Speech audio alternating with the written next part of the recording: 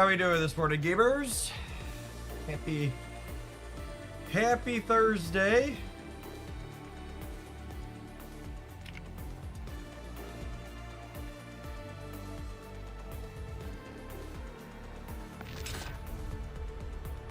Morning, Christy.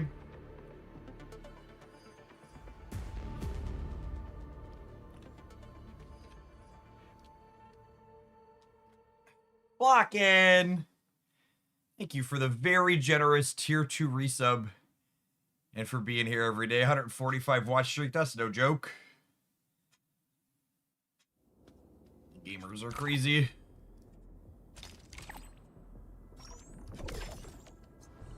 Alright. My plan for this morning is, well, I want to see if I'm standing at this. Might open on. Have enough? I'm almost enough for double. I've got most of my characters built at this point that I'm spending our daily points here on farming oh,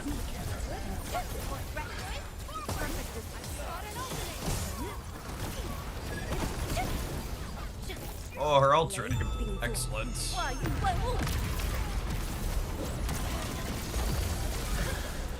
Alright, next round of friends.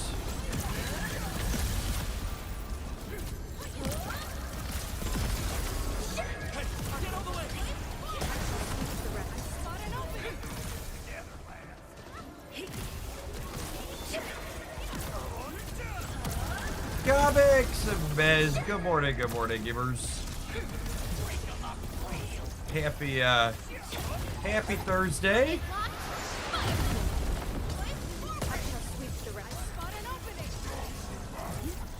Like Flash, it's struck. Have fun being the best.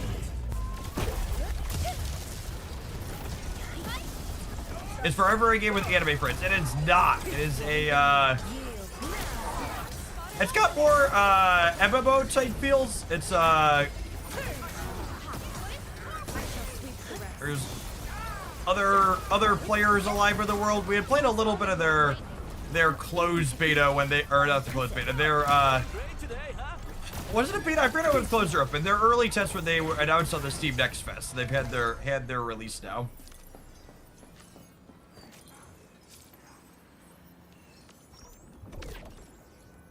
They're up on Steam. I think it's they have a 10% off sale for their first 2 weeks after launching. I think it's like $18 with that discount. All for less than the price of one snap bundle. They sending us in the mail. The event is ending. Chad, I'm gonna be honest with you. I skipped the construction event. I wasn't feeling it. So I decided to not bother. Ooh. Some extra sanity points. Love that. Why does this have a dot still? Oh, dot's gone. Got it. Okay. Bricked the account. Gotta start it over. Yeah, basically. Skipped. Imagine skipping an event in your video game. It's terrible, chat. BKU hacks. Thanks for the primer. Appreciate you hooking that up when you got it. Alright. Next line of the quest starts with a text message.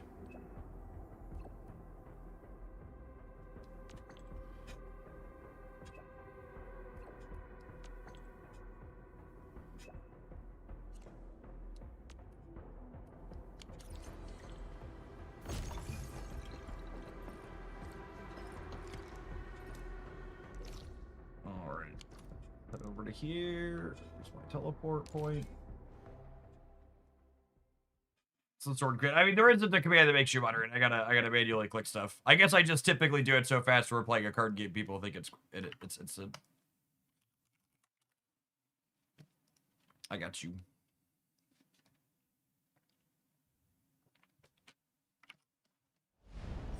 Harder to hit the old multitasking when playing a real video game versus a card game.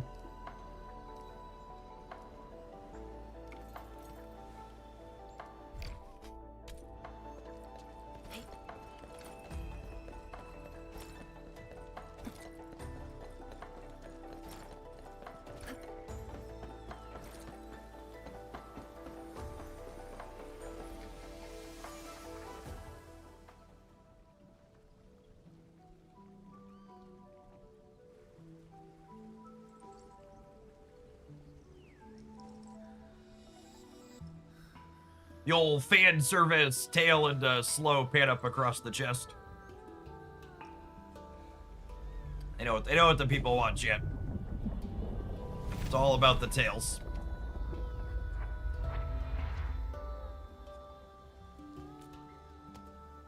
Is she on a drug trip? This definitely has drug trip vibes. I popped in a blueprint for the event. That's not a bad idea. Although I think I'd have to dismantle part of the other blueprint I have, which sounds like work. Previ! Thank you for the 5 gifted subs. It's very generous of you. Good morning to you too.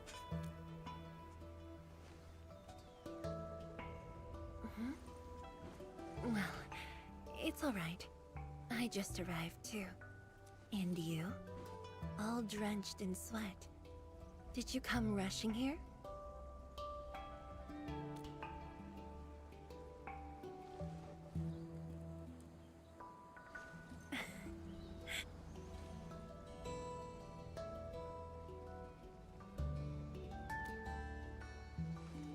This isn't quite free. Yeah, that's a good question. Does a reptilian tail count as furry? I'm not particularly present in that world. Does that what? I'm not sure what constitute counts or not. Does it have to technically have fur to be furry, or is it just animal adjacent?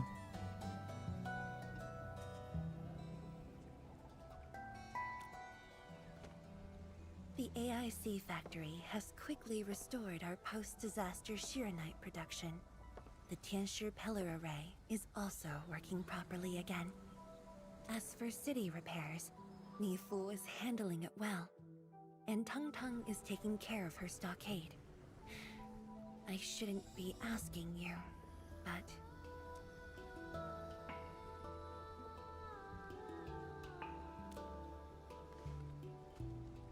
Reptiles are scalies. Okay. Technically, the fall of Neferith should have brought peace.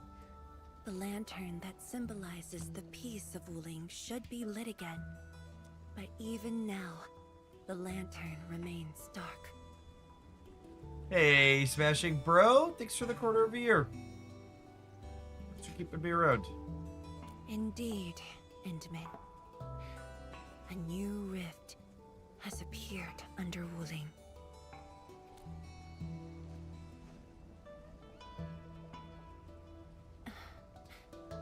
Are they all reptiles or just this person? Everyone except your character is animal adjacent in some way. Not again.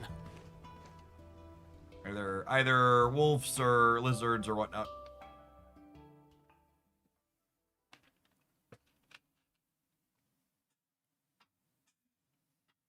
They do seem to make a lot of the ladies scaly, though.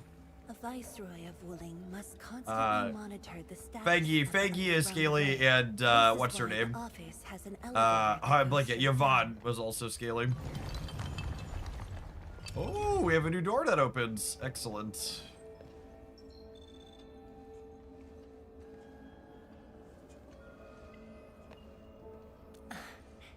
Definitely not.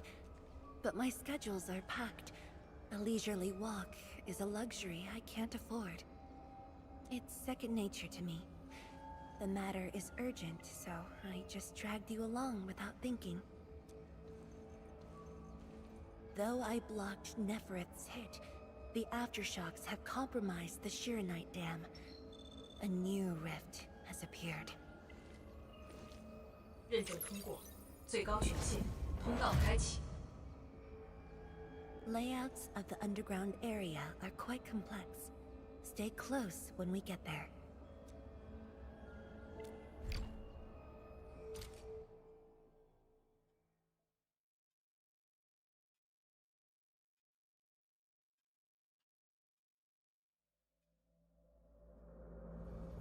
Wuling City is located on a rift hotspot. To suppress rift formation, we need more than the surface-level Tianshi pillar array. The surface-level and underground arrays work together to keep the rift in Blight Tide at bay. The underground array is buried deep under Wuling. Hardly anyone knows about it, but This is for the best. If we had kept the Shirenite Dam intact, the rift would have never reached here. It's like building your city on, like, a volcano and not letting people know your city's built on a volcano. It's like, it's fine! There's science keeping the volcano dormant. Careful.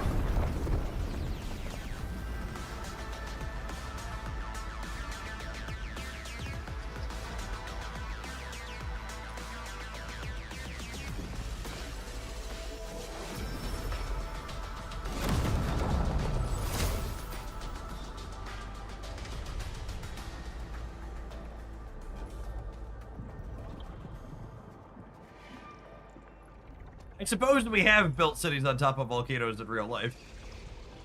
Reno, thanks for always being here. Good morning.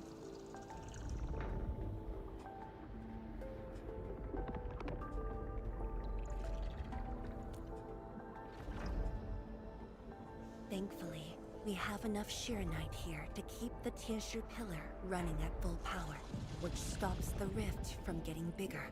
But as long as the rift remains, Wuling will not be safe. Yeah, so we have a We problem once to the developed solution. a device capable of sealing the rift. It's called the Shirenite nexus. But things got in the way and development has been stalled. The device is still incomplete. We need your help. It's not surprising. After the project was stalled, the Nexus became a key component of the Shirenite Forge. We only decided I dragged you to the underground array to let you observe the rift up close and assist you with your work. Ether energy levels are now very low. We must retrieve the data before it climbs back up. The observation point is up ahead. Follow me and watch your step.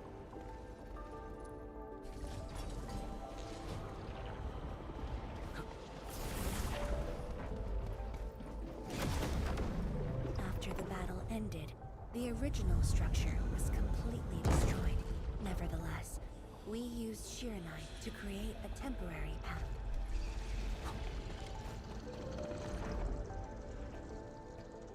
数据正在传输中。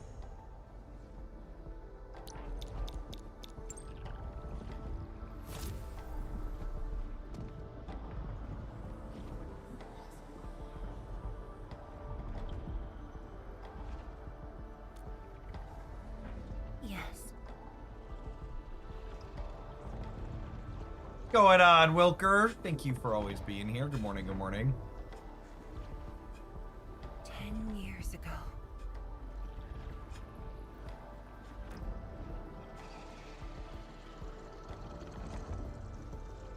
The scroll. That was the last time our presents character Wuling was here Science before the Station amnesia, if I left recall behind correctly. back then.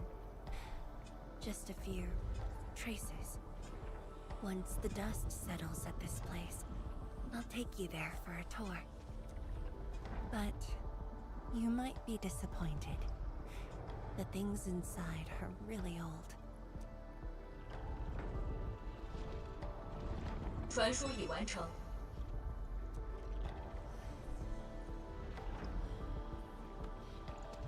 It's interesting that they elected not to voice the computer commands or the computer output in English. Oh, we have some friends popping up.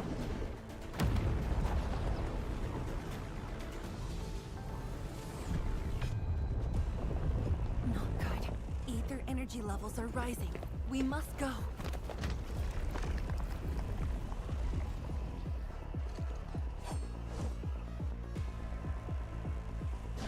Careful. Angaloy.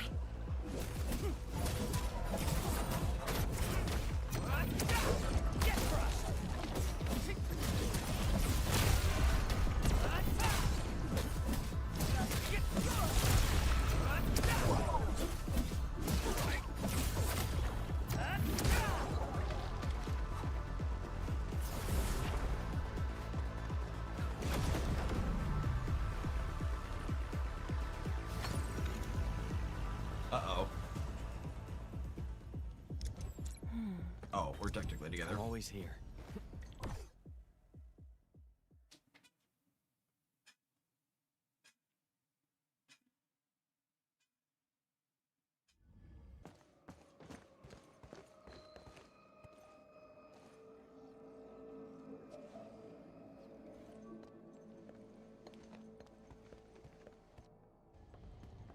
Boss, I put the files on your desk like you said.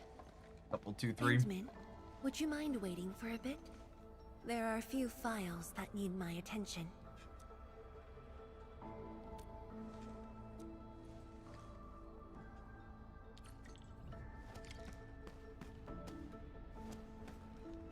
Serve the work desk.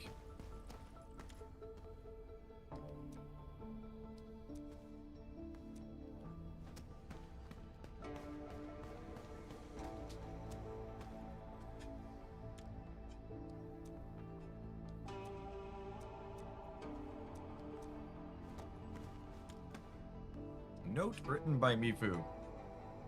You only eat when you're free, you're never gonna eat. That's true.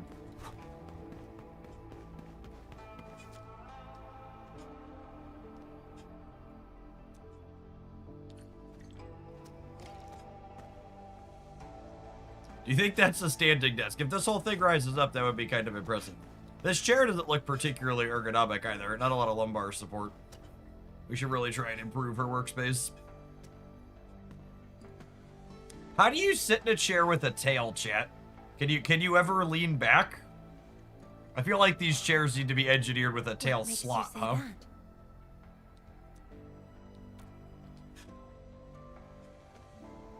I am properly rested. Exhaustion will lead to mistakes at work.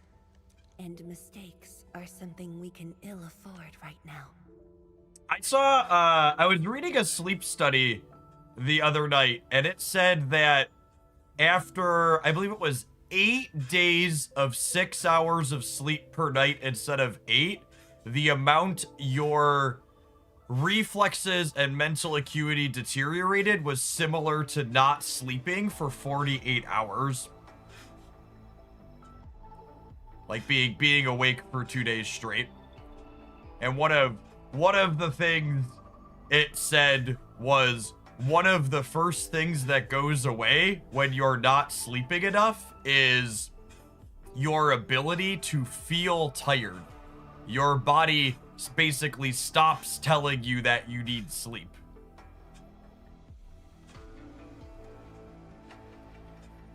So those, I mean, I'm sure there's people in chat that this describes you all know someone, if it's not you, who's like, I only need 6 hours of sleep.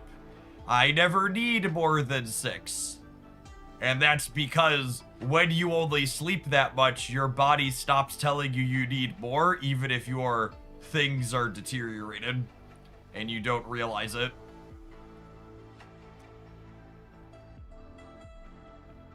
Stop scrolling and go to bed is the answer.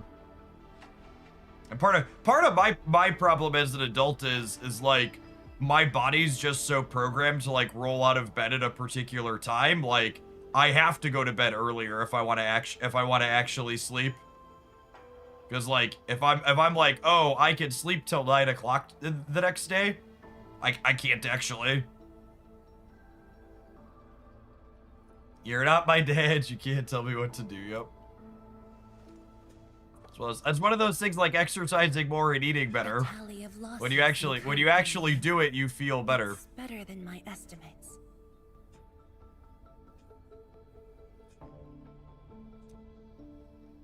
Let's head to the research center and get the Sheer-Night nexus.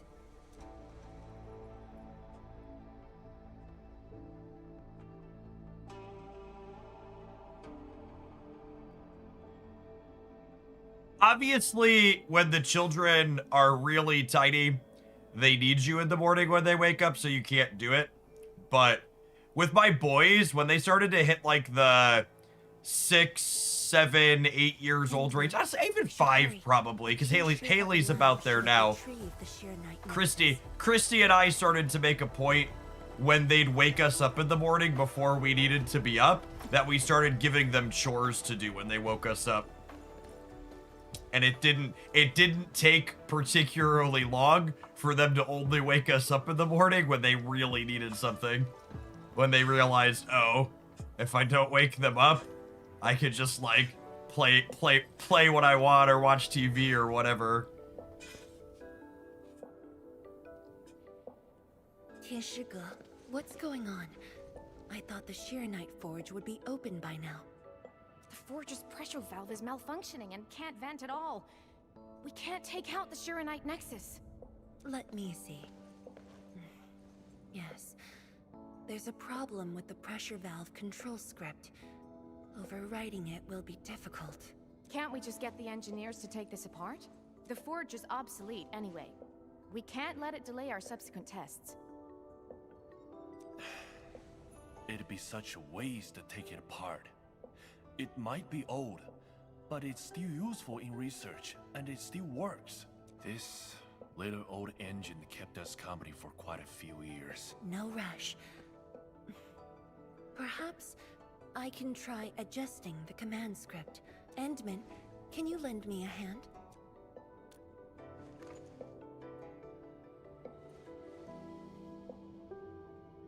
This gonna be one of their Tetris puzzles. I think that I actually really enjoy the Tetris puzzle of this game.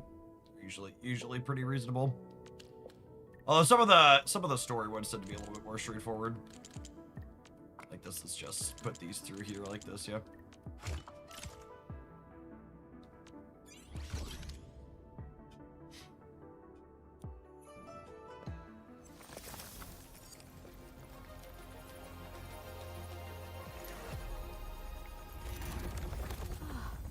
I only saw this on a design drawing before. Years have passed since I last saw this thing.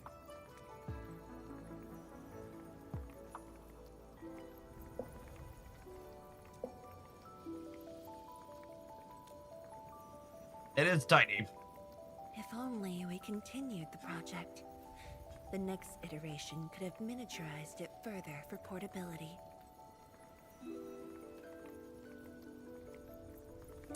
Yeah, we still have the advanced code, Marvel Jesus. FYI, unless you're in, desperate need, I just talked to my rep with them, and I think my discount code is going to be, I think my discount code is going to be,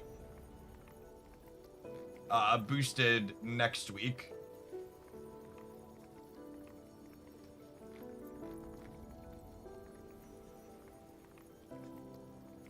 And Tuesday it's gonna get kicked up. Okay. Yeah. So Tuesday next week it should be a 20% off instead of 10.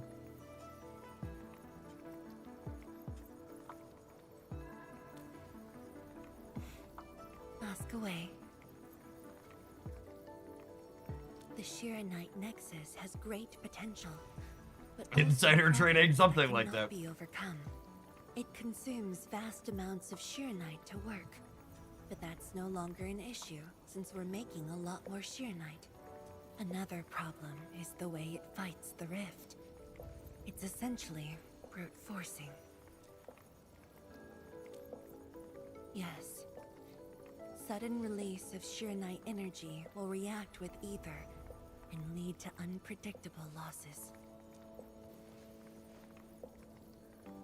Solving its issues within short notice will be challenging.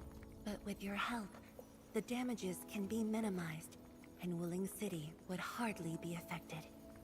Speaking of advanced, I need to ask my rep, when they're gonna get more of the blue raspberry in stock. That's my favorite, and I feel like every time I go to grab it, they're always low or out on it. Next time they get it back in, I have to order like half a dozen of them because they keep for a while. Didn't have any in my last order because they were sold out. The other ones are good, but that one's my favorite. But the latest data has yet to be exported. This Apparently warrants everyone's a trip favorite, to yep. the monitoring center. But I have a few things to entrust Tianshige with.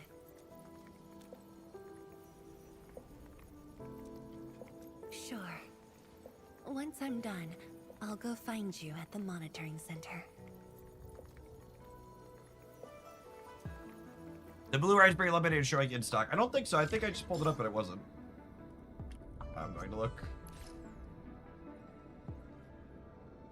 Yeah, it says sold out. The cherry apple with my branding, which is my second favorite, is in stock. Yeah. Cherry apple. Cherry apple is my number 2. I have 2 cherry apples and strawberry watermelon sitting on my desk, in fact.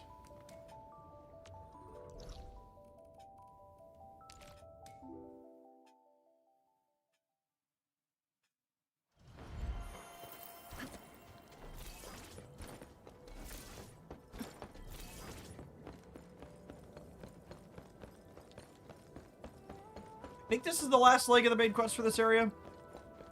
Oh, I saw an Arknights social post. They're supposed to be getting new Umbral monuments tomorrow, I think.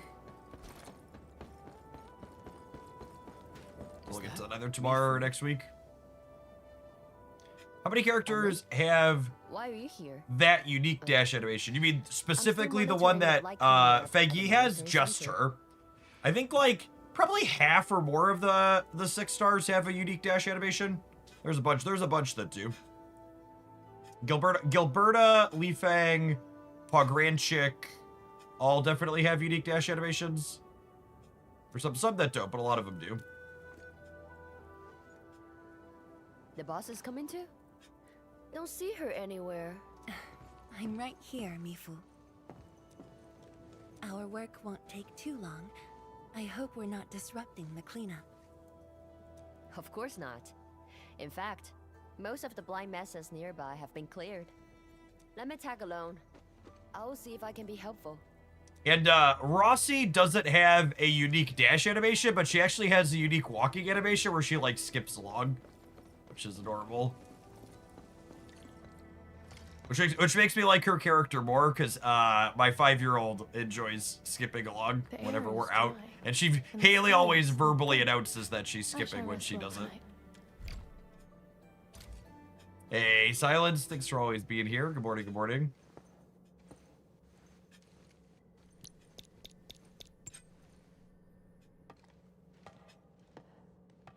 What of it, boss? Hope the instruments aren't damaged. No. The data stored within is intact as well. Analysis of the data looks rather promising. Mifu has the patented anime invisible hair here, letting you see her one eye through the bangs.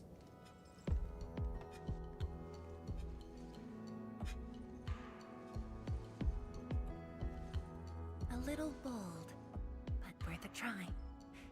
This solution will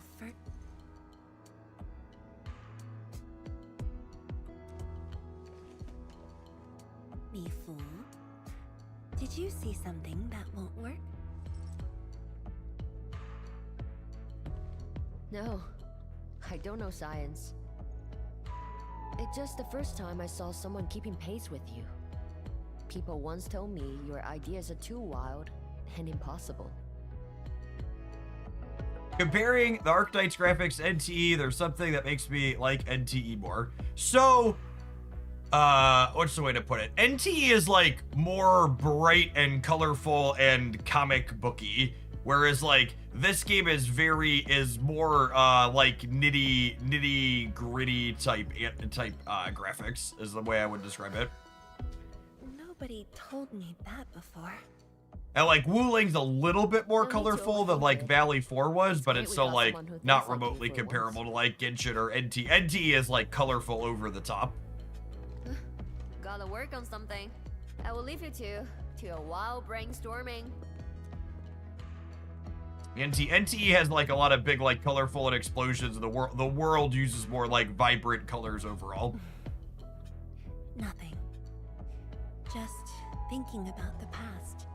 How the science station people used to discuss questions. Definitely wholly stylistic design on the parts of both games. Very intentional, I would say.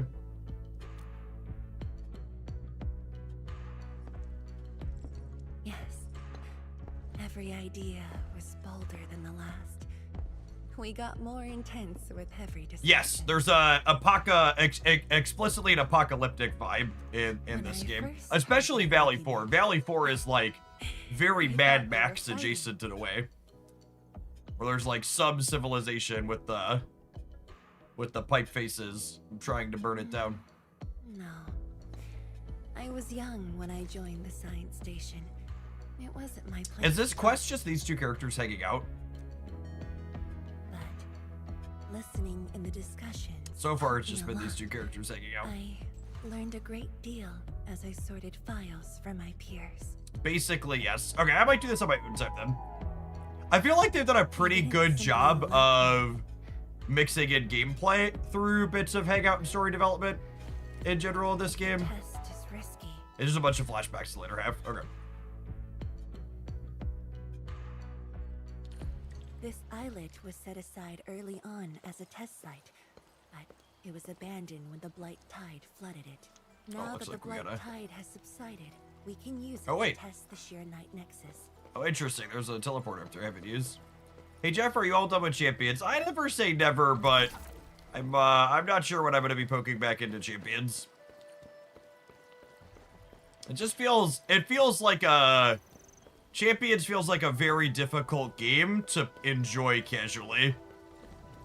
It feels like they only want people to play it who want to play it 80 hours a week. It's very similar to chess in that I feel like I have to. It's really hard gatekept by design, yeah. And I feel like it's similar to chess in that I enjoy the concept conceptually and I like the strategic gameplay, but I don't feel like I can devote the amount of time I need in order to actually enjoy. Like, Let's clean the rest of I know enough to understand when I'm failing, but I can't devote the time to actually get better and not fail in those spots. Some of the community folks did link a tool that like helps with some of it, so like maybe that could be okay.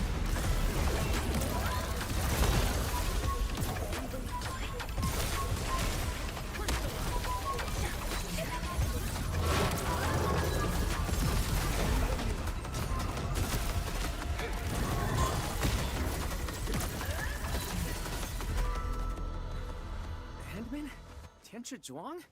Why are you on the islet as well?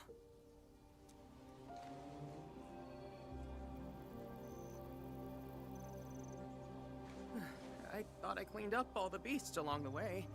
Turned out I missed a few.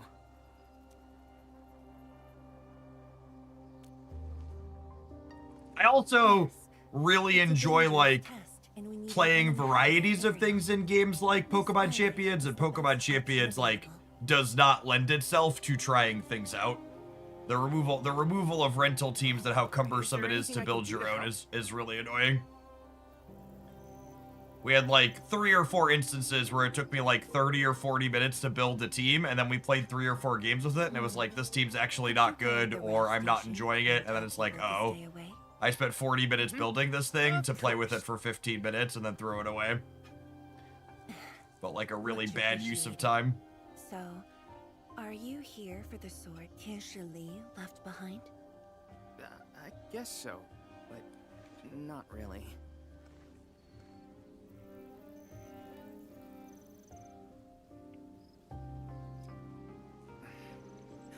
When I was a kid, my mom and dad would bring me here for training. Once the battle was over, I wanted to come and pay. Do you think my it'll be respects. easier to build team level? It'll be like slightly easier to navigate the menus, but there's still a lot of menus, right? I didn't get a chance to say anything before the beasts pounced at me. And it's not like a game like one of the many idiotic design decisions they made with Champions is there aren't just codes generated when you share a team. Someone has to actively be sharing the team code from their account in order for it to work, and each account is limited in how many team codes it can share. So like someone will share a code and you'll go to import it and that code just won't be active anymore. This crisis taught me something. You were more than my parents. You performed your duty. As Tianshi, it was not only I who needed you, but also many others. Yet I was just a clingy kid who always wished you could be by my side at all times. Yes, the code doesn't encode the actual team like a deck code does in Snap or a card game. It's just a pointer to an account where the team is saved. Is exactly correct.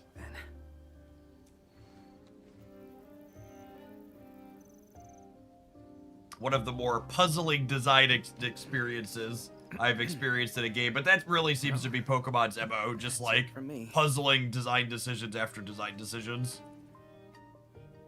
They just get hard carried by their IP being infinitely popular. Children to miss their parents.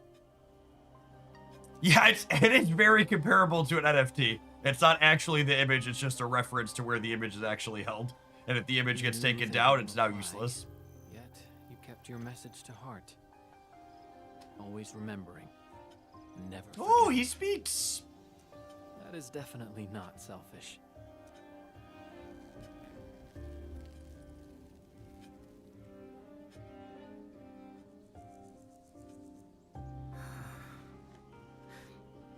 Thank you.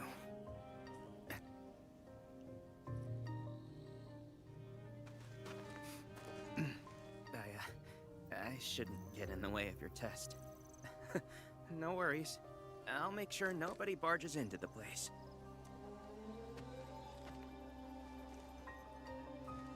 Alright, looks like an ad roll is gonna happen on Twitch. Or just hanging out in chat anyways. We'll see you in 120 seconds, gamers. Don't go anywhere. Appreciate the early crew that's here. Let's head to the platform. Did I turn off the auto ads on the YouTube side? I think I did. I did! Look at that. Good job, Past Chef. Good job.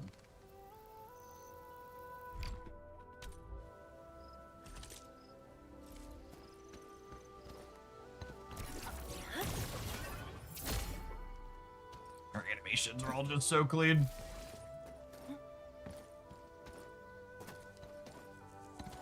Yeah, Champions feels like it has a ton of potential, but I also feel like after experiencing Pokemon Pocket and Pokemon Unite, it just feels like it's probably a game where none of that potential is going to be realized.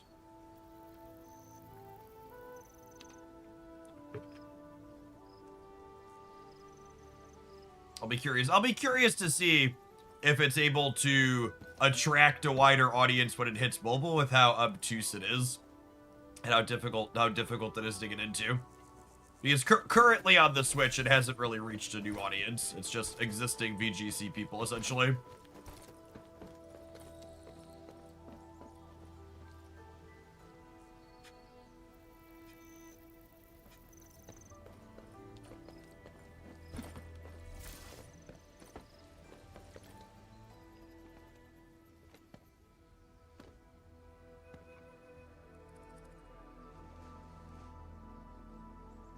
He always wanted to be here. When the opportunity came, he took it without hesitation. When Tianshi Li and his wife were around, they'd invite me too. Li Feng barely reached my knees back then. Time really flew past me. The kid's a big boy now.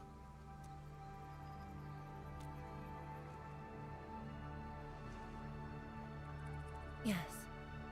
He's just a teen, but he knows far more about duty than many adults. He takes after his parents.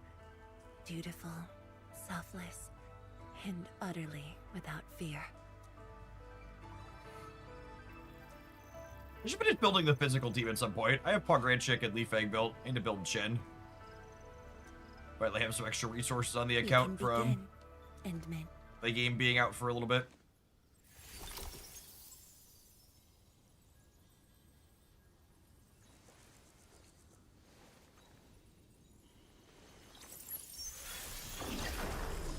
With our Wonder Twin powers combined.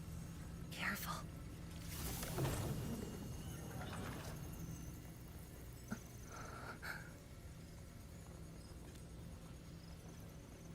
Don't worry. I got it.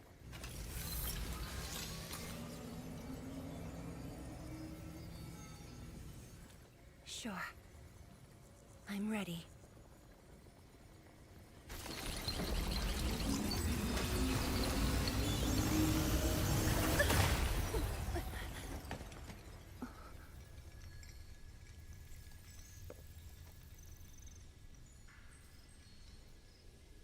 Is it all right?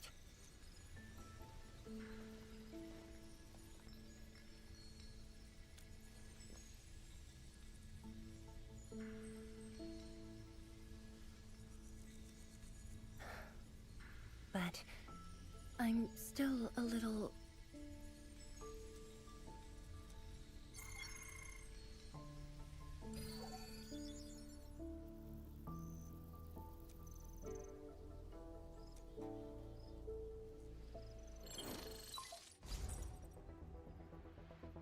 Endman, Tianshi Zhuang. There's a situation at the Bureau of Swordmancers. We need your assistance. What's the situation? The Joint Enfield and Wuling Defense System upgrade has encountered an issue during deployment. The Tianshi are unfamiliar with Enfield tech, and there's little they could do about it. I have to stay aboard Dijong to coordinate the deployment and can't make it to the site. Endman, please work with Tianshi Zhuang and assess the incident. Of course. We're heading right over. The rift is in the city. If the defense system upgrade fails, or encounters an error, and if... Endman, we should get there ASAP. Thankfully, it's probably running out of anime time. Reports show that it's not that urgent yet. We should head to the Bureau of Swordmancers while there's still time. You know, it's been so long since I played Pokemon Go. I forgot to include that one in my list of Pokemon IP games that I, like, really enjoyed and liked the core systems in, and then ultimately stopped playing because the software was trash.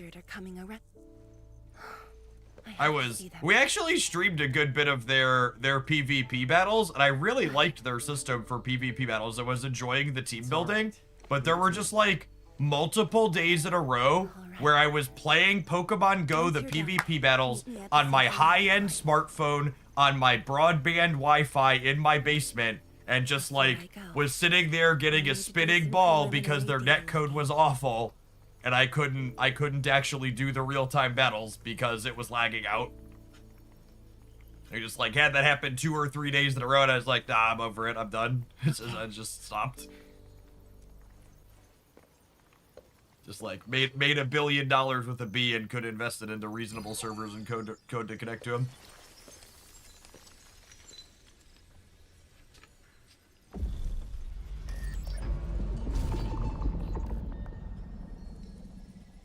Her drug trips appear to be related to the Rift Underground. It's probably not good for her.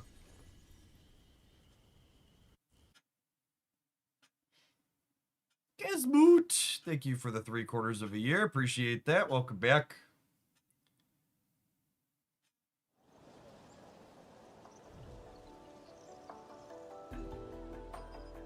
Alright, I think I'm gonna not work on this for now. I have, what was it? We've got 7 Aura Lead left and 26 chests. I think I'm gonna finish the chests in this area.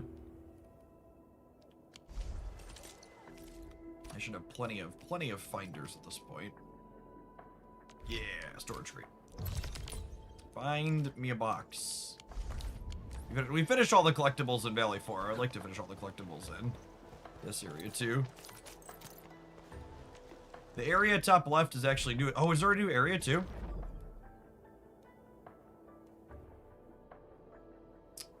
Top left where? Is it not here? Did I not unlock it yet? No, the area inside Wuling City. Oh, is it? Interesting. I'm gonna lie down for a bit. Don't wake me unless something really big happens. Oh, where the chest I'm going to is. Oh, interesting. I didn't realize they added more to the city proper. That entire corner of the map wasn't accessible previously. Oh, interesting. Oh, yeah, you're totally right. Neat.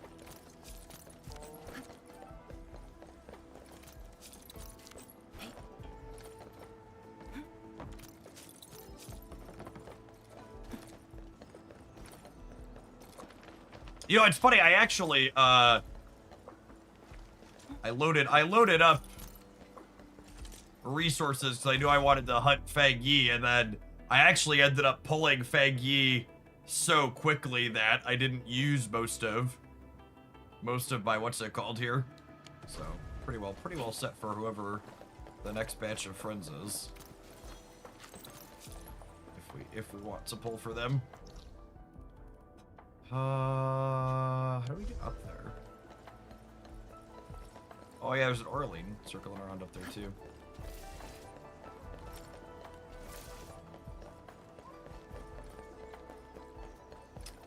How is that accessible?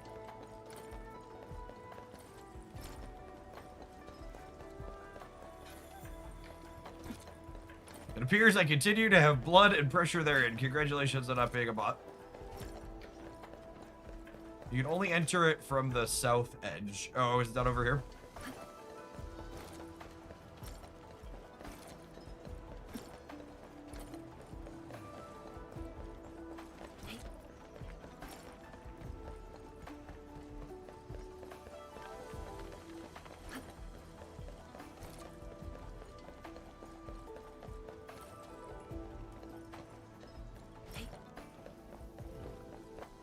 I love that.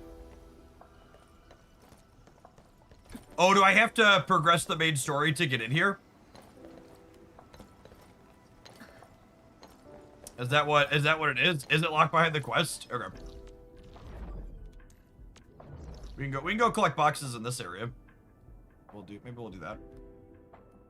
I feel like pushing the quest more today. If they're just hanging out, I'll walk around and find stuff.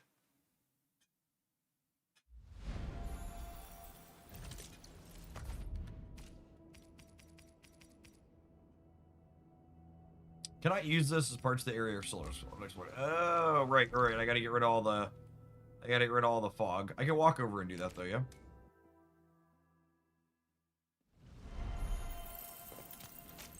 When's the next banner in this game? Wrong button. This one runs for 2 weeks here. This is a longer one. It was five weeks with her as the banner character.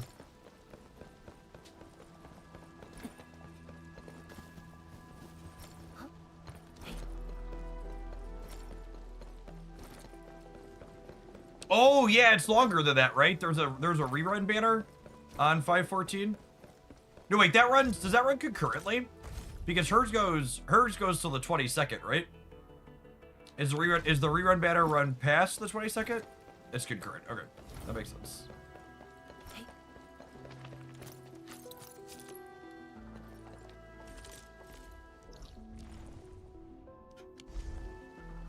I mean, I guess let's walk through here.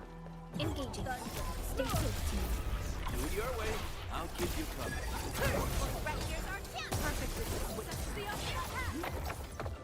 Walk around and see what we can find without burning, Engaging. Stay safe, team. I'll leave that fire and move the rest of I was finally tired of my muscle memory not being good switching between anime games, and I remapped the dash in this game to R1.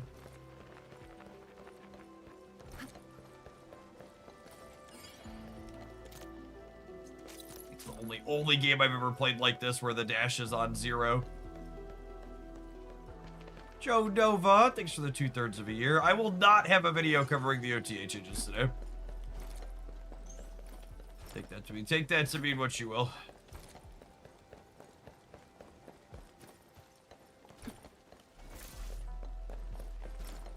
I saw it already. Is a fragment of a shattered universe. This one traveled massive distances to be here, right before us.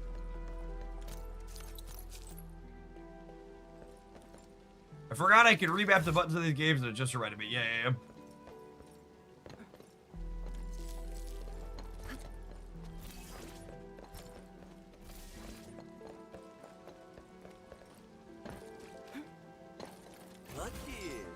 The terror show is legit.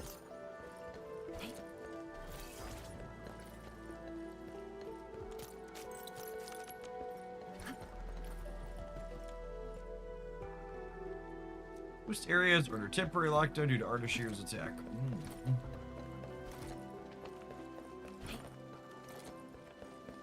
Another seek and find box over here. Nice. I'd be kind of surprised if there's a new public enemy #1 already.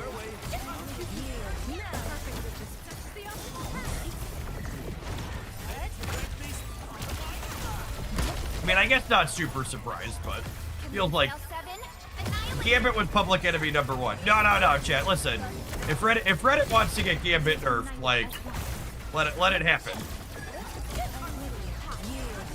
If we can leverage the complaining for good, I wouldn't complain.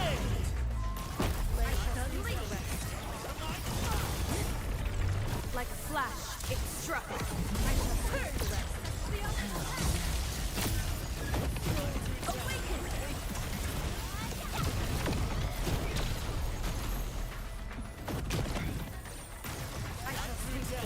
Man, I must say, while I've been enjoying NTE, and it's very colorful and fun, the combat in this game is just so good. A hush of thunder, a streak of rain.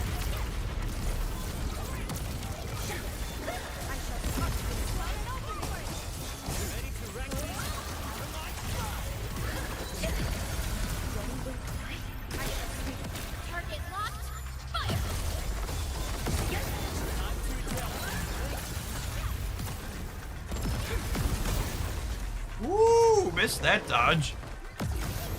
Didn't realize my people could get solidified.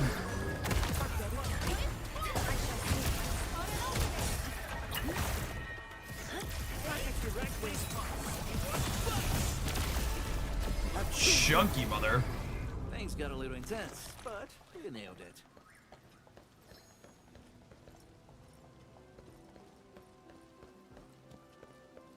An impressive acquisition.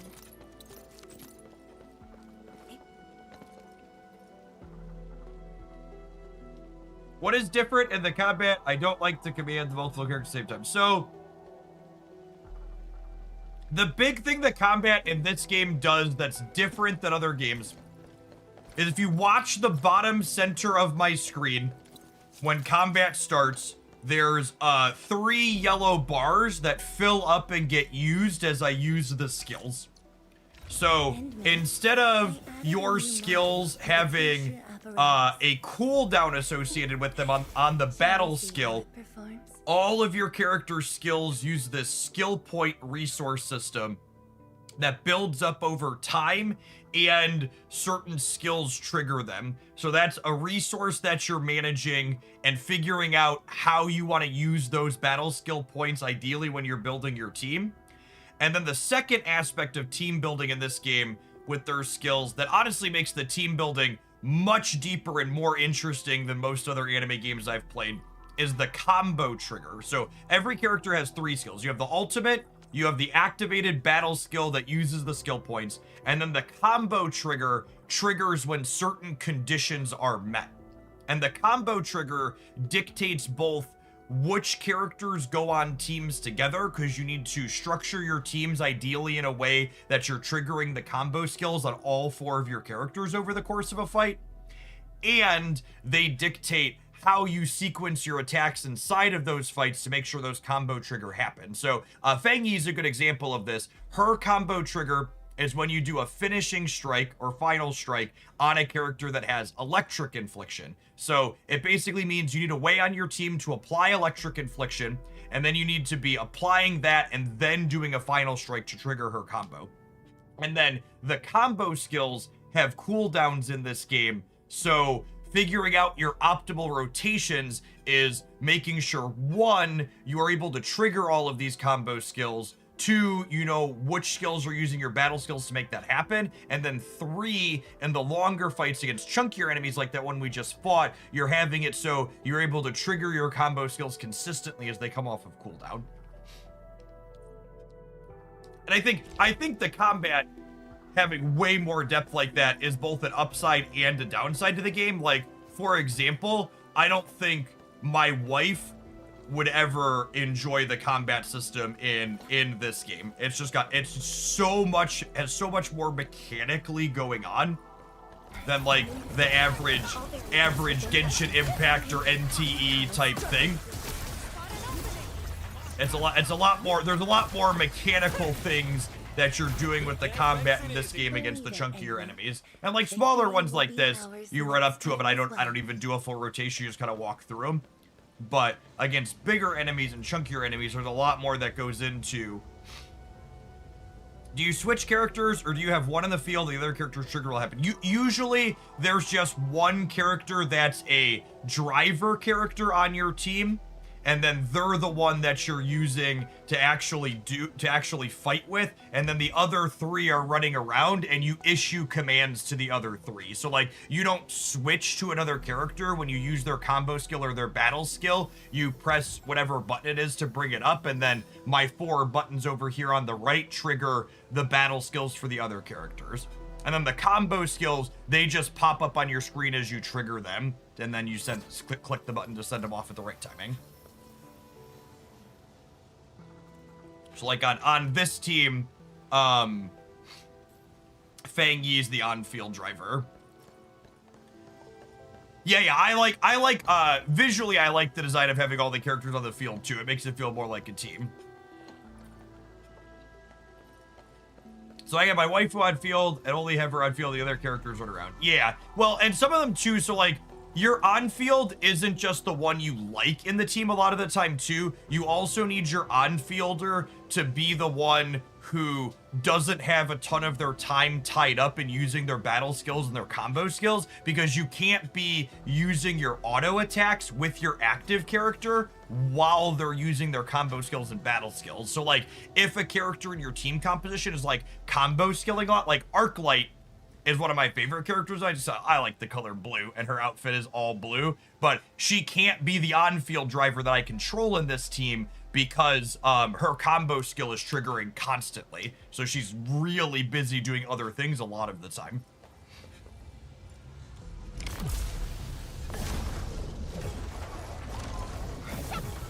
So like the typical rotation with this team, you see these buttons that come up are those combo skills triggering. Is what's her name? Perlica applies that electric infliction, and then we use Fang Yi to get that final strike to get her combo skill to trigger. And this team can also apply that electrification. From the storms, it came.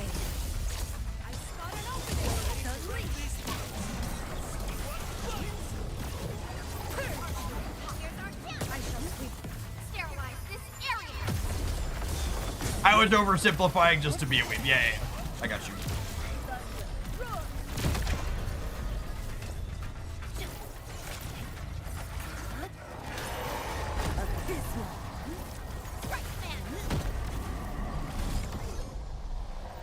One thing that goes along nicely with the chunkier combat in this game too, and it's something that I've struggled with in NTE especially, that I hope NTE makes better, is I feel like the visual cues in this game for when you're supposed to be getting ready to dodge are really well done. A lot of the enemies in NTE, it doesn't feel like they do a good job of helping me understand when I'm supposed to be dashing.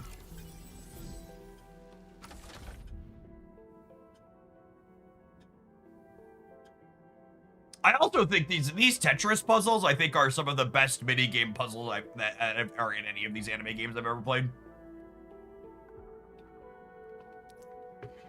So if you haven't seen this before, we got to take these 4 pieces on the right side here, and we have to fill in the appropriate amount of dots over here in each direction. So this bottom row needs all 4 of them filled in, for example. So I know I need to be filled all the way across there. This one on the side needs all of them filled in. So there. Perfect.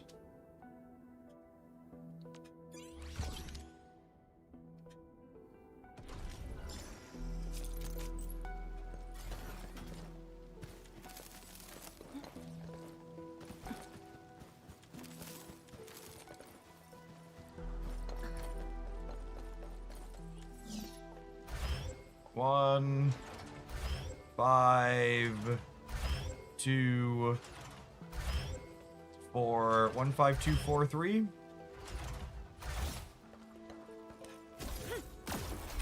One, 5, 2, 4, 3.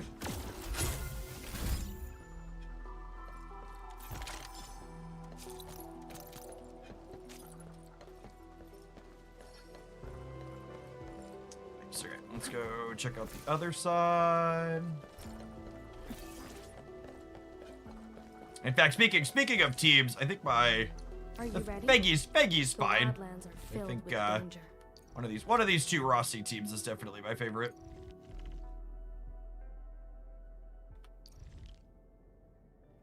Enjoyed this one, I think. Which was my favorite Rossi team? Was it this one? Maybe it was this one. I think it was one with Perlica. Perlica is such a good enabler. Her attack animations are also tops. Love the basically lightsaber.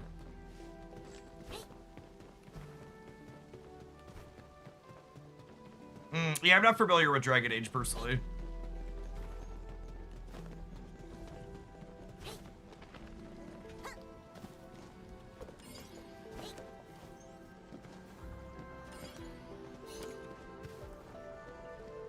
I also, just to like talk about things this game does differently than a lot of the other anime games, I really like that there's no glider wall climbing in this game. And because they've done a really good job with having platforming puzzles in different parts of their game that just like wouldn't be possible if you could just like wall climb up the walls to get to things. Ooh, gonna sell it for cash?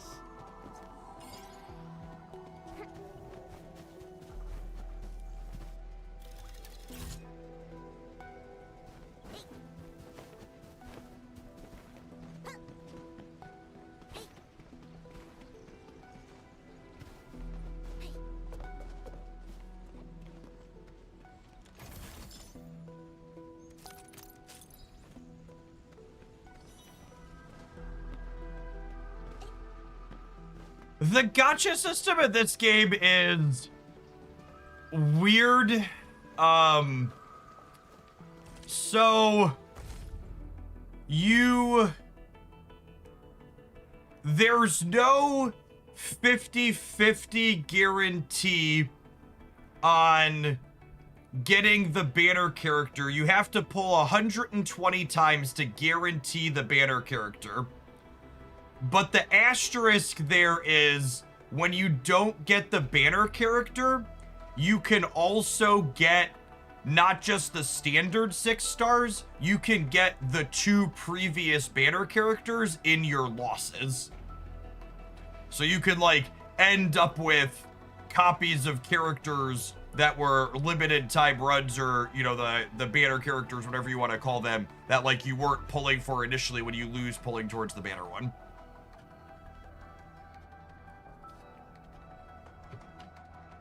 So not as good as NTE's guaranteed with no 50-50, which is definitely one of NTE's big selling points, I would say.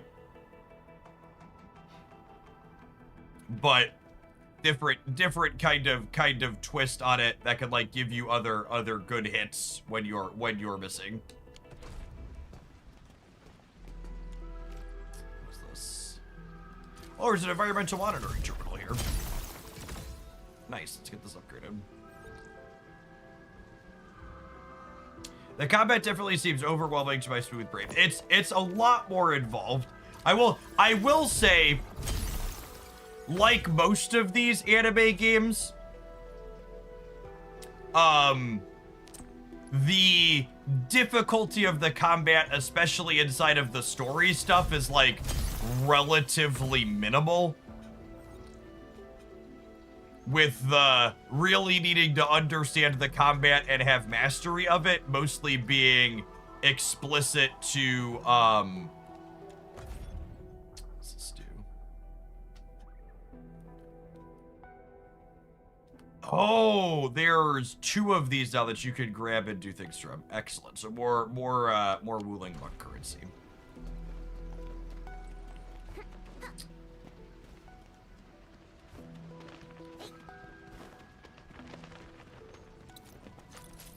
Oh, hey, and this is the... There's probably a box in there. I need liquid heavy zeronite. I think I have some of that.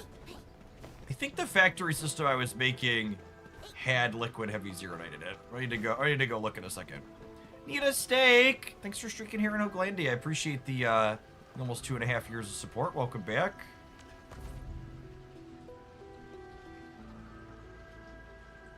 Oh, this is another Allevium. Oh, I have. Let's see what pops out of here. I have what's it called? Yeah. Oh yeah, we've got some that are expiring here soon too. Sweet.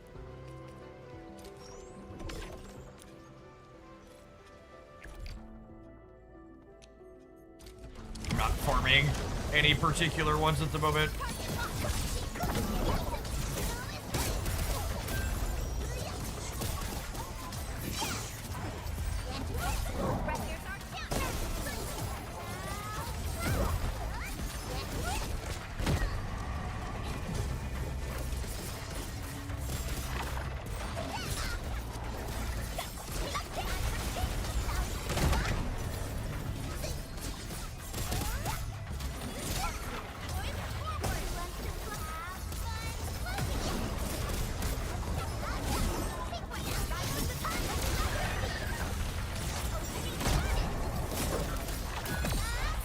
And Rossi, talking about combo skills, Rossi's combo skill actually has 2 buttons inside of it, where it triggers a second time,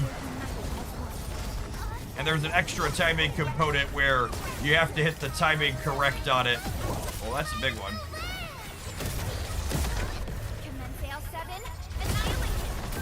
See that yellow circle comes up on it.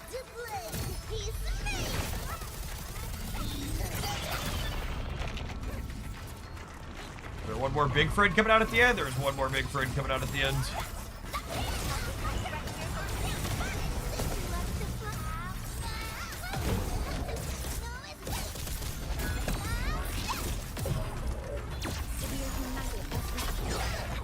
Nice red circle disruption there.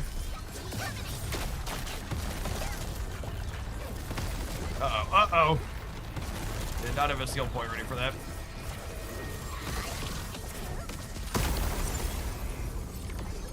Excellent.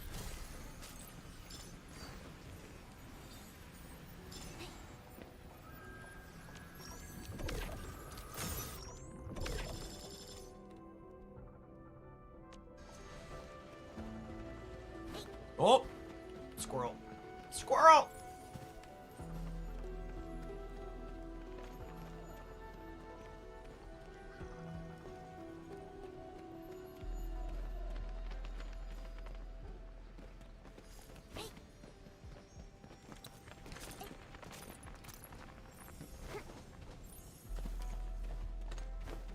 Where did all the butterflies go? Alright, where to, boss?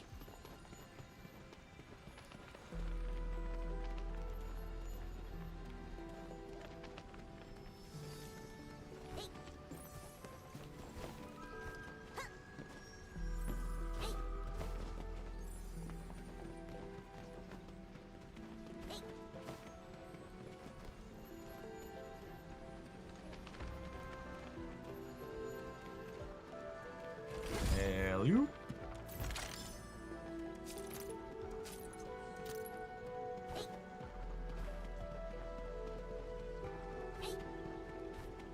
The wolf girl chasing squirrels feels thematically appropriate.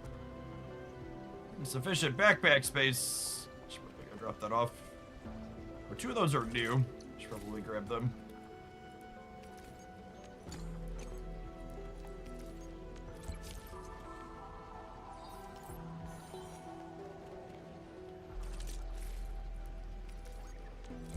Should go dump things at the what's it called at some point.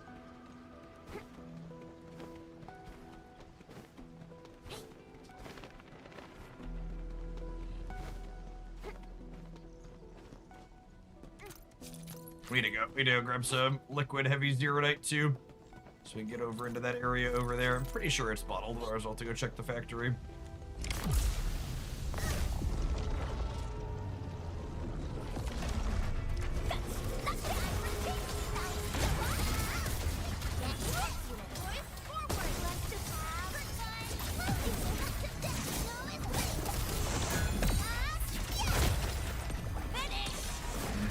nerds.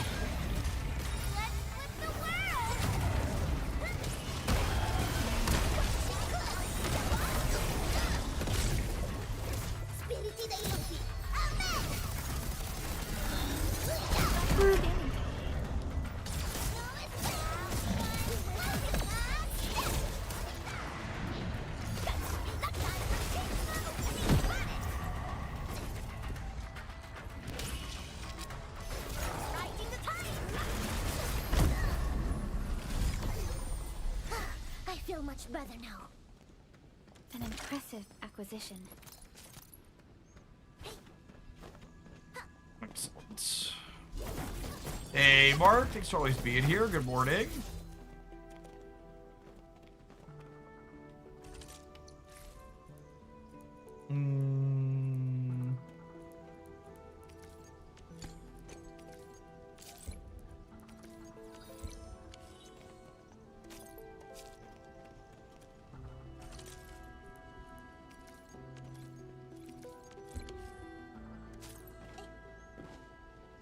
Let's jump back to the teleport point so we can access our depot.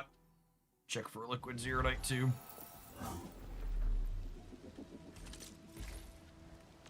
Stash that. I don't need a bunch of these.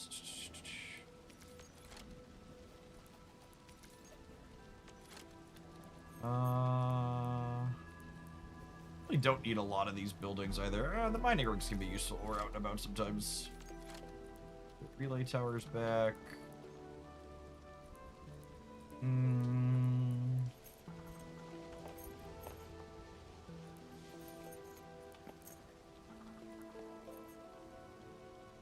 Those are the Capurium bottles. How do I get... I think you fill these bottles with liquid heavy zeronite.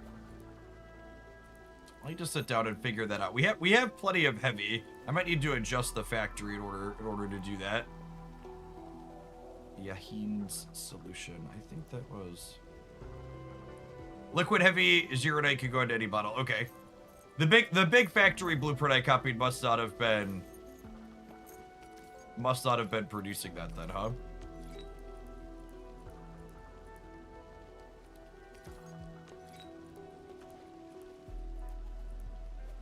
The blueprint had a water tank set up. Oh, did it?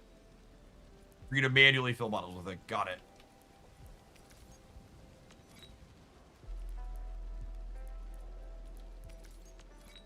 That makes sense, since you don't need to master it. I can put it in any bottle. I'll put it in the Farever bottles. Let's go find that so we can clear this last section. Actually, it might have been... Was it in this area? It might have been in this area. This is the area that produces heavy zeronite, so I assume it's over here.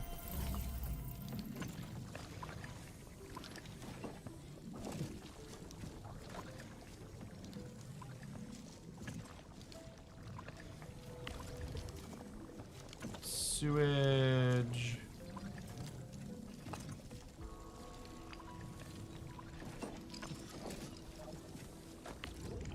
Oh, look at that! Liquid heavy zeronite.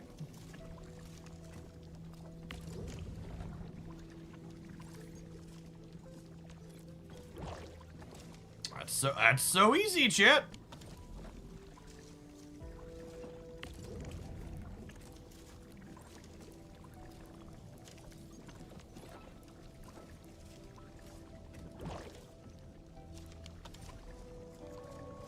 Today I learned.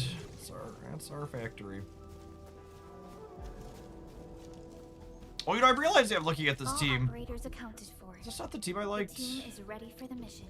Where's my team that had Wolfguard in it? Was it this one? I think it was this one.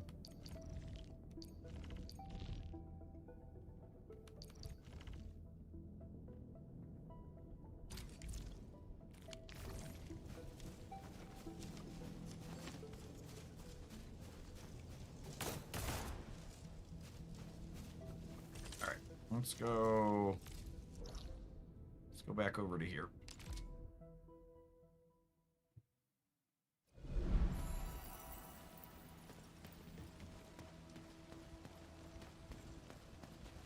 It gives you a top-down schematic along with the 3D render that's actually better than most factory automation games. Yeah, if you haven't seen this one before, all of the gear in this game isn't got by grinding the armor and stuff isn't got by grinding dungeons or anything like that. You actually craft the specific pieces you want from the gear assembly.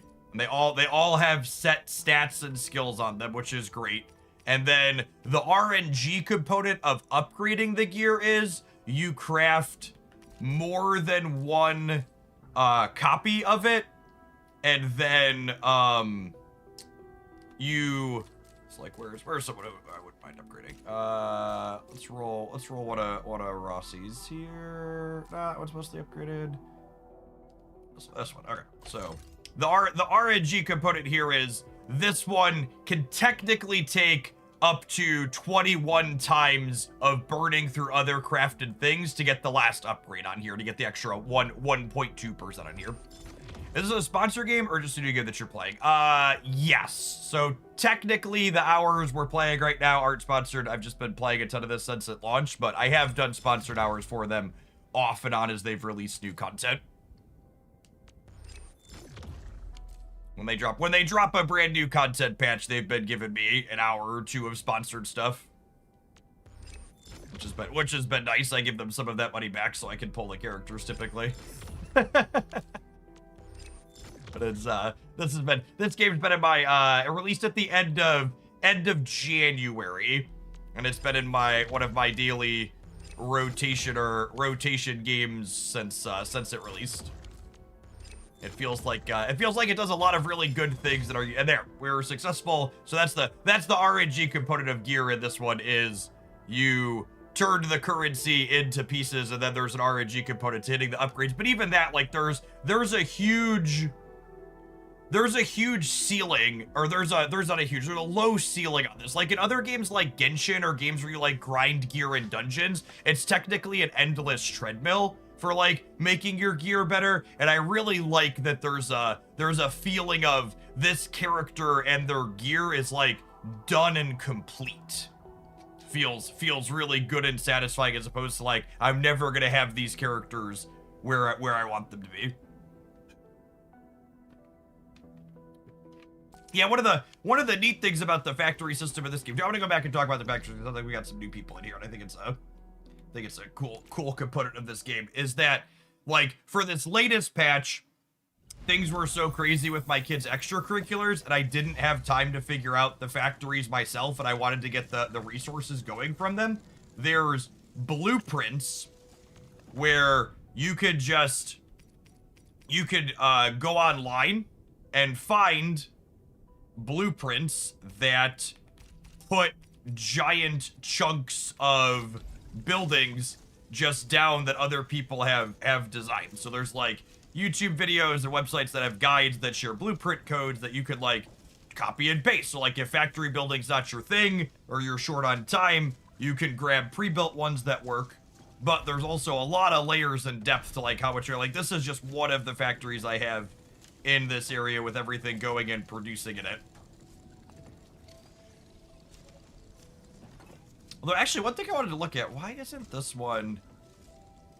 What is going on with this one that this isn't producing? I noticed the other day... This one's stuck.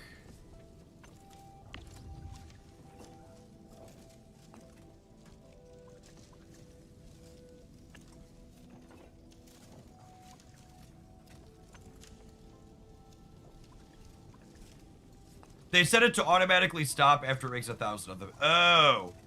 Yeah, I guess you don't need a lot of these, huh? I noticed I only had 700 of them, but I guess that's kind of okay, right? And then it just builds up these pieces here.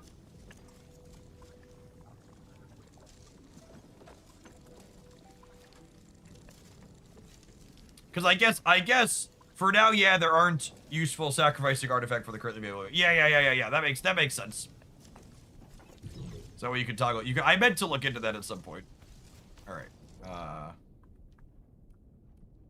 Let's go spray our. And this is a good example of like how the artifacting or how the factory stuff ties into the actual gameplay. Like, that factory was producing a resource called liquid heavy zerodite.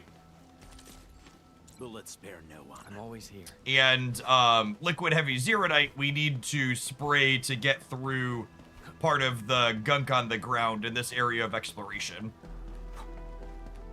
I feel like one of the things they did a really good job consistently with this game is like making the factory stuff feel like it's actively useful in the world for exploration or building gear or other stuff like that. Do I spy a custodian V factory? I don't remember the creator's name who I stole the factory from. But they had a big guide for building a factory for all of Wuling. All right, where's my spray bot? I need liquid heavy zerodite. Yep. Oh, that's liquid zerodite. Switch fluid type. Liquid heavy. Got it.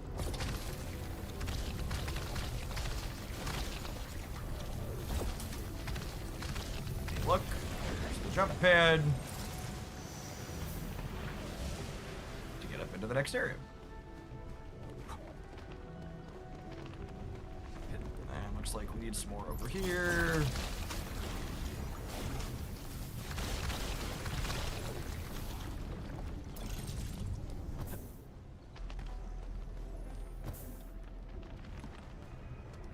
And honestly, this is too a little bit of what I'm talking about, how I like the platforming aspect.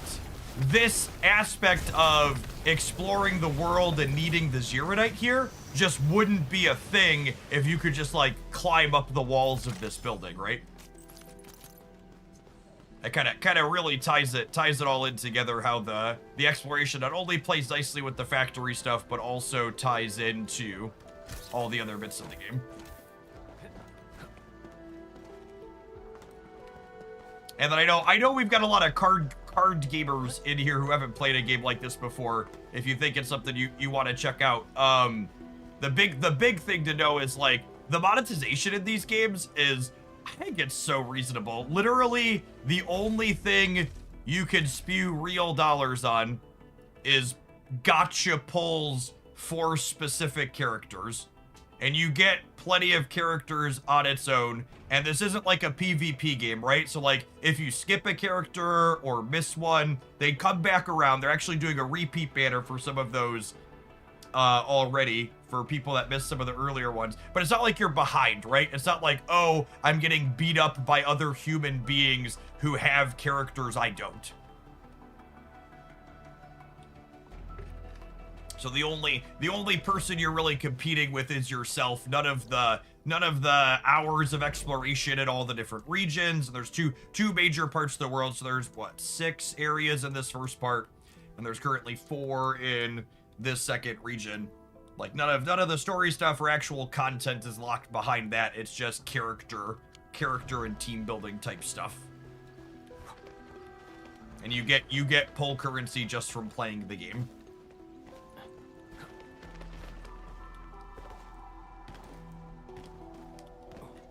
All right, I think that's good. Let me make sure I cleared all my daily stuff. Assemble a piece of gear.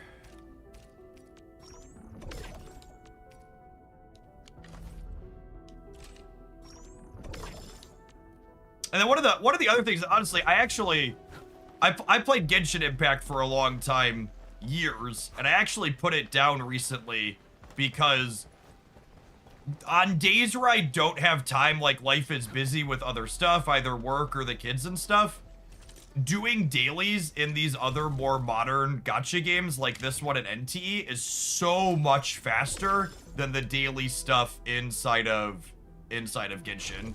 Like on days where I don't have the bandwidth to like do a lot in this game, I log in and it takes me like less than 3 minutes to click through and like be optimal and get the free rewards for the day.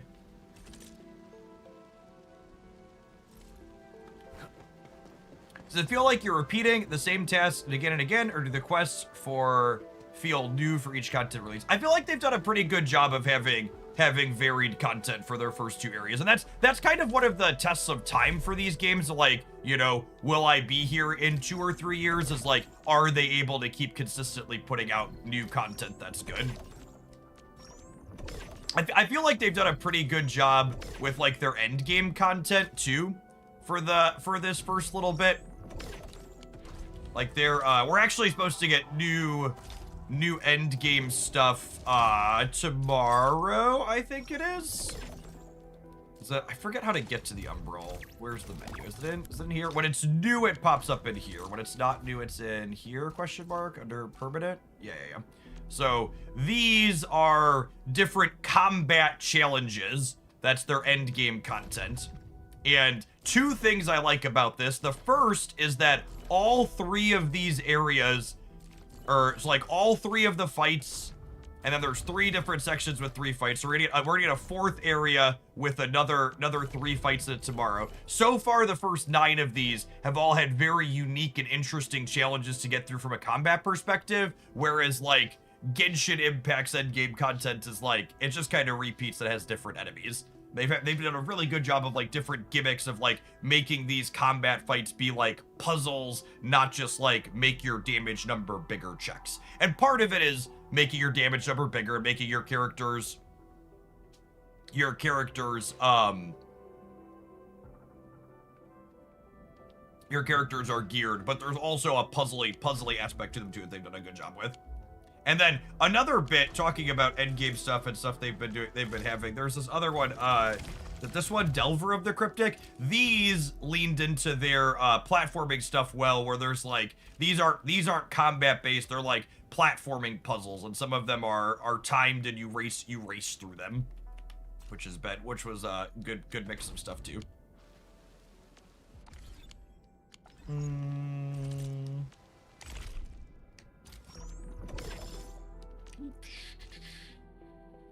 Oh, did I finish something in here? I did. Look at that.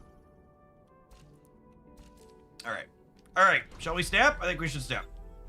I'm gonna tap an ad roll on all the platforms to get things switch over and let people know that we're changing games. Pokemon nerd with the absurdly generous tier 3 resub and the over 8 years of support.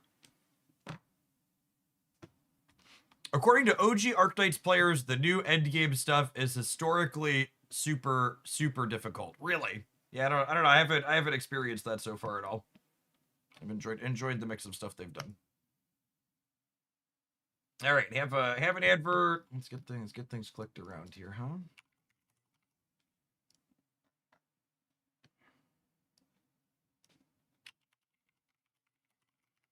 Let's get Snap launched so we got some background music.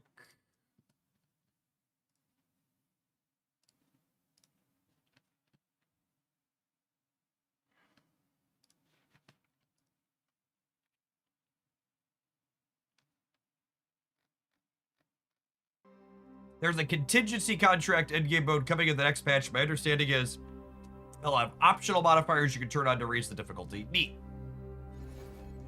Or they're kind of,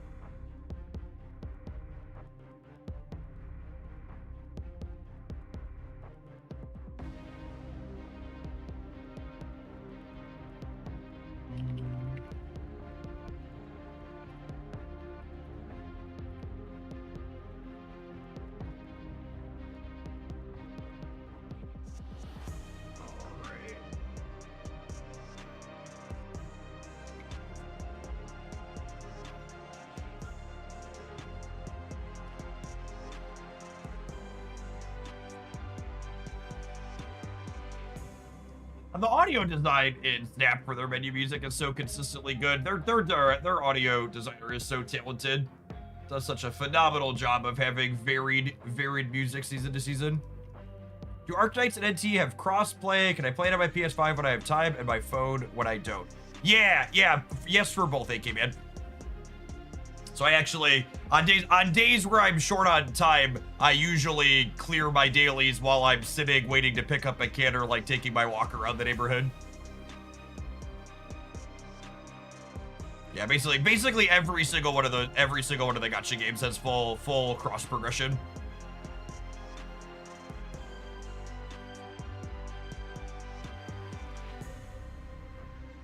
Slaying Digger, thank you for the 27 months. Welcome back. Yeah, I can't really comment on performance. I have a fairly high-end smartphone that's relatively new. Although I guess relatively new. Relative is doing some lifting there. I think my cell phone's almost 2 years old at this point. When did the OnePlus Open release?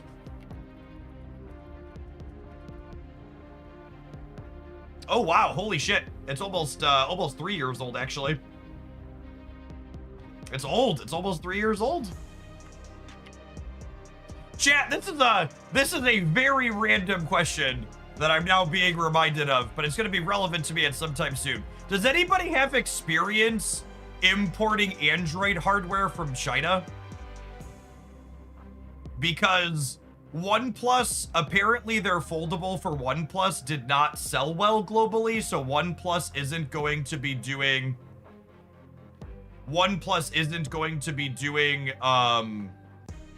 more foldables in the future, but OnePlus is their global subsidiary of a China company, and their new models of foldables they've released in explicitly China and a couple other countries look absurd.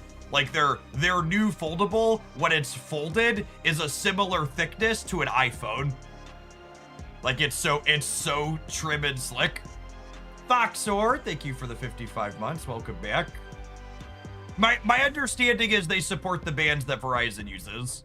Verizon's pretty similar to bands that get used globally.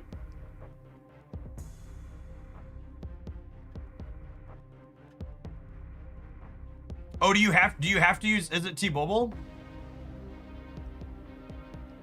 I'll have to check them out. Like, how do you physically get into the, like, are there places you could buy them from?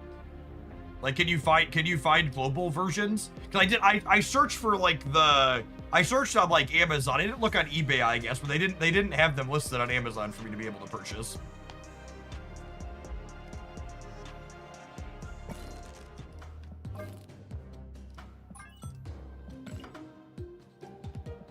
Oh, you know what I'm realizing?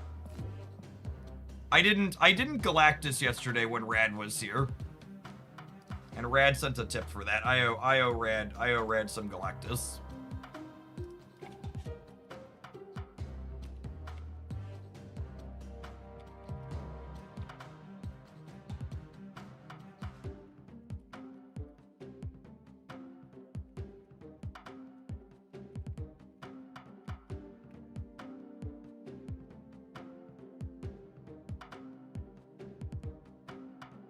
I know a guy who knows a guy. Yeah, we can look at some numbers for what the new cards are doing.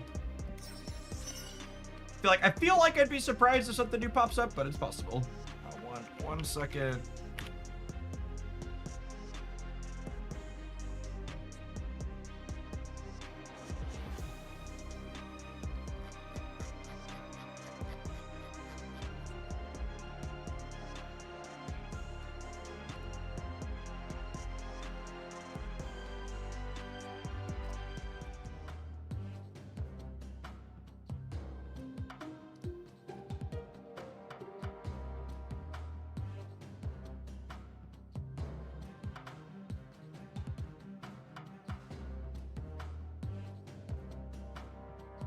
Other than Airship, what deck do you think is the most toxic play pattern? Anything with Gambit in it. Either of them.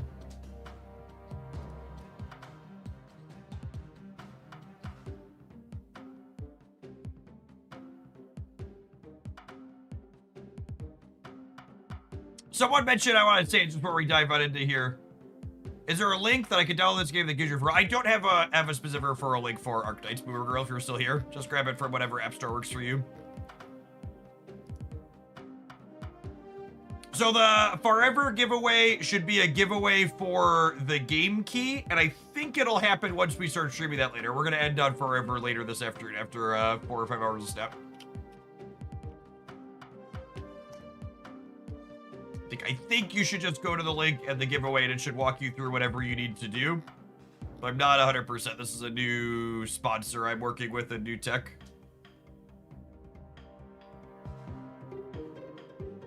I've had Red Magic and Nubia phones for years now. They can be a bit wonky with Google Play sometimes, and sometimes services don't work. Oh, that's good to know. Yeah, my OnePlus Open is still working fine for now, so I'm hoping to get another year or 2 out of it. But at some point, I'm going to have to swap to a different foldable, and I never want to purchase a Samsung device ever again. My Samsung Z Fold 4 was some of the worst consumer-grade hardware I've ever touched.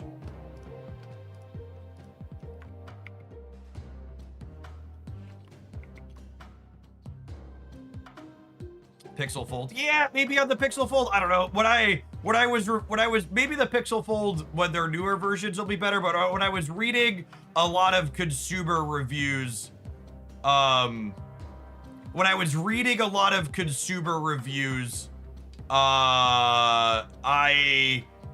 they didn't seem great. The OnePlus one had a lot more positives than the Google Pixel. And I've been very happy with the OnePlus. All right, let's sort by win rate and drag the games down here and see if we find anything. Find anything interesting or unique.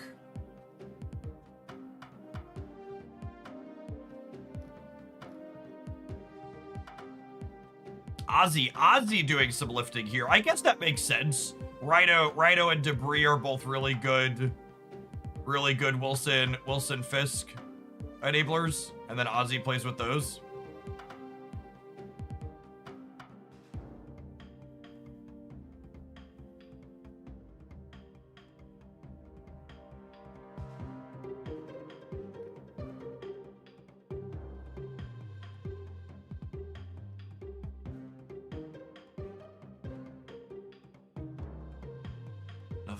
Another Ozzy build. This is Legion stuff.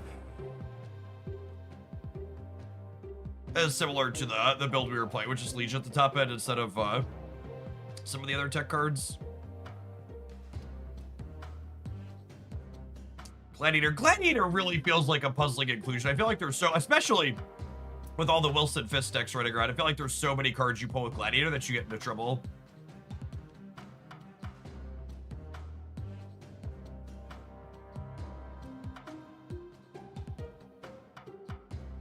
It's crazy that this list has such good stats. Like it's like the sample size that all these other ones with stats that are better than this are so much lower that almost 4,000 games. This is still one of the best performing 12 cards.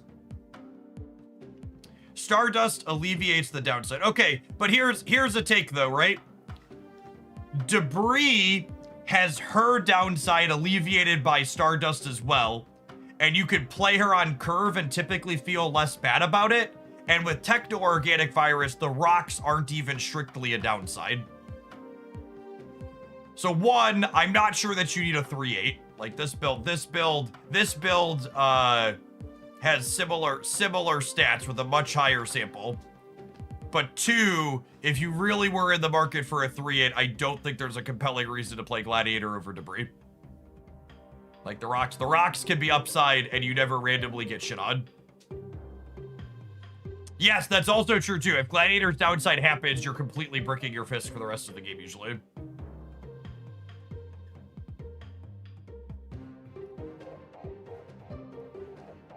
Honestly, with Debris being a 3/8, Gladiator could probably stand to gain a point. I think I would support that. I think Gladiator has lost a bit of his identity in a world where we have another 3/8. I think is an accurate assessment. Someone asked if we tried to do the builds with Scar. We haven't yet. This actually sounds kind of appealing.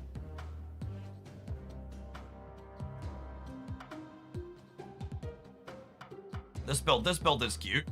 We can start there today.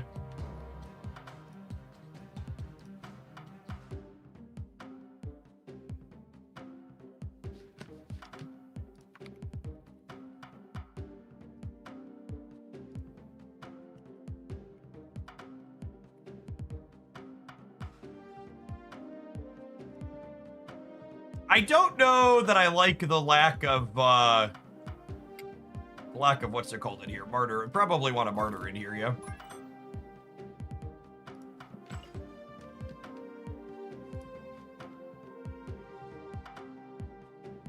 I think martyr's better than lizard. Agree or disagree?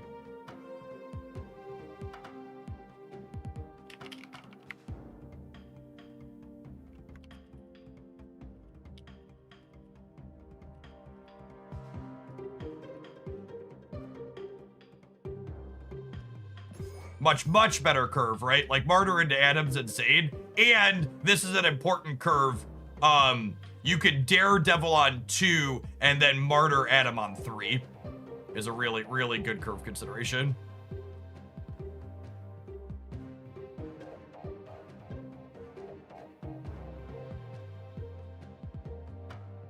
Why am I not seeing more Cull Obsidian? His synergy with demons seems obvious. Well, you have to draw the demons, right? And a deck like this, for example, I think it's pretty important that you be able to play your 4-on-4.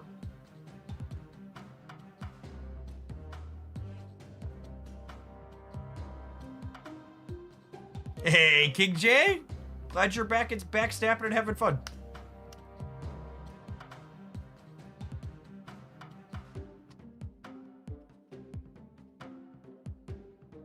All right.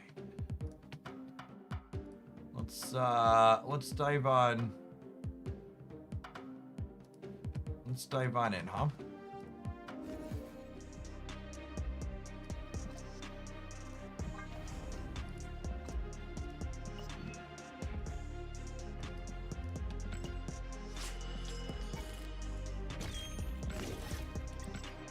The boss baby fist gets something else. It is. It's a fun one.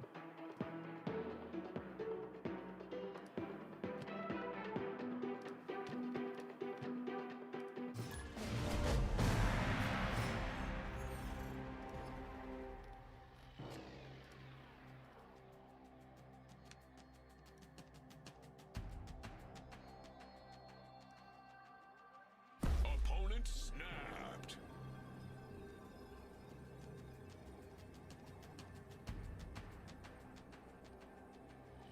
Hey, look, immediately rewarded for having martyr instead of lizard.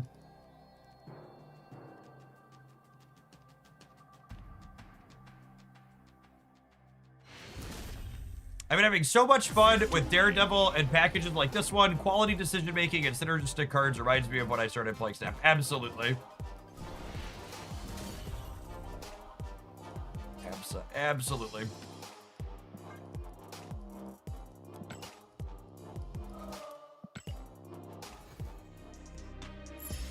What about Karen Page stats? We can look at Page real quick.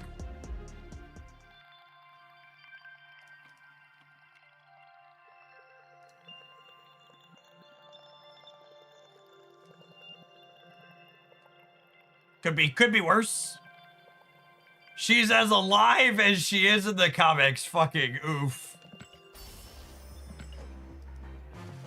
I climbed to 90 with the zombies deck from yesterday. Yeah, zombies deck from yesterday is definitely gonna have a highlight queued up.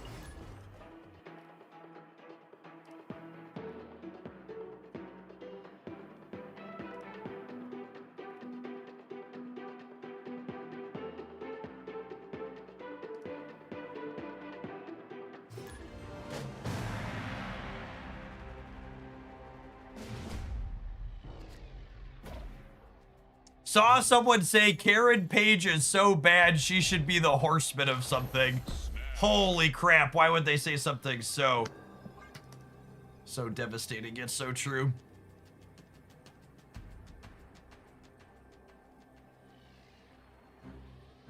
If you're someone who's collection complete and looking for a Karen Page deck to get your weekend missions done, we'll have a Karen Page highlight up on the YouTube channel tomorrow morning, I promise.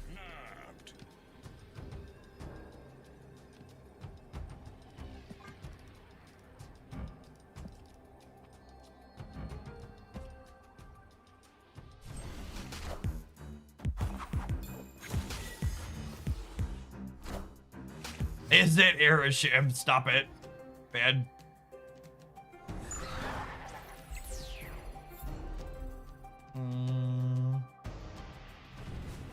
We'll Surtur, and then we can Starbrand and Detecto over here next turn. Really clean curve.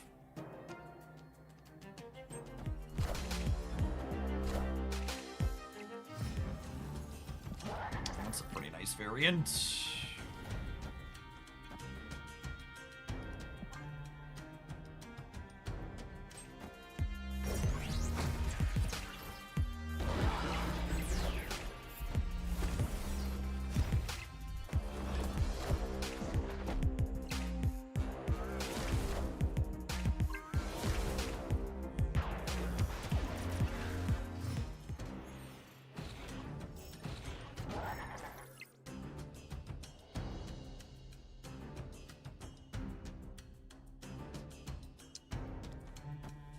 What do you think of this? I think I'm into it. I think I'm into it.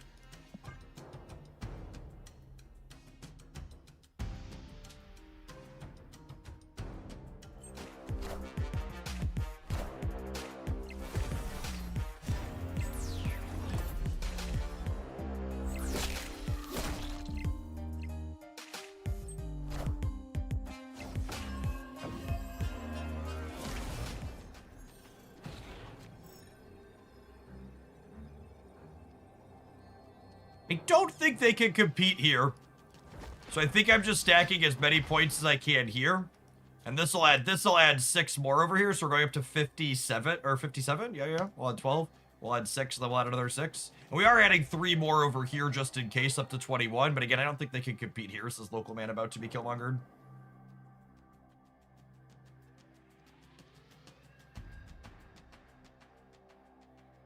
Yeah, I was expecting Daredevil to be good. He's been way cooler in practice than I was expecting even.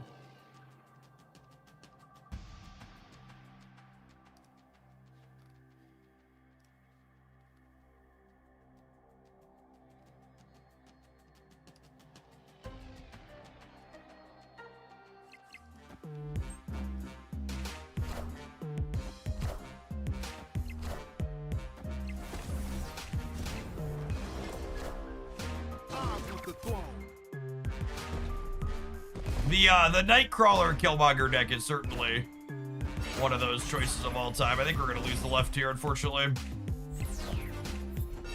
Oh, they had Ascanian Surfer. Fucking rip.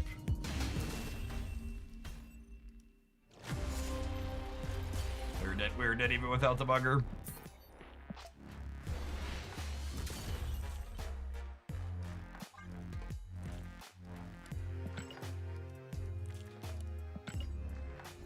Does Jane Foster draw you 1-drops after you activate Black Swan? She does not.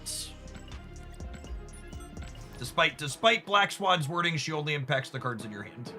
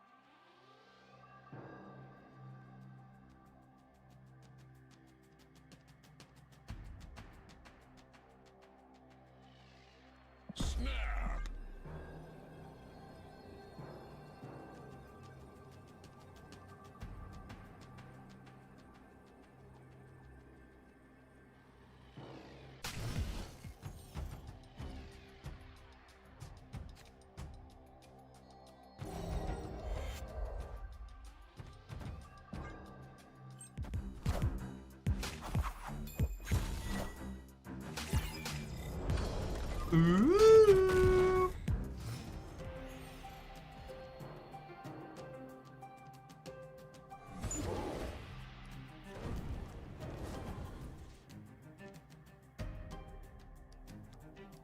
I think I'm just playing Surtur out.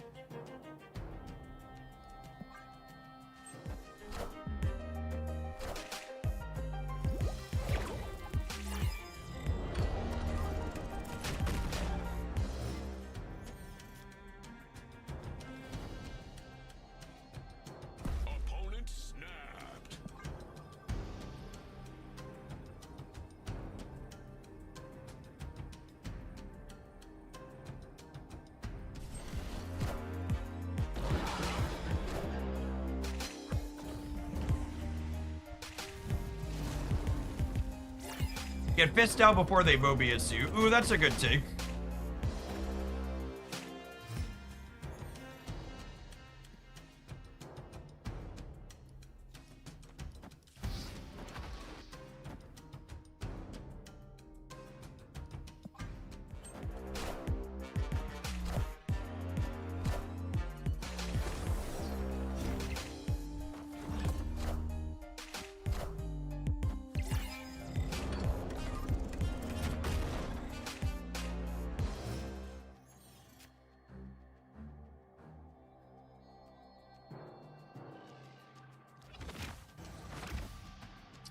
Well, we're gonna get to draw our demons.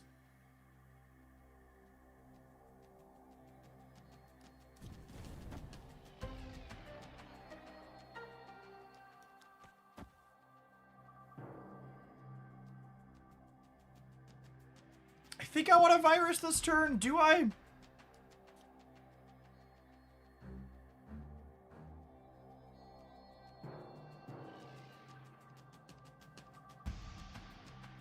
I have 7 energy next turn.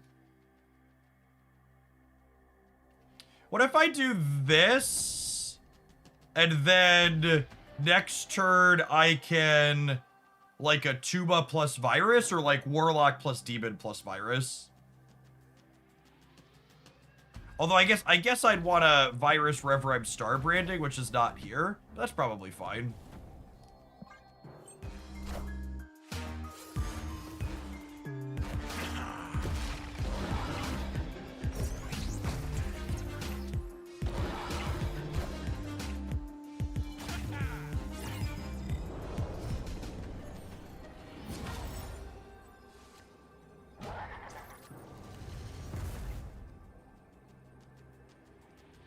I have 13 energy.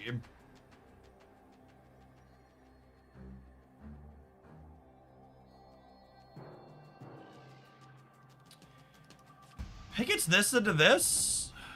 We call it a day.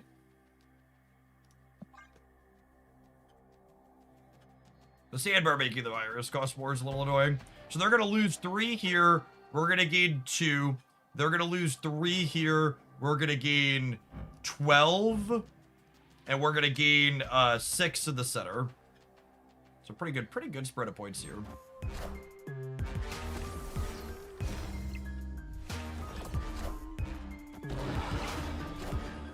Cut off 1 head, 2 more shall take its place.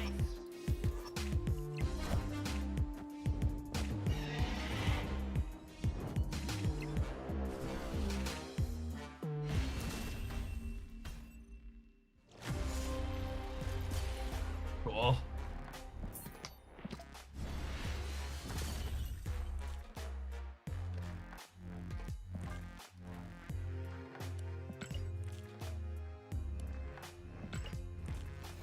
If they hit monster, they lose, right? Yep. Yeah, there were 66% to lose the game there.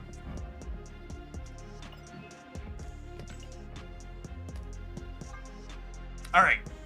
We've gotten absolutely shit on with this deck so far, but I feel like it's not our fault. I feel like I need to give it more of a chance. Our opponents have really high rolled so far today. I must have missed my 100 coin flips this morning. I'll see you in 120 seconds, gamers. We'll give this one at least one more shot when we get back. Thanks for hanging out. Don't go anywhere. BRB.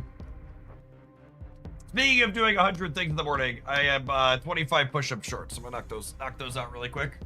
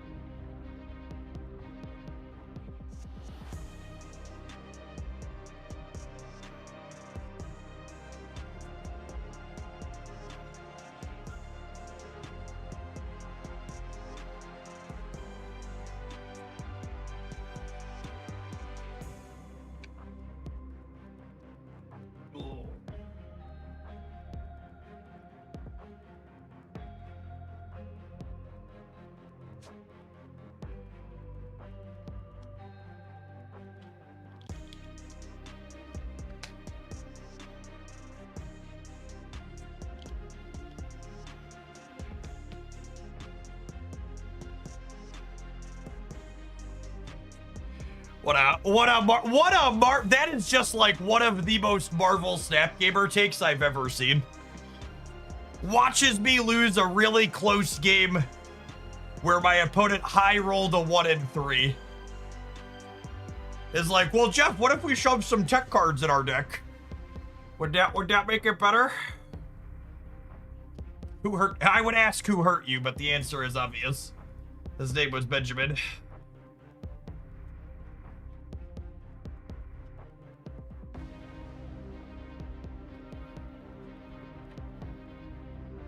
Daredevil and Stature Black Bolt. Ooh, that's a fun idea.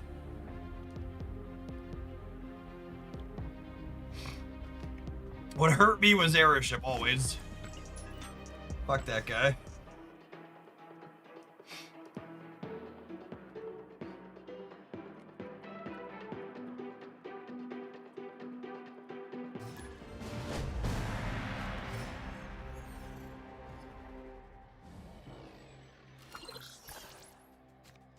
Opponent snapped.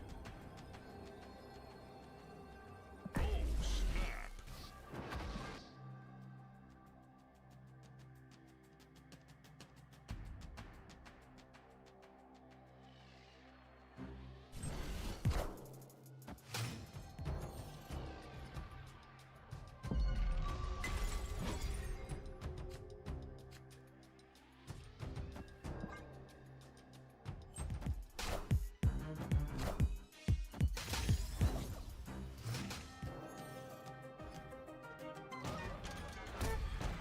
Well, shit.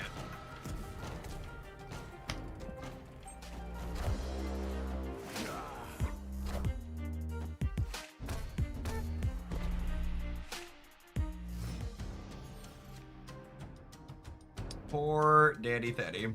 I need to draw some cards, givers. I need to draw some cards.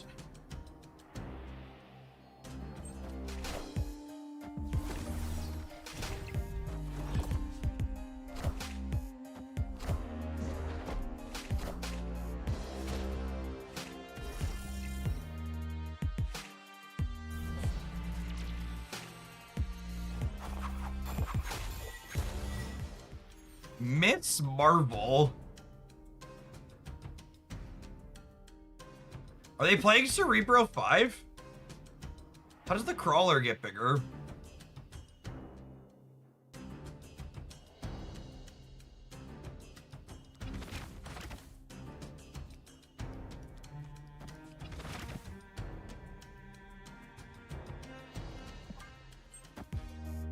Oh, Karen Page.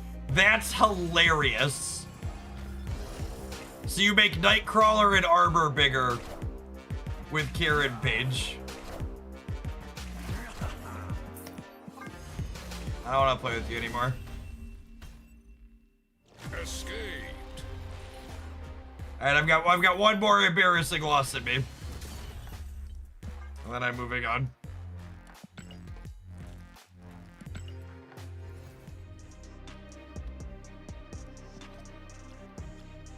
That's why people want to shove tech cards and everything, chat. They've had that happen to them too many times. Hurt people, hurt people, hurt people.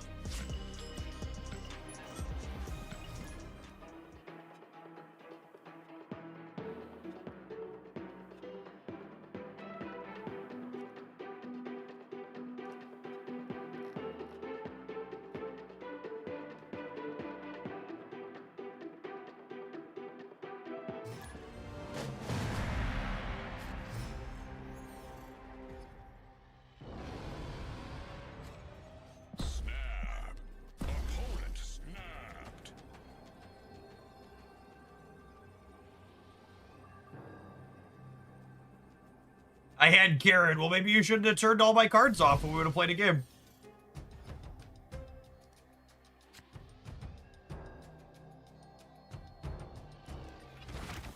Oh, come on, video game.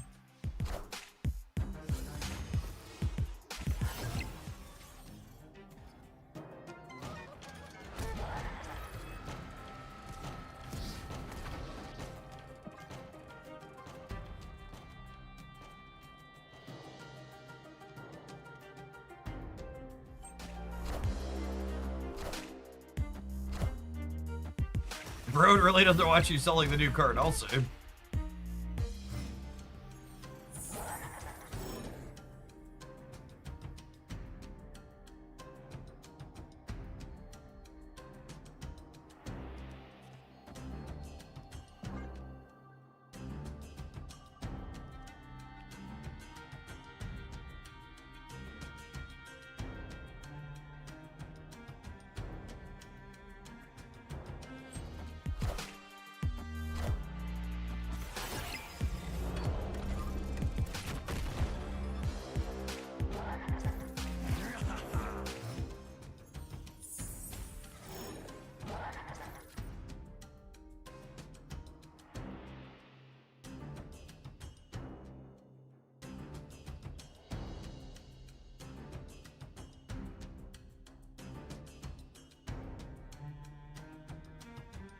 Are we getting Galactus? Quite possibly.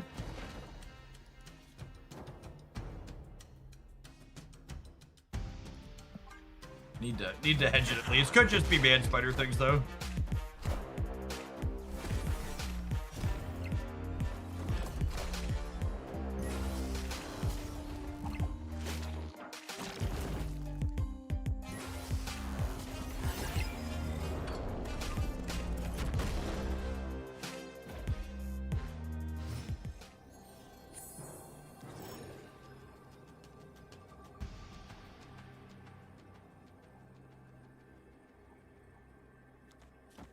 The Fallen One builds actually usually aren't Galactus. Usually they're just man spider stuff, but, you know, gamers can do whatever they want. Yeah, Sandbar media, I can't virus and play to the demon. I don't know, we probably just don't have enough points left or right. They're an X more linear than ours. Could Fallen One get a point of power? Probably.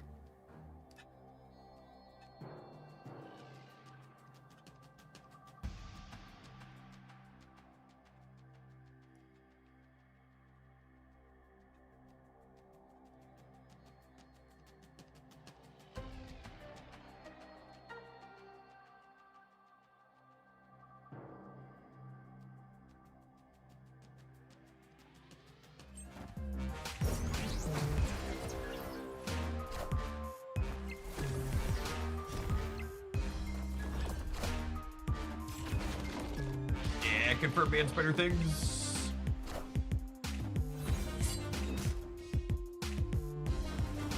That is not big enough to Galactus us. It was Galactus. Look at that. All right, scoreboard. Victory.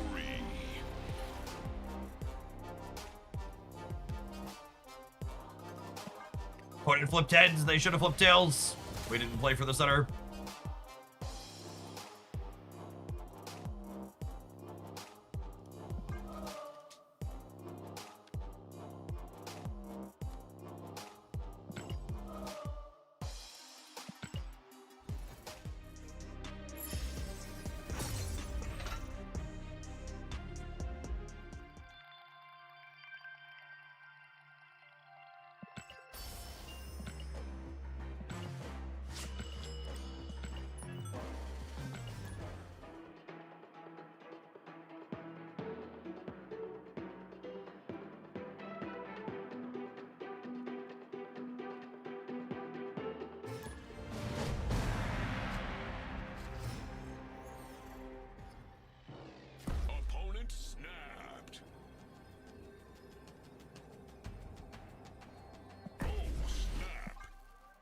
Not a stellar location for us, but I guess not terrible either. We can drop a 410 over there.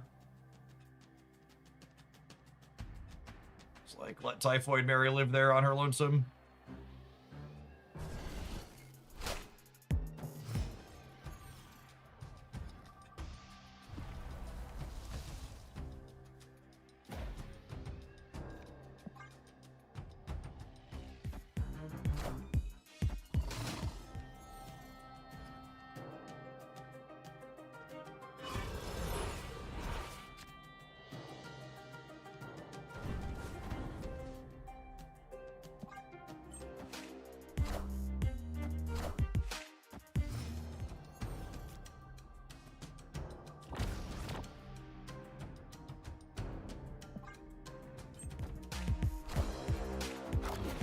Dusty Rusty. That one doesn't bother me.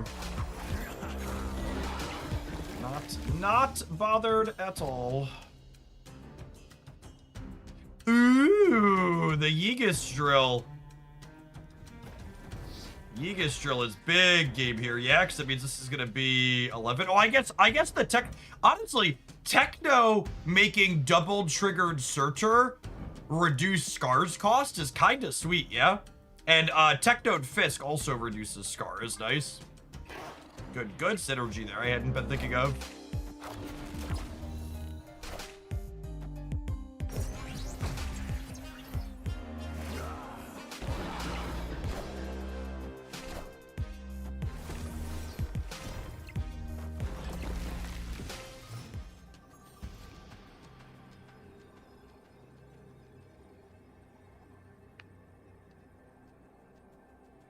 Can't compete here. It's just this, right? This gives us 25 in the middle and gets up to 35 on the right.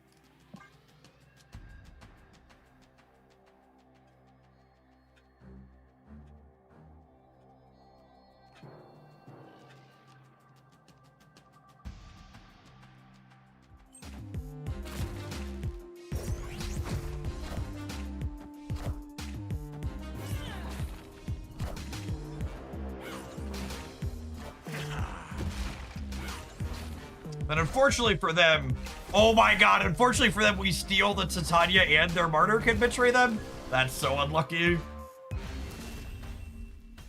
Got him. Victory.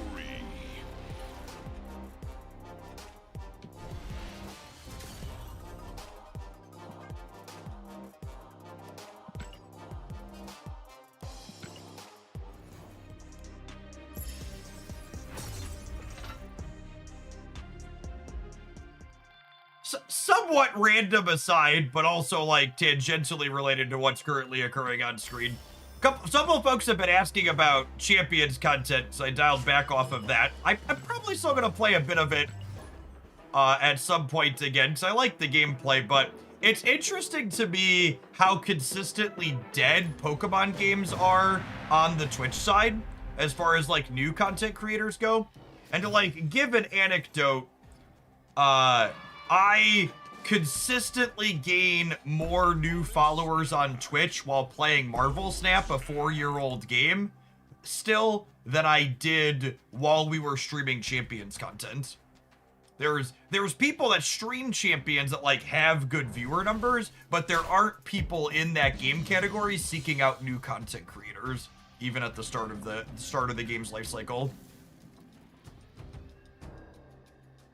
So again, and like, I really have to emphasize this because I hate this comment. Whenever I talk about games having good or bad things on Twitch and comparing data, there's always someone that without fail pipes up and is like, well, I just don't like watching that other game. It's like, sure. People who like only watch Snap are incredibly biased when it comes to what you think is watchable.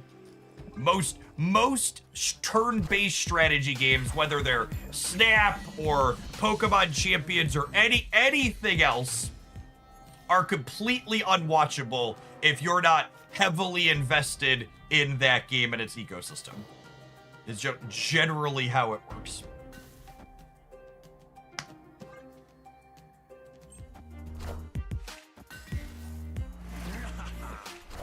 Is it ever worth playing Technovirus turn 1 in an empty lane? Only if you're a Black Swan or a Mobius deck. A deck like this that doesn't have a good way to cheat on that, not usually.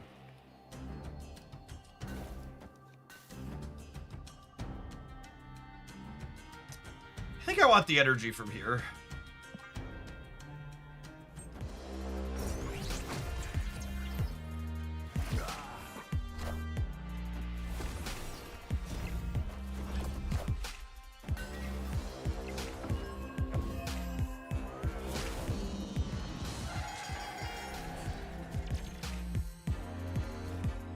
Twitch has a rich get richer problem where joiners tend to join a community with the largest community before they look elsewhere. So again, I really find it annoying when people try to armchair expert and explain my own metrics to me. So, believe it or not, after streaming on Twitch for over a decade, I understand how the platform works. And when I'm telling you I gain more followers on the Marvel Stab category 4 years in than I gain in the Pokemon Champions category, I'm referring to times even when my stream is the first, second, third, fourth most watched in that category. Because you're correct, generally speaking, you need to be in the top like 1 to 5 streams in a category for people to be able to want to click in. But even when that's the case in the Pokemon category, there aren't people clicking in. So again, you don't need to explain the platform to me. I understand how the platform works. I've been here a long time, and I would wager I understand the metrics on this platform better than most people who have been here a long time.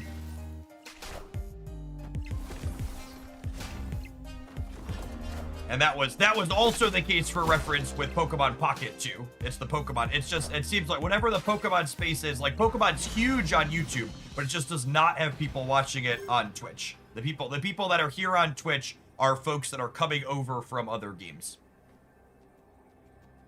Like I think I've clicked through, like whenever I'm streaming in a new category, I spend a lot of time clicking around and like seeing what people are doing and like what's finding success and what's not.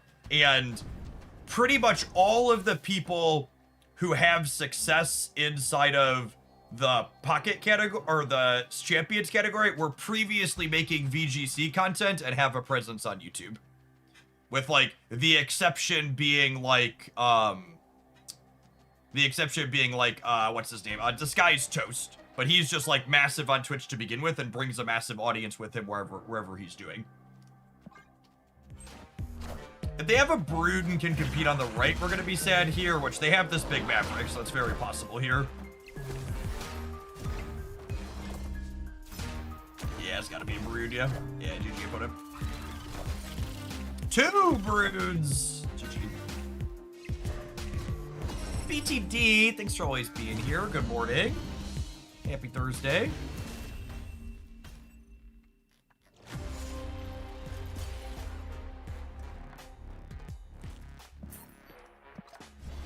Is a Tuba in this deck for a Thaddeus Daredevil trigger? Yeah, he's a 10 power card. He makes Scar cheaper. You can draw him with Thaddeus. He triggers Shadowlands Daredevil.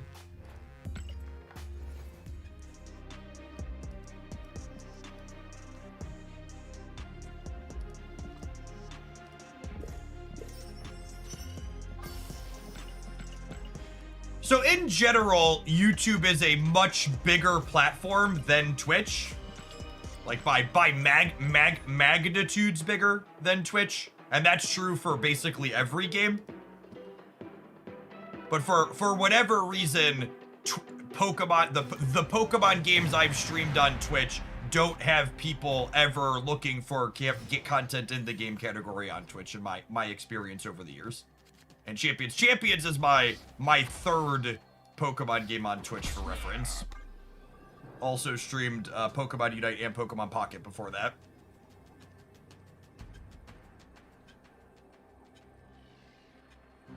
And honestly, I think part of that could be related. If I were to speculate from a pure speculative angle, part of it's probably the more casual appeal that the Pokemon IP has. I think is likely something to do with it.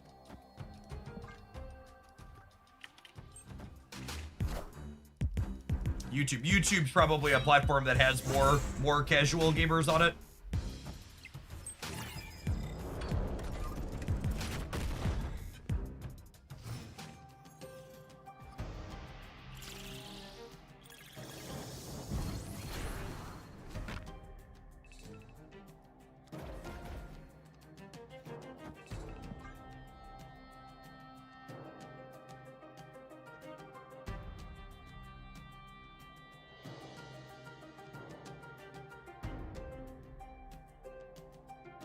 How did Not My Dance get a community spotlight on the Snap title screen? That is how they've been doing community spotlights inside of the game client for a couple of months now. I think my Star-Lord one was the first one back in February. Usually there's one of those every week.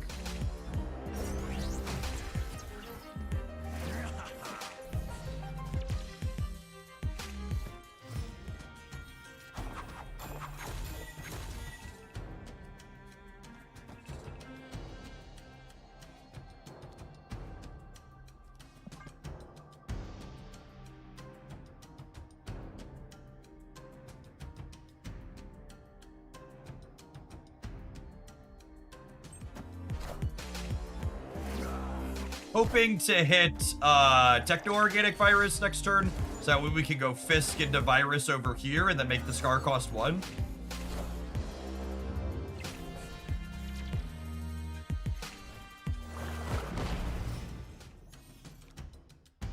Oh, I don't have the biggest stat line. Oh, that's so sad.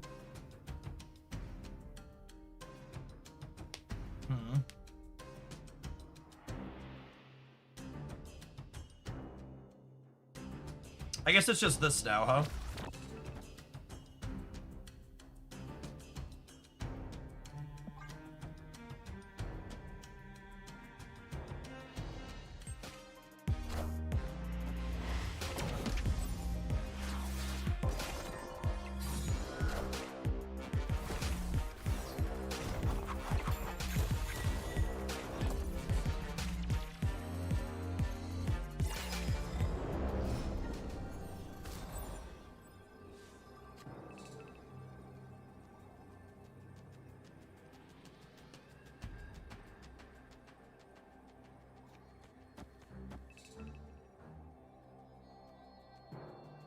Citadel only doubles the virus cards on it. Correct.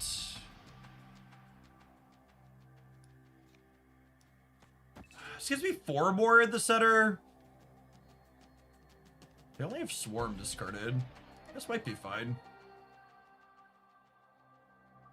Herbie, thanks for the 20 months. Welcome back. Metal Gear, snap only, please. I do not think my stream is incredibly likely to be only one game all the time ever again. If that's the type of content you're looking for, probably want to peek elsewhere.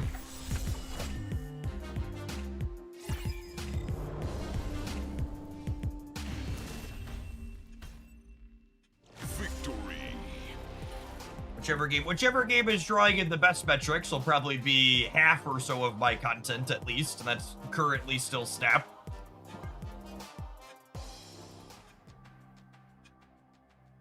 But I'm kind of at a point in my life / career where even when a game's in a good spot, I think Snap's been in a good spot pretty consistently for a while. I like breaking up my day with a variety of things.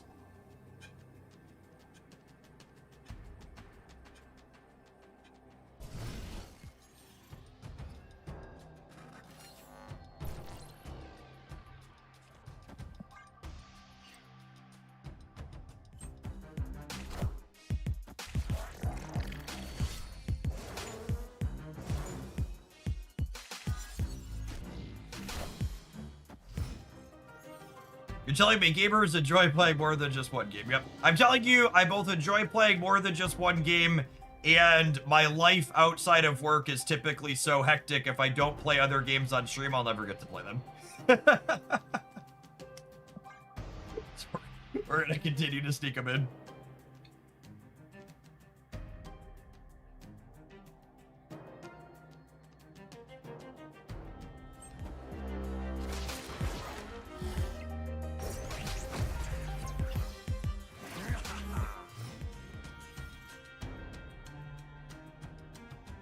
I think without having played this on 3, I'm just waiting.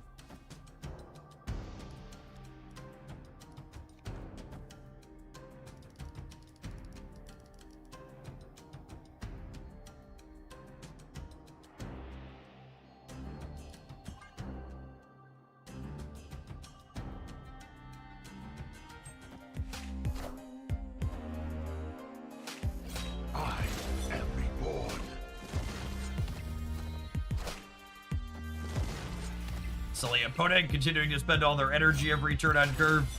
Unlucky, unlucky.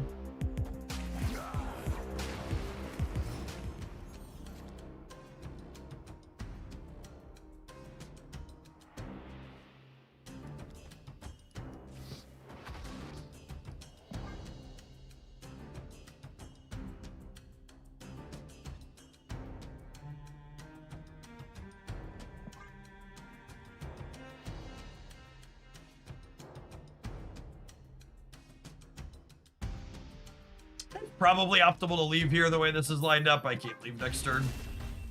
Opponent wants to sweat. We'll sweat one more at least.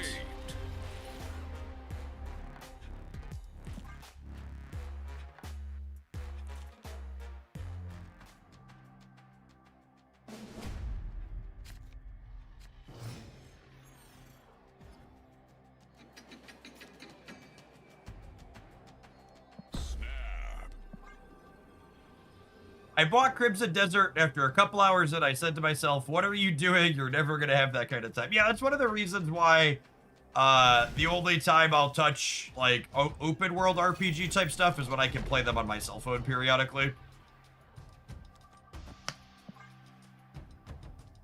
Being able to, like, do 10, 15, 20 minutes of story while I wait at a kid's extracurricular activity here and there is a godsend.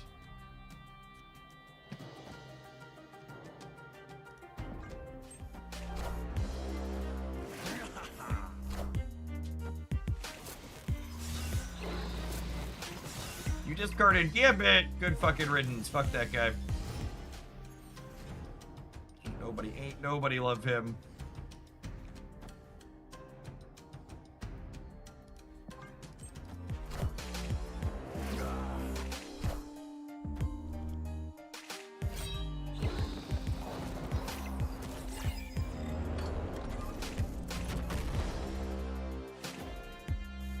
Call me Mr. Nobody. Fair. Alright, Mary, quite contrary. Make my scar cost 1.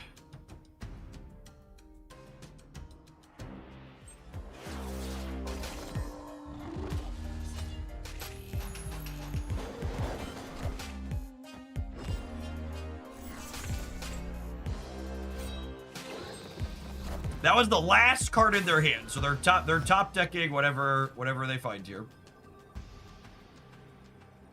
They can't add points center, right? Victory.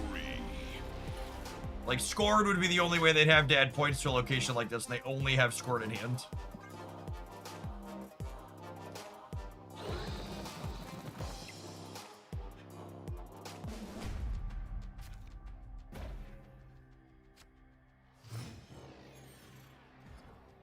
How's the data looking for you? Very similar to yesterday.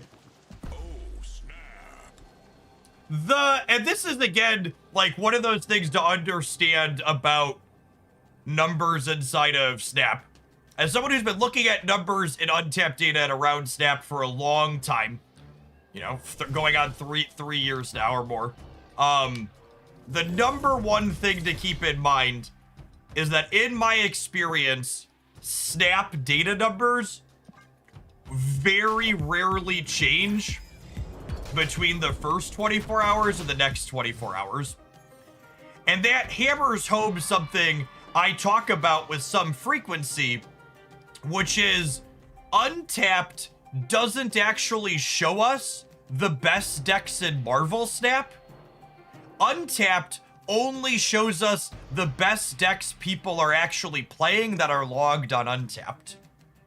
And that's an important distinction because Untapped creates a circular bit in the data in a way where once the numbers come out in those first 24 hours and people start to report on them and share them, a lot of the innovation and trying new things stops. People just continue to play. Yeah, it biases itself once people know what's good.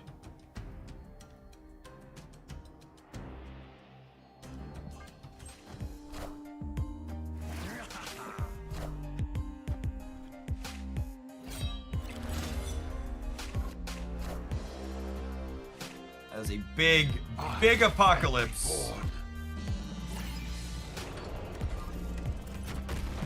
Can I get a technovirus, please? I cannot.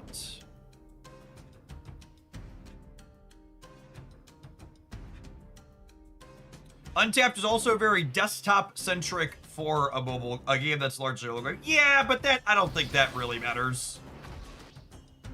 That biases the data towards people who are more likely to be more competitive, but in the grand scheme of things, I don't think that's super relevant.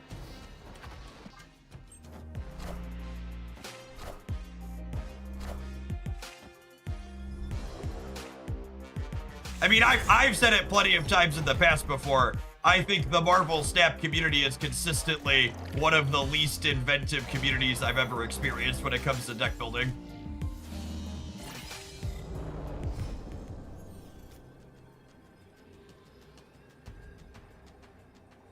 Okay, so they have a 20 power apocalypse. So they go to 31 in the middle. This gives me plus 19, which takes me to 39. Redshift could have made Foom. Not playing around that. 0% playing around that. Foom's actually not that much bigger, right? Oh, a tuba would kill Surtur. Sure would. Huh. That's kind of tricky. This gets me to 32. This gets me to 30. Let's get 30 to 35.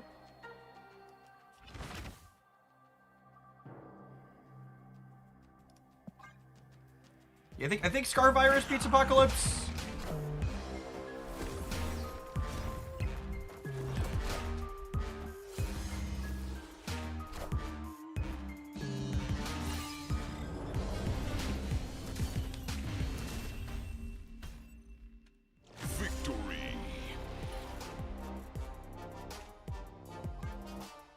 We're getting our legs under us with this one. Starting to feel the vision. Techno, this is actually, and this is one of the reasons why I love, talking about Untapped eating itself. We picked this one up off of Untapped. One techno organic virus synergy that wasn't super apparent to me when I glanced at the deck list is techno organic virus giving 1 extra point means that Surtur and Wilson Fisk often enable Scar in this deck, which is not something I'd been thinking about. When Surtur stopped going to 10 plus power when you trigger him twice, it was a big deal. And in this deck, you could play a 4-10 on 4, and then you play another 4-10 on 5 plus Techno the Surtur, and now he was a 3-10 for you, which is really good. And same thing with Fisk, right? Like if you play Fisk on 3, and then you go 4-10 on 4, 4-10 plus Virus Fisk on 5, suddenly you have 3 10 power things again, and Scar costs 1 again. Which feels really consistently very clean and reasonable. All right, I absolutely want to play more with this one, but we need to take a brief pause for the cause. I'm gonna run upstairs and grab my lunch because it's 11:15 here, Central Standard Cornfield time. We'll see you in 120 seconds for some more of this when we get back. Thanks everybody for hanging out. Don't go anywhere. When will Technovirus be in the shop rotator? It should be in the shop rotator now. It's supposed to enter the shop rotator when the next season starts. Is my understanding. Oh, here we go.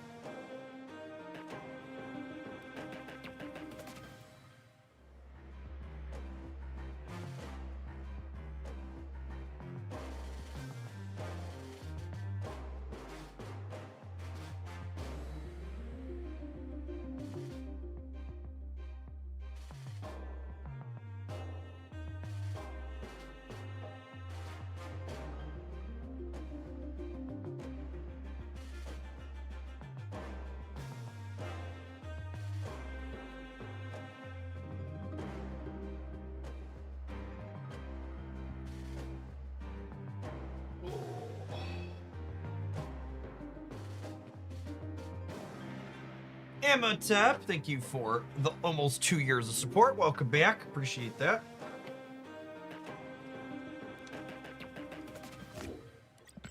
Chat, I gotta share with you one of the hidden benefits of dieting / eating appropriate amounts of food is all of your takeout costs half as much. Because when you eat half of it for a meal, the other half gets to be a second meal. Lord knows half of most takeout meals is, I'm not even gonna say an appropriate amount of calories. Half of most takeout meals is still more than you should eat. More than you should eat in a sitting.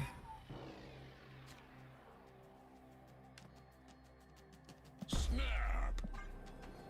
A second dinner, if you will, yep. Do other digital card games have popular unranked game modes like the Proving Grounds for players to experiment in with deck building more? I wonder if one of the reasons why people aren't incentivized in SAP is because they focus too much on the latter. I don't know. No, Marvel, when I played Magic Arena, pretty much everybody just played the ladder there as well. Actually thinking about it. They're probably, the average Macari deck probably has unspent energy this turn, yeah?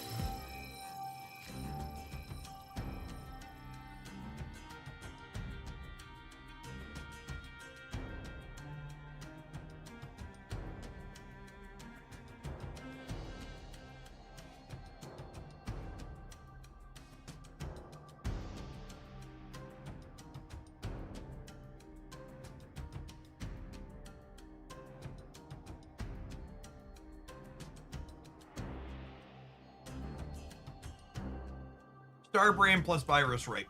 That does brick my draw. But having 2 viruses that cost 2 isn't terrible. Yeah, I don't hate that.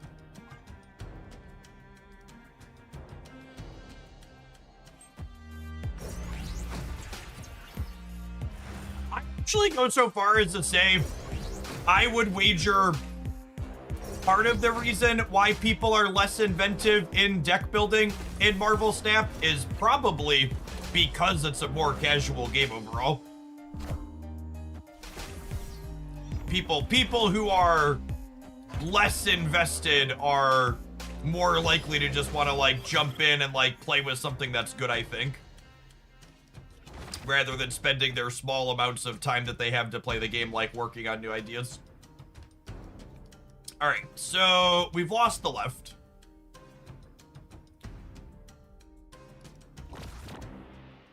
I'm gonna do this and hope we draw Scar.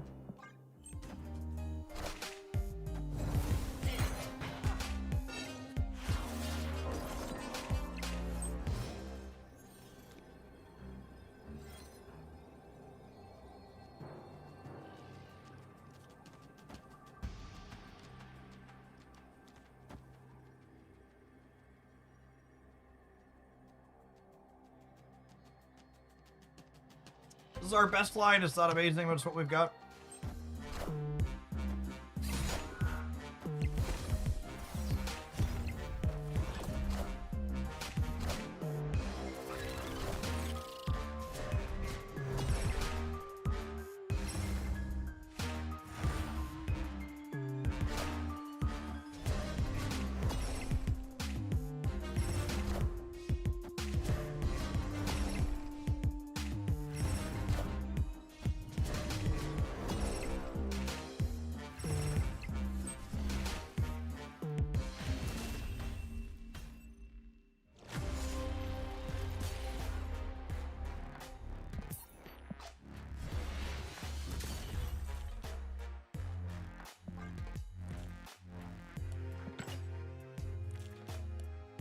I must say, I love that Surfer has come around to being competitive again, because I feel like 2 or 3 times a month for like the last year, whenever balance discussions come up, people are always like, do you think they could put Surfer back to +3, Jeff? And I'm always like, nah, it's fine, leave it alone. Could you imagine the current Surfer decks if they had put them back to +3?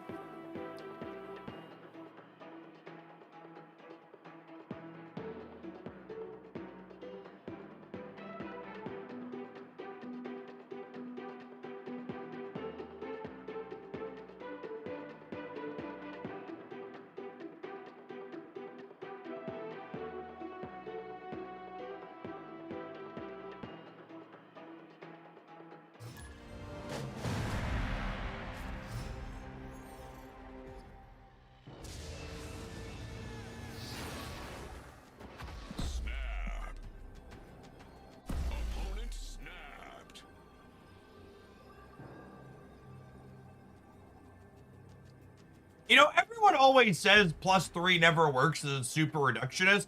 Wolverine was bad at +3 and they had to move him to +4. Ironheart, Chavez are both right there. Like, it's reductionist and just wrong to be like, think cards can never be +3. Absolutely can be.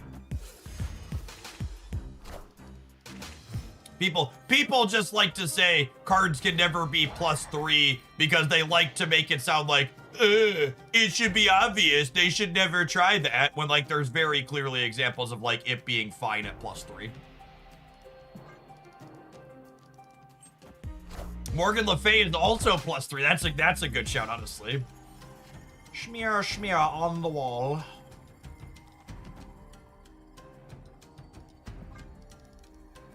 I will not have a video covering OTA changes today. Take that to mean whatever you will.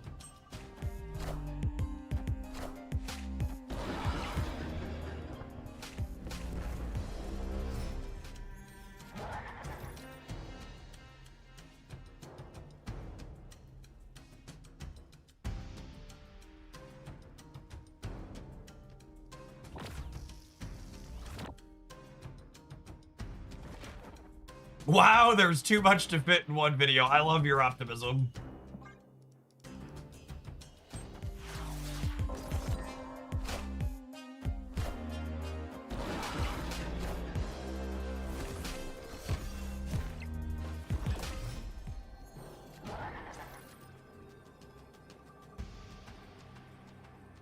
Probably cooked here. Don't have any of our good payoffs here. No Techno, no Scars said.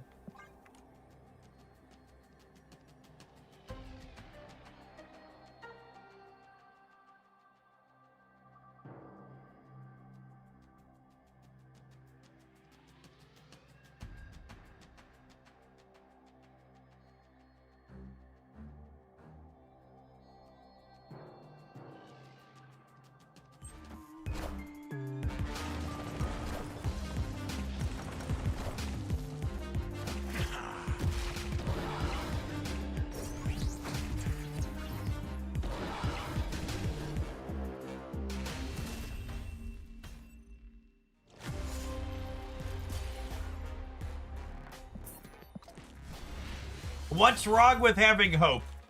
Perhaps you've been in a coma for the last amount of time, and you're waking up to discover what's currently happening in 2026. But there's a long list of reasons to not have any hope.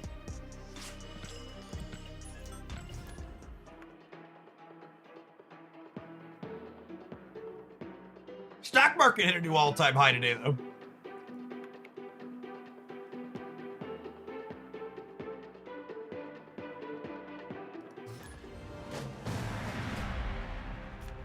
Oil futures crashed down. We're under $80 a barrel for oil futures. Does that mean my gas is gonna cost less than $5 a gallon soon?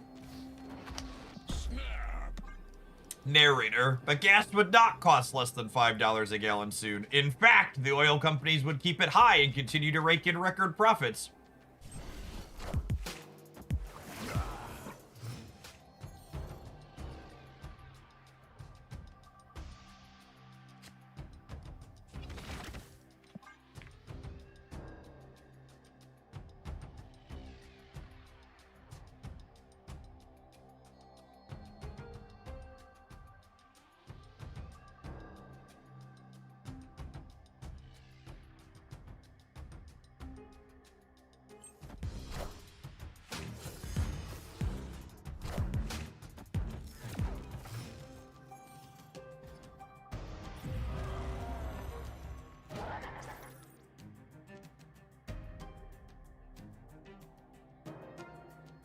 actually not really true to say that the stock market is lies for reference. Tom Tracy, speaking of numbers that only go up, with the 121-month resubscription. Tom's seen it all, gamers. Thank you for the over 10 years of support. Appreciate that. Welcome back.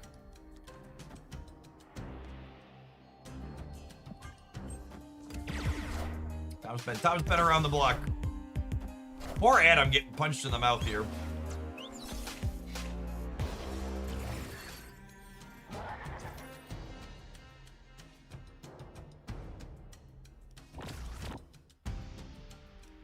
Nervrin, thank you for the 15 months. Welcome back. Sorry, to comment on the stock market not being all lies.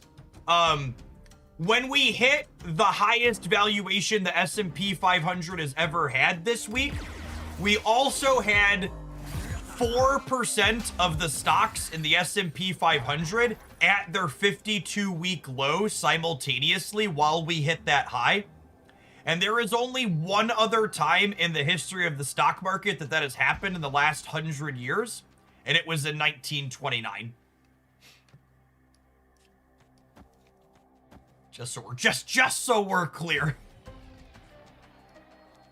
So it's not that it's necessarily all lies. It's just that nothing. I think, thankfully, for those who are familiar with history, 1920, nothing notable happened in 1929. You absolutely should not look it up. You should just accept that all things are good.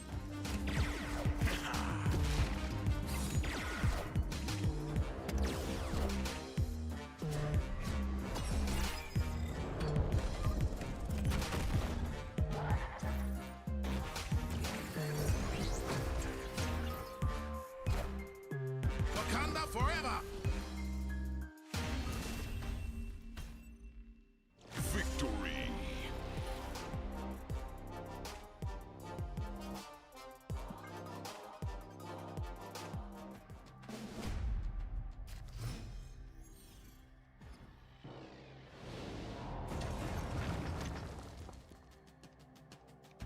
Oh, snap!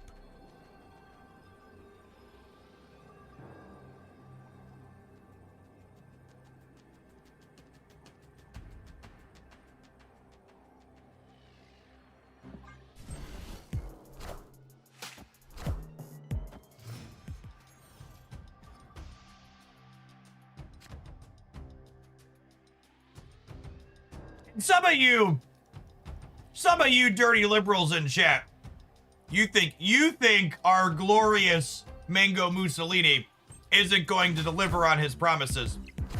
But he promised to make America great again. And there was definitely something that happened in 1929 that we all universally describe as a great something. So really, if we trigger another great something, that's just gonna be a promise made, promise kept. That's all I'm saying.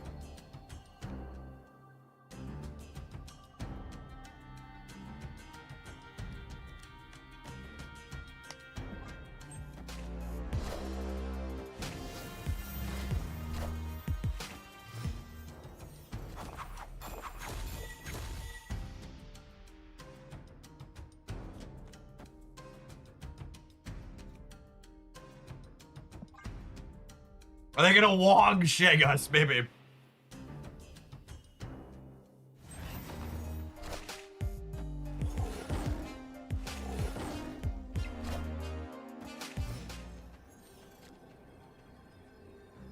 Technovirus is a fun one. I think I'm just counting on winning this location, yeah?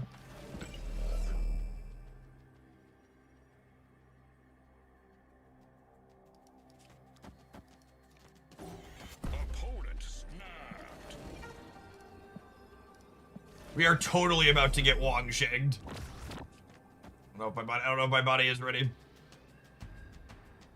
It's fine. It's fine, Brad. Come and get it. I don't want to play against your deck anymore anyways. Actually, are we losing to cats? You might just be losing to cats. Are ye worthy?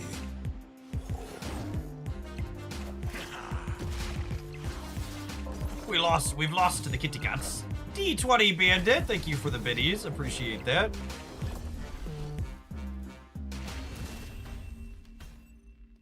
Good morning, good morning.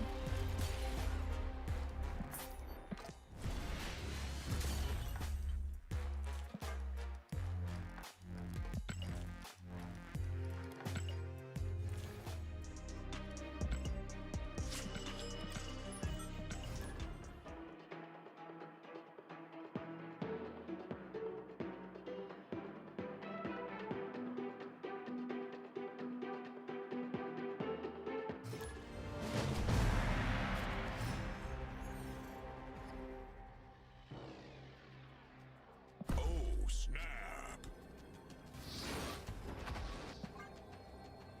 Opponent snapped.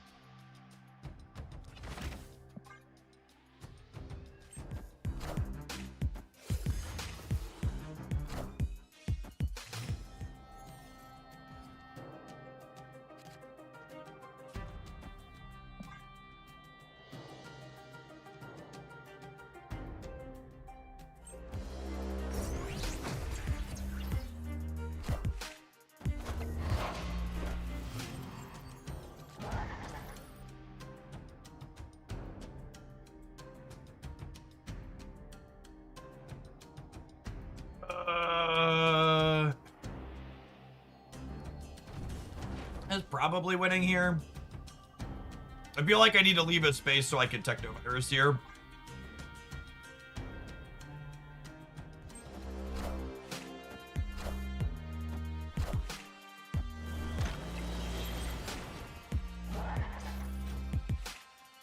Clear for takeoff. Dang it, Bobby.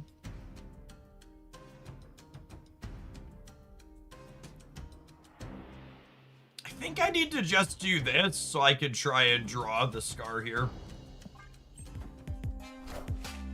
Yeah, Aussie, man.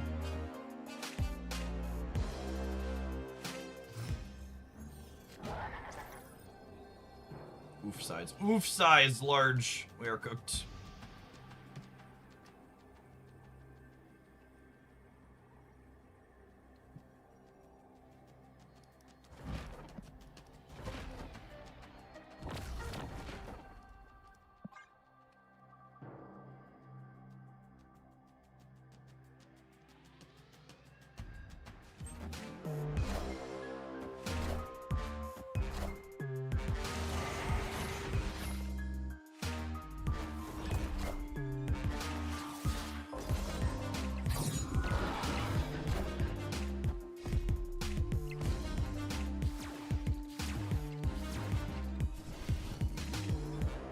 Playing the Starbrand out was probably wrong.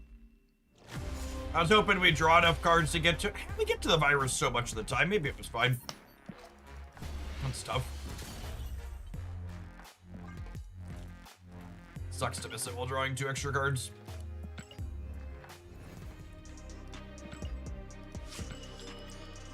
On the plus side, part of what happened as a result of the Great Depression was the New Deal. So if we survive it, we'd be in a good place to rebuild from. That's true. Also, and that's something that, like, you know, talking about indicators that led into the Great Depression or other recessions and stuff in the past is like, I think something that's like very obviously true at this point is that, like, every single one of these things plays out differently, right? Like, if you went back a year ago and you asked someone who's considered a really smart economist, what would be the result if the Strait of Hormuz was closed for, what is it? Are we going on 6 weeks, 7 weeks, 8 weeks? I forget when it closed. It's been like 6 weeks, right? if I recall correctly. I would bet you basically every really smart economics person a year ago or even 6 months ago would have told you that the Strait of Hormuz being closed for 6 months would have been a massive disaster and we would be in a recession / depression already because of it. And that just like hasn't played out yet. Really unlucky that both of our threes were in our hands here. Really big Zenlon if they got turn 3 Viv.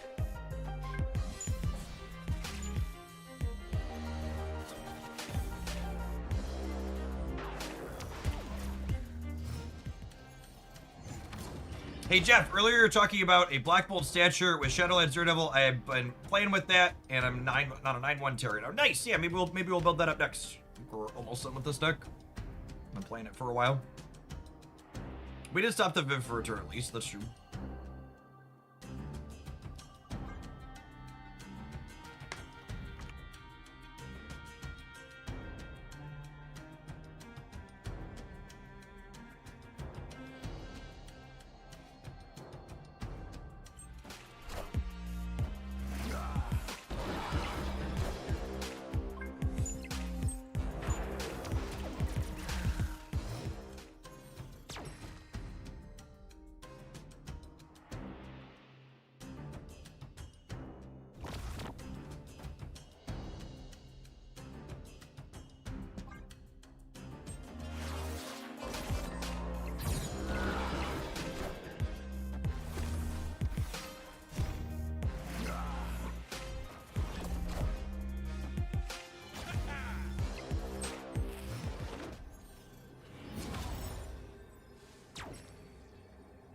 Team Power Star-Lord, pretty A-okay.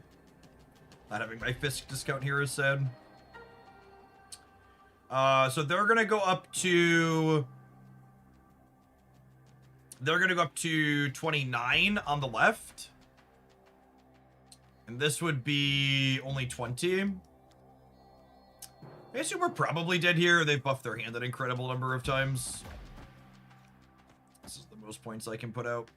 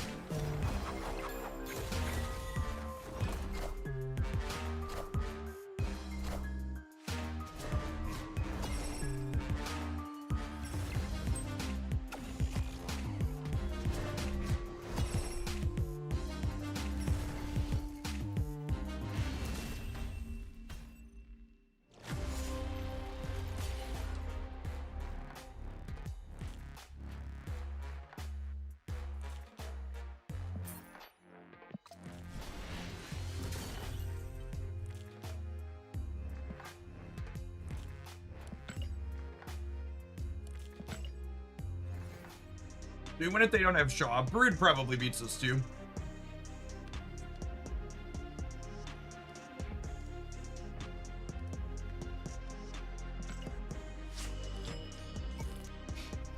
So I feel like we won more games than I was expecting to win with this deck, but also that set of games kind of went how I expected.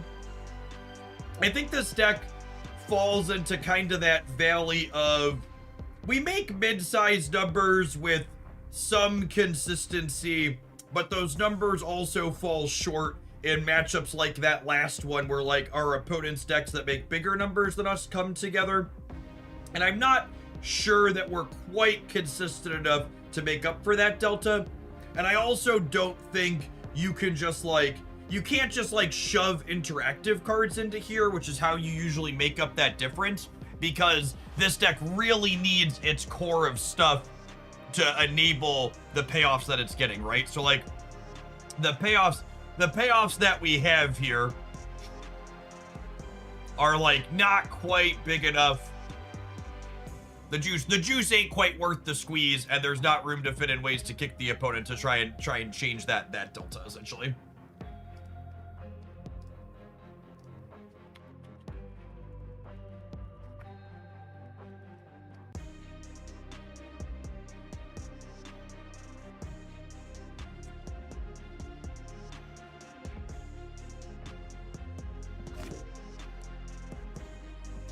All right, let's build Black Bolt stuff, I think.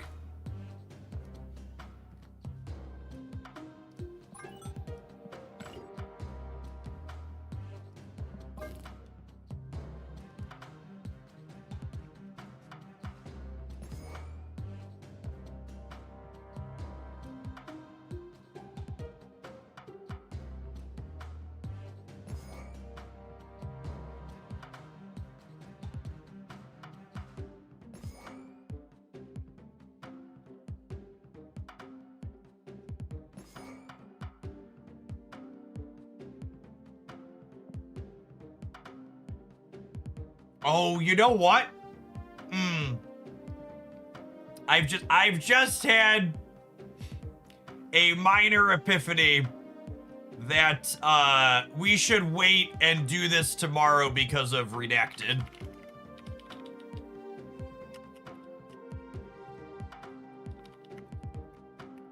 I'm gonna wait. I'm gonna wait.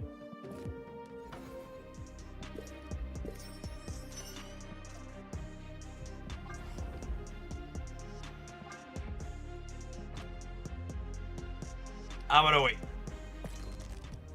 I didn't say anything. I didn't say anything. I just said, you know, I was gonna wait. I'm gonna wait a day. I'm gonna wait 24 hours. Too icy. Thank you for not being too icy to get your sub in over here again. Appreciate that. Every time I hear the juice ain't worth the squeeze, I think of Homer squeezing oranges on his forehead. Oh, was it someone else had a different acronym for that, or a different idiom for that? It's a long walk for a warm beer. I should use that one more. I really like that idiom when it came up. Another fun way to say the juice ain't worth the squeeze.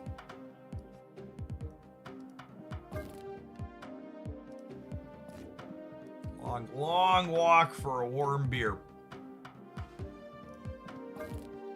This deck's really good, so I should take it out of my deck editor. I don't want to leave good decks lying around.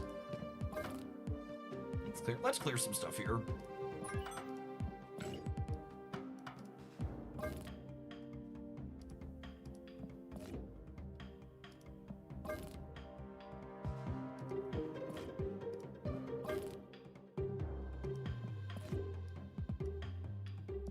Joke's on you. All I gotta do is copy and paste into a Word document, and then it's unredacted. Oh man, the fascists are so incompetent.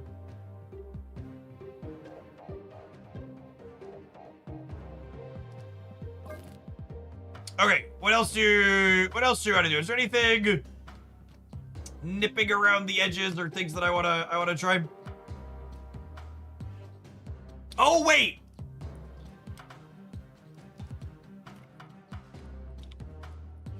We wanted to do this, yeah? Jace was doing this.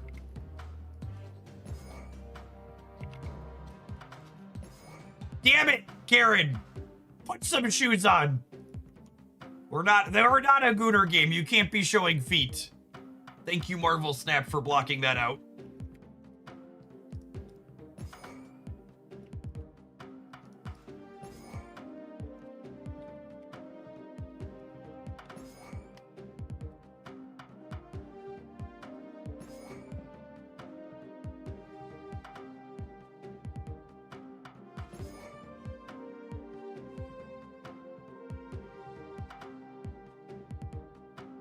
Oh, Jay sent me a necklace. All right. Oh my goodness, there's a Clea.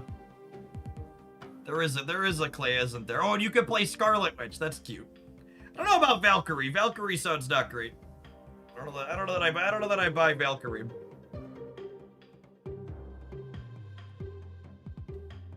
Damn it, Karen is the battle cry of a generation. Funny because it's true.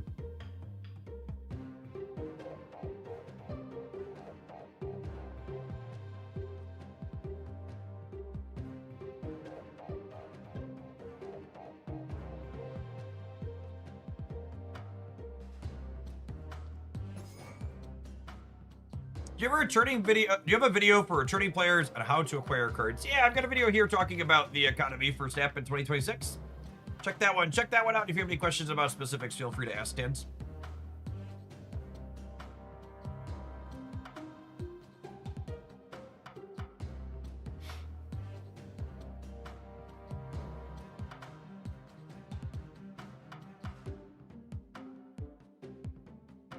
I feel like 3 2s is plenty.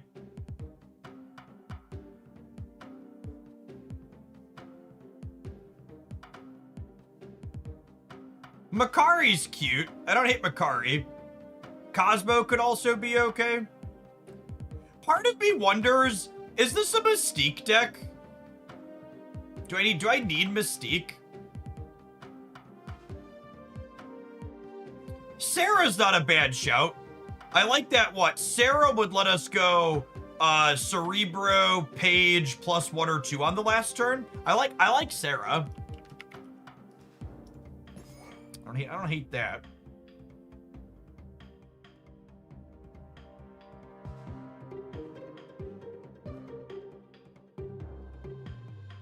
The economy video is really solid. I went from 50 plus S cards missing to less than 30 in just a few months. Nice. The ancient one's kind of clunky with Karen. I don't know that I need Mystique. I feel like making 8 power things plus disruption is probably plenty.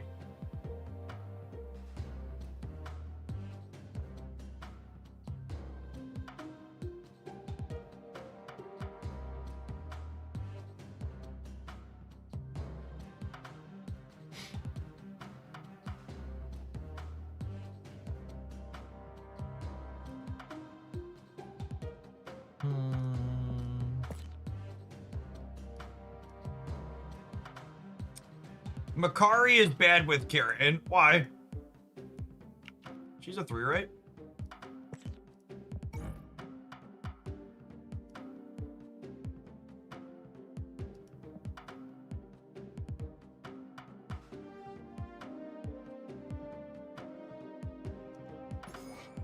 That seems fine.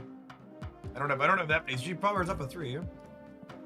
Like, I feel like I want one more 3 that I can play proactively that she buffs up. It could be Cosmo too. I don't hate Cosmo.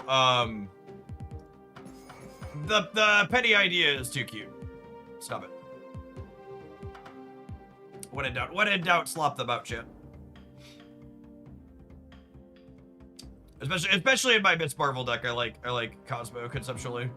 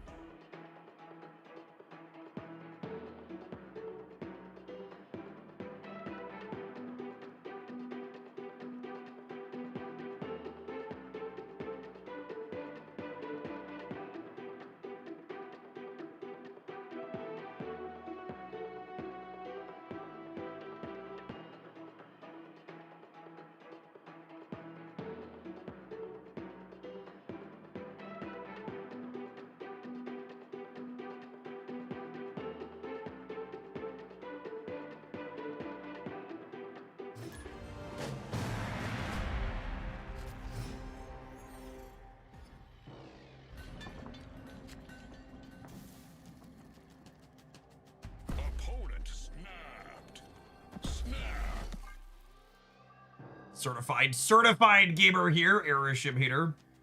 Opponent is a gamer of culture.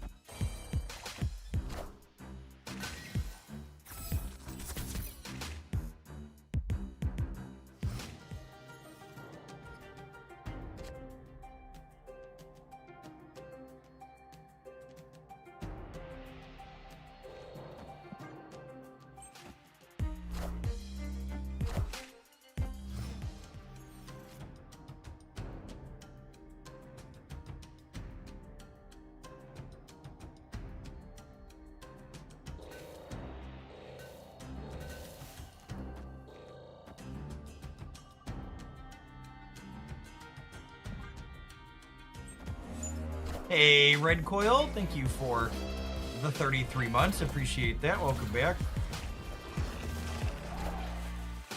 That is a hungry gamer right there.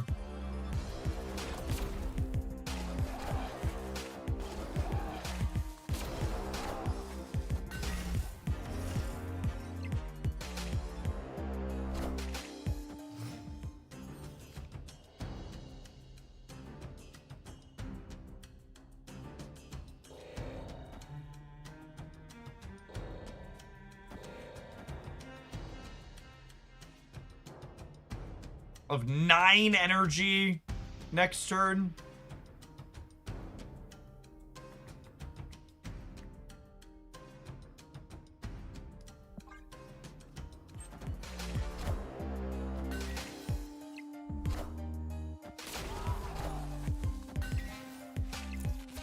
Sitting here hoping to top deck Karen Page like some kind of psychopath. I don't even know if that's good enough to win the game, if I'm being honest. Might be.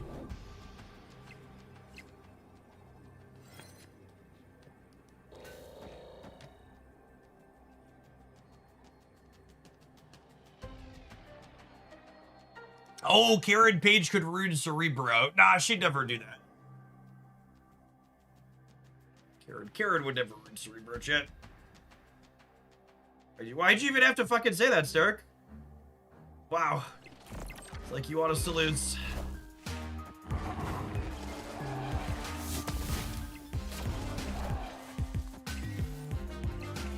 He craves the timeout. Yep.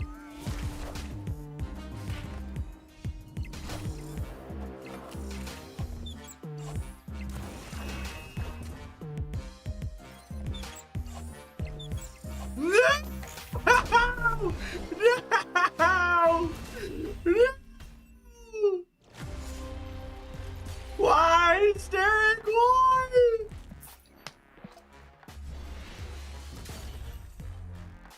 Everybody wants Derek's head chip. Everybody wants it. Was there a permutation of that we won? I think there was a permutation we won, right? Karen lives and we buff Mobius. It was really unlikely that we won there. We had to buff Nightcrawler and Mobius, and both my cards had to live, yeah? If we buff Nightcrawler, we have 24 in the center, and then over here we'd have 24, 27. No, we were still dead. No, we were not. Because if we buff the Nightcrawler to win the center, we don't buff this. And then we're only 24, 20. We're only 32 here. Even if all of our Karen Pages hit right and everything lives. Actually 0%.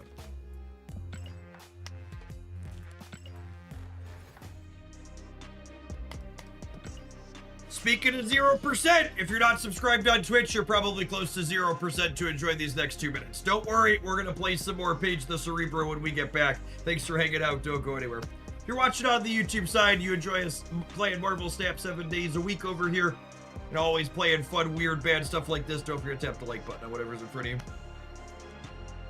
I'm gonna run and fill my water real quick. Here, time to mix some drink for the afternoon.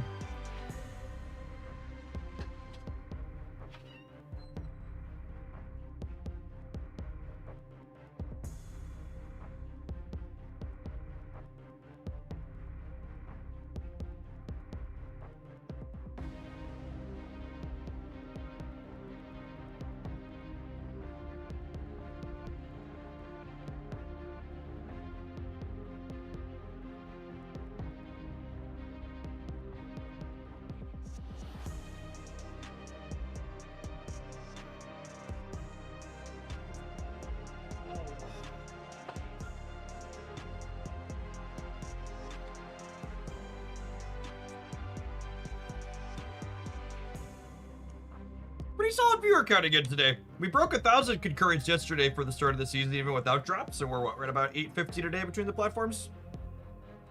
Not bad for a 4-year-old dead game. My favorite 4-year-old dead live service game, Marvel Snap.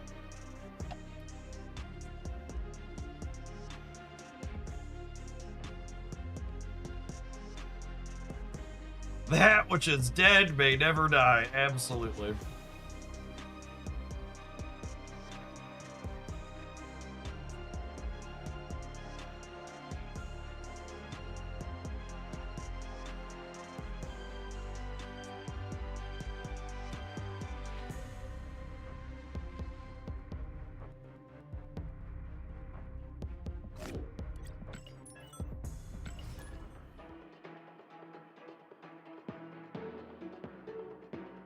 There's probably a good chance this is a Jurassic Park deck.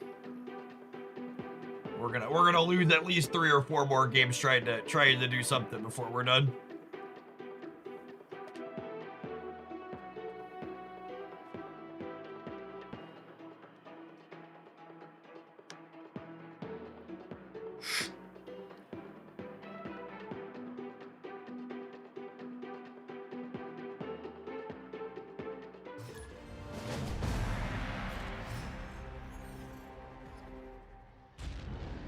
Yeah, for people asking when the OTA is, it's really easy to remember. OTA stands for on Thursday afternoon. And for those that aren't super plugged into Snap, Second Dinner has like some type of off-site thing that's going on with their staff. I think it's the second week, next week in May. So they moved their OTA schedule around to work around that.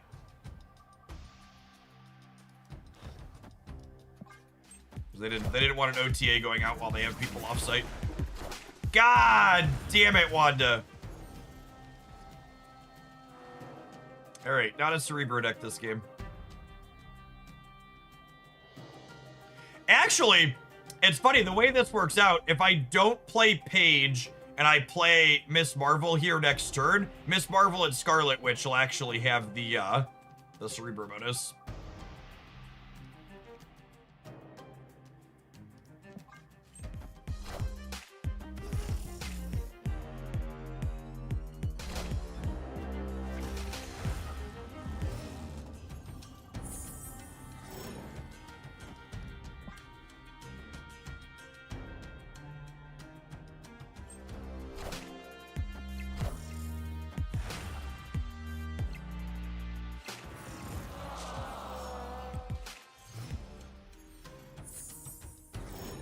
How is Karen Page looking so far? She's not the worst card they've released in the last couple of months.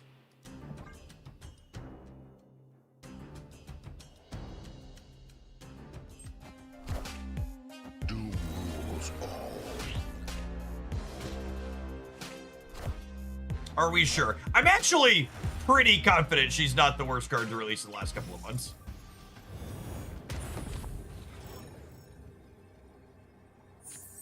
I think she's actually really pretty okay.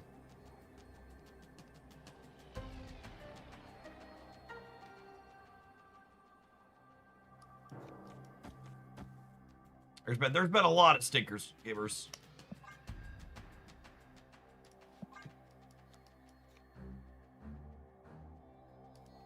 This last turn's a mess, especially with Morrow.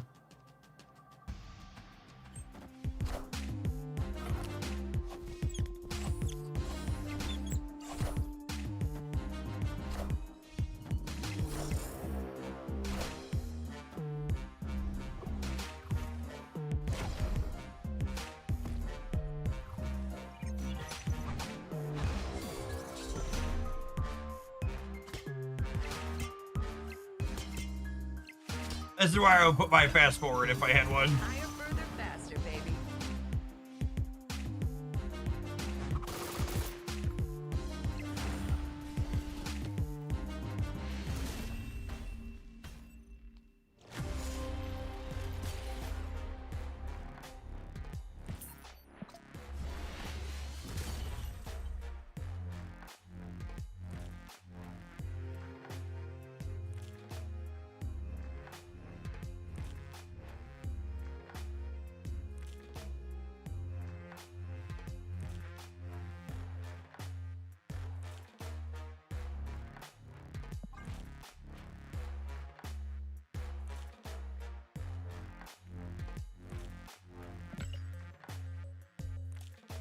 Do you think Mother would be a nice option with Agamotto? Saw your recent Ultron vid and wanted to try him with Joaquin, Torres, and Wingbeat, but I feel like it's probably too greedy and clicky. Agamotto's just a really awkward card.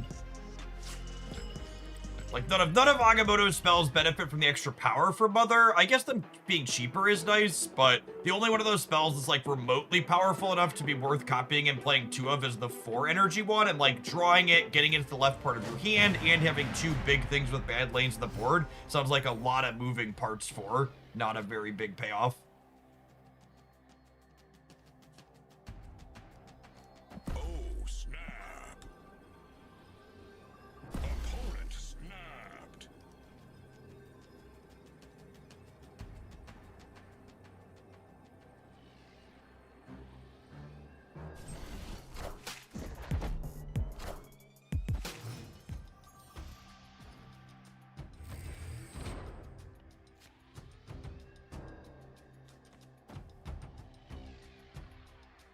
I'm gonna put this here, actually, so we're more likely to have priority, and then I will Cosmo the center next turn before they can Technovirus, hopefully.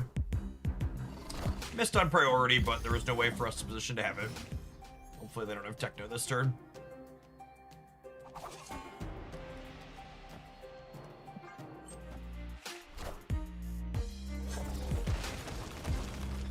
This game's off to a bit of a rocky start, Keepers.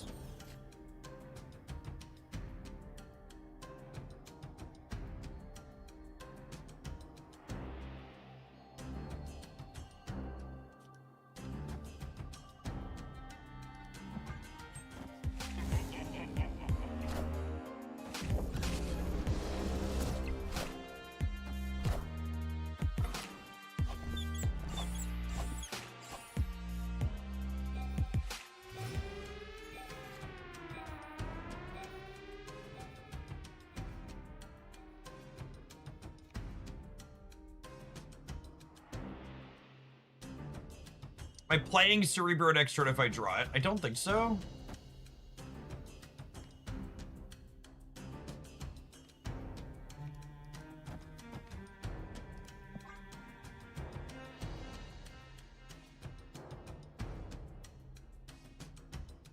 We're just slamming.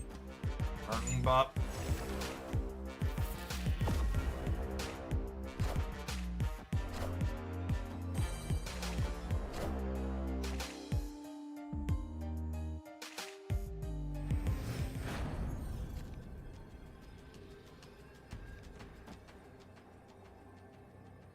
Okay, so if they just... We're beating the Galactus, right? Are we? Maybe I'm not. The Galactus here, how big is it? I missed how big it was. I mean, this is our only play. 16. God, we're so close. We're so close. Because we're winning. If we win the center. If we win here, we win the center shit because the martyr jumps out. Yeah, we're always losing the right. I need to be big enough to win here, so that way martyr could jump right on us.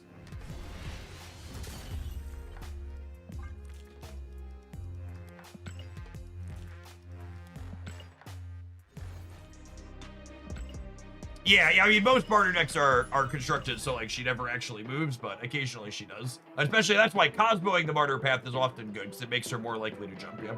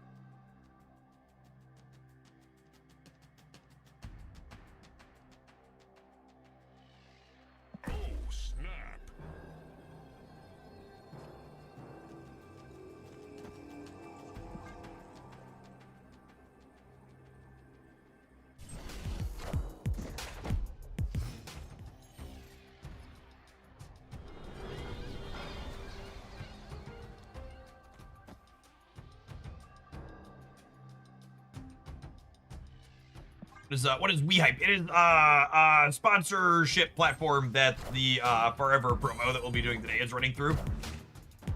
That supports doing giveaway stuff. Oh my goodness, when they barrage my Clea, they get a freaking thing out of it. That's so gross. All right, well, Cosmo.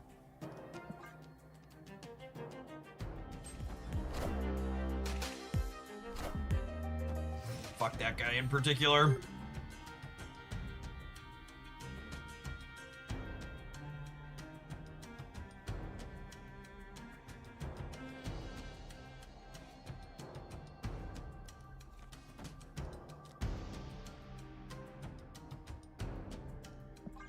I think I'm just passing.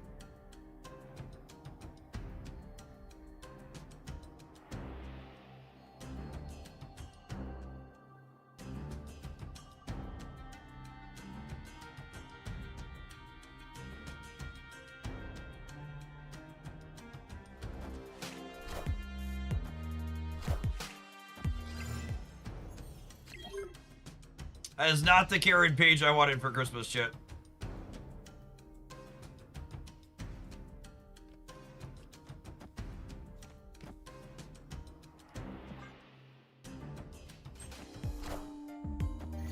Shields up.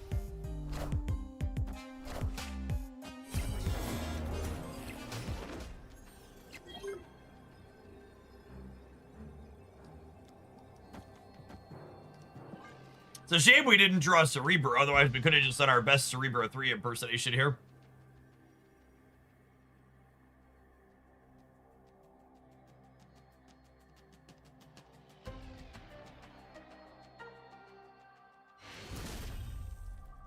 Victory.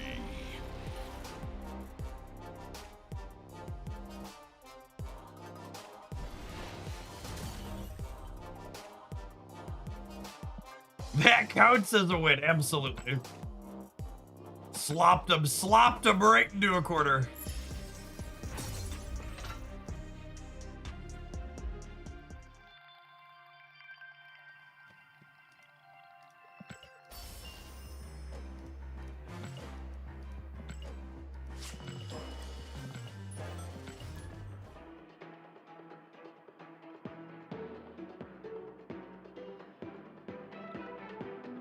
His move good currently. Hydro Stomper move stuff has been consistently top statted.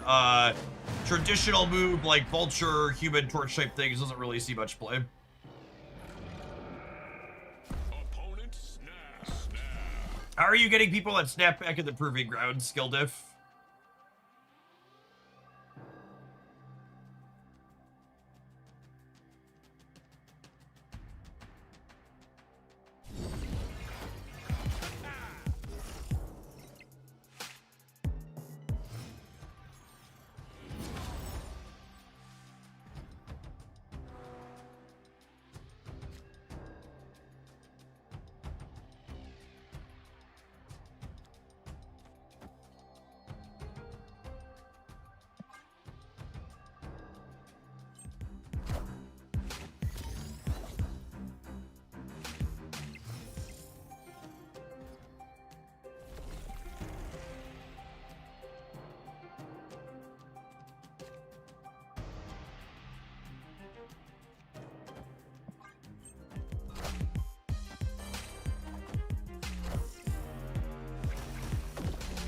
Hey, Nyctos. Afternoon.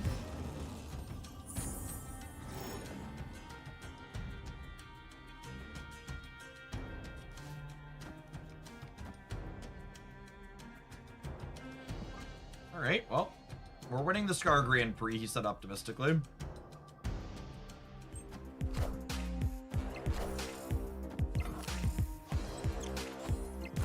Nice, so we hit Clea instead of the Ice Cube. That's great.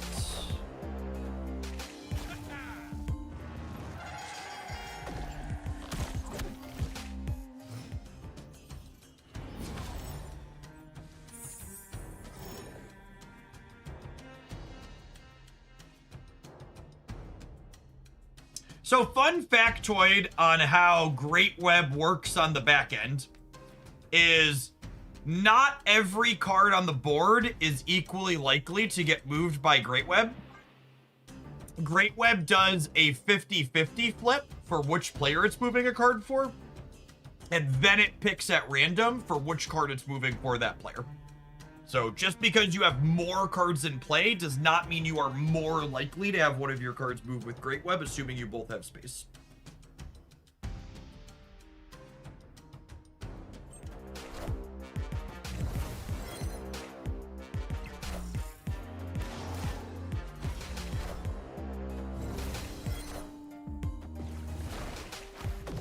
Hey, Arbor.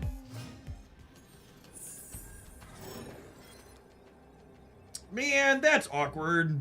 I really wanted Great Web to move one of our cards at some point this set.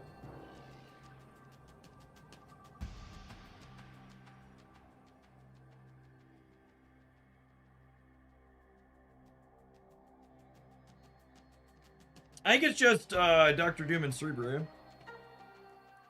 Let's just get more points in the middle as a surprise, which is nice. I'm not gonna Wanda because she could fuck me, and not in a pleasant way.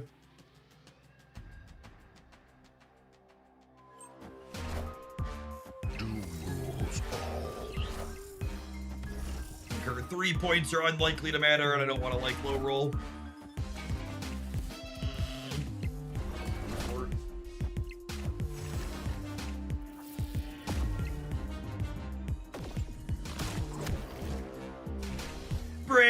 Breaker. That was a real game, chat. That was a Karen Page Cerebro game. They said it. They said it couldn't be done. They said the Karen Page Cerebro deck was cope, but we did it. We did it. They were wrong. They were wrong.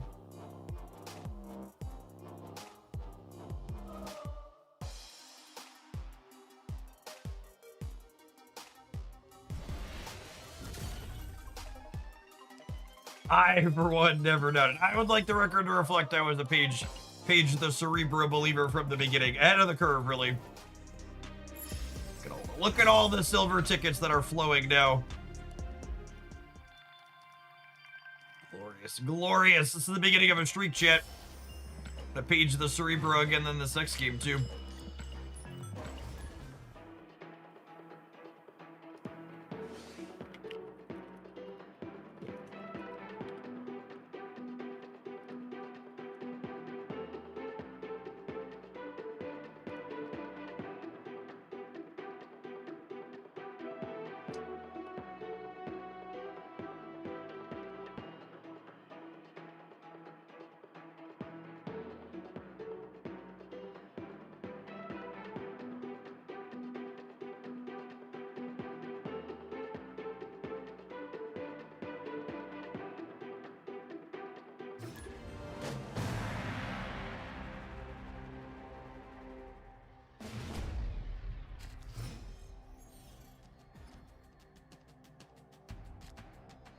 Awkward.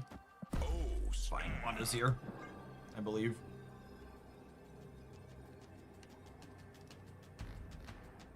Hey, Papa, that's unnecessary.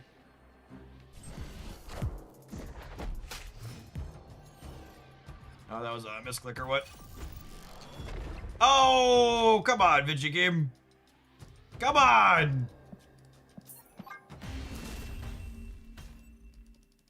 Escaped. Cerebro life.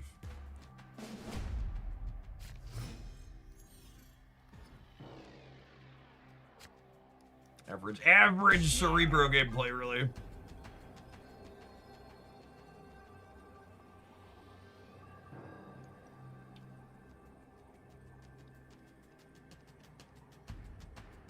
Probably not Steric, but I'll try. Oh, I got it! I got it!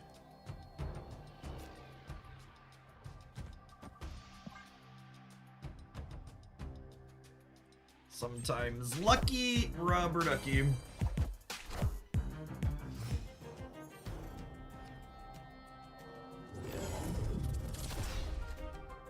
Was not the Cosmo I wanted for Christmas.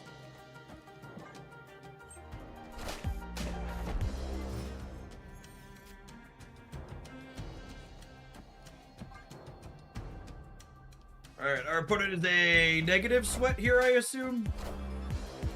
I am. Definitely. Feeling like a rug tug angle on the Nexus.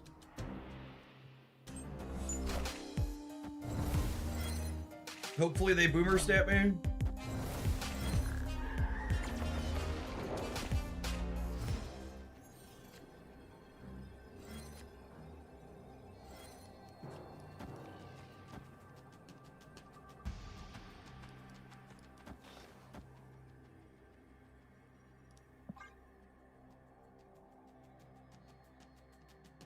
Oh, Sarah probably means tribunal. Yeah, that's a good take. Behold my mighty hand. Oh no! Not a combo. Scarlet Witch is so good, gamers. She's so good. Swoop, there it is. Watch me like world ship. Victory.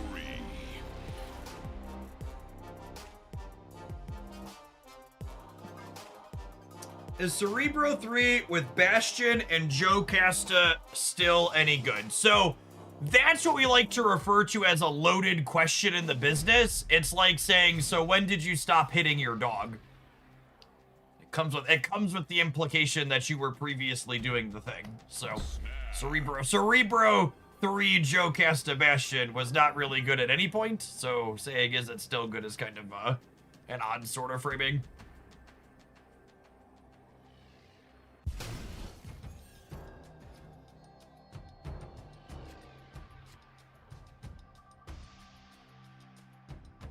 Christy, no, I'm shaking right now. Yep, food.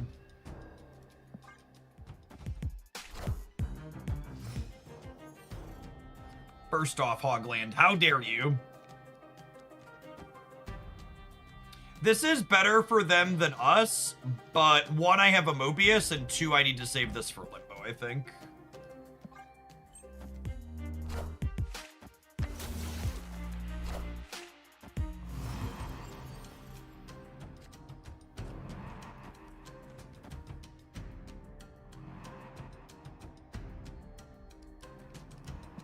Actually, can I put both of these here?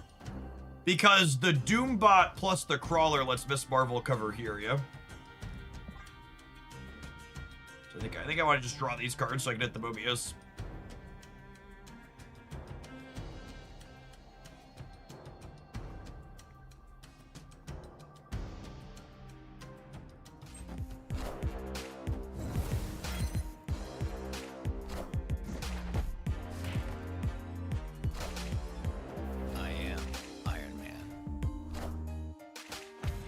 Oh, come on.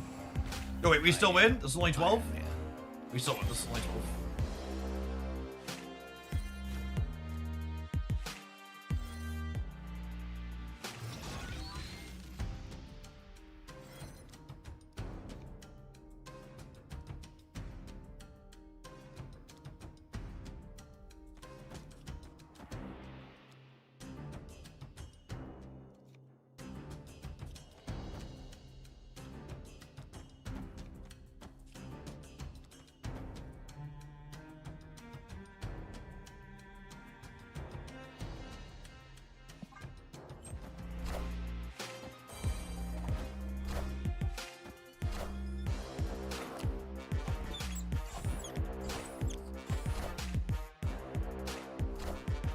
Behold my mighty hand.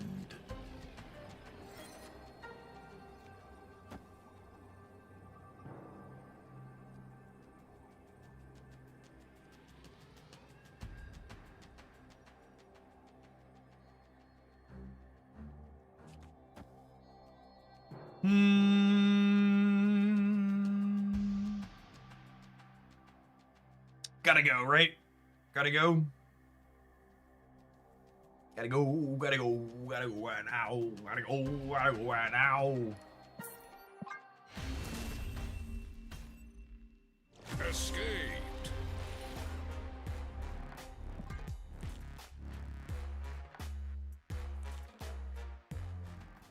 Order on Paige and Cosmo. I wanted to guarantee the buff was going on my 3-drop in the center.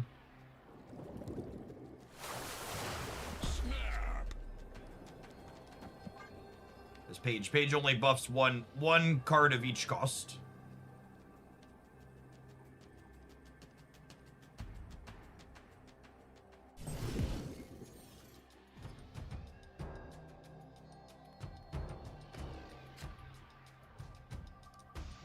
Well, that's terrifying.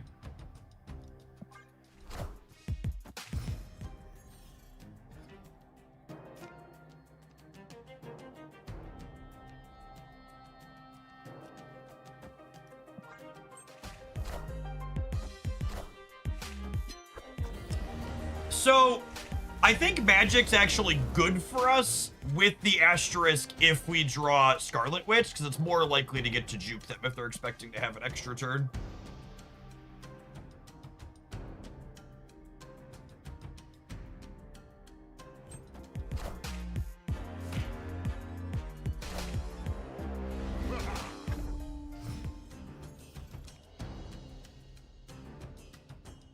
Oh, they're Mobiusing me back. That's rude.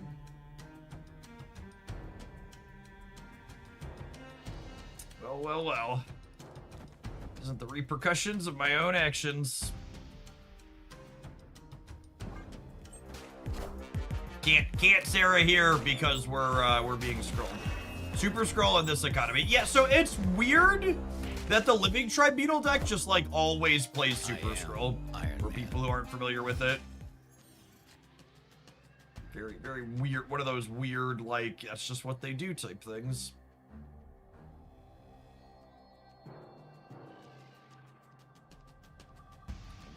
Naturally, my Scarlet Witch is buried here, Sedge.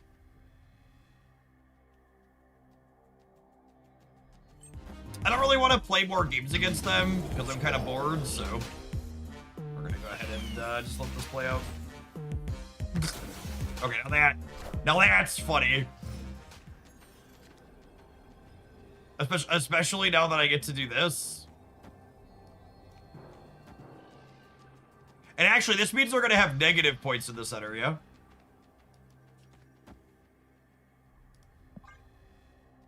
Because they're going to be at -3, -4, and then +3. No, come back! Victory. Come back! No, wait, don't stop.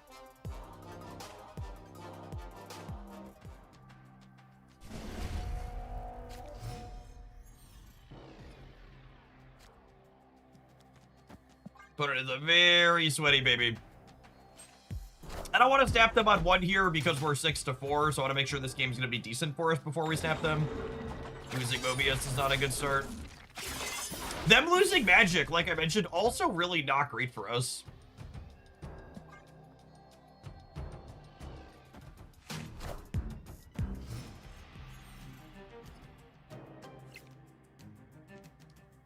Also not great for us.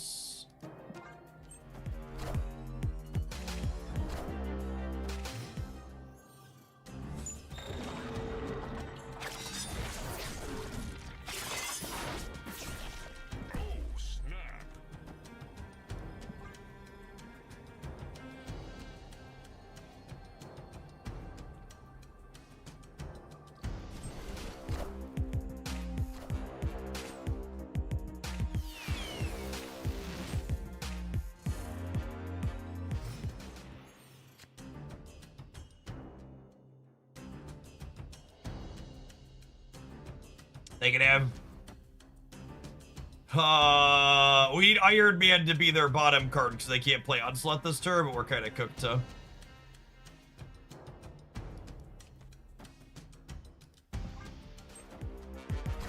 Yep. I am Iron Man.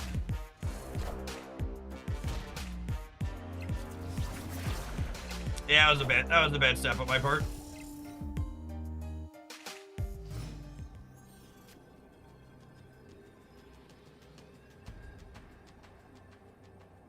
Can we go bigger than they do? No, absolutely not.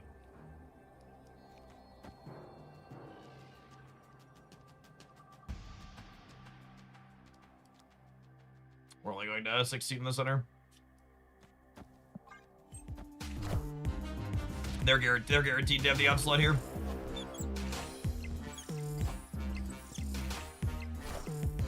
Behold my mighty hand. Sedge. That was a bad step on my part. I don't really want to try and play 2 more games against them. I'm kind of bored. They've proven they want this silver ticket more than me. Really, it's a pretty devastating loss that I don't know how we're ever gonna financially recover from it, but it is what it is.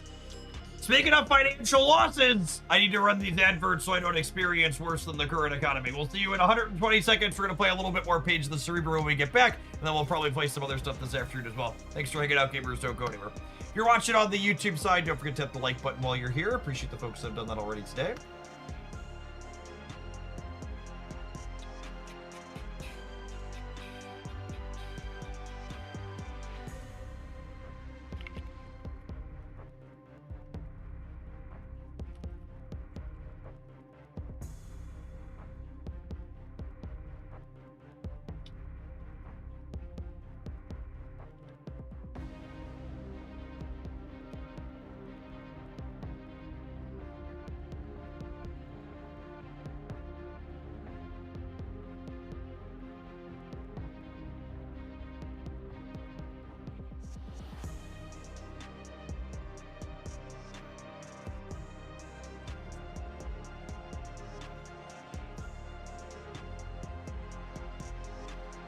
Yeah, for those not following, the OTA schedule was moved around because of Second Dinner having some company scheduling things later this month.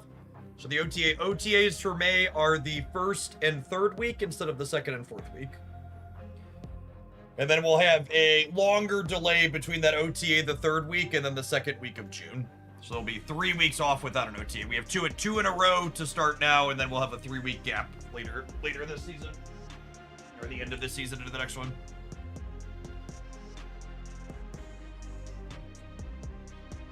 Have you had any interestingly bad Karen decks yet? I mean, what is above my head? What is above my head? This is Page of the Cerebro Erasure. We played a Karen and Sabanor Daredevil deck yesterday, and that will be tomorrow morning's highlight on the Jeff Hoagland channel. That will be my recommendation for weekend missions because it was both functional, fun, and has both the cards in it.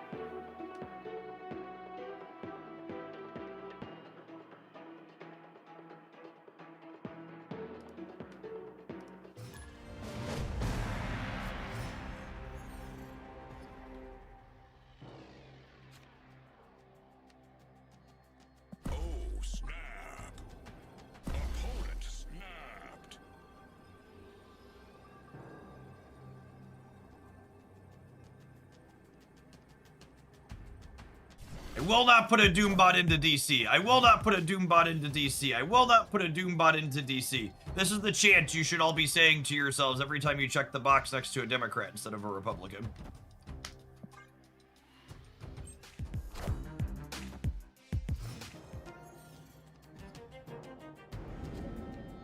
Ooh. Camelot is a silly place. Are we just committing... We're just committing to not paging? I think we're just committing to not paging.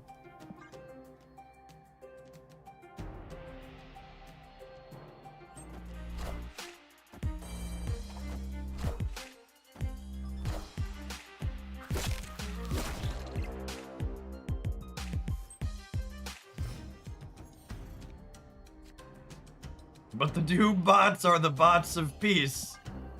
Ah, yes, the bots of peace.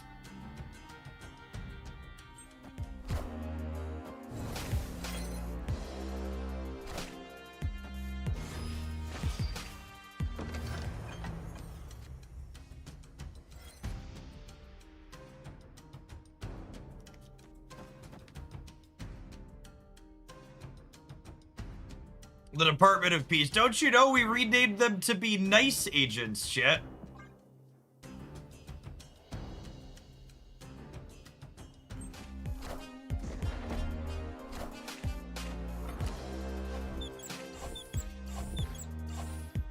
Her animation is so good.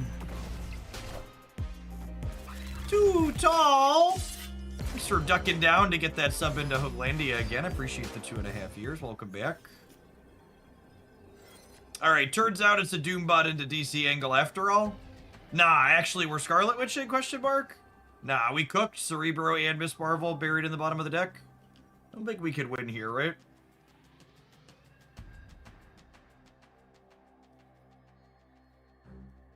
Nothing to see here.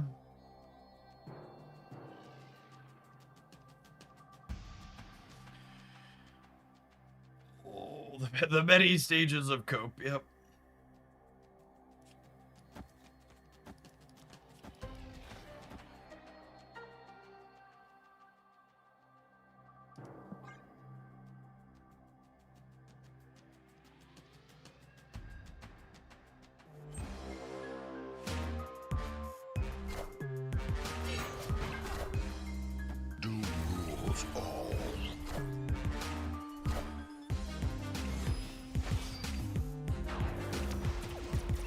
Breaker, not so hot for the home team. Ended up being closer than I was expecting there, though.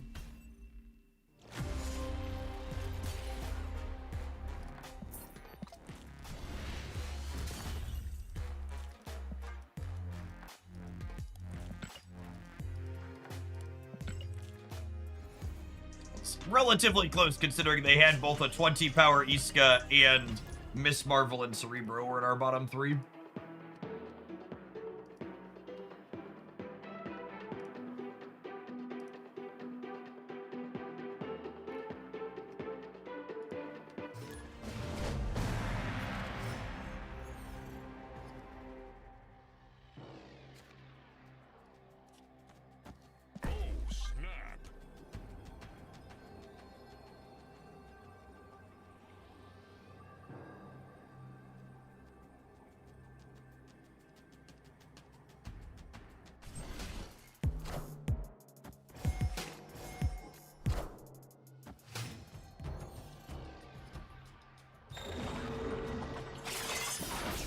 Alright, hopefully we don't need her. That is a deeply rude one. Alley-oop.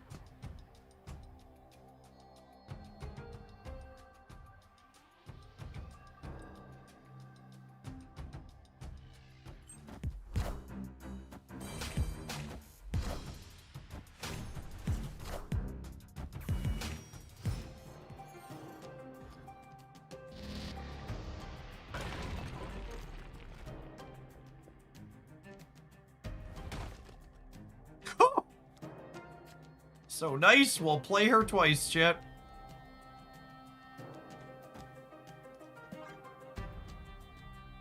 I just watched a video that talked about how the more confident you are, the higher chance you are wrong grows, while simultaneously the more confident you are, the more likely people are to follow you. Yeah, that tracks.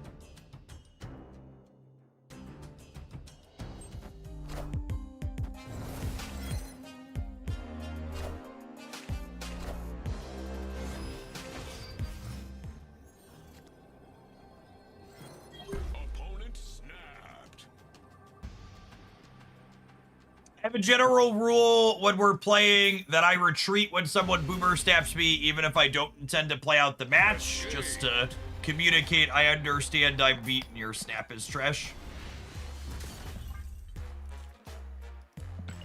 And again, just for people who are newer at Marvel Snap and you want to understand the snapping mechanic better, snapping in a spot like that at the end of the game where you're in a commanding position is one of the worst possible snaps you can make, because there's only two possible outcomes against a reasonable player.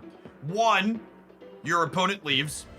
Or two, your opponent understands your commanding position but has a tech card or a trick that's going to shove you in a trash can. So they're both bad outcomes. Either you get taken for the maximum amount of cubes by their tech card, or they just leave and you only get the minimum that you were getting anyways. And chasing them out from your commanding position, they might have talked themselves into staying for a little bit more when, like, raising the stakes a significant amount is like, oh, they're definitely leaving now. I hate trash cans. I'm always being shoved into them. Sounds like a personal problem, really.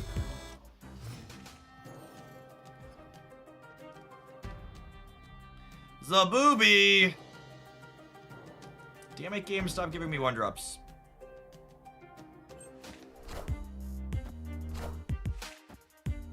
It's a bad manners thing, it shows dominance. Yes, there are a lot of people who have very bad fundamentals when it comes to understanding what snapping is and how it works, and most people use it as an ego thing, not a strategical tool to be leveraging in your gameplay.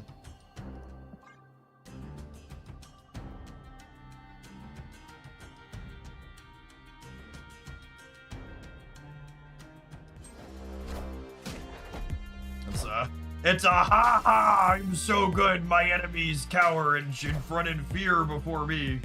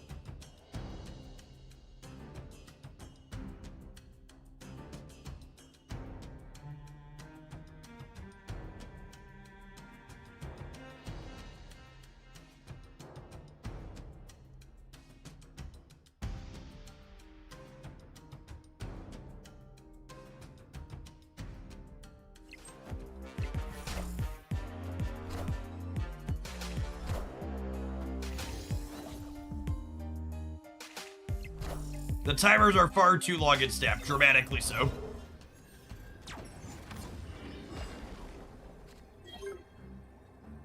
Wait, did that just make an animation but then also move? Is that what just happened there?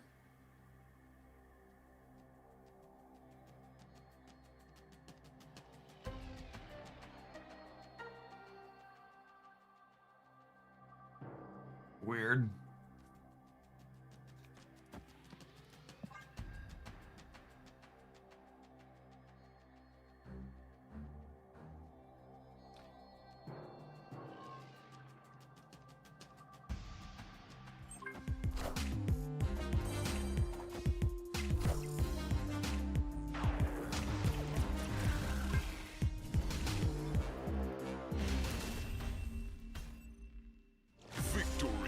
Well, our opponent just got a valuable lesson in how shitty all of the objective cards are in terms of how they work together. It's such a colossal miss that I'm gonna go post that feedback again in one of my private channels.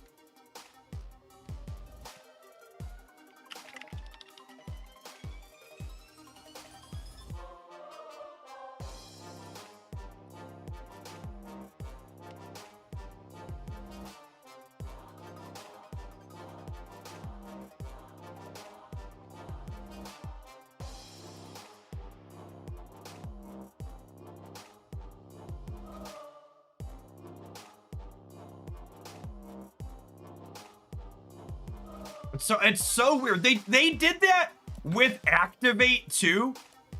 The season they released Activate, Symbiote Spider-Man was the first Activate card to release, and he didn't work with other Activate cards when you merged him into them. It was just one of the most baffling design decisions. So for reference, for people that don't understand what happened there, objective cards are different than end of turn. They don't trigger in order that they were played out after a turn. All of the objective cards trigger their objectives simultaneously for whether or not they're met, meaning that Storm and Wolverine checked at the same time, and Storm's condition was met, but Wolverine wasn't, and then Storm triggered, and now Wolverine's condition was met, but he doesn't recheck that his condition is met afterwards. Why, though? I don't know. The only remotely reasonable answer I can think of is they ran into some type of programming issue that made it harder. That made it harder to program that way.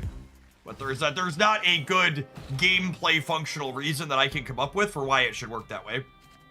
It makes it function explicitly different than other interactions that the game did previously, which is actively bad.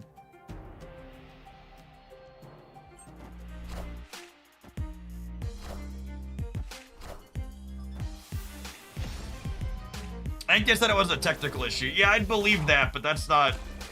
That's more reason to like try and figure it out, not less.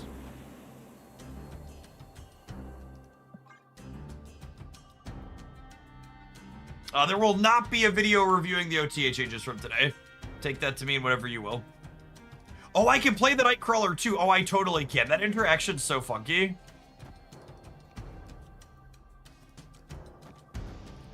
Where you have the energy from Parker, but not the restriction.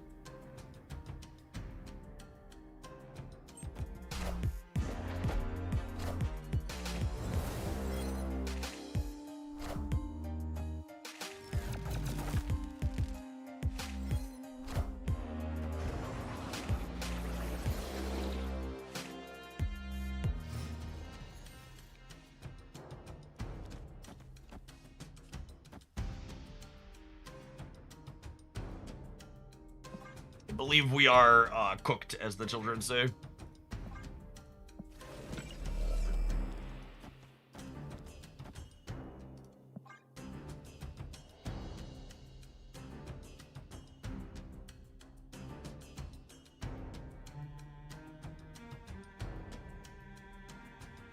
Karen Page, unironically best drawn by deck. Cerebro okay as well, but not great.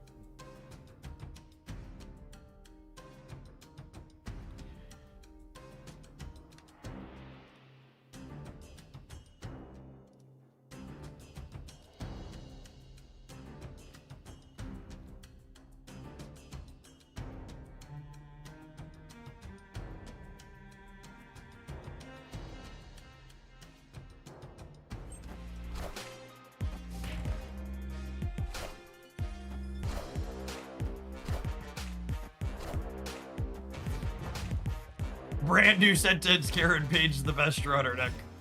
It's true, you know. Opponent snapped.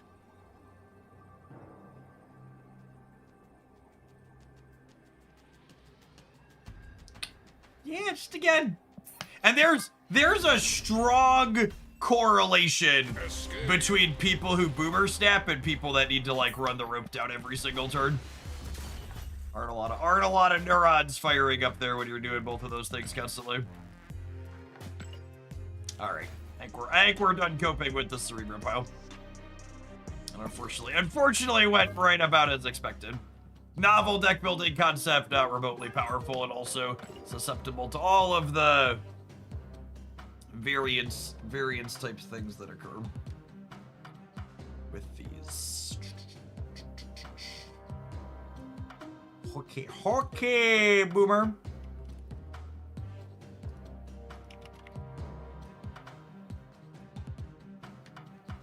Fisk without Daredevil. What do we got going on? Not a lot. Not a lot.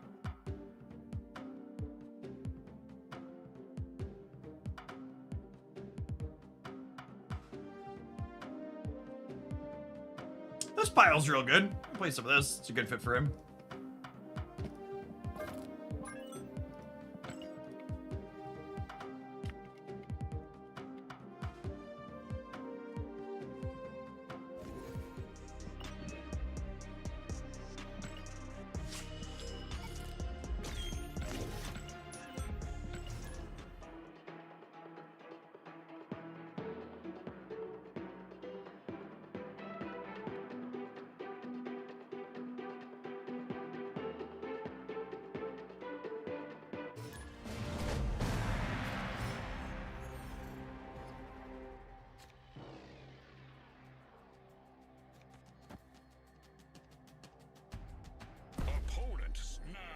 gonna wait a turn to snap for tactical reasons.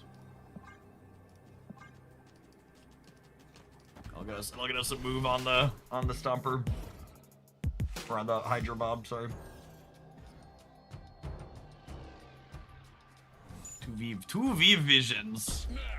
Pretty not bad.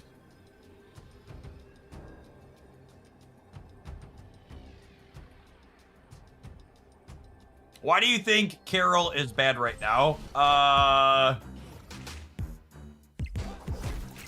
haven't played with Carol, but I'd also be kind of surprised that the small edges type gameplay she enables is super meaningful. Oh, you're right. There is no Kraven in this list. That's interesting.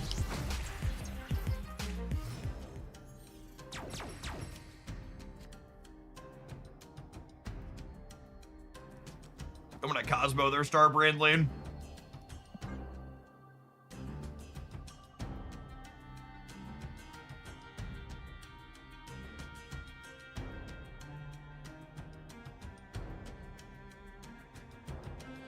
Means they can't get rid of his penalty.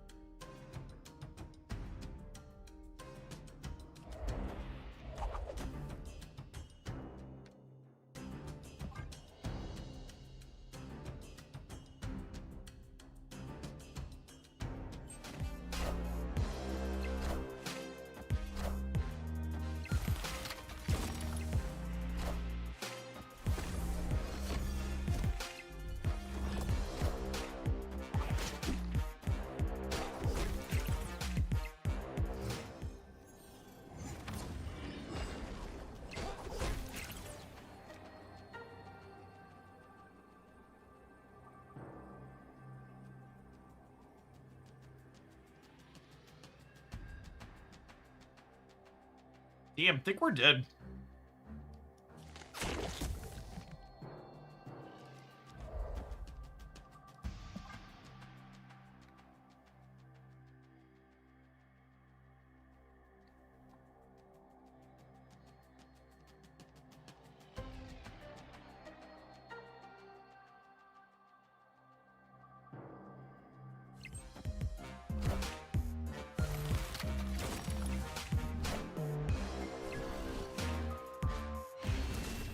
Yeah, we needed Viv to jump right there, so that way we could Groot plus Fisk in the center.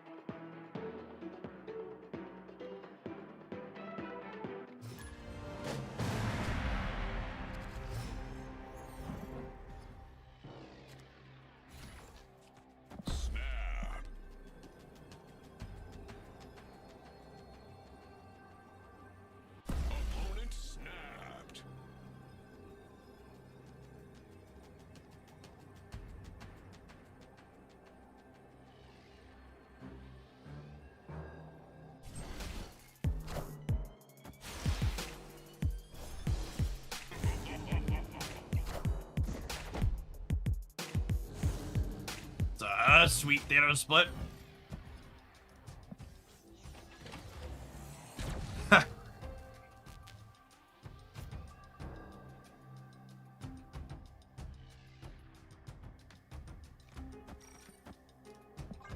Assuredly, this third location never bites me.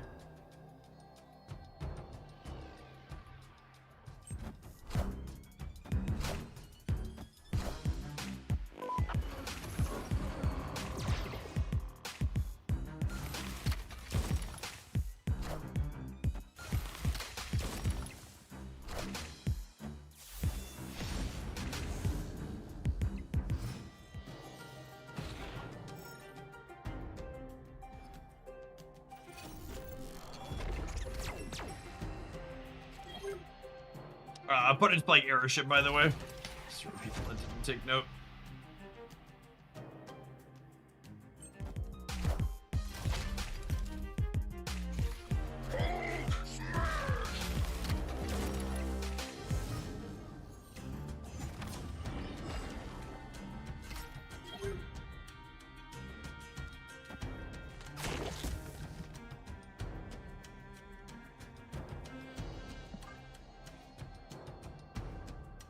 Slide to the left.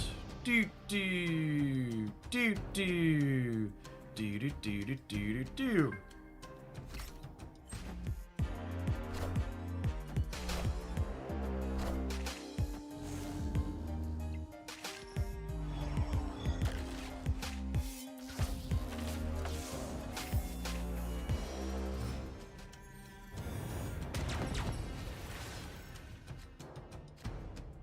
Alright, so they have Thanos in hand.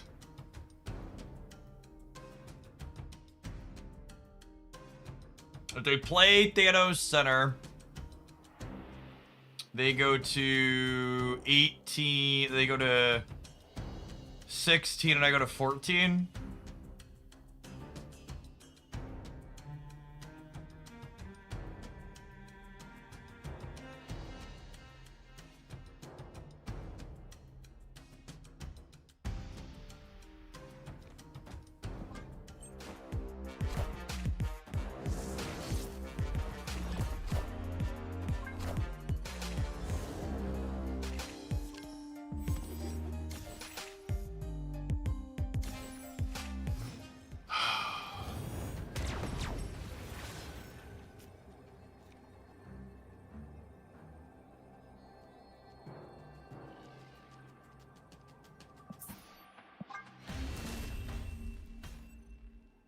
Escaped.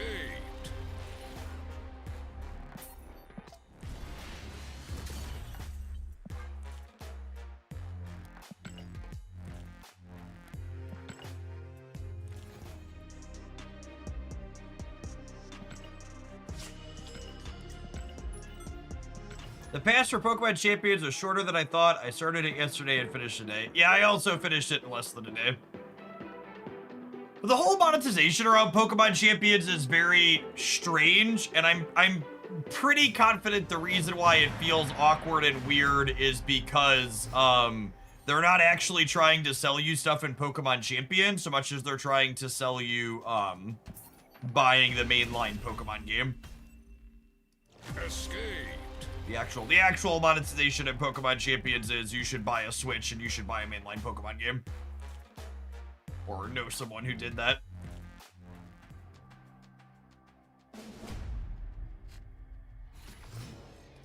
Oh, snap.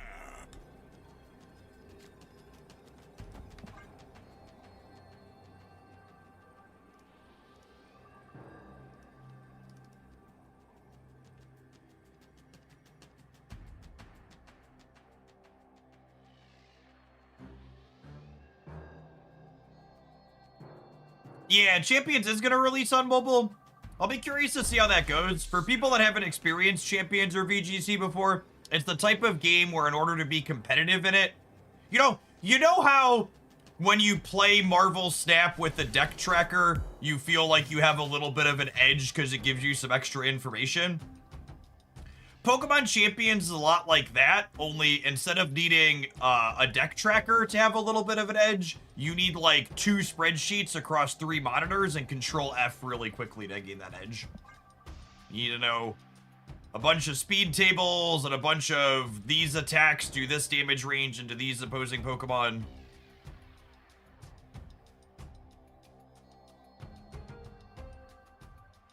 It's a very, very sweaty experience.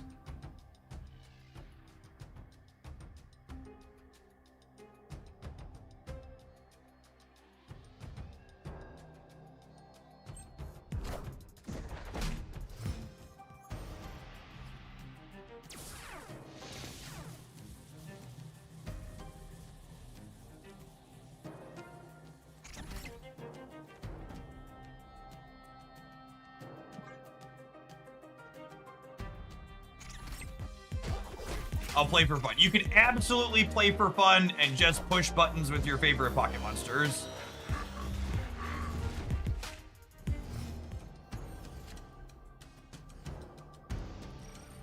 Absolutely.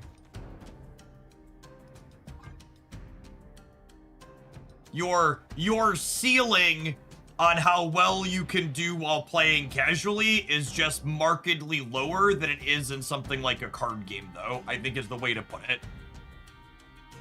So putting in the time for champions is going to get you significantly better results than putting in the time for something like a card game. It's easier to pick up a card game more casually.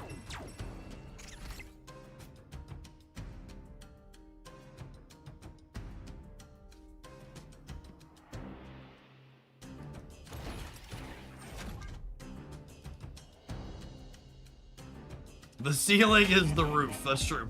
Just the facts.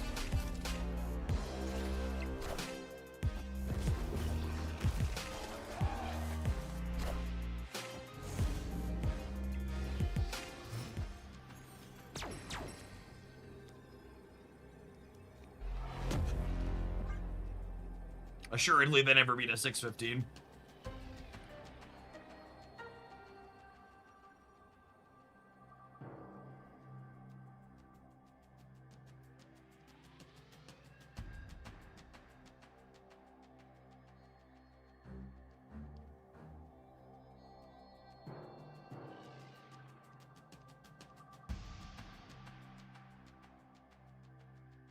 I think that's actually one of the most appealing things about card games is most good card games, this includes Marvel Snap, they tend to have enough variance in them that someone who plays them in a competitive casual mindset is going to be able to beat people who have really put in the time to master it with some frequency because of the gameplay variety and variance. That's one of the reasons why I don't play games like chess, right? Like, chess is a very deep, strategic, tactical game, and I absolutely in no way, shape, or form have enough time to put in to play it at a level where I can play with good people and feel good about it, right? You'll just lose 100% of the time. Actually, I actually think that's one of the problems Runeterra has as a game. We talk about Runeterra's monetization being a struggle quite often, and that was definitely part of it. But I actually think one of the other problems Runeterra had is that it was too skill intensive. I think there was too much opportunity for good players to outplay bad players. And that's one of those things that, like, card gamers always say they want their card games to be lower variance and higher skill. But what a lot of people don't understand is card gamers don't want a game where you have to be smart to be successful at it. Card gamers want a game where you feel smart when you win. And I know that those sound very similar, but it's actually a really key distinction.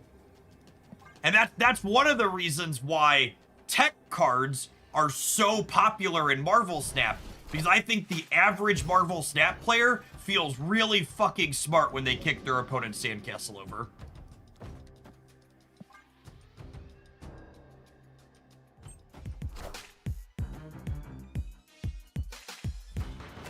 It doesn't matter that it's actually a relatively easy and straightforward thing to do. That feeling smart is so important. They want a game and an experience where at the end of it they feel like they were clever. And I also don't think there's anything wrong with that, right? Like, you know, there's chase them endorphins, gamers.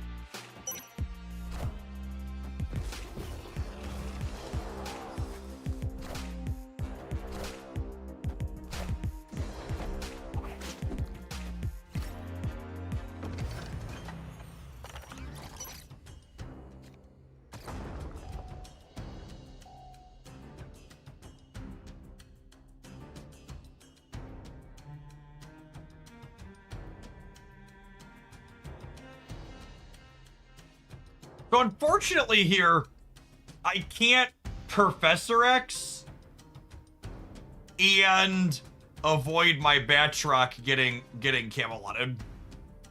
So let's go awkward.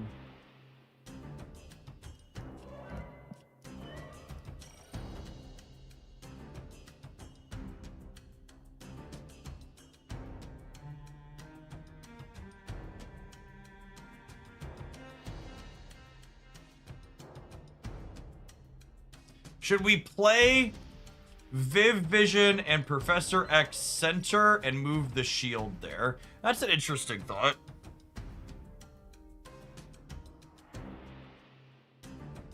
Yeah, I don't hate that.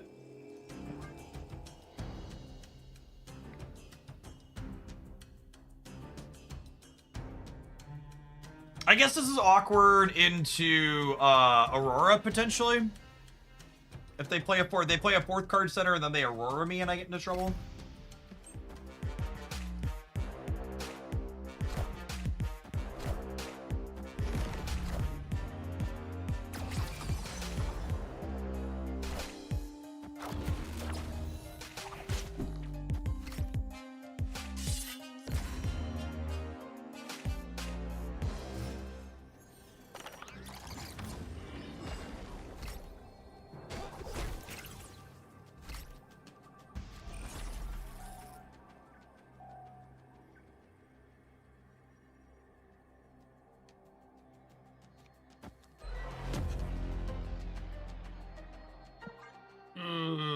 We're kicking the Silk out, and the Drax is getting bigger on the right. I think we're in trouble.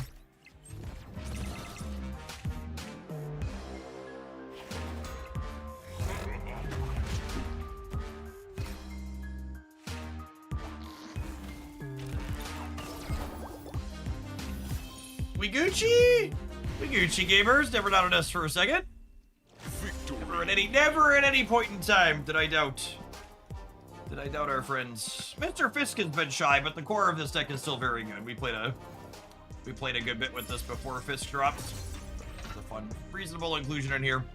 Did Batroc not move because the shield moved to his spot? The Batroc didn't move because it moved that turn already. When Viv jumped, it moved the Batroc. And Batroc only moves once per turn. Move 5 cards in a match. Sure can, gamer. Sure can. Do it again.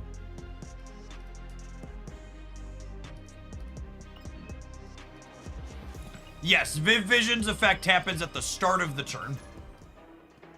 She's not an end of turn, she's an in-between turns. Which actually, fun fact, they changed her card design in between the data mine and when she released. She was originally an end of turn card, and I assume they just didn't want her to double up with Invisible Woman first steps.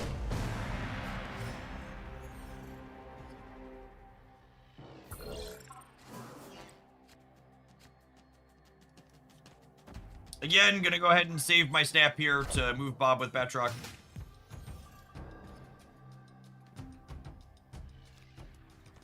Oh, snap. Yes, getting buffed by Fantastic Art would also be relevant.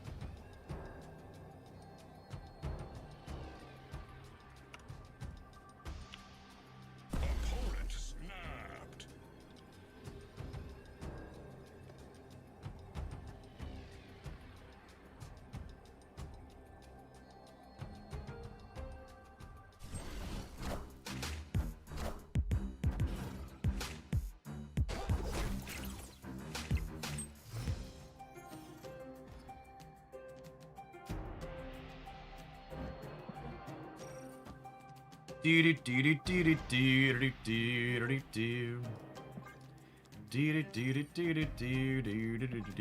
Thankfully, my Viv Vision would never jump into Fist Tower, so.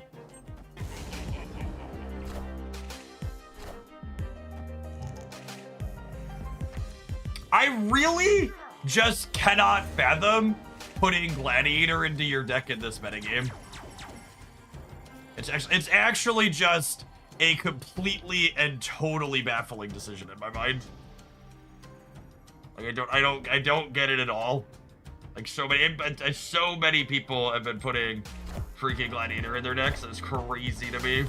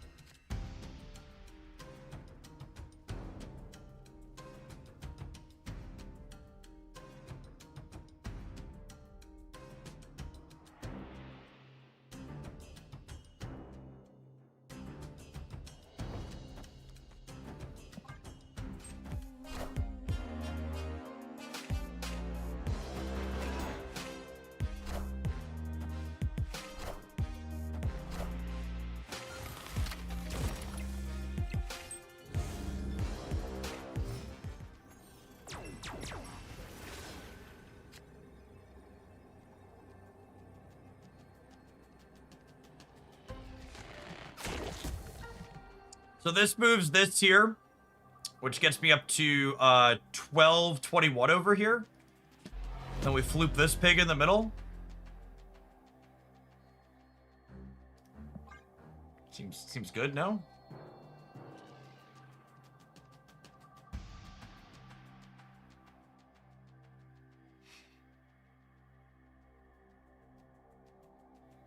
Shield to the right. Fist towers on the right. So that's -2 overall if I move it there.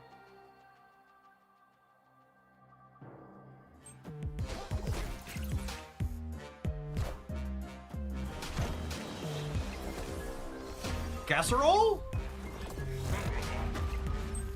It's like casserole to me.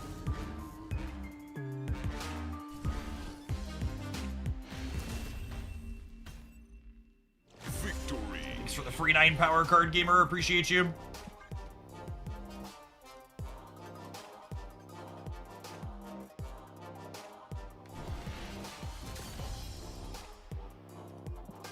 Strange Supreme is still bad. Pretty mediocre.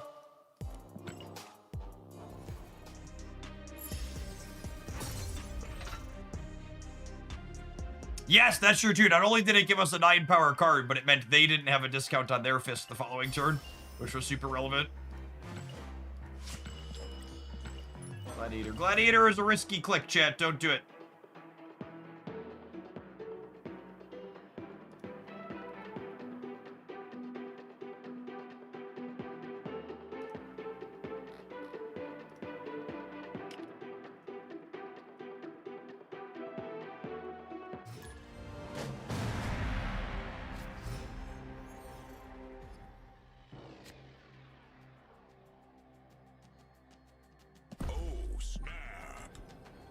Alright, hoping to draw one of our 1s or 2s here.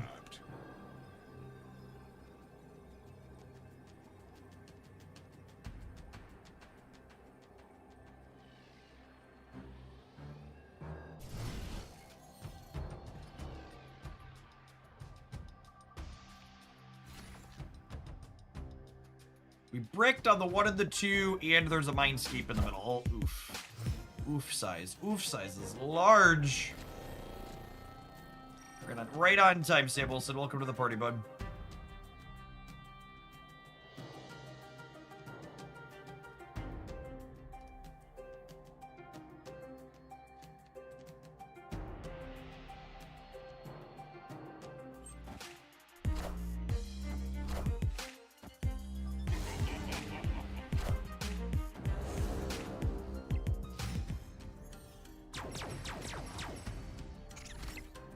Alright, second 2-drop ain't bad. Let's get swinging around here.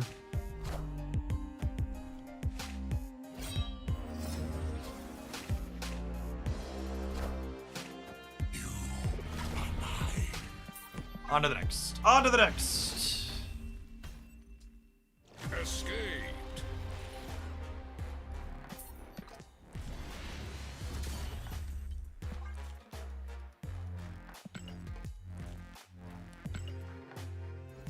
Morrow is very strong, absolutely. Unfortunately, we didn't have our early plays there, which meant we couldn't Cosmo with priority, which is what we needed to have happen.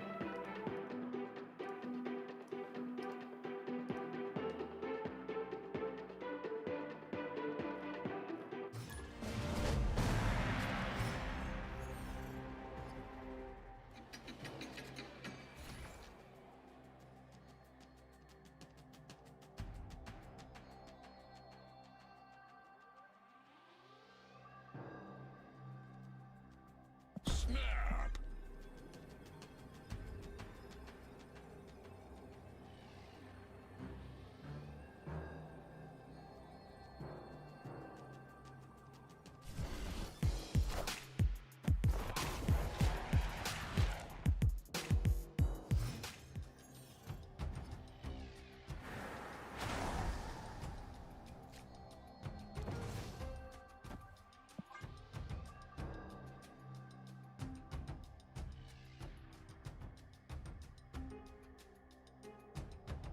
Which cards are a good fit for Morgan, or is she her own thing? There isn't really an established good Morgan deck.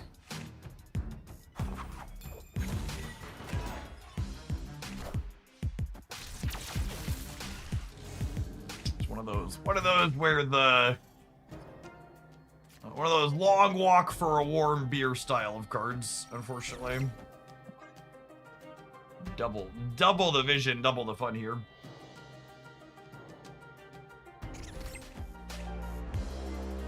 Matafe, thanks for always being here. Good afternoon. They did, in fact, get me. Is the demon here too? Well, my Vivs aren't going to be giving me bonuses, but, oh wait, that works how I want it. Sick. Sick!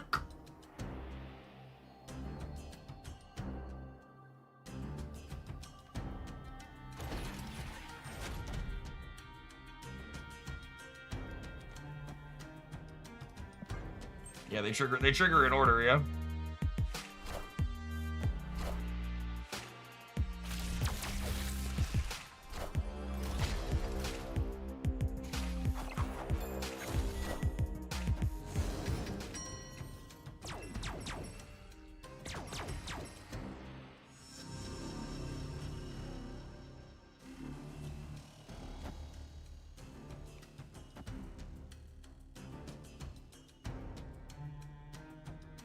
I think I'm chilling on the Silk just because they kind of smell like a Gamora deck.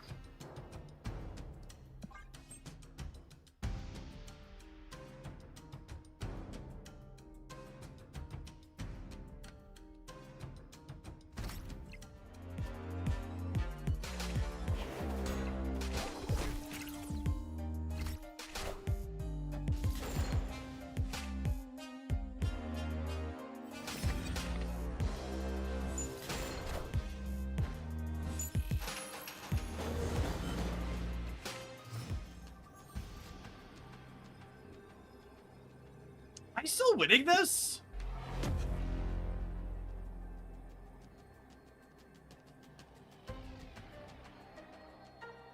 How big is their Gamora? 12?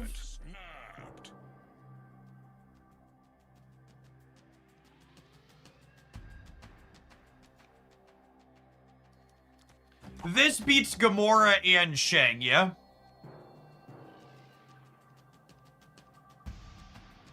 Oh, there's an Isle of Silence.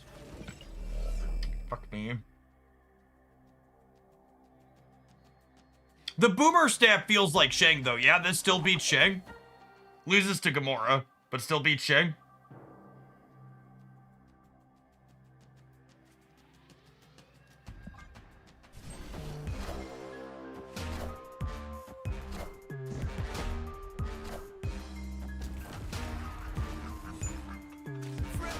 Spider-Man here.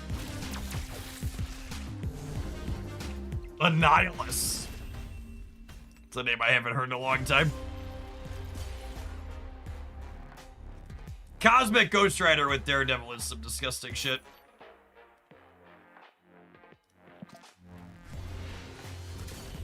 Did their play beat Galactus? It did, yeah, because Galactus was only 19. I would have been at 19 minus 3 and they were at 20. I like the inclusion of Spider-Man in their deck. I think Spider-Man's a pretty underrated disruptive card. He was really, really good for us in Grand Arena. Alright, I want to play some more with this deck because it's been amusing, but we take a brief pause for the cause, let some adverts roll. So you get 120 seconds, gamers will be back with some more Professor X stuff when we return. If you're watching on the YouTube side, you enjoy the content and all the different decks we're always playing here, be sure to tap the like button on whatever's in front of you. Appreciate the folks that have done that already today.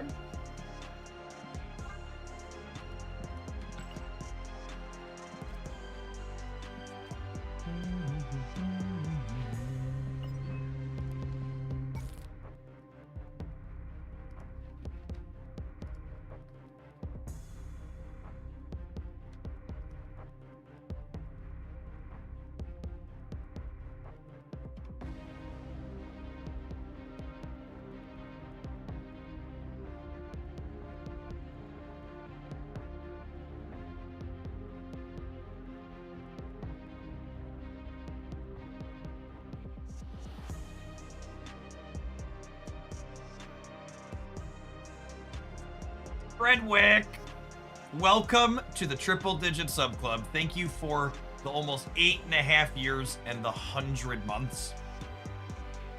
Seen a lot of change and ups and downs at Oakley through the years. Thanks for sticking through it all. Good to have you back again.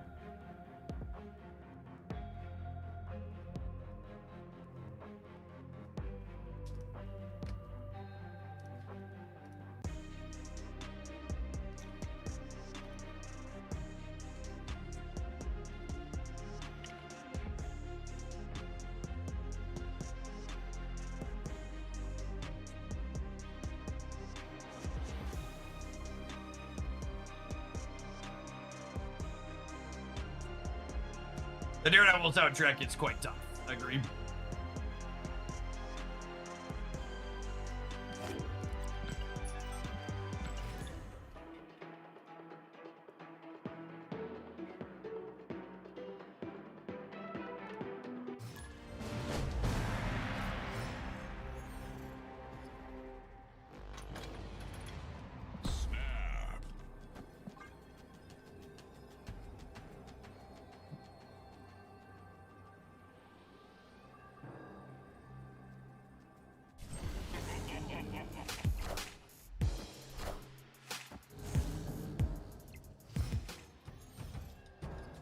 Here, find itself, please. This game's so easy. Too easy, gamers. Batroc as a herald for Galactus is, like, deeply funny. Okay, here's a real question. Do I need to draw another card this game? Or can I just draw Vibraniums from here on out?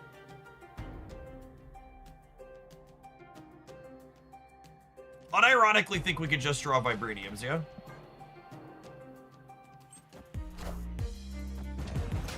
Should have played Viv. Should have played Viv. I thought they'd play into the Vibranium mines. Berserker! Thanks for the 33.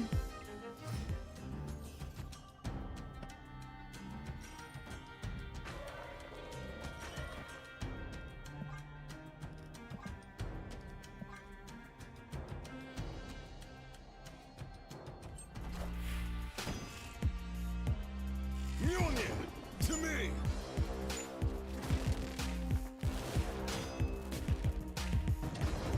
I just came back to Snap. Am I seeing it? That if I buy the event pass, I can get Mother Ascani without having to play any games. Yes, that is correct, assuming you can still buy the pass. So generally speaking, the event passes don't require you to actually play games in order to don't require you to actually play games in order to get the card, but I'm not sure if you can buy the event pass after the event is technically ending. It's just the shop is up right now. Which reminds me, I should check the shop here before it rolls over in a second.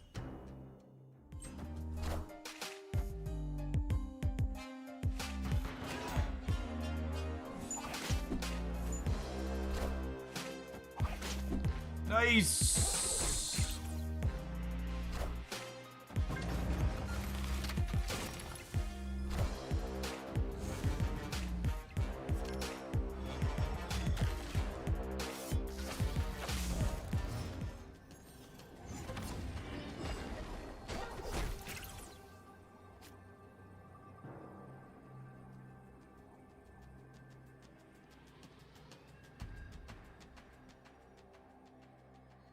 Can confirm, pass is purchasable. Nice. That's good.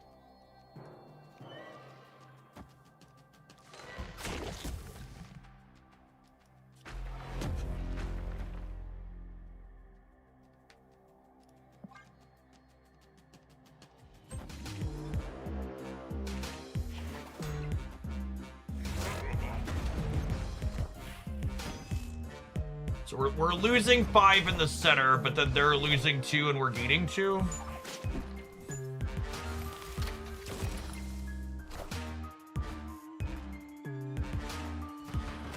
By 1 point?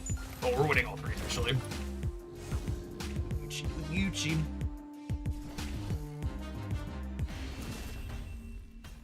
I live in Indiana, and I just put gas in my car at $4.98 a gallon for the first time in my life. Don't worry, chat. The price of a barrel of crude fell below $80 today. I'm sure that savings is going to be passed on to the consumer any minute now. Chewbacca, thank you for the almost 2.5 years. Appreciate that. Welcome back.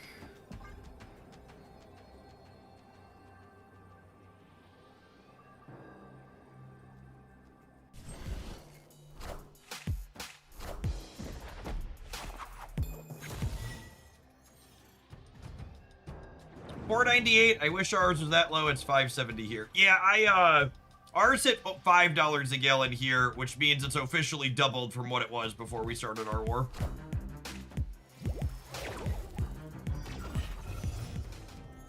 Viv getting the point there feels like cheating.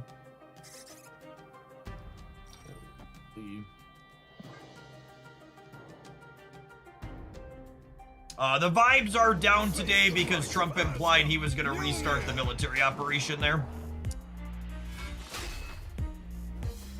But at the same time, you know, I'm sure we'll be back to peace tomorrow since you don't want the markets to close high on a Friday.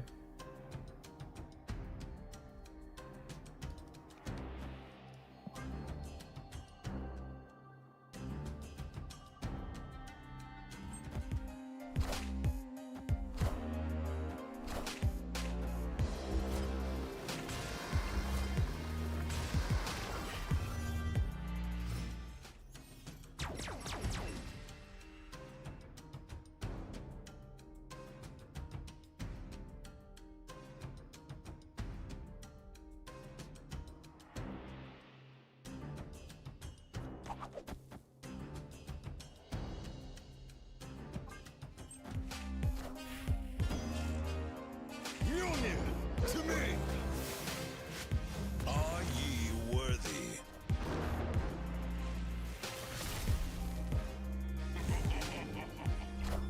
Okay, so we know they have another hammer.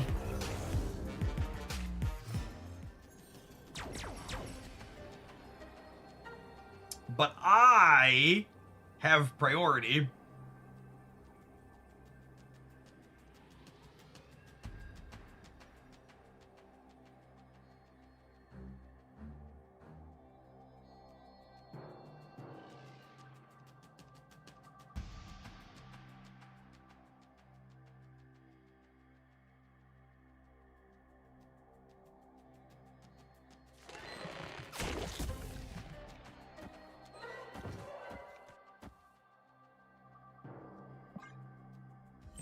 Probably dead here. Oh, I think we caught the hammer in the Cosmo. So it'll come down to how big is their other thing on the right. That might not be very big if they were counting on the points from the hammer. Narrator, it was pretty big.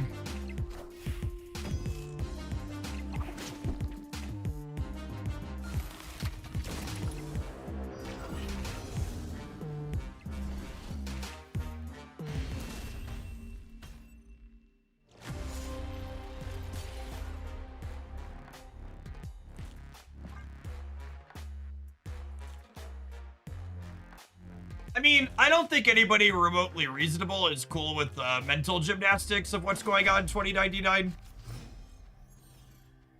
I also think it's important to understand, like, what's happening with the way we're closing it on peace. We're not, the straits open, the straits closed. Like, all of that has, like, it's not without purpose. Like, the reason why it's happening is that it's pumping up the current market every time that it happens. So that way people who have money and are in the know can use people's 401ks as exit liquidity before a crash.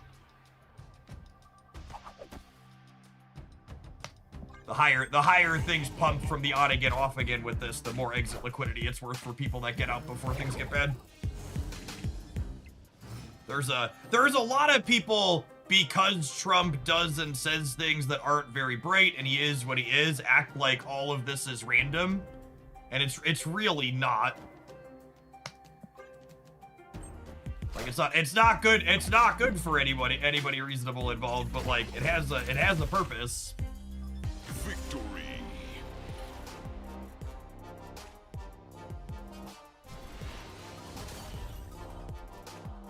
How many games have we played with this? Been wiping the floor with this deck, but with Craven. Yeah, we're about, we highlighted this deck before Fisk happened. I think Craven was in that slot, maybe, or a couple of cards different, but yeah, this archetype is definitely good.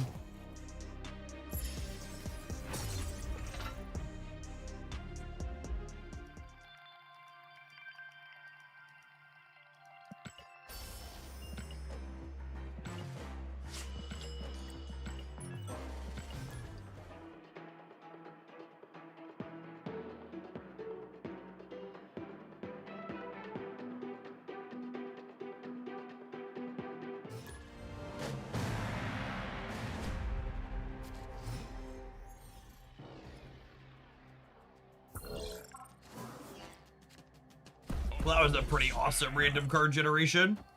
Really stellar Viv curve here. Crawler into Sam into Viv is quite good.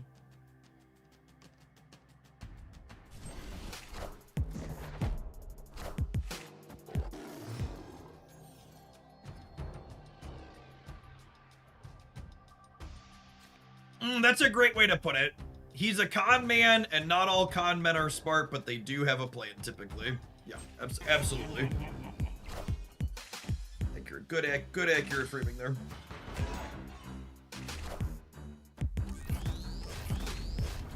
I'm gonna make these sentinels so fucking big, gamer, you're not gonna know what to do. They're gonna be fucking huge! Bigliest sentinels you ever did see.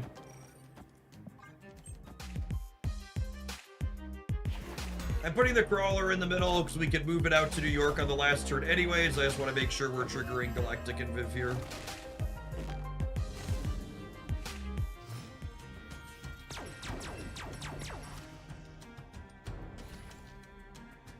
Oh, we should Viv left or right so she pumps the Stomper. That's a good call. That's a good call. I'm 1 point short on my Stomper that we just drew. Love that. Love that call out. Good thoughts. Good thoughts, gamers.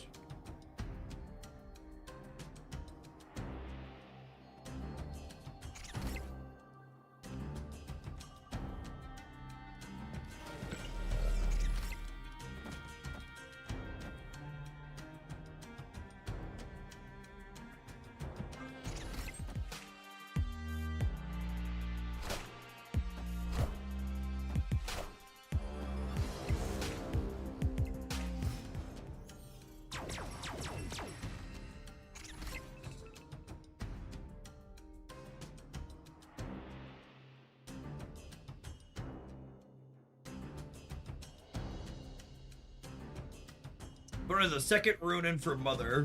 Ooh, that's a good catch. They do.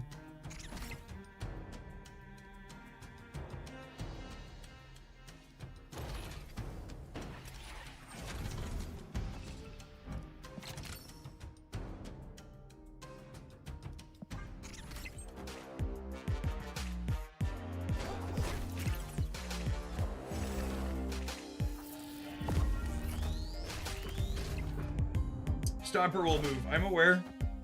I'm getting the free move off of it, like we talked about missing a second ago.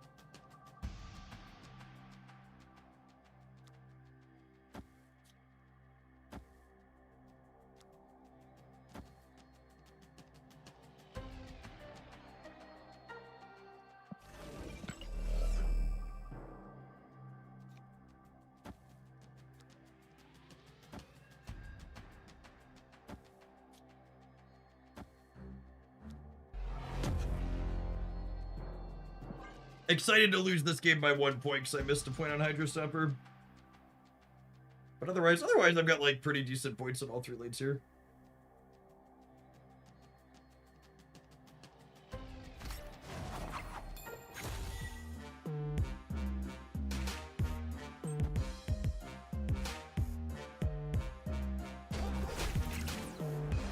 of short in the middle. Put my biggest stat line in the place where they have no points. Flipped heads, and I should have flipped tails, gamers.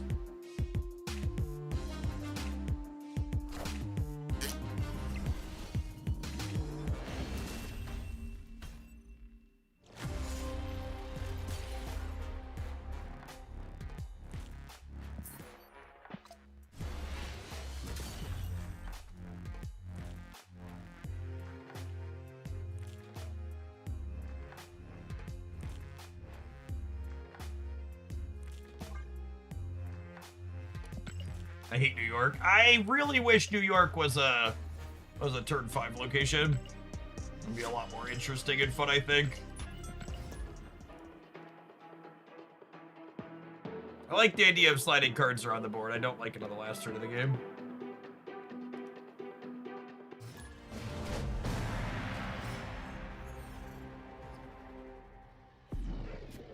Opponent snapped.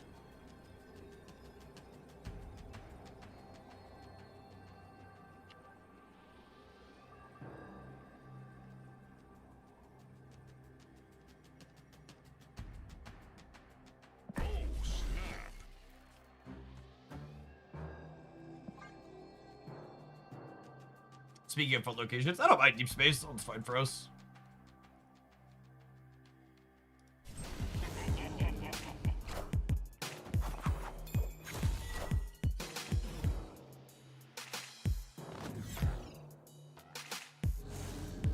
Yes, New York is a great example of that. When you win with it, can make you feel smart, but it's not actually particularly skill testing. It's just big flip a bunch of coins energy.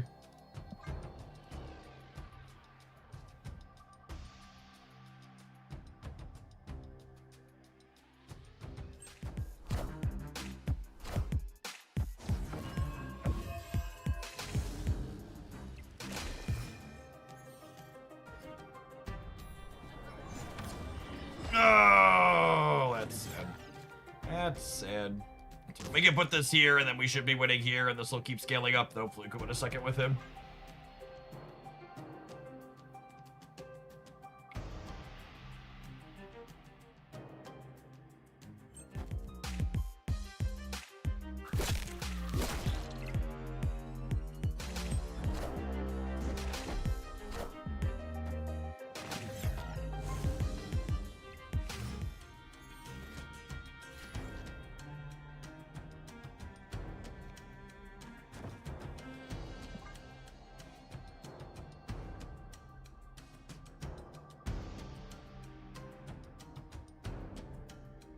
Even if the shield lands in deep space, Sam Wilson can still pull it out because the ability to move the shield is linked to Sam.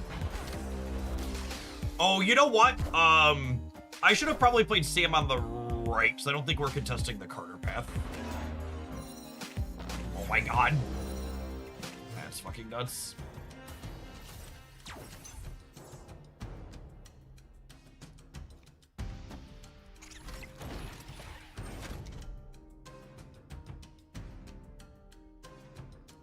Actually, I don't have priority here anyways.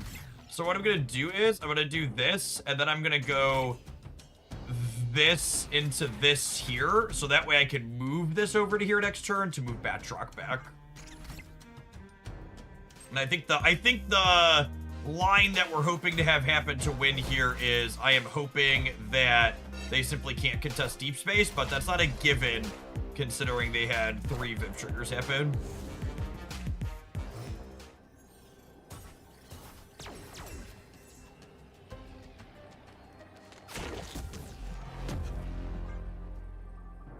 So, hoping that 17 is good over there, but that's not necessarily going to be the case. So I don't think the Rocket Raccoon plus Batroc is unstoppers enough on the right, so I don't think I can jam Galactus left.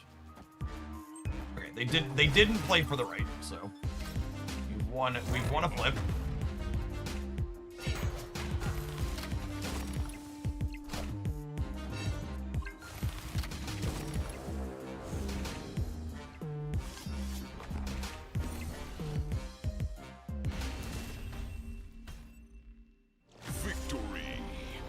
We should move the shield for Hydro Stopper. Good call. Missed another point here. Could have slid this over this way. Good catch, Gamer. Poor Wolverine. Poor Wolverine. He's trying his best. Gamers, the next time someone tells you they can't do +3 on Marvel Snap cards, it never works out well. I want you to remind them that Wolverine had to be buffed to +4 and he was still not really good enough.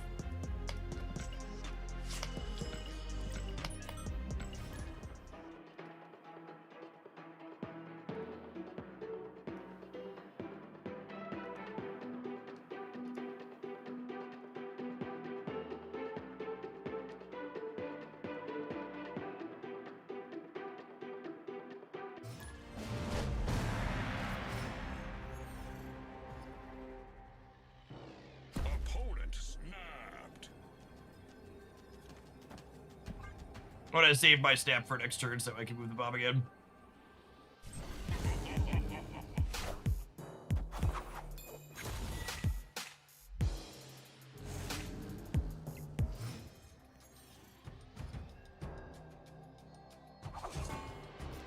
Snap. That was a lovely drop.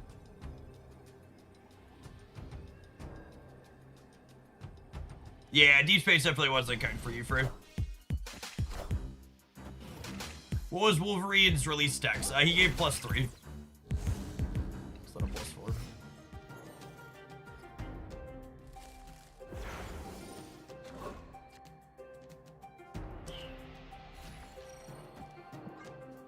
Viv is so lovely.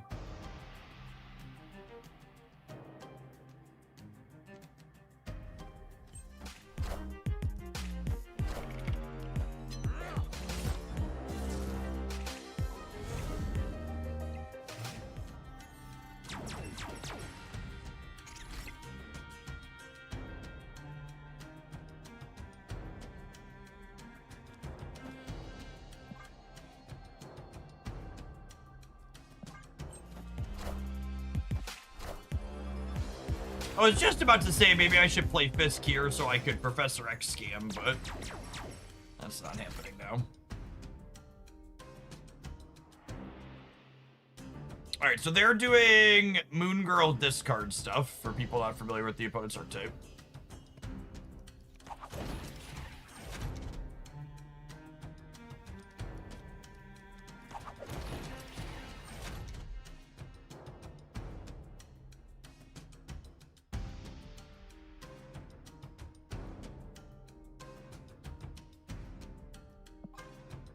Systems go.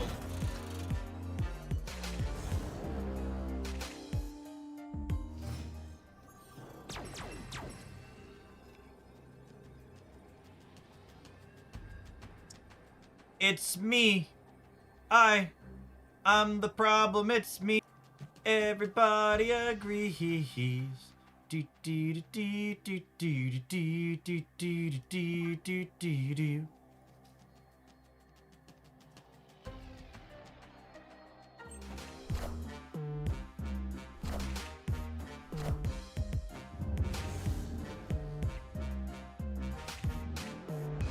Be very quiet. We're hunting discard Pueyos.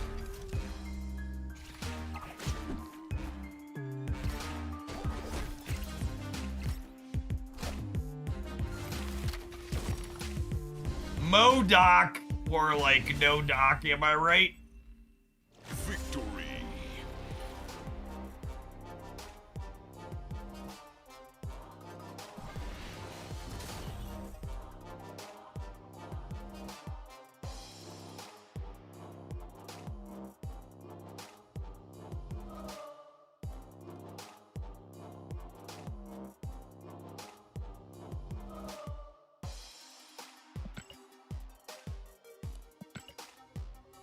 You mean Rocket Butt, that's true. Rocket Butt. Cosmo is a good dog. My Cosmo Best pup ever, deserves all the treats. My opponent's Cosmo, literal demon dog, needs to be put down. Hate it.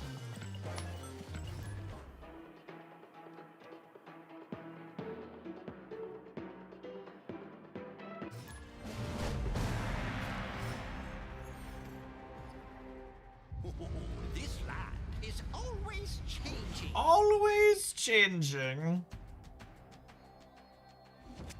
Mother, can you hear me? Do do do do do do do do. Do do do do do do do do do do do do do.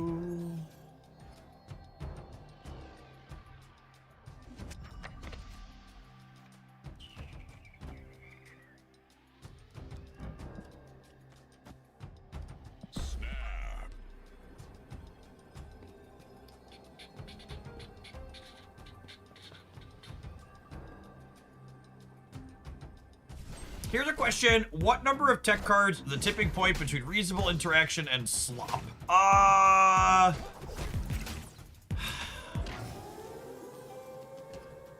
don't know if 3 or 4 is the answer there. It's one of those two, though. It's definitely 3 or 4. I don't know that I have a strong opinion on which of those two that it is, but it's one of those.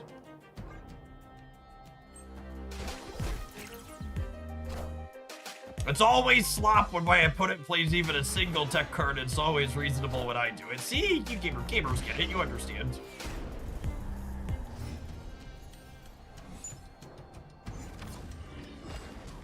Okay, Batroc following my opponent's Viv Vision around like a little demon is kind of great. Love it.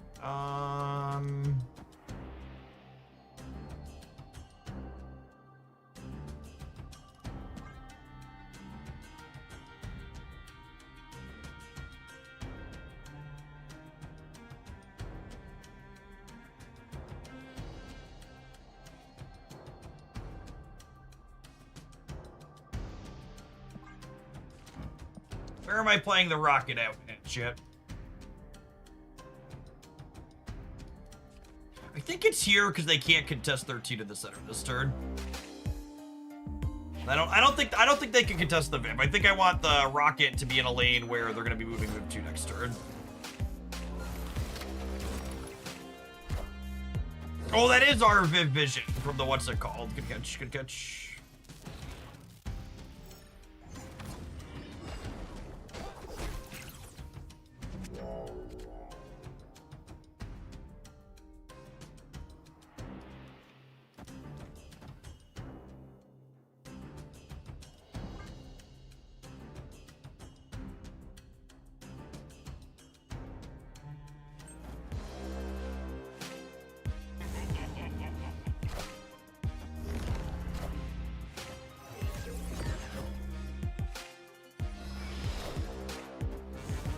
Oh my goodness, they played those in the wrong order.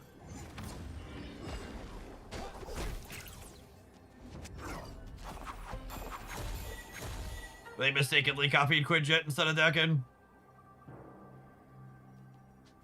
Get wrecked, nerd.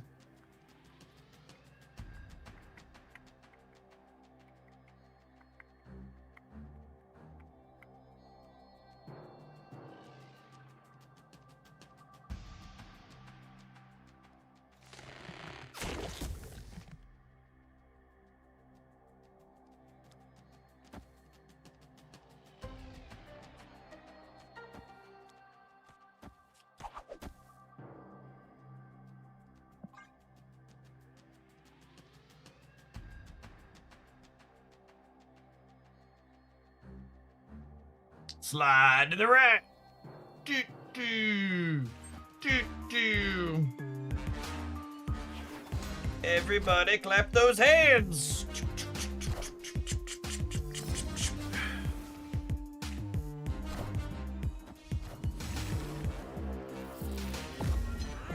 Ooh, that's a little scary. Oh, so scary. Professor X telling Gambit to sit down and shut up is on point.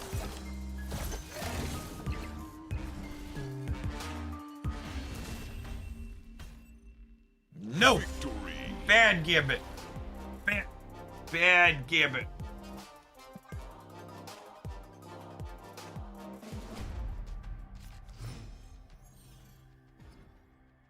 Lore check. Victory. Lore accurate, Charles.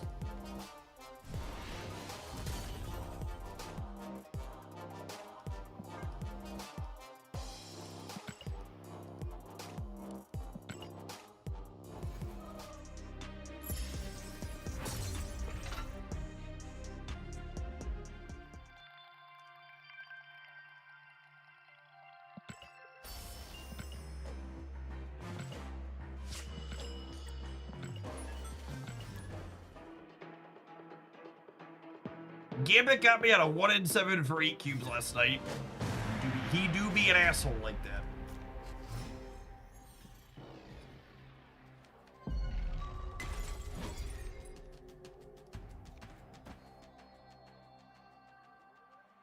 Opponent snapped. Again, saving my snap to jump the bob an extra time here. That Hydra Stomper value.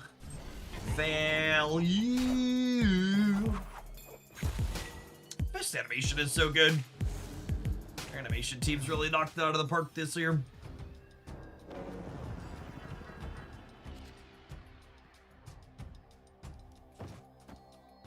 Oh, snap.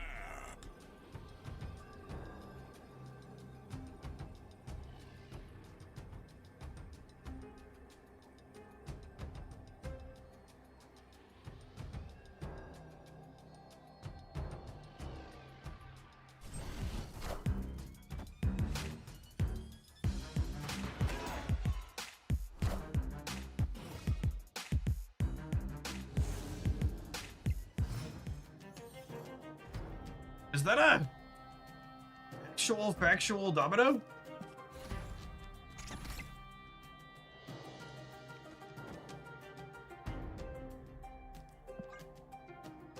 That is an actual factual domino, gamers.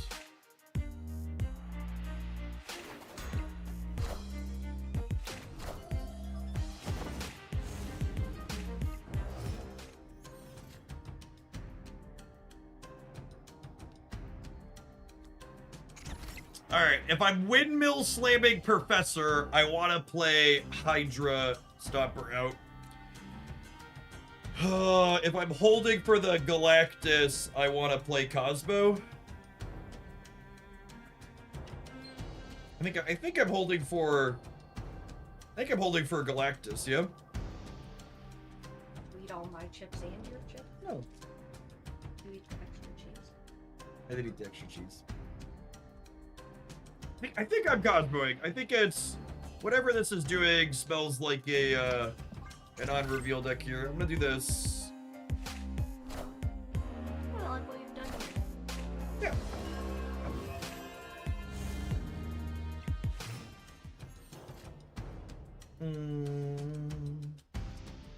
I'll put this here. I'll put this here, and then next turn we'll slide this way and put big man in the middle.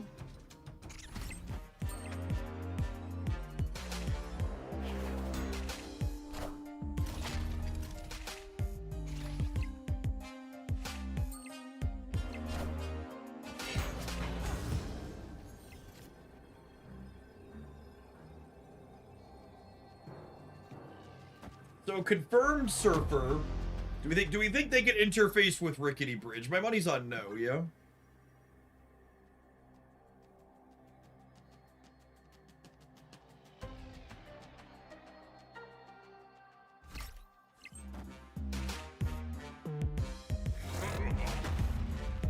He's a big do. Man, who said Spider-Man door? Look at you, gamer. Victory.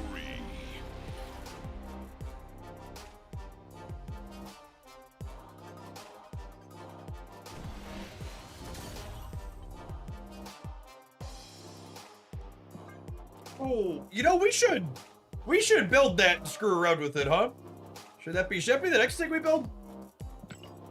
Spider-Man Noir? Because for reference, if you go 1-drop, 2-drop Fisk, Spider-Man Noir is active.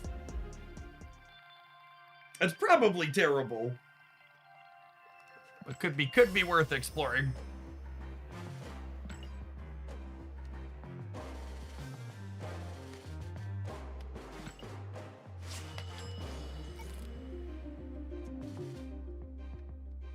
Wilson Fisk, speaking of, just to wrap on this one, just a very good card. Like, he's the type of card where, like, when your deck can incidentally enable him, you're fine slotting him in.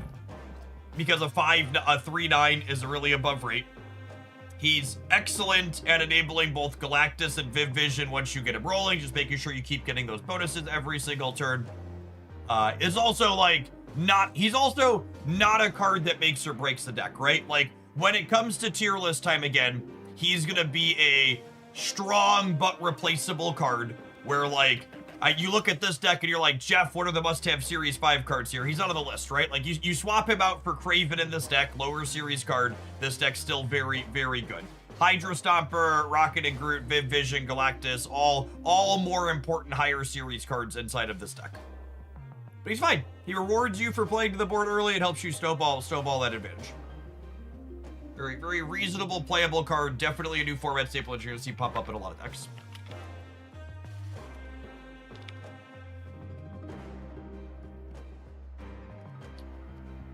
All right, let's take a pause for the cause. Let some adverts roll, and let's noodle on a Spider-Man Noir pile, huh?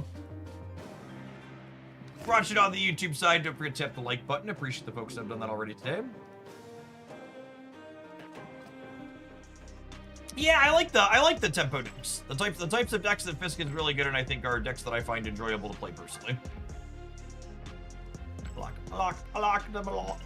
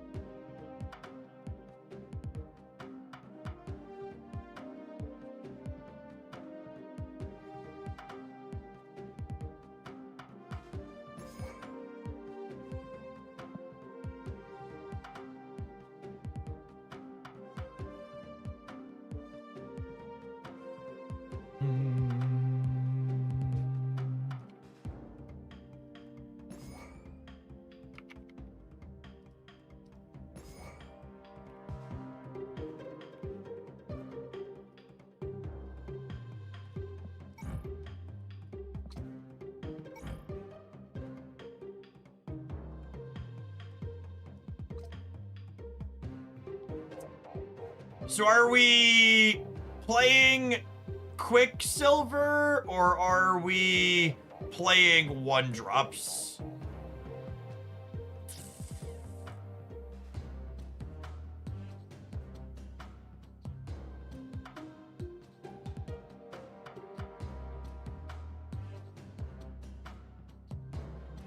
How many 1-drops are good Noir hits? That's a good question.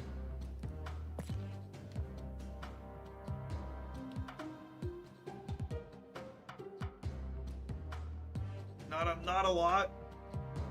There's like Hood and Silver Sable.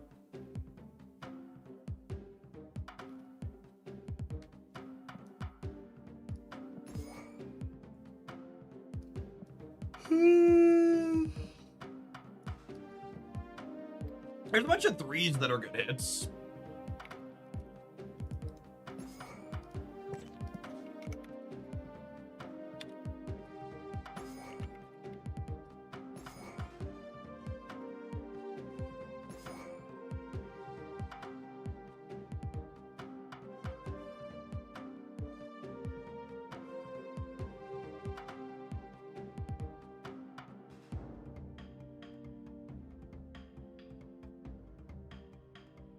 I like Viv Vision. She's not an insane noir hit, but she's good with the Quicksilver domino curve, and she's good with her other payoffs. Okay, here's come on a journey with me for a minute. What if we played Agony because it's good with these bits, and you could also go Agony into Domino into 3/3 Spider-Man Noir.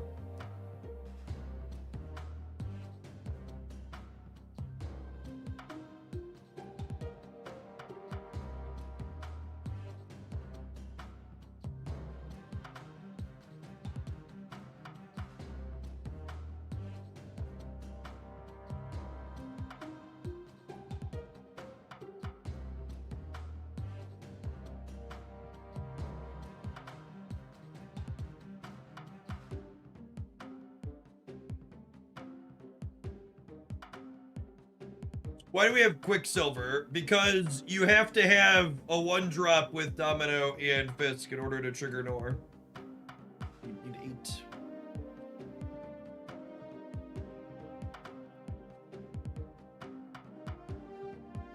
Are we a Wicked deck just because? We have so many 3s. Like 2 extra energy on turn 6 doesn't really do anything for us, right?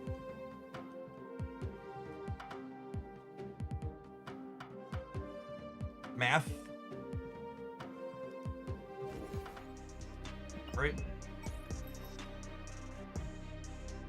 Hey, look, gamers! People always ask, what's the best use of your gold? If you're missing the Fallen one in your collection, this is a really good use of your gold. It buys you a Series 5 card and 2,000 tokens for 2,500 gold.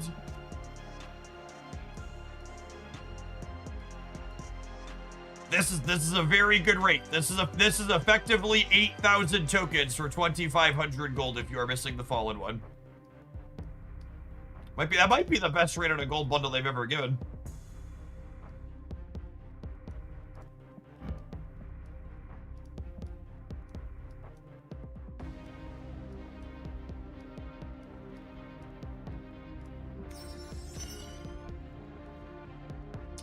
Did I hit the ice background on New Storm? I can't remember. I think I did. Oh, I haven't. Yeah, let's upgrade that.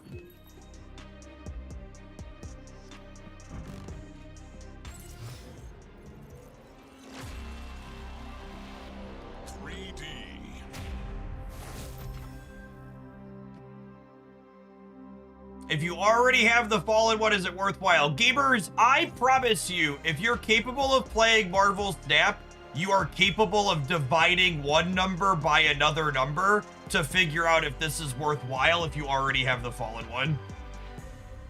Please. Hands and knees. Hands and knees begging.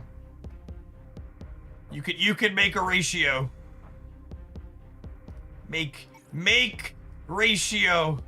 Make ratio, gamers. I believe in you.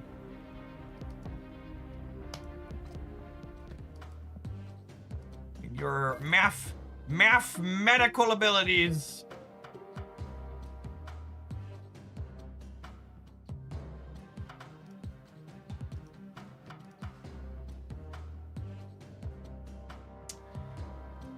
This really just doesn't feel like the juice is worth the squeeze here, right?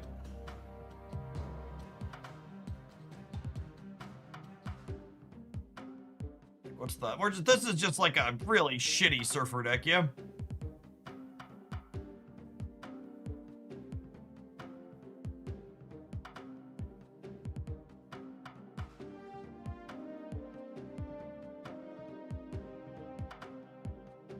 Yeah, Fisk is also a bad hit with Noir. Is accurate.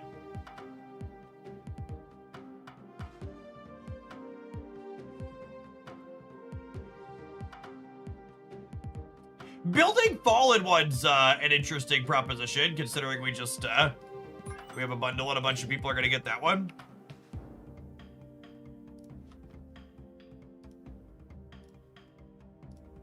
Let's check the numbers before we.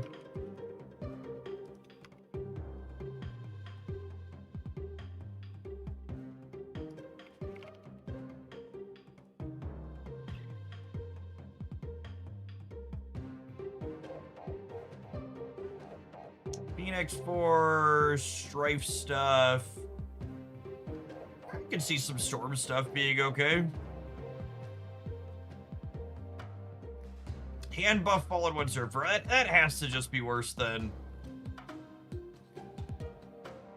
what's it called? Yeah, none of this looks very good.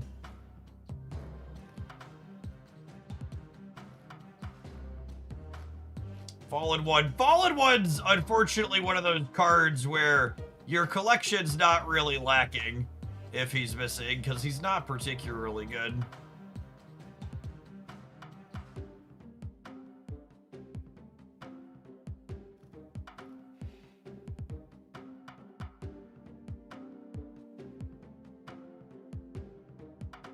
Or a time when Fallen One was pretty strong. I don't know that I believe that.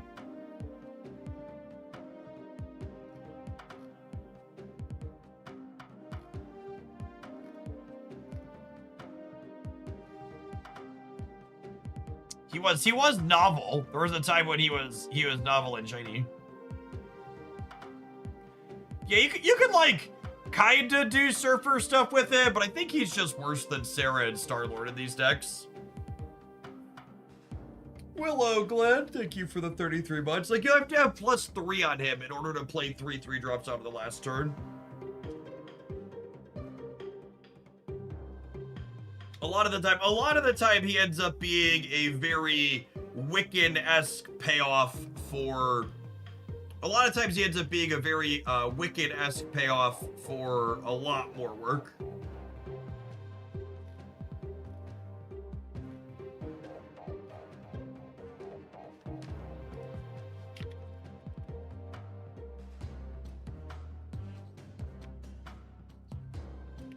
I'm just gonna pin the bundle evaluation video for the short term. These people are gonna come in and ask that question 100 times.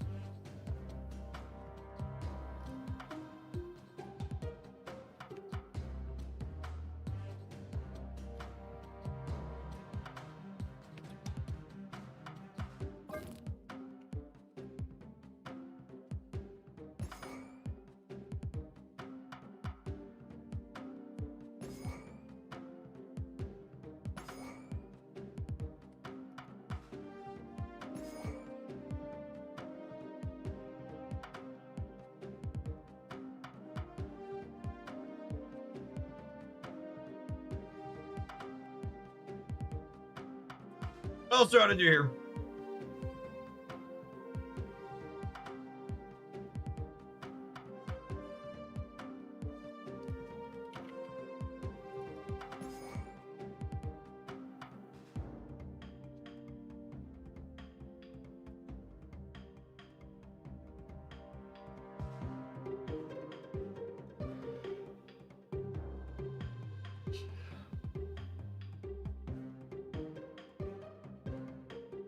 Hi, Evo.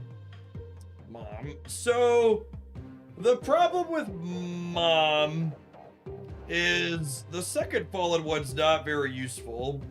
Yeah, Carter's good. I like Carter as a call-out. She's also good with Storm. Maverick is good.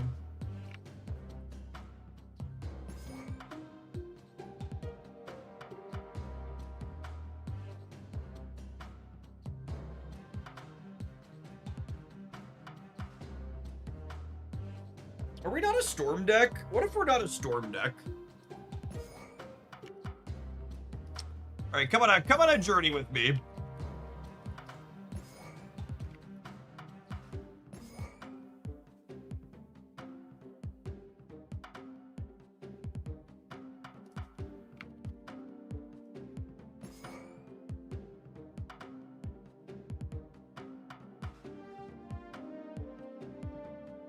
You want both dragons? Yeah, maybe. Play Foom still.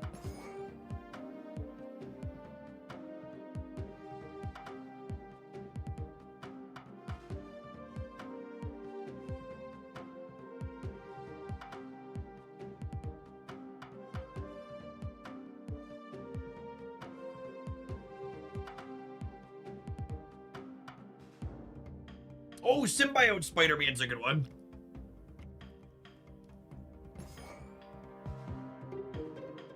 That's a good one too.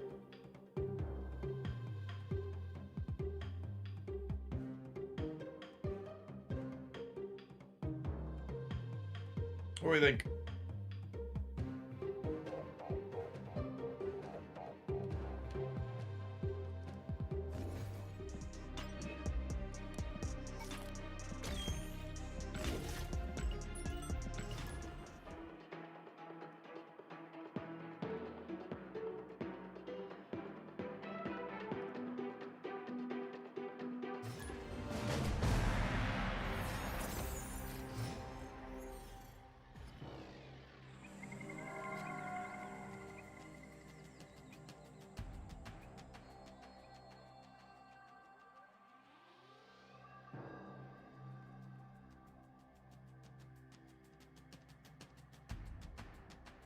Snap! Opponent snapped. Is Carter even full online here? Carter found social media to be pretty toxic, so she took a step back from it. It's only partially online.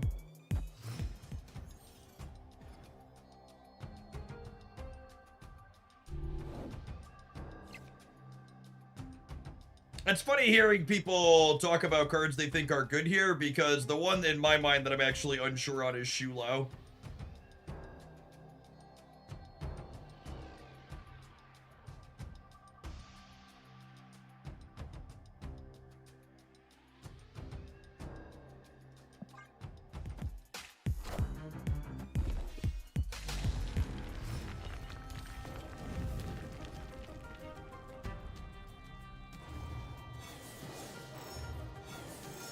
Oh man, Superflow is lovely. What do we think of getting rid of the Superflow here? Because I'm gonna have extra energy, and I'm not gonna need it after that. The Superflow gonna be +1 this turn is fantastic. Lets me do this, and then it lets me mommy on 4, and then Fallen 1 for 9 on 5.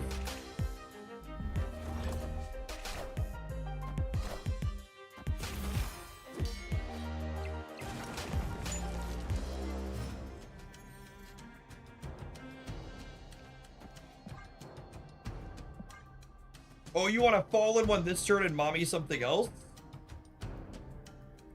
Yeah, that's probably better. It's 1 less energy overall, but +3 is still pretty good. It's a build our own white hot room.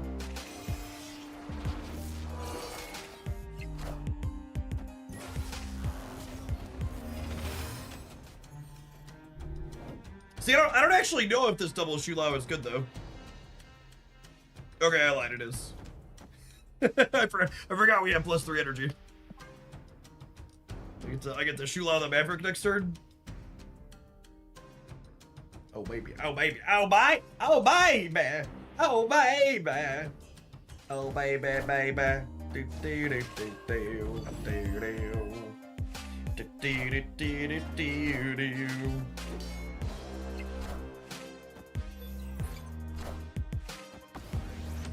That's fucking rude. All systems go. Quake should mean I don't have to worry about them rug tugging limbo though.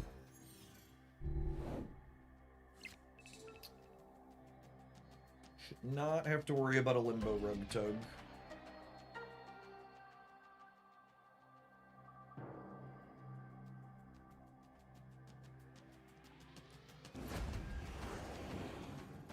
We're onto something. Yeah, quite possibly. Quite possibly onto something. We can tempo Foob. No, I think I want to, I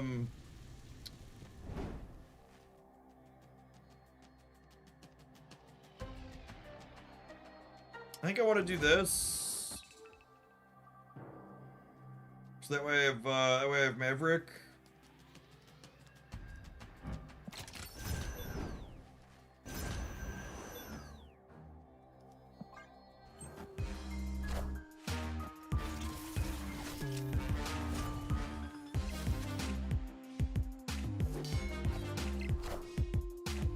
Okay, well, we did actually play around that.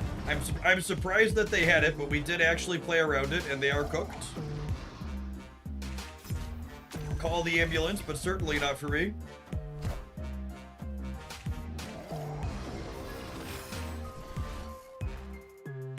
Alright, chat, Victory. That seems quite exceptional for us.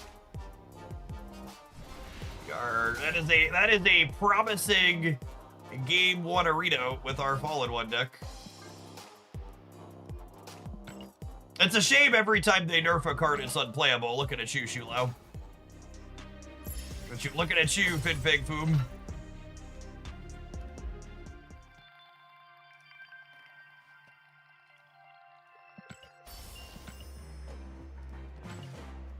Deck's cracked, no notes. I mean, we can only go downhill from here, assuredly.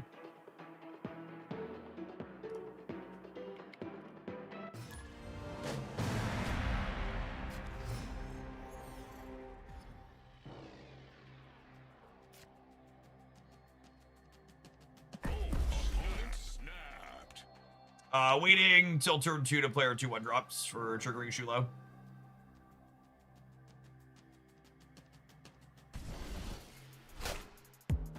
Oh, wow. And then we get to wing beat the Symbiote Spider-Man too. Seems pretty good.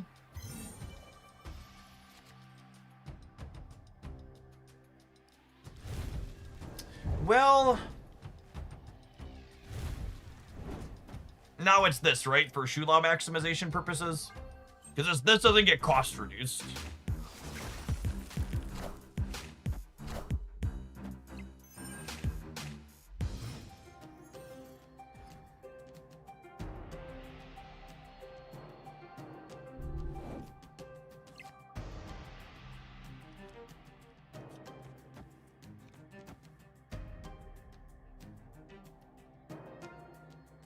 Our hand is going through some stuff. Really is.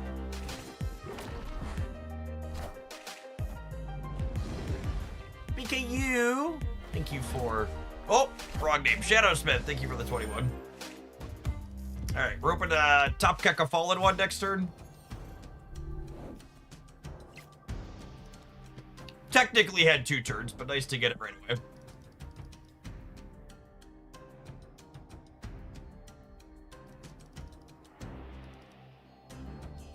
Now this is the type of draw where Shula is kind of awkward, right? Don't you fucking dare! I hate everything. Bruh! It's fine, we're gonna top deck Magic. It's fine, we're gonna top deck Magic. It's fine, we're gonna top deck Magic.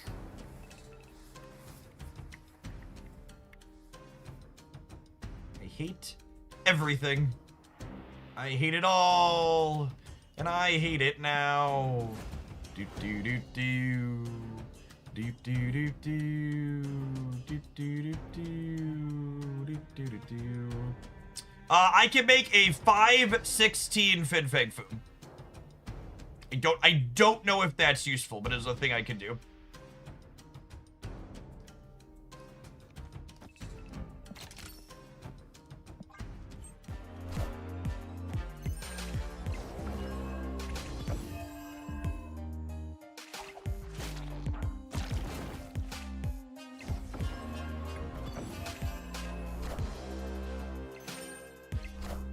There's a lot of other cards where if we did that, it would be pretty insane. Finfang Foom is unfortunately only okay here. Opponent's bounce deck, by the way, has pretty okay stats. If you haven't seen it before. It was highlighted in the Dex roundup on the YouTube channel recently. I assume we are super cooked. They have like 2 pretty cheap Sasquatches. Is most likely the case, or double Finfang Foom.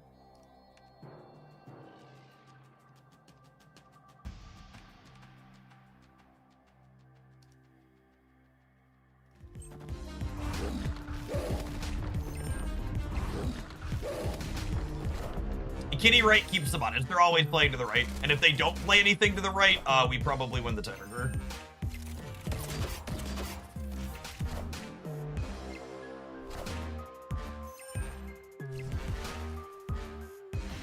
My poor Fallen One chip.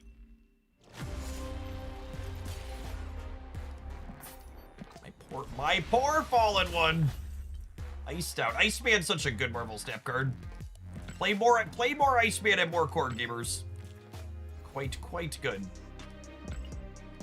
That game really hammered home how much our deck likes the 7th turn.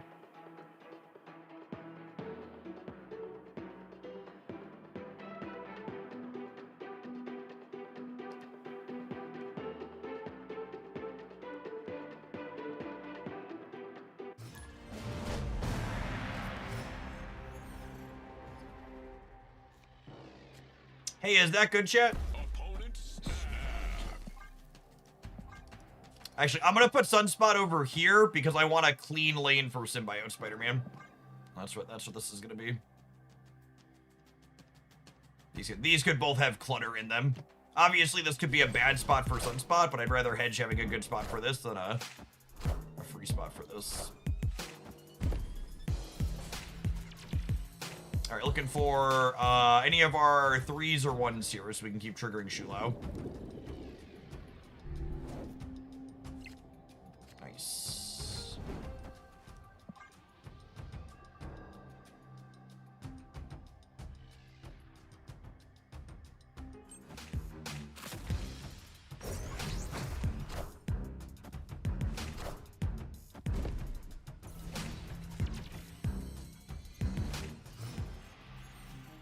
All right, Adam's drawn 2 extra cards, and he's going to draw a 3rd extra card here for them.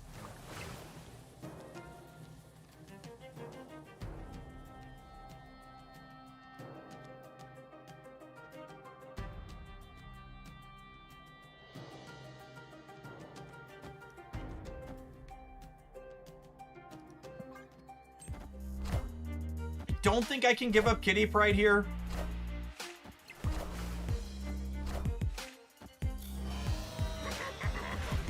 Any word on cards being changed? OTA stands for on Thursday afternoon. OTAs typically go live sometime between an hour and a half and 3.5 hours from now.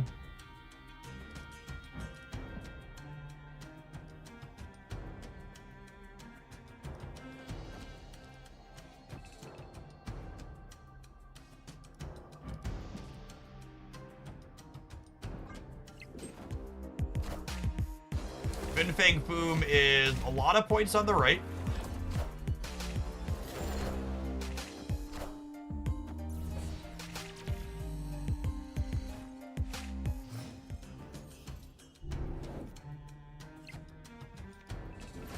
I did this in the right order, yeah.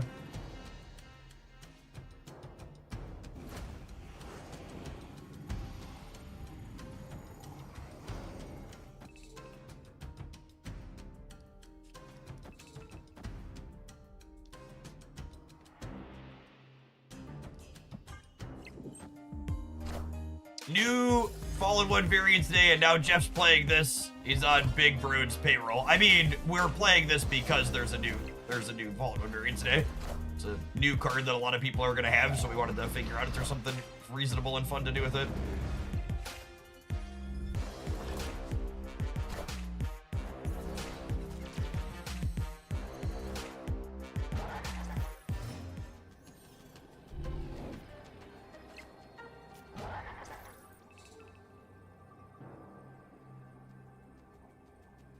Okay, so this is 25 over here, and this is at least plus 19 in the middle, at least plus 21 in the middle.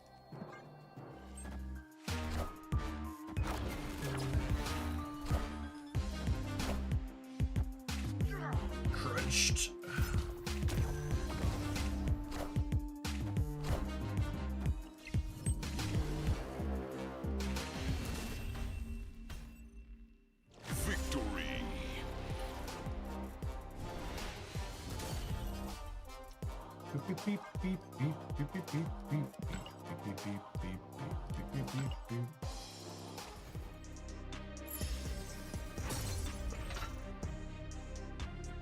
No, but don't they tell content creators anything before they go live? When have you ever heard a content creator break their NDA and tell you what cards? Have you ever walked into any channel before and like You say, hey, what cards are they changing? They tell you what cards they're changing before the changes actually happen?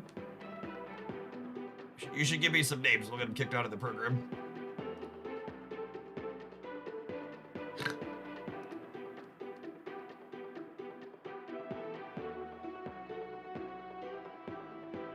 The Symbiote Spider-Man in my left lane didn't have text there, gamers.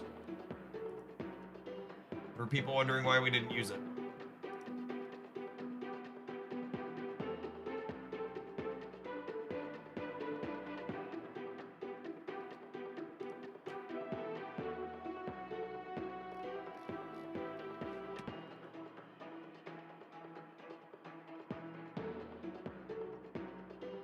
Also, this Fallen One bundle, I feel like, deserves a special shout out to the video gamer who posted the conspiracy theory in my chat. Second Dinner was intentionally doing less Series 5 gold bundles and making them worse value, end quote, to make the game more expensive.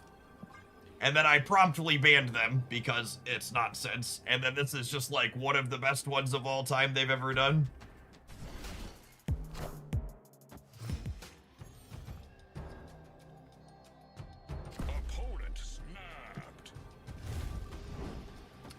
Truly, the gamers aren't sending their best.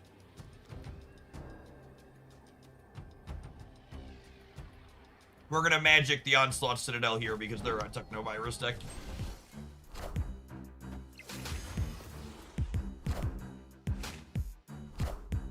They only released that bundle because they saw that message. Yep. Something like that. Ooh, that's piece of candy for us. Mother, can you hear me? Do. Okay, so if I'm mommying Shulao and I have an extra turn, do I want to magic this turn or do I want to kitty and then kitty magic and then kitty mommy? It's close. There's a good chance I draw a second card I can play next turn. I think I'm gonna magic here and then hope to draw. We're 66% to draw a card I can play 2 of next turn. I think I was gonna go ahead and get this out of the way.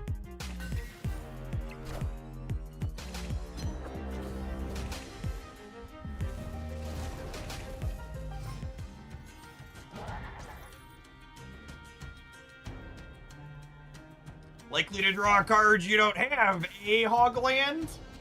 Okay, wait, and then I think I Symbiote Spider-Man here.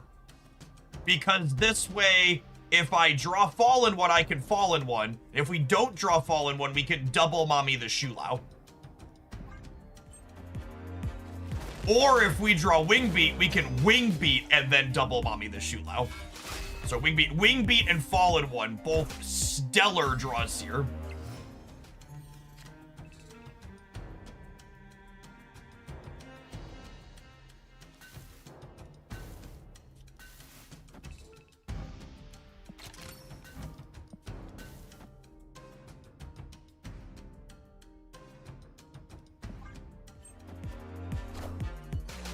Friar Chris, thank you for the 2/3 of a year. Welcome back. Marvel Snap is really fun. Do da, do da, do do do do do do do do do do do. Do do do do do do do do do do do do do do do do do do do.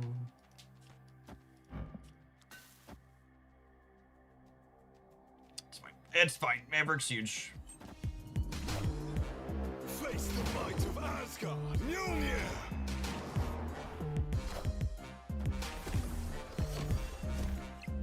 Bigly Maverick. Bigly Maverick.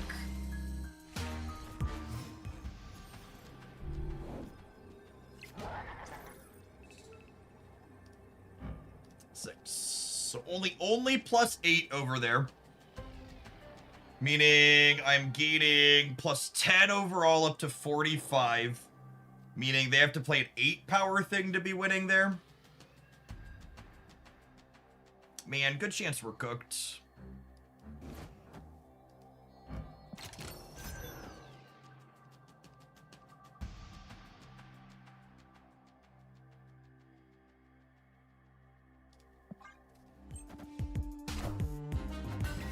Oh, we're beating that. There's a Bojack. There's a Technovirus. Oh, would I have won if I played both center? I think I'd have won with both of the center. I think I'm short now, though. Oh, no, wait. We're short on the right still. Did I count wrong? I must have counted wrong.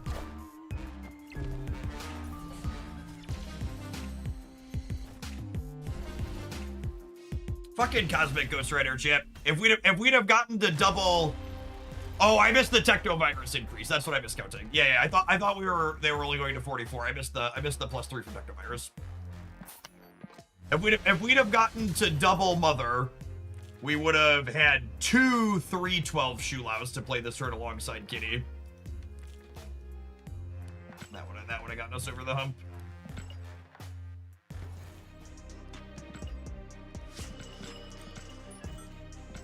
Cosmic is very, very good.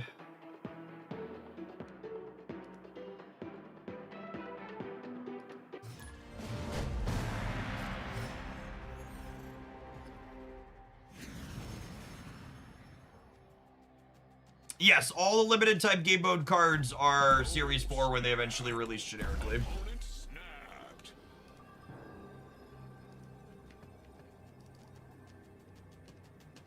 That is accurate.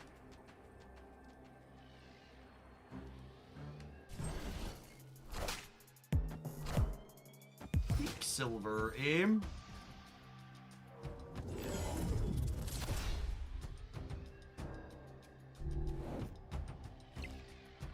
Ever since the Kid Omega incident, that has been true. So, one thing that Second Dinner does not get remotely enough credit for is more so than literally any other game I've ever played from any company. They actually learn from and execute and improve after making mistakes. Because there's no way to spin it positively. They absolutely stepped in it with what happened with Kid Omega. However, the result of what happened after they stepped in it with Kid Omega was the advent of the event passes. And the event passes are really quite good, right? Like they made it so much more easy and accessible. Do we think they can interface with Limbo? I kind of just want to go Carter into Symbiote Spider-Man here.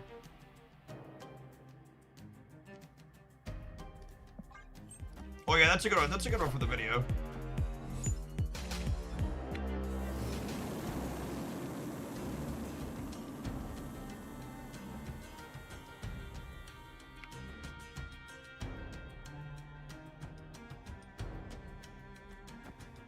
Now I do this, and then I hope we land center, and then we're gonna fall in one. We're gonna fall in one here next turn.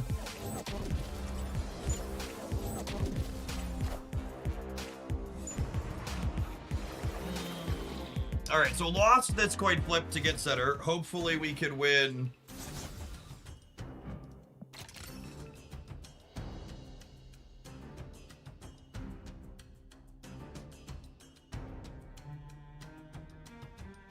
Actually, do I play it here?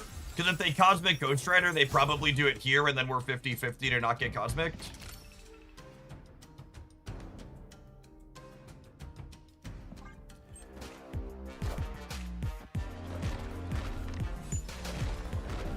I don't have a payoff in hand.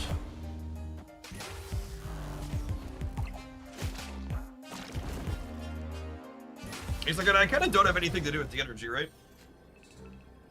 And magic's too late here.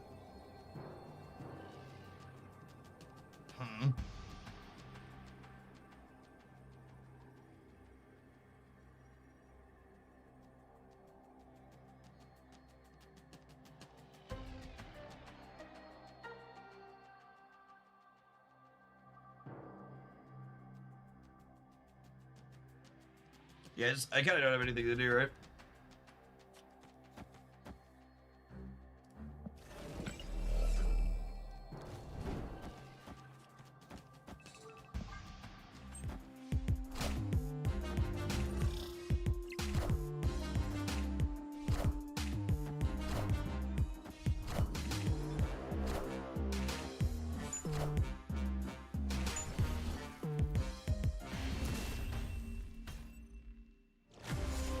Our fallen one lines when we don't have a turn 7 are definitely a little clunky. Maybe we should be focusing on using Mother more in those games. I don't remember what the position of the cards in my hand were.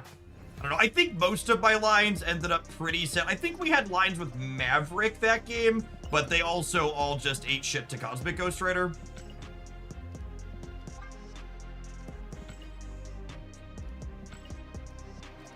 Speaking of tech cards, I'm gonna say it, especially with the advent of Shadowlands Daredevil to the metagame, Cosmic Ghost Rider should probably be a 5/5, yeah?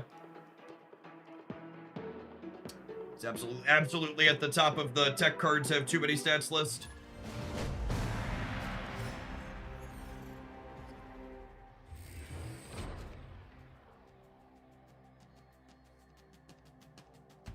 Oh, snap. Opponent snapped.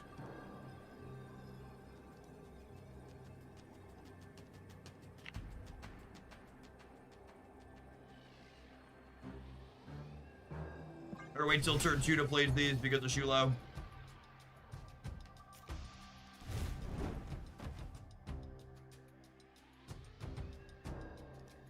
I really appreciate that whenever I feel a card is too toxic and I suggest it should be nerfed, I get confirmed that it's absolutely too toxic and should definitely be nerfed because Jace pops up in chat and says it's fine. Which is the 100% canary in the coal mine of please fucking burn it with fire.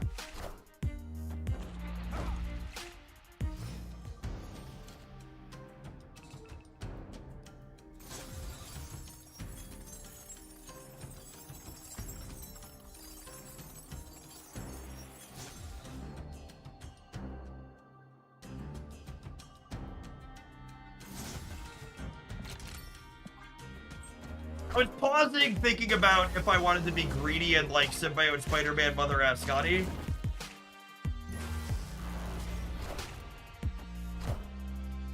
I think this is right.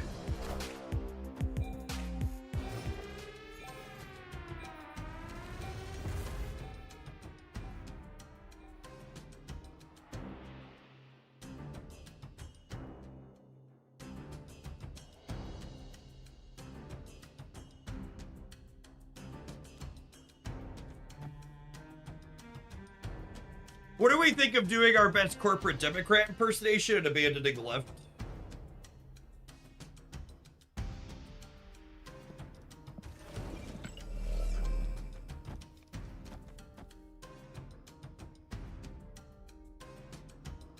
I think I like this. We just like plan to win the right with double food. Oh, they also abandoned the left. That's so good for us.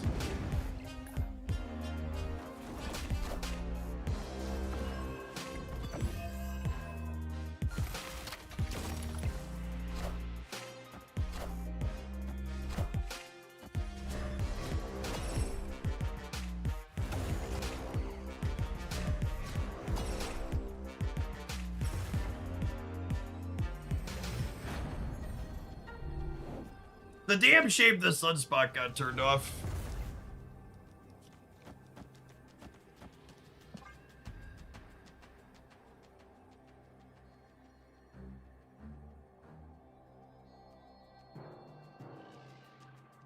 We might win the right. I think we have a real shot at winning the right.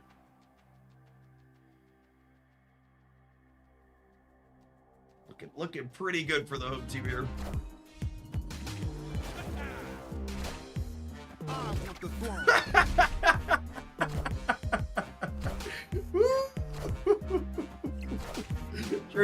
Sure thing, boss.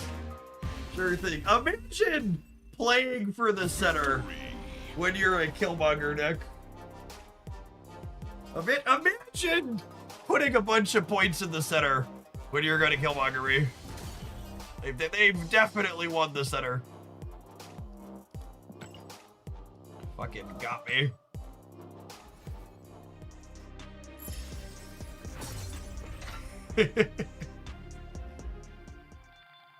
Listen, I don't, by no means do I think this deck we've built is going to crack the metagame in half.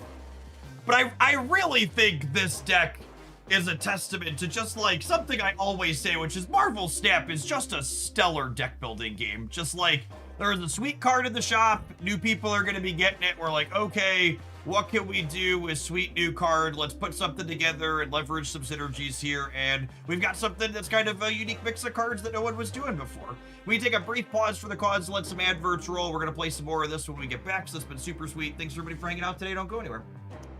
Watch it on the YouTube side. You enjoy fun off-meta decks like this being experimented with. Don't forget to hit the like button while you're here. Appreciate the folks that have done that already today. Here we go.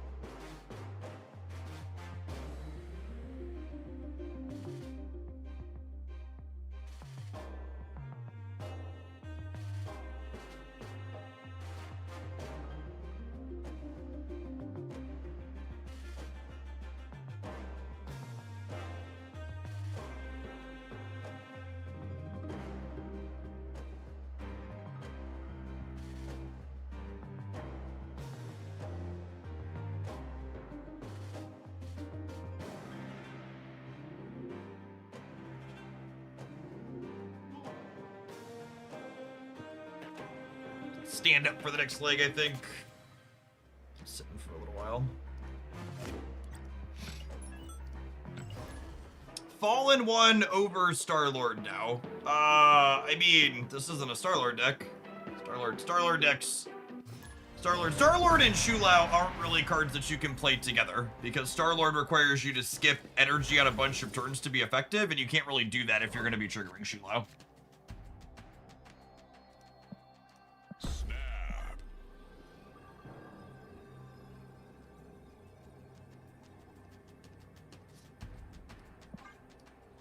I was like, I want to save my 1-drops for turn 2 because of Shootout, but Kitty Pride is every turn.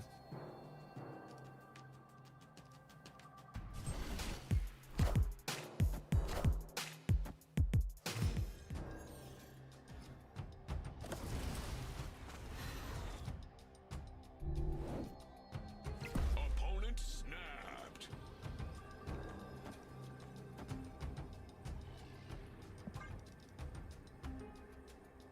This is a pretty sweet hand. We're gonna get to set up Carter behind the Fallen one here.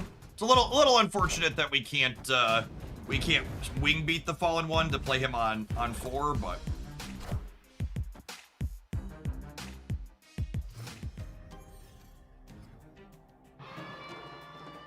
that is stellar.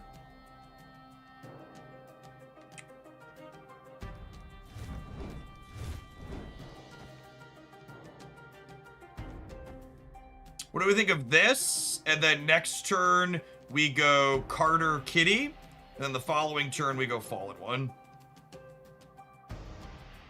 I guess this gets me 2 more points on the Shulau, but it gets me 1 less point on here because of the Mosh Pit. I think I'd rather have the extra point from the Mosh Pit rather than the +2 on the Shulau.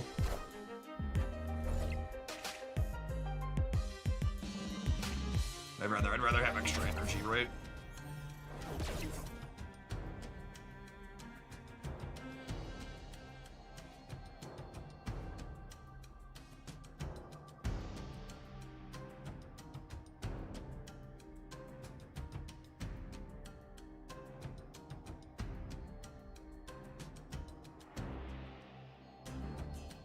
Man, that's close. think it's this. This is only, the Carter with Fallen one is only 1 point less than the Symbiote Spider-Man, and this sets us up better for Shulao on the last turn.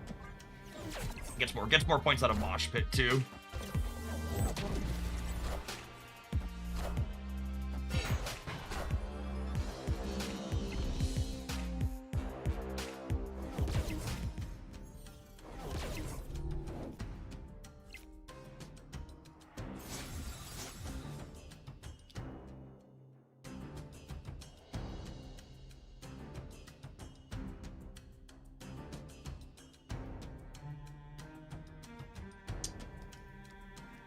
This deck really wants an extra turn with magic. It's so close. Because this gets me 11 energy next turn.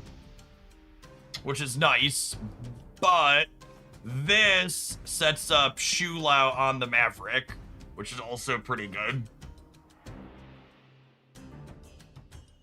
I think this is actually better.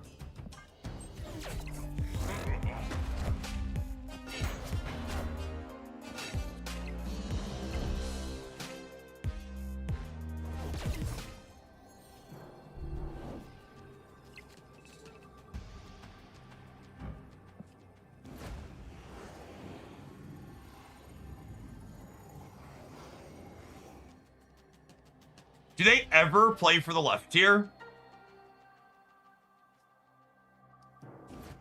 I think I do this because it plays around Teenage Warhead, which these Wicked decks sometimes play, and I'm going up to 28 here.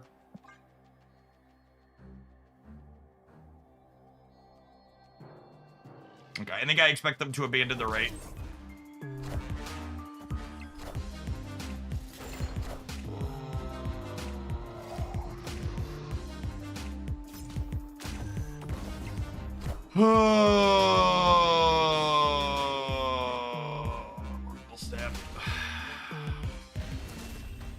Hey, if we just took a point off of all the tech cards, what if we just took, let's just like took a point or two off every tech card?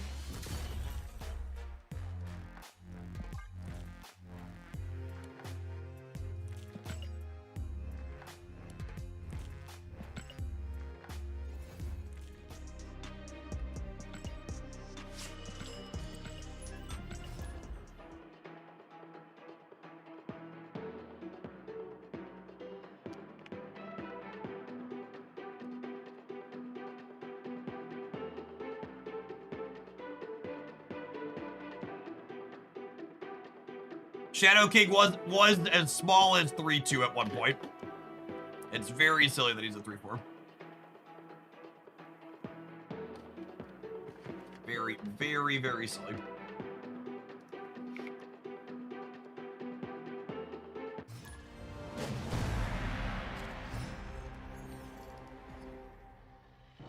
Opponent snapped. We'll wait till next turn to see if we get another 1-drop to play with this.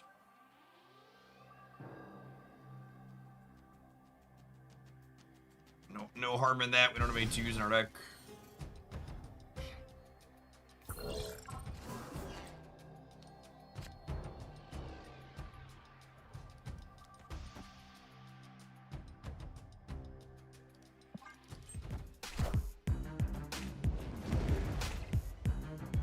Ooh, this is fun. So I can go Carter.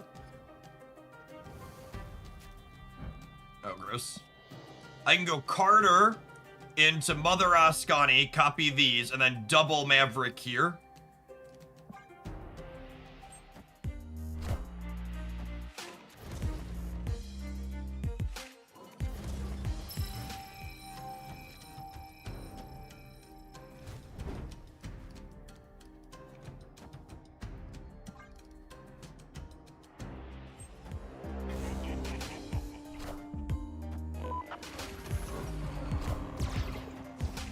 I guess this gives them all of the Stark Industry bonuses, which is maybe not great.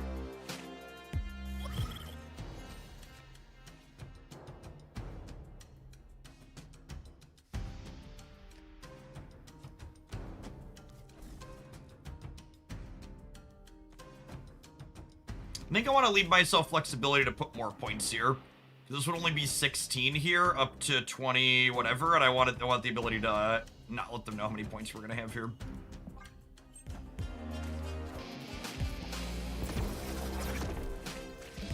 I love losing coin flips. It's my favorite.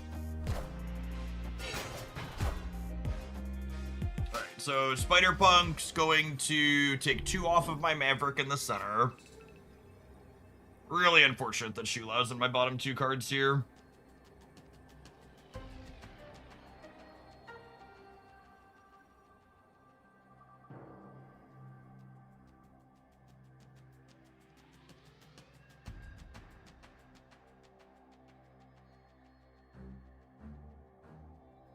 So they take 2 for my center, meaning I have plus 12. Meaning if I do this, I'm winning here. I think I do this and just assume that they're gonna play the Galactus somewhere, and this puts me to winning all 3 after the Spider-Punk moves center, which is the reasonable place to put him. Cool. Sad.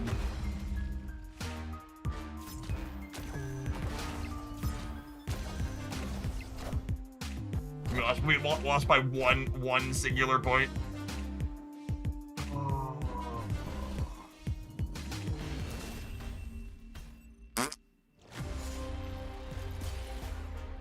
I am sad. We lost by 1 point after they got 8 points from Stork Industries.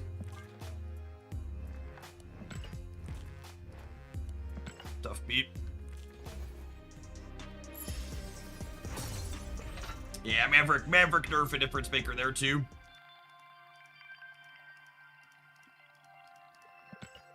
I don't mind Stark Industries as a location. I like the similar to how I like obviously the location there allowed our opponent to win the game, but I like locations in general that reward people for playing to the board early.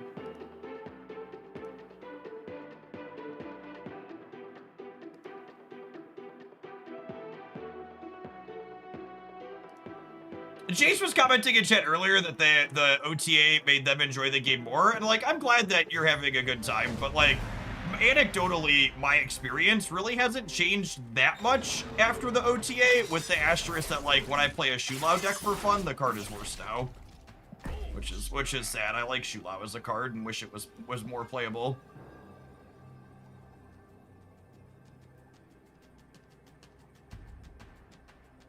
But I really didn't play against that much of any of the... I really didn't play that much against any of the 3 cards that they were nerfing. Which was one of the reasons why it was one of the more puzzling set of changes they've done in a while. Which even by their own admissions, it was like changes they were making for silly reasons.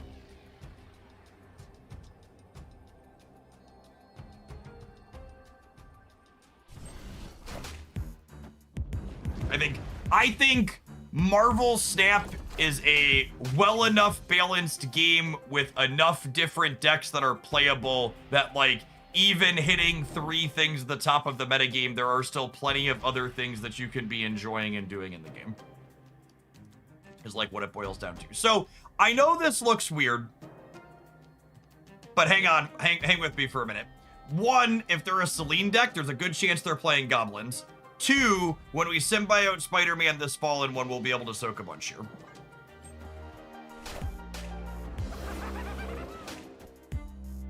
Oh, I don't have priority. Sad. Oh, maybe I should have put the Kitty Pride over here too. That's what I should have done. I should have gone Sunspot into Kitty, and then we would have totally gotten him. Yeah, absolutely. Also, my opponent here played the Green Goblin, and it doesn't have the Selene penalty. So that means they either top deck the Green Goblin this turn, or they have a Hobgoblin in their hand.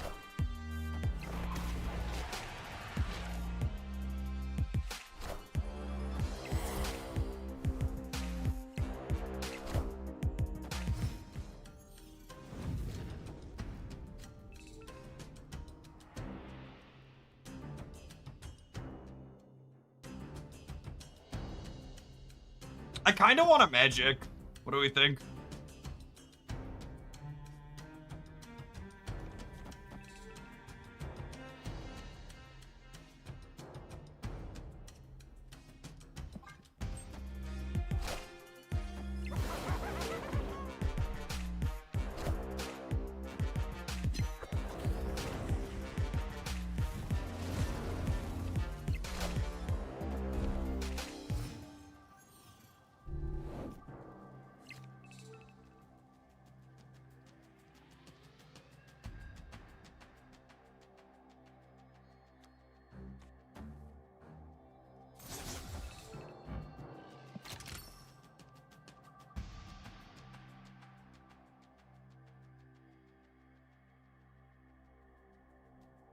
Cannonball incoming. You know, cannonball incoming is a reason to leave this, or not do this here, right? You think there's a cannonball on the clock deck?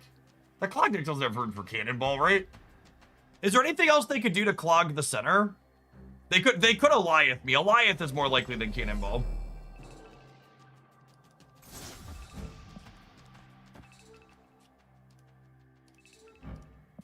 Eh, whatever.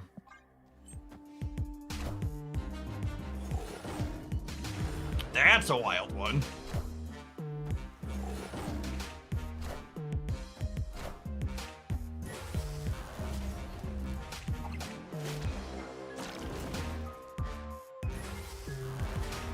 How much do I have to soak to win the raid?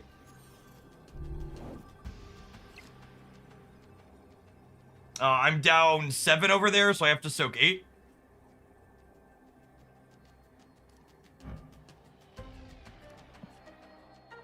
Oh, I'm against the potential Annihilus. Yeah, that's a good call out. I don't think we can beat Annie.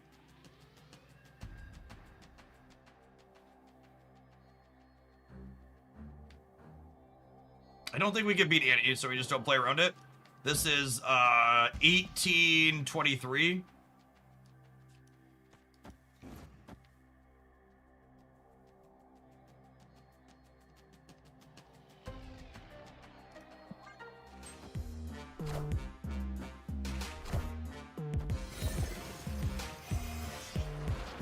Got him.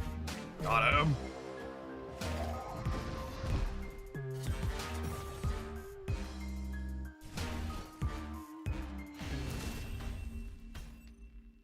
Victory.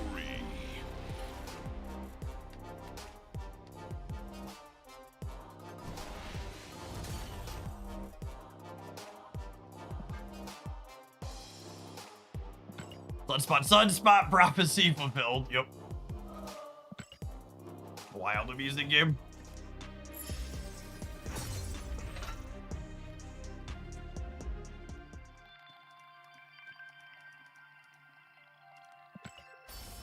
Unban requests are so funny sometimes. Someone who was banned for being a dickhead almost 2 years ago comes back to leave a dickhead response in the unban request. Seems like that was probably an important moment in their origin story. Big Thanos, I don't even know who you are energy over here.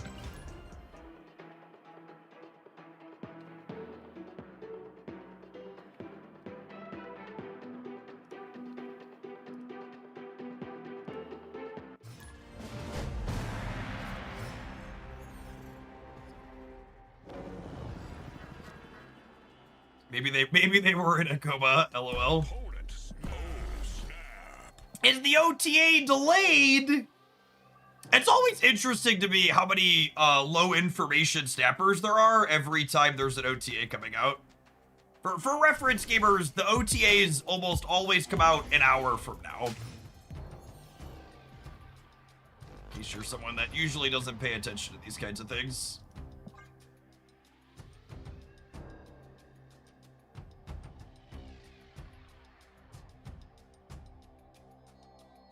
Not looking like a particularly impressive Shu Lao game.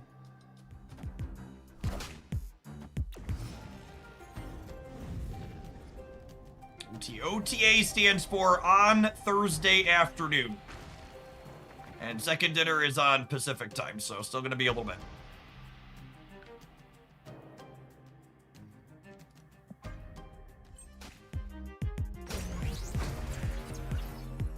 Nico, thank you for the 32 months. Welcome back.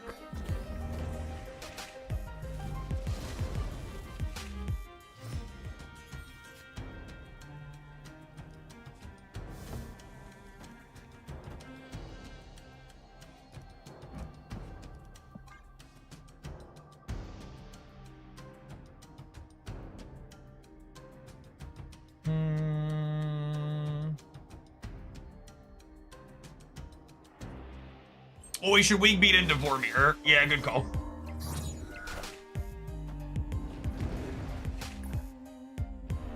Alright, so they're setting up Virus in the center.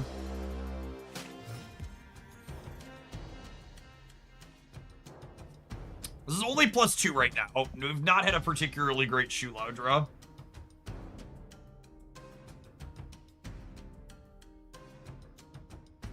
I can toss Jim away after making that last mistake.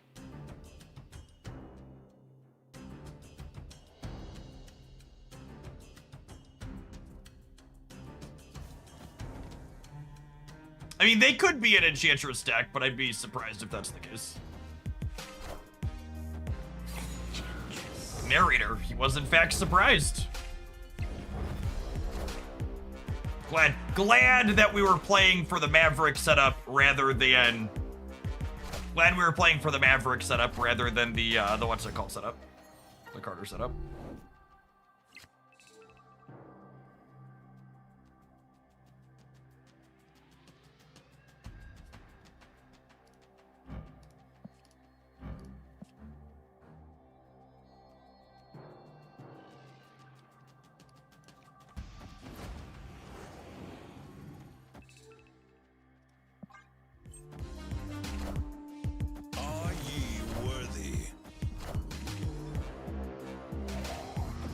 Oh my god, I just clicked my cards wrong. Oh, my brain is bad and I feel bad.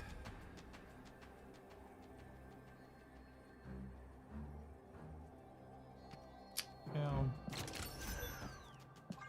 Excited to lose because Reddit got my card nerfed. Alright, it's fine. We can play it out and know if my mistake would have mattered.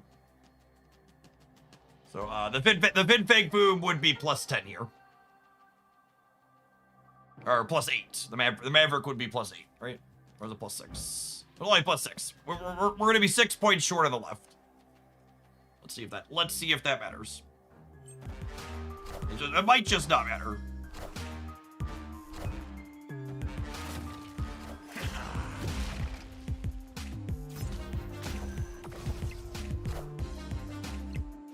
Nope, we lost the 50-50. So had I won the 50-50, we would have actually won here.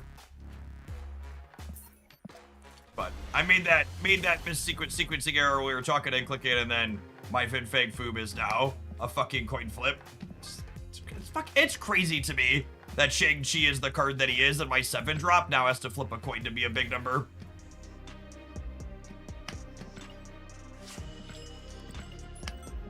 Card's just like, God, it's so annoying, and it ends up being smaller than Infinite some amount of the time in a bunch of these games.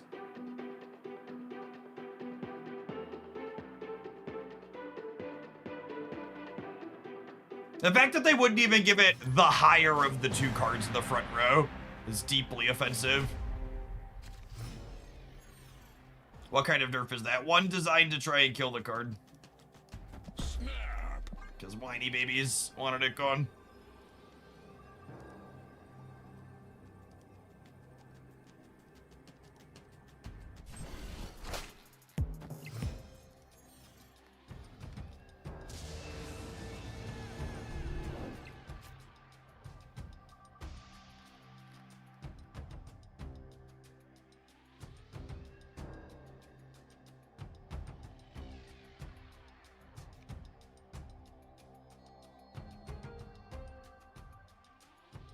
Huh.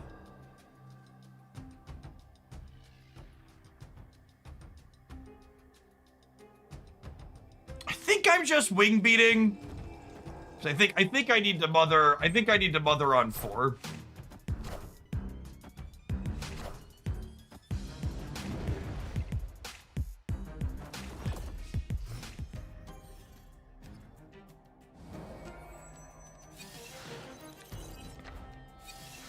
A dagger enjoyer that's not an Erishim player.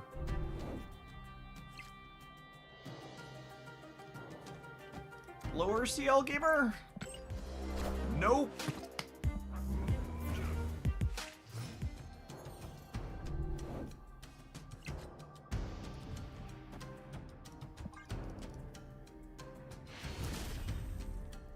Victory.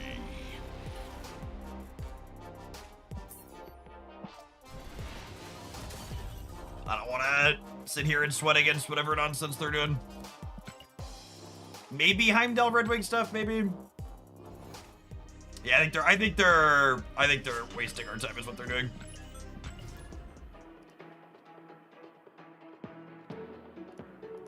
That's what it feels like.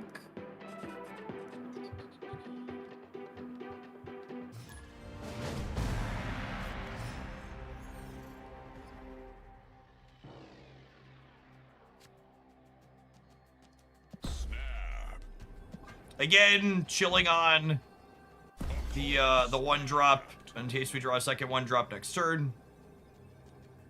Because we're a Shulao deck. Gonna play Hammond on 2 though, because we want to play Carter on 3 and then Mother on 4 and then Fallen 1 on 5.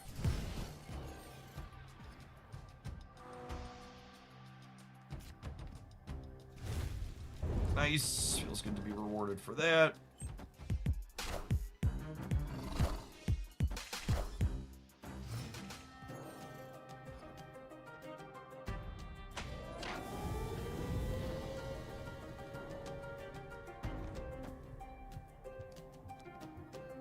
I would never lose this 50-50, right? I win it every time.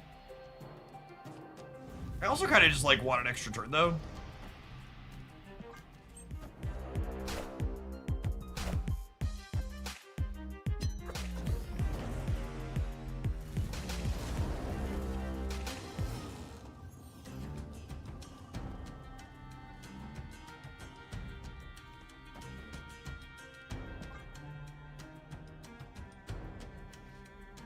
Alright, and then this will lead to a 9 power Fallen one.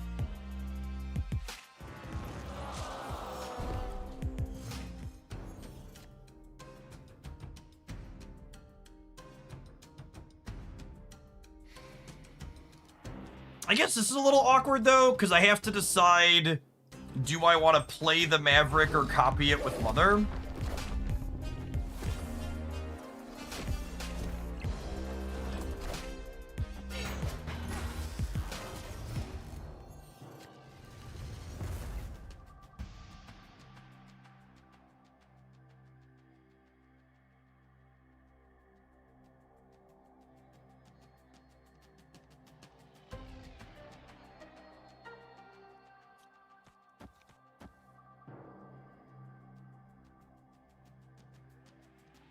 I think it's this, and then I can top deck I can top deck Shulao 1 and 3 here.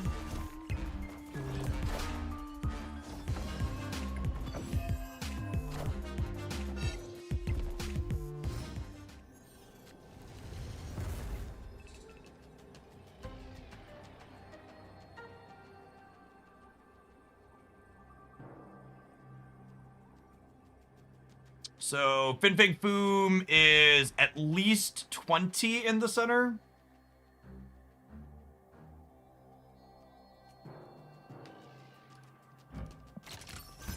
Maybe 23.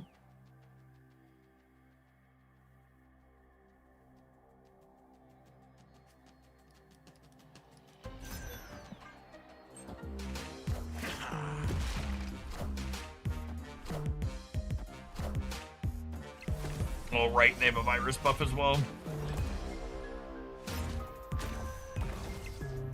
Flipped heads, should have flipped tails.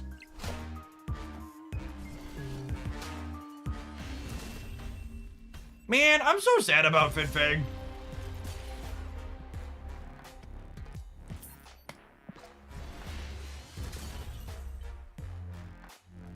He should probably be a different bomb. This deck was neat, but we really felt the Fin Fang Foom nerf.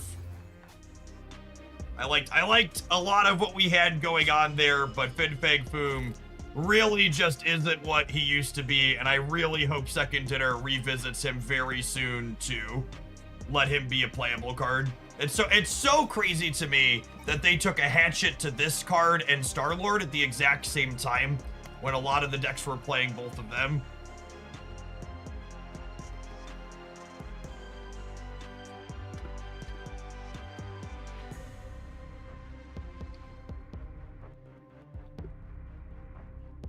It was neat. We had a lot of stuff going on, some conflicting ideas at points, but we had some big draws at least. The Shulao games were still pretty good.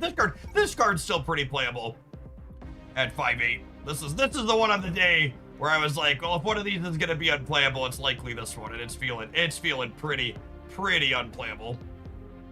Probably just play like a 6-drop here. I don't know which one, but probably something that makes a number. Magneto, Red Hulk. I don't think you could play Galactus for steps, so we don't play to the board early, but...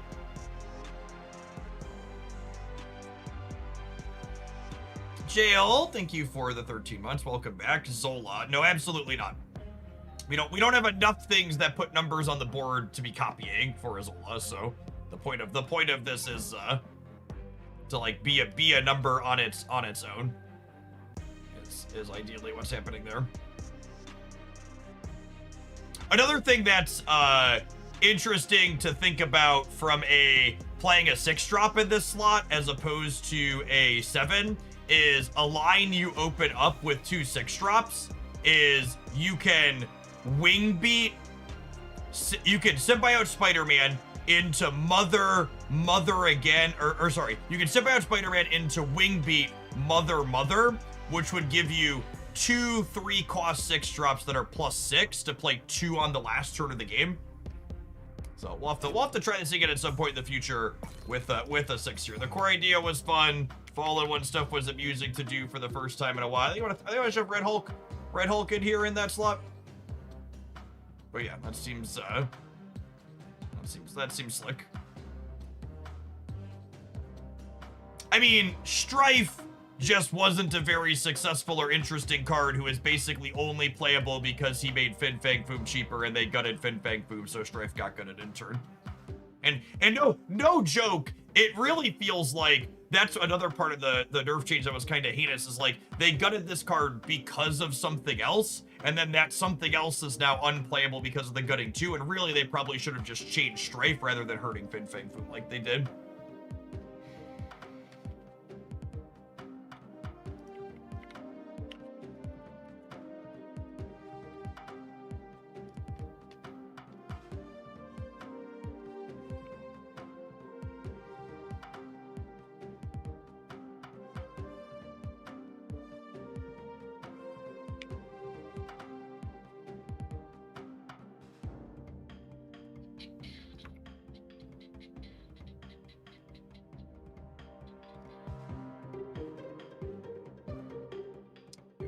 We had some folks using the command in chat.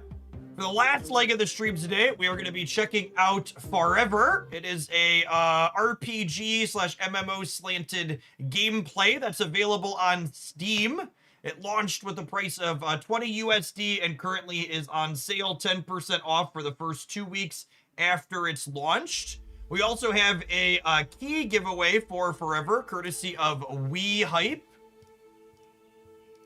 You can check that out using the giveaway command in chat, and you can check out Farever on Steam by using the link that's pinned above the chat as well.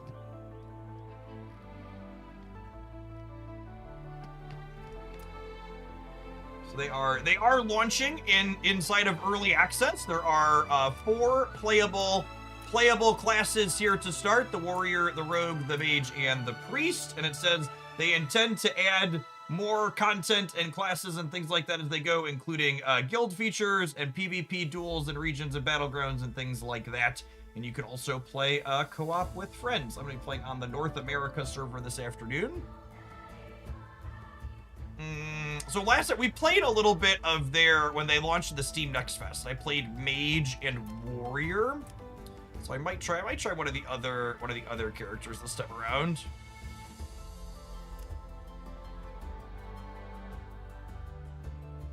Yeah, I'll try the rogue. Let's get stabby. I think we're gonna make a white bald man like myself.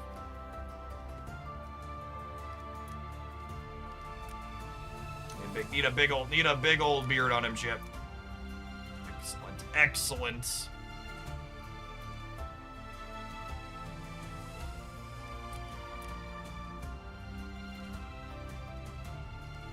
Perfect. Daggerman. Eye color. There we go. What lovely lashes. Indeed. I'm gonna tag the Discord that we're doing some writing.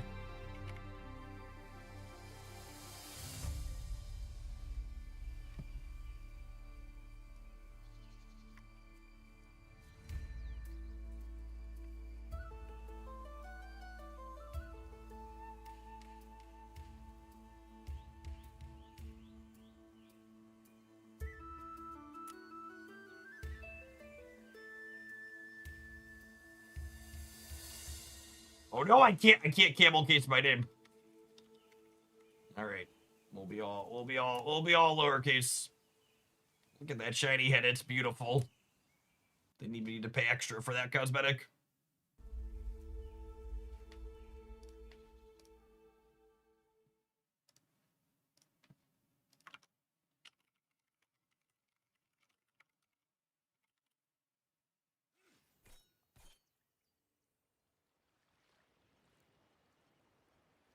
For millennia, an eternal rivalry has opposed Nightlings and Sunlings, but the perfect balance of this duel was broken when a Sunling monarch unleashed the radiant power of the spark and vowed to unify the 9 worlds under his banner.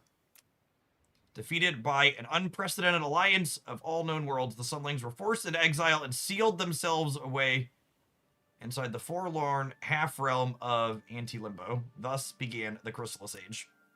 After 5 centuries of isolation, the sealed gates have mysteriously reopened, ushering the age of rediscovery. The Sunlings have rejoined the native world. All right, let's go. All right, I have been Lord. All right, how are we doing? Looks like we're Wazdaing.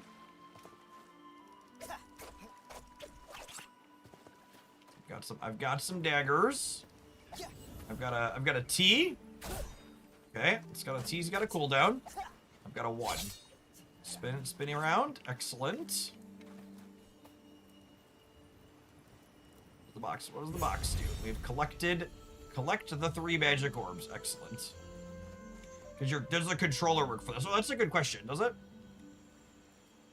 Oh, it does! Alright, now I gotta find my buttons. Stabby. It doesn't look like it has my PlayStation buttons native for me here, but it is working. That's right. Bumper is, I assume that's block. Oh, and then the right trigger does these 4. Got it. Okay.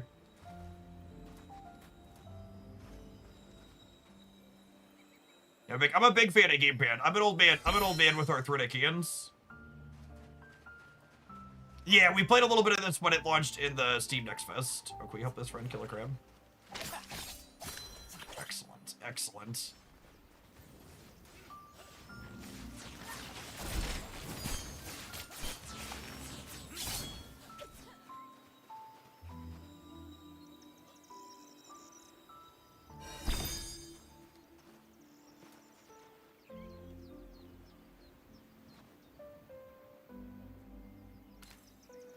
Oh, right. And they call them left bumper, not L1 and L2.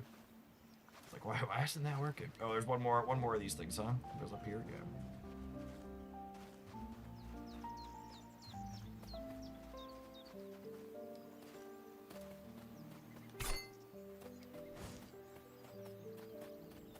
Oh, and I really like visually the representation here. So I mentioned, like, I'm using a PlayStation controller. So, like, I have shapes, not letters on my controller. but visually, it puts the buttons where they are on the controller. Like, my X is a square, but it's on the left center, so it's, like, easy to map. It's, like, easy for I just look visually where they are.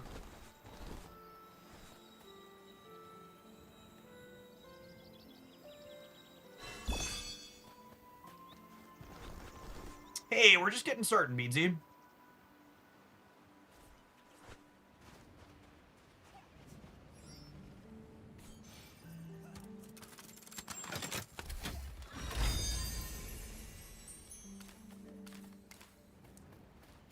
Prizes?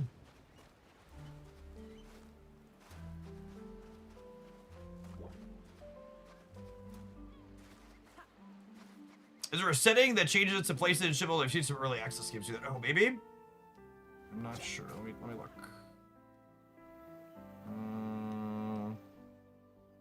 Menu settings?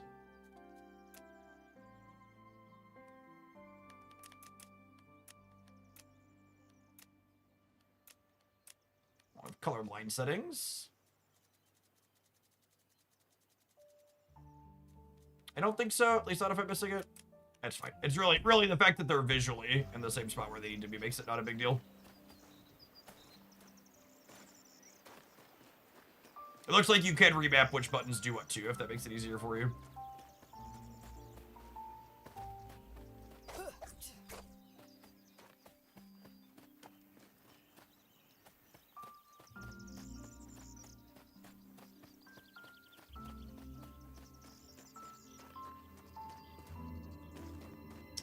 This person looks like they have a quest. Looking for species that have a radiant spark. I name them sparklings. Several sparklings are spotted nearby. Find them a slime and a bee and add them to your codex. Got it?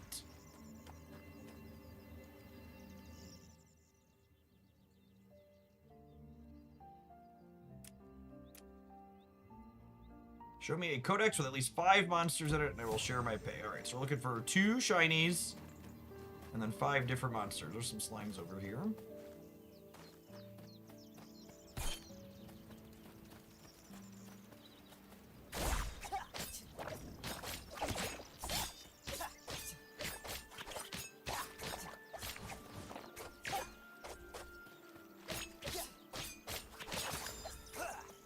Excellent. Yeah, I did see NT had a creator program. I applied for that one, but I haven't heard anything back yet. They also had a post saying they were behind, so we'll see how that goes.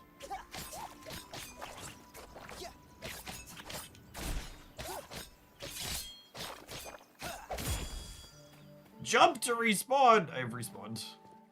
Oh, you know what? I'm supposed to tag. I think they're. Oh, this person have a quest for us too.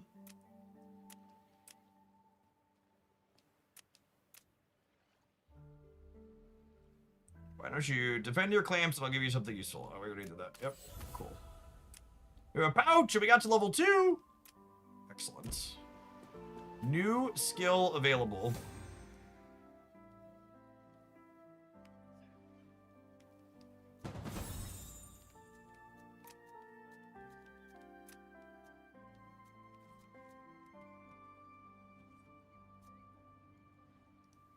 Finisher consumes all combo points to dash forward, dealing 27 physical damage and knocking enemies back. Deals 30% per combo. Nice. It looks like I can seamlessly go back and forth between controller and not. Just grab the mouse when it's easier to navigate with.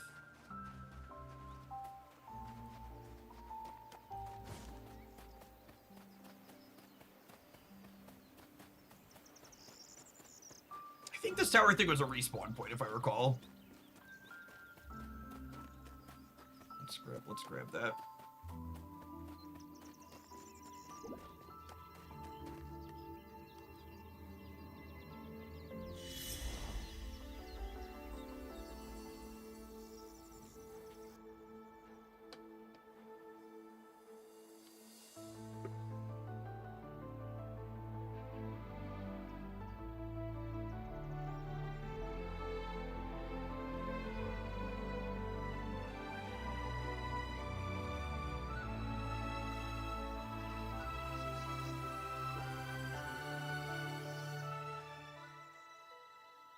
We have a map. Quests and stuff. All right, let's go find the bees. The bees.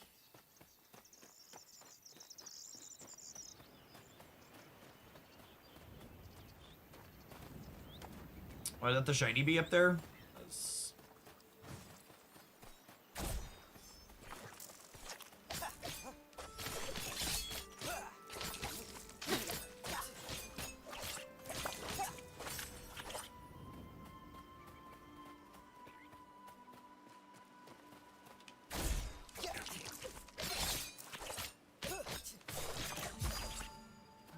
Excellent. Got some prizes.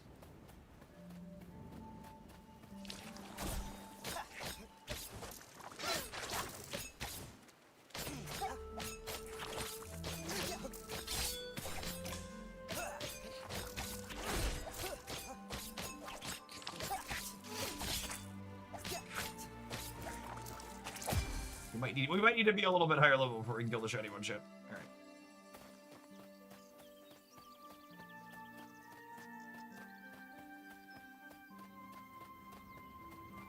Level 2 enemy sounds more risky.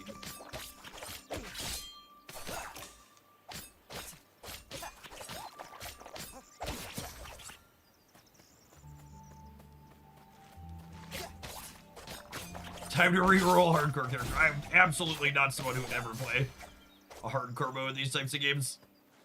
Whenever I hear people talking about playing those, I'm like, man, you've got way more time than I do in my life.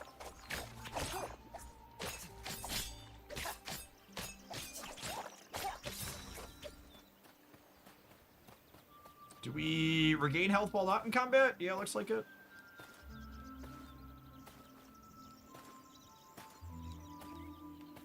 I think most things like WoW hardcore mode at least usually lets you transition your character to like regular WoW when you die eventually. I think it's usually how it works at least, so it's not just gone, you just like go play the regular mode.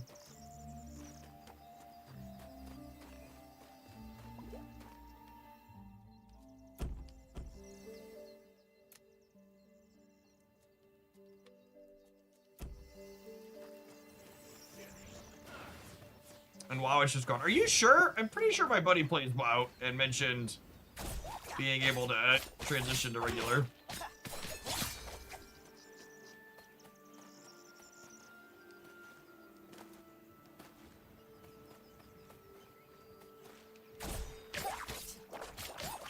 You can transfer to regular. Yeah, that's what I thought.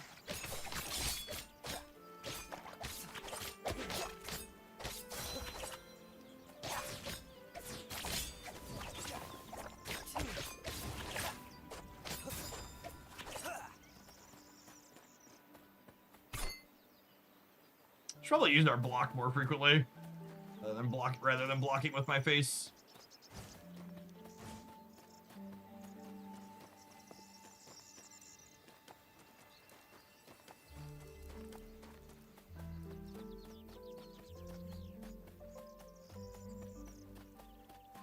Last time I played a hardcore mode was Diablo 3.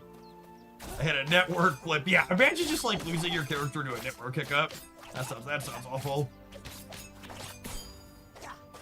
Server lag is never fun, but then having you like lose your character to it, that sounds not great. Oh, someone else is fighting the shiny one. Oh, can I get over there and help them? Get credit. Oh, they killed it before we got there, said.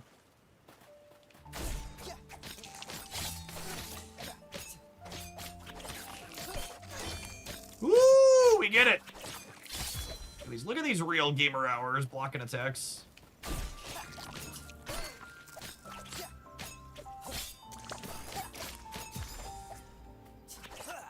Huh, you take a lot less damage when you don't block with your face, chat. Interesting. Interesting.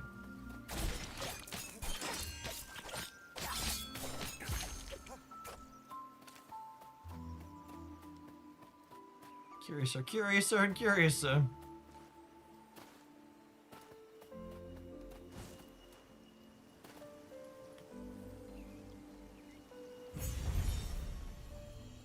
Alright, let's go find some orbs, huh?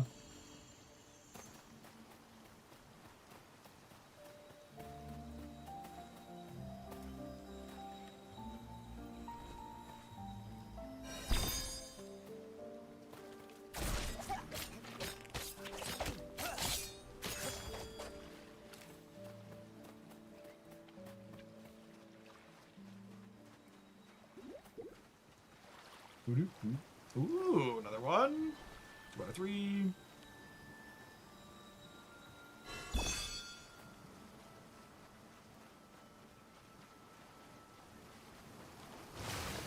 Whee!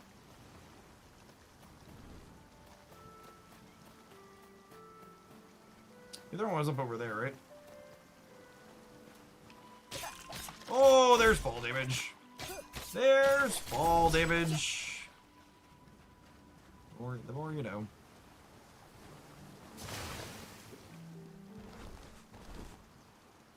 Keep forgetting we have a glider.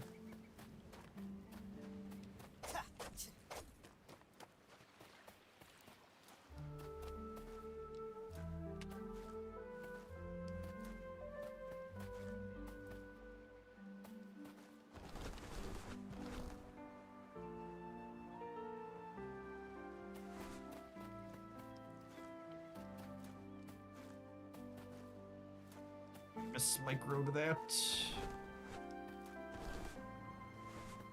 Triple tapped it instead of double tapping it.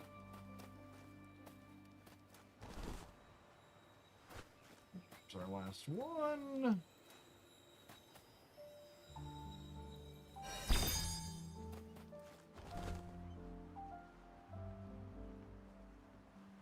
We gotta take that launcher back up to here.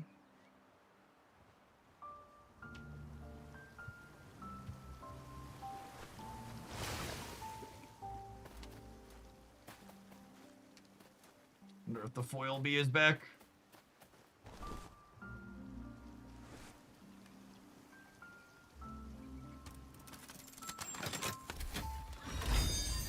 Ooh, that was a fat stack XP. Almost level 3.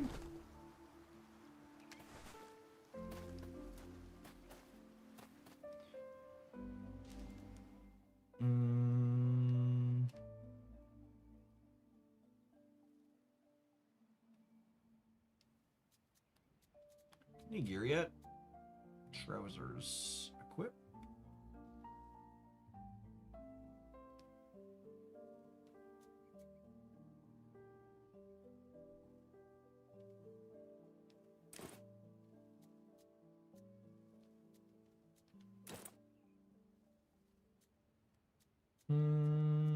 Just pants? Just pants, alright.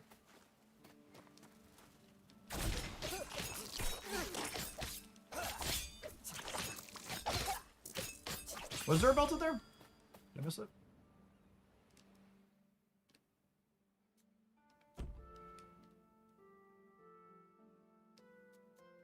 Oh, there was. Good catch. Oh, this is... Oh, it's Roger Priest.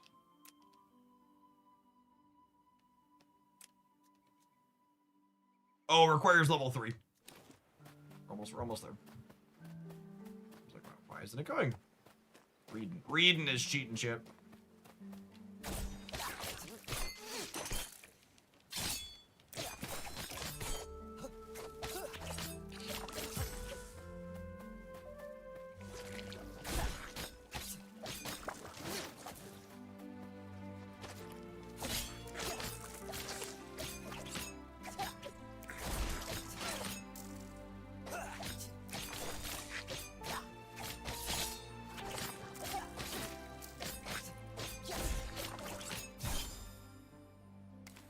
Excellent. All right, not quite through yet. We got the foil bee in the codex.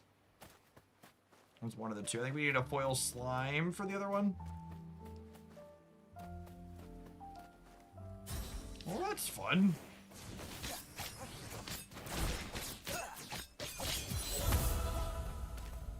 Hit level 3. Excellent. Let's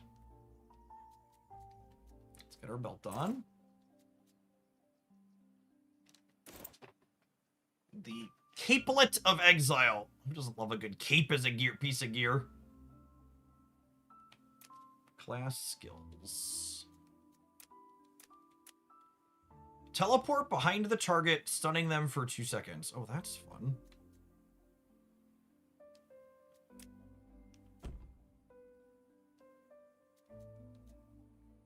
Oh, I have left trigger and right trigger buttons.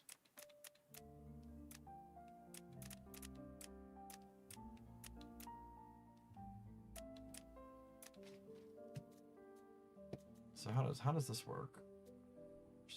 So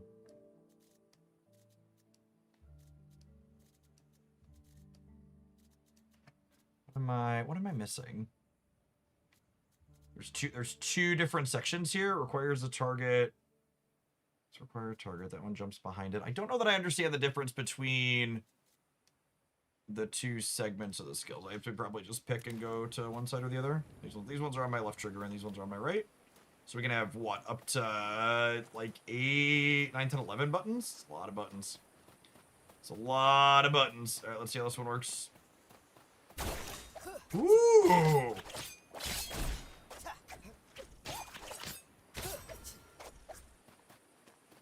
I think one is based on your class and the other is based on your weapon. Oh, that's interesting. That would make sense. How they're functionally different.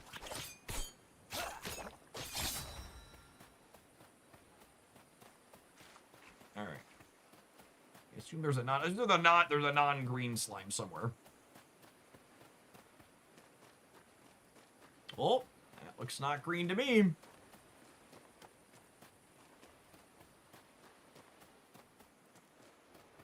Yep.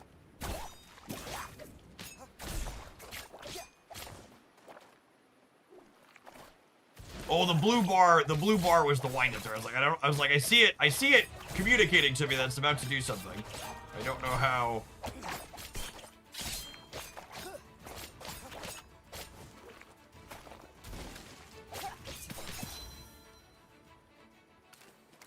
All right, I think that was the two sparkly things we needed for the what's it called? Well, I think there were boots in there too. Sure were.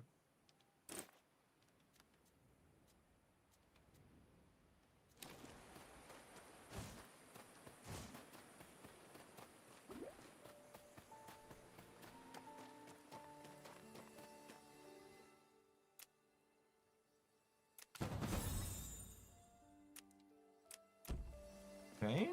What do we finish you two?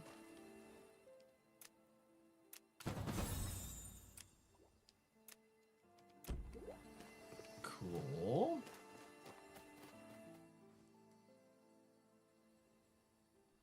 Where is...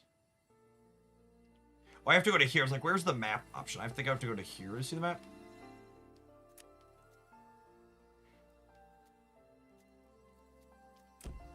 No, is it this one? Oh, it was that one. Okay. You don't have to go back to there to find the map. This is Claw in the Cave, next suggested activity. Where the rain never stops. Oh, this is a boss fight, if I recall. Let's go over here. I'm going to try and get to level 4. I'm going to try and get to level 4 before we go and do that. I will say, I wish there was a way to have a little mini-map up. I did not ever play WoW. Myself and my group of friends growing up, we were lucky we had computers that could play games. We could not afford to pay a monthly fee to play said games.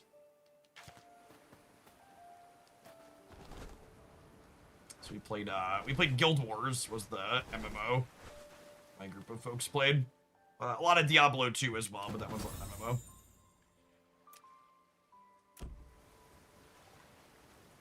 Okay.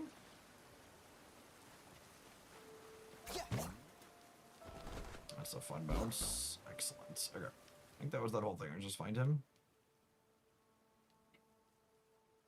Oh, can we walk around over here? Go this way? Oh, I gotta go around. Got it.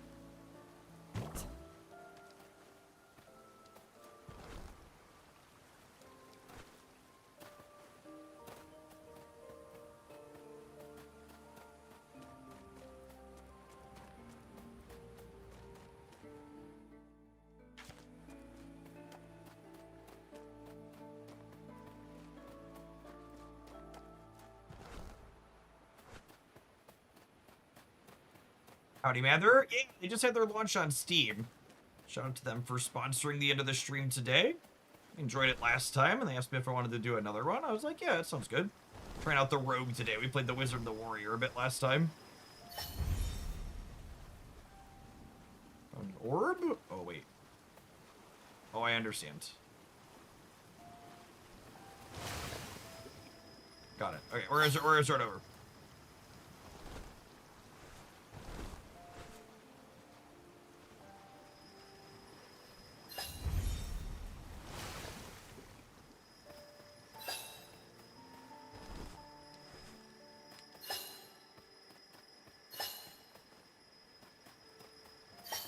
I think I've gone the wrong way. Yeah, I should have done that one first. Might be okay here.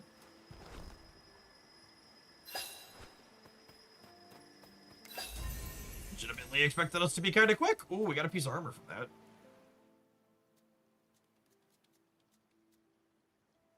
Ooh, that's a big upgrade. Lovely.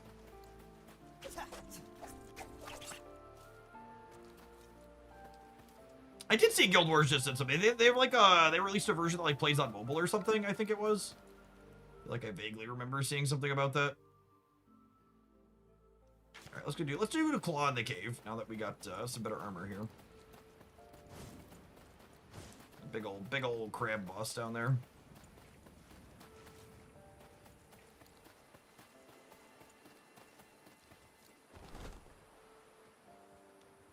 Reetsy, thank you for the 17 months. Appreciate that. Welcome back.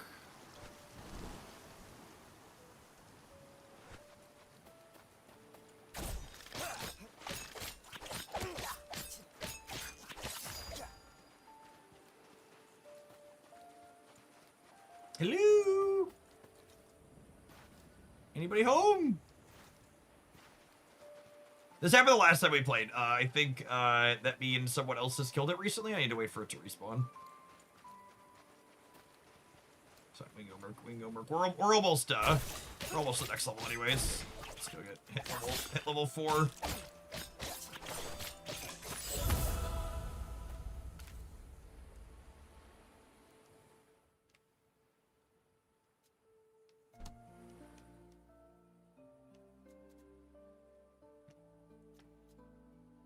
You can now stack up to 5 skill points. All right, so that's a passive.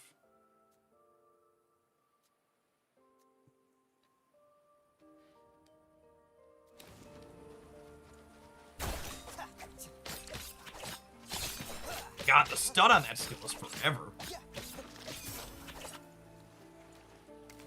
That lasts a long time. Is where we get the crab mount? Oh, I don't think so. Yeah, it's a big boy, chat. That's a big boy.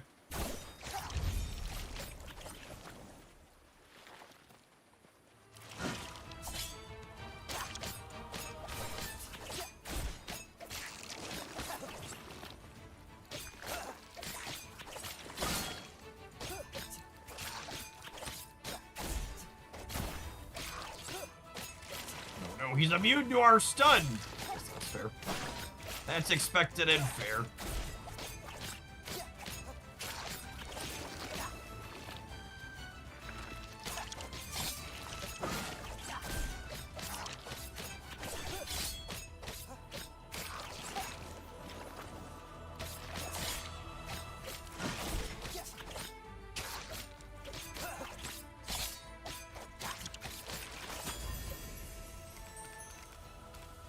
Excellent. All right. Where to next? We cleared most of the quests over here at the island's tip. Let's head that away. I think there was a jump back up point over here. Whoo! All the buttons and the crab disappeared. We are gaining many buttons here. I'm excited to have a full 8 buttons here in a minute, shit. I can feel it. We're not far off.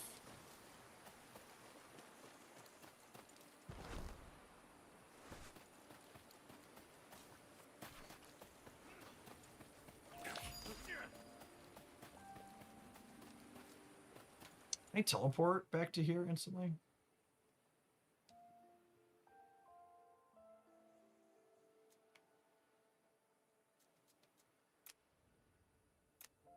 Oh, it toggles was on and off. I don't think unless I'm missing a button press, it don't look like we can teleport. So we'll walk. We'll walk.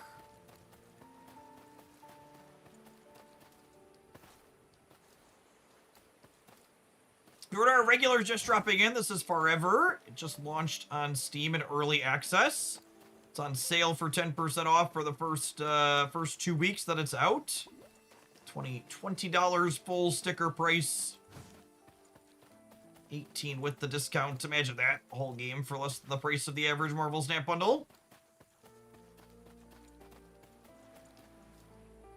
Loading butterfly. I think that's the next quest in this area. Let's go defeat that. Oh yeah, there's a chest there. Okay, we'll go. Chest is next. We'll do this. I want to do this slime first.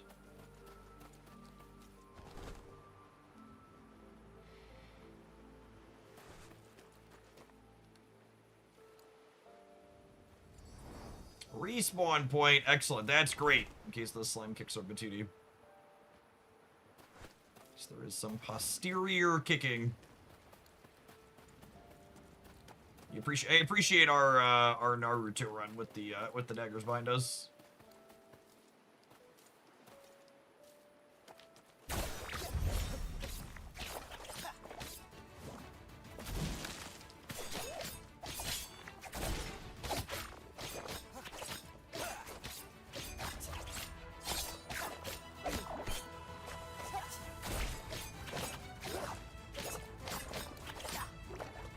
Oh, I dashed.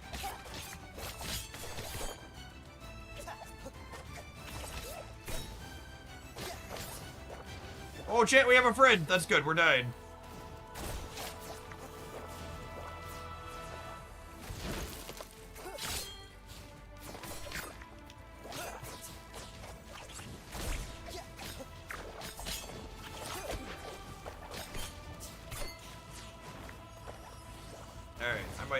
I might let our friend kill Bob here.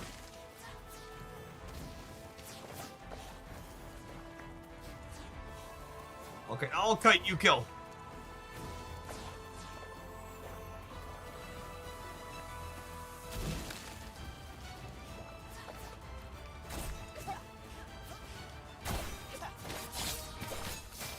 Excellent. Teamwork makes the dream work.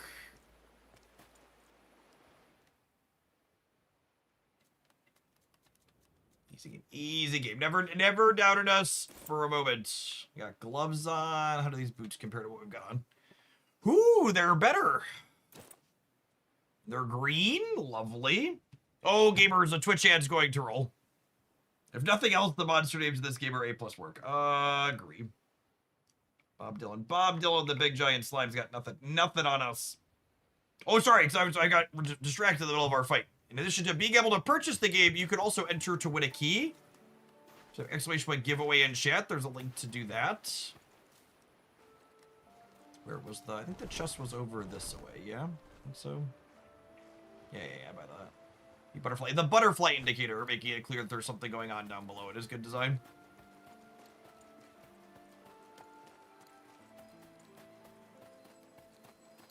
Definitely like that.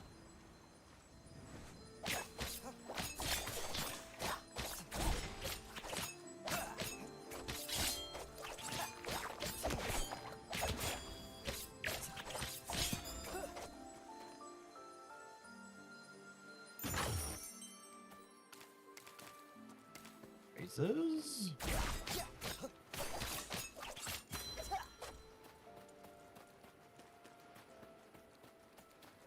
Alright, where to next, gamers?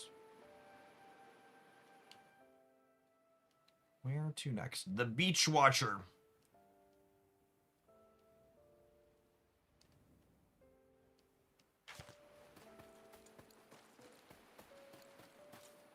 Oh yeah, there's another respawn point over there. Oh, and a treasure chest up there? All right, we know where we're going. We know where we're going.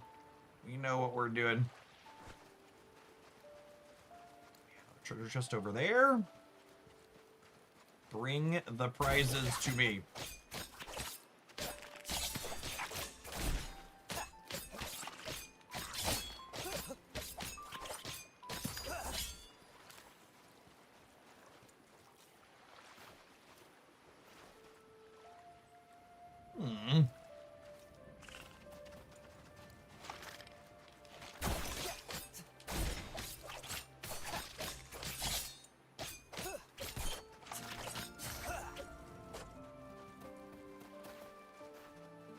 indicating I want to go up over that way?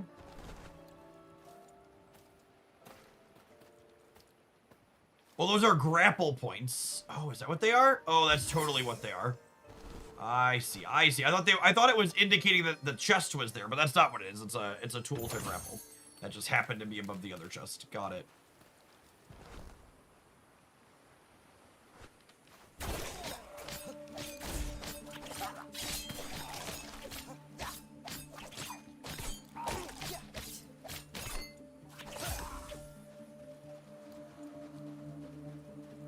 The jump to stun you followed by second skill that stuns. It's quite good.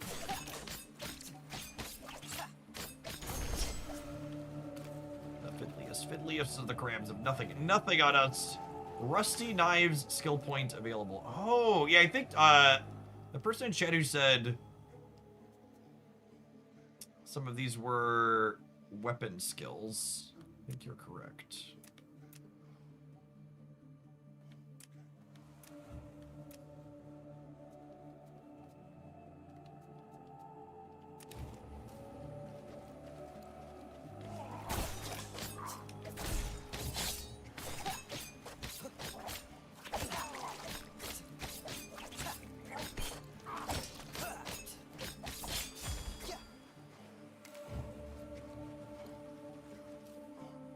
Here's a respawn point. Yeah, where are the dagger skills at? I feel like I'm missing something. Okay. Character unlocks at 10.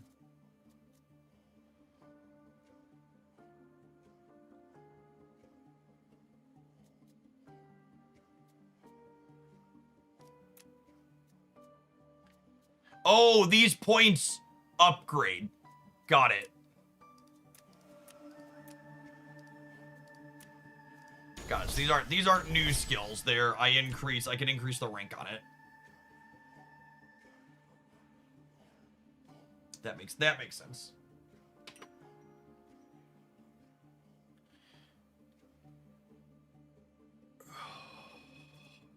These are the weapon skills over here. These are my character skills.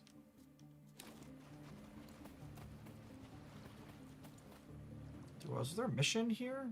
I thought there was.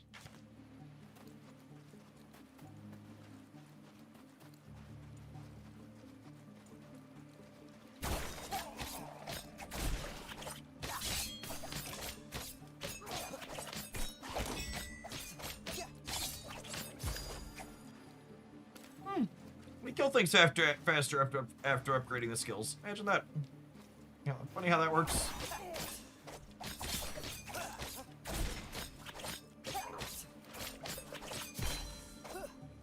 Hey, Claire. Thank you for the 44 months. Appreciate the almost four years. Oh. All sorts of things. Yeah, look at that.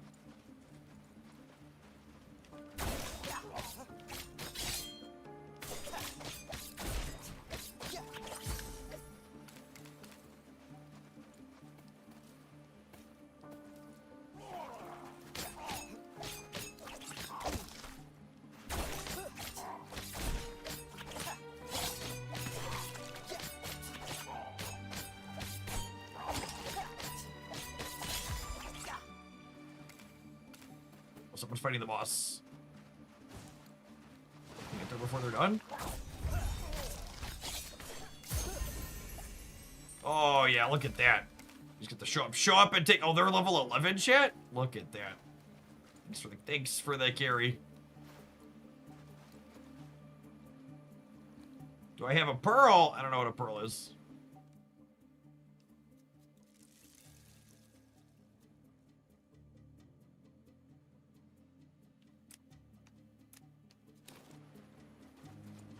Is that what you need?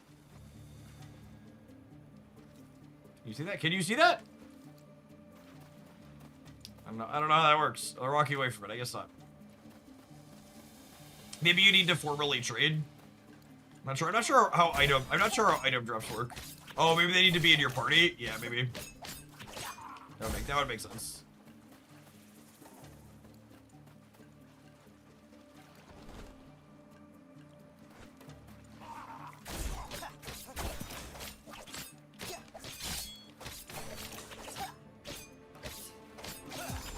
storage sunlocked is pretty good.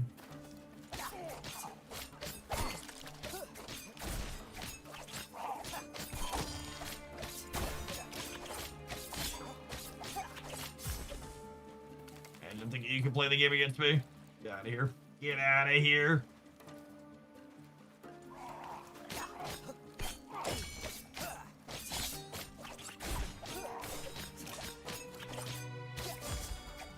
Excellent.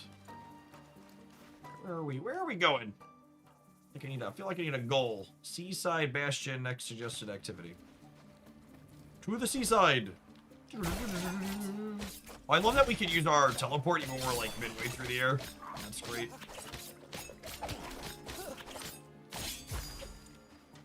Love that. Is that up over this way or is it up over this way? Oh yeah, I think you need to like kill things inside of this camp if I recall correctly.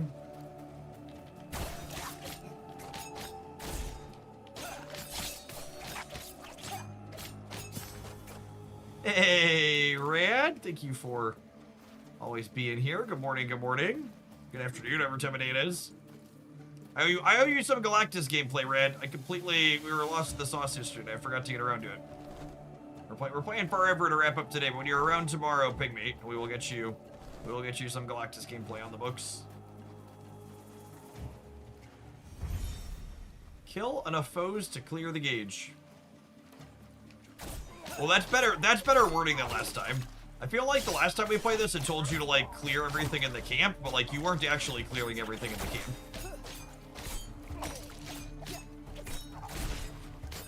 You were filling the gauge. God.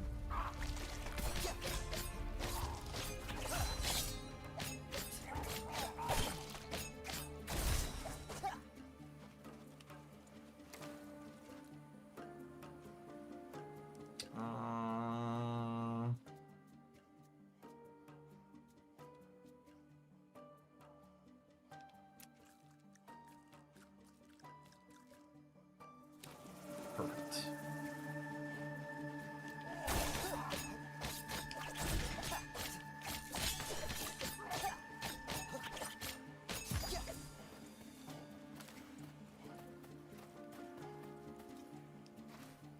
I thought you played the Heralded Galactus yesterday. Did I? I don't think we did. I don't remember. I thought I did. Ooh, that's better. Upgrade. Requires level 5! We're almost level 5, Chad. I believe in us. I believe in us!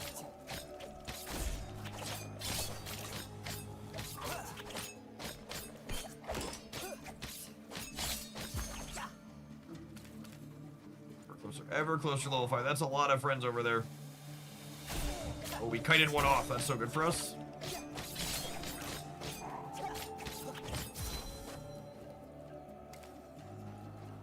Oh, I guess we might still be live. We're going to be playing this for a little bit. We might still be live when the OTA is live. Folks want to come in and talk about that. I don't know if it's up yet or not. It's live sometime around now. Oh, this is too many friends all at once, chat. Abort, abort.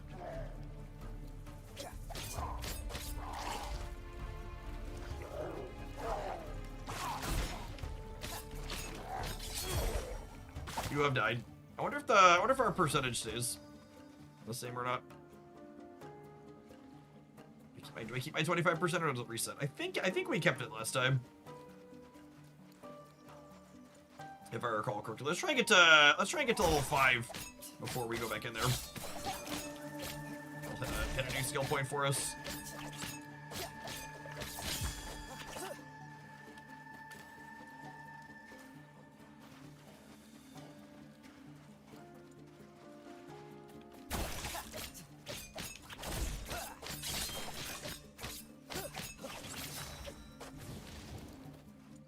Oh, you wanna come with me, friendo? Let's go. Let's go.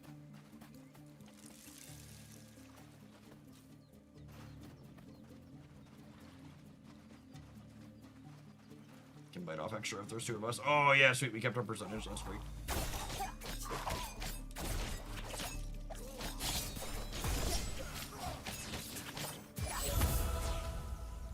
Level 5, 6.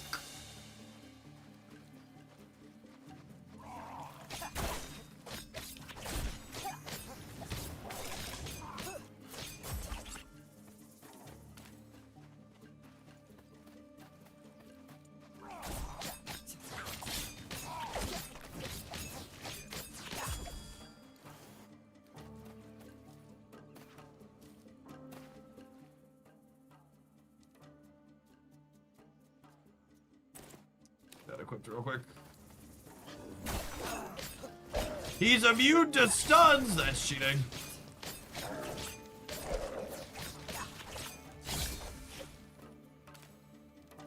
Mysterious cache. Excellent.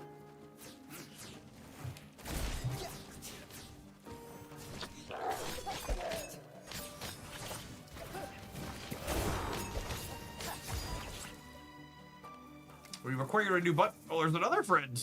Oh, look at all these friends.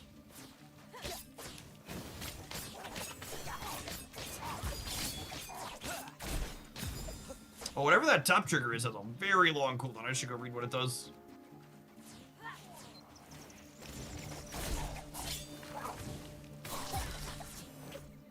So many wizards. I need to kill one more, friendos.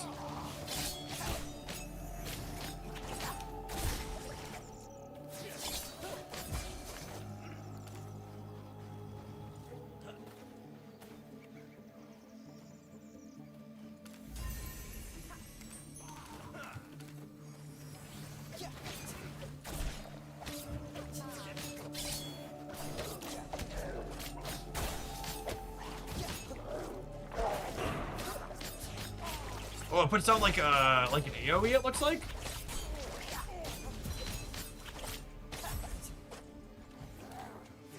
I liked the wizard last time. The rogue's been pretty sweet though. Wasn't a huge fan of the warrior. We felt a little one-dimensional. We also didn't get that far with him, so. Last time we played, we took the wizard to the end of the first dungeon. I think we played the warrior and the wizard each for about an hour last time. I think I'm gonna try and play this guy for the whole segment and see how far we get further into the game, rather than splitting in the middle and starting over again.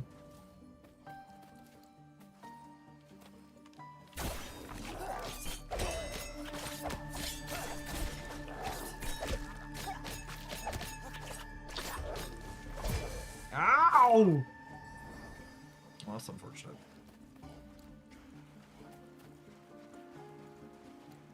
The smoke card lets you dodge more. I don't know. I should read that real quick here. We've died. I should take a second to. You always say, chat, reading is cheating.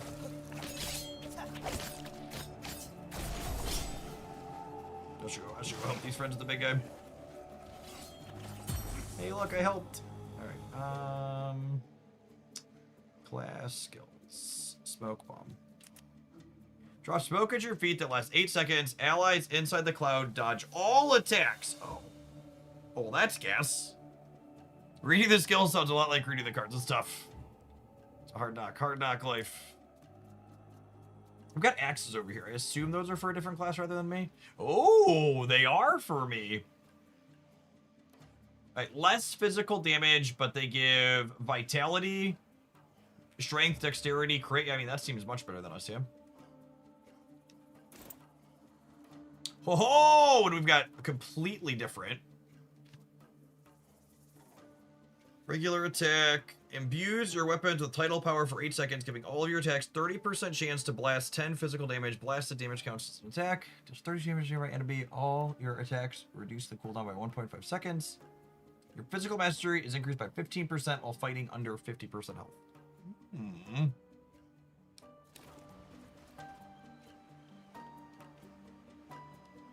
Do I need to...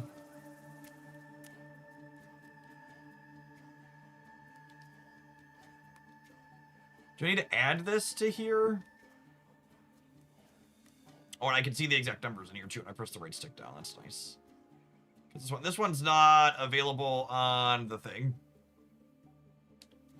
Yeah. Silver Samurai buff is why I wanted to wait on the Black Bolt Daredevil deck, because the Silver Samurai buff means it'll buff Daredevil.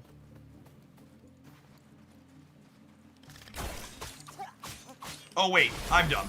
I was thinking there were 3 there, but it's definitely only the 2, right? Because the other one is your auto attack. Yeah, my brain is fed. Ignore me. They were all there. The OTA is pretty much nothing burger. Yeah, I think so. I really wish they'd take more. I wish they'd take more big shots as like the theme of the Marvel Snap year. Gameplay still as good as ever, but man, have they just been super conservative with like every change they've made. Changes, and card releases have both been like super on the conservative side. Yeah, there's no Viv Vision level +1 buffs in there, basically. Well, that's a solid upgrade. Lovely.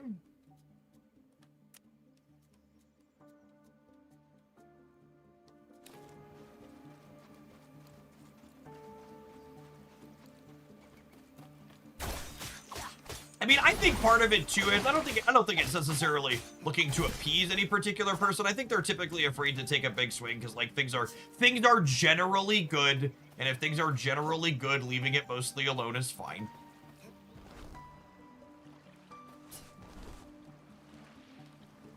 What I would assume is the attitude that they have. Are some quests over this way? The water animations on these axes are sweet.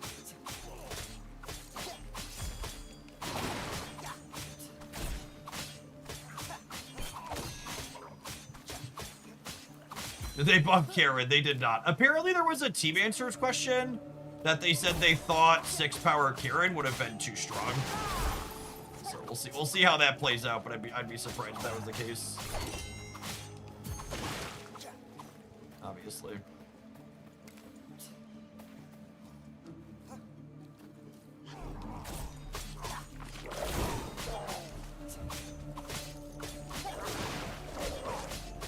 Oh yeah, look at that dodge inside the smoke. It's like untouchable for the duration. That's so good. When our right trigger up on the weapon, the cooldown reduces itself as we hit things, which is sick. At least a couple of buffs that like push things up to 4-5 are like, you know, it means they work with from 4-5 to 4-6 means they work with Daredevil now, which is nice.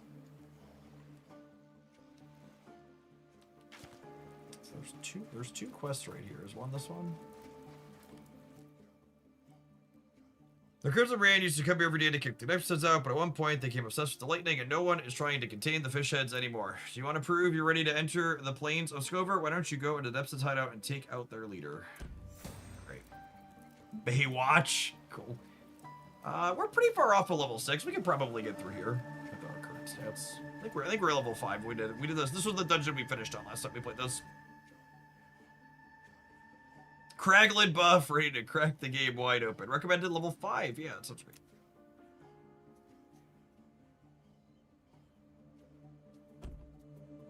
We are in fact level 5.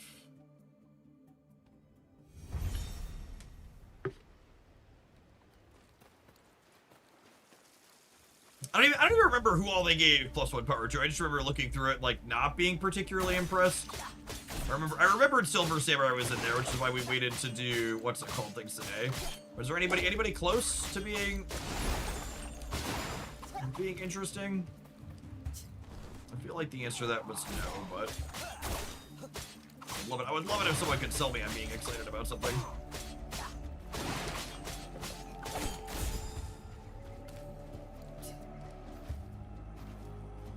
For our healing to come back up here.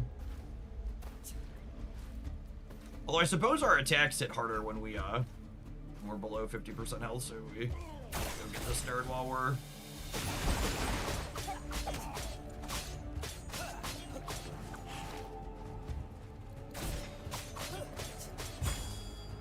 You have died. Oh, you get to respawn inside of the dungeon itself. That's great. I did not think that was going to happen. Oh, I guess switching to the axes, we lost our other stun.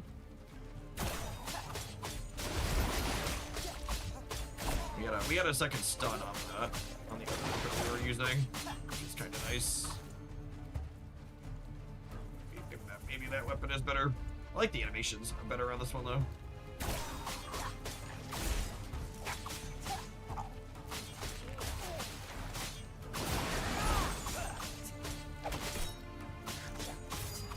Gotta get that sick animation value. Ares, Kraglin, Starhawk, Zombie Marvel, Noir, Major Victory, and Coulson. Yeah, pretty much all nothing burgers. I don't know. Ares is a pretty playable card. I can't imagine Zombie Captain Marvel needle moves with +1 power. Did you know they've made movies about Marvel Snap characters?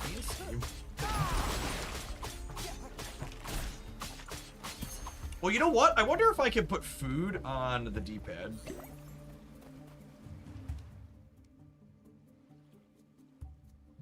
I bet I can. Haha! We totally can. Eat fish with ease.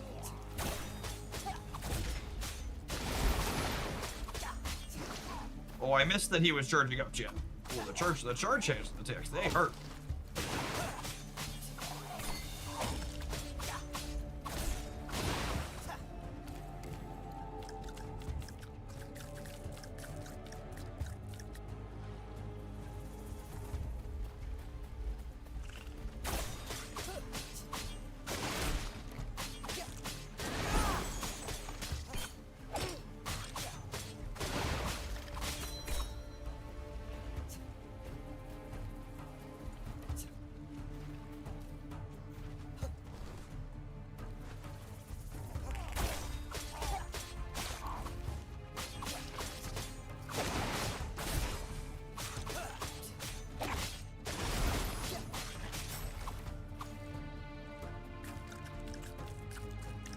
Such a hungry boy, Chip.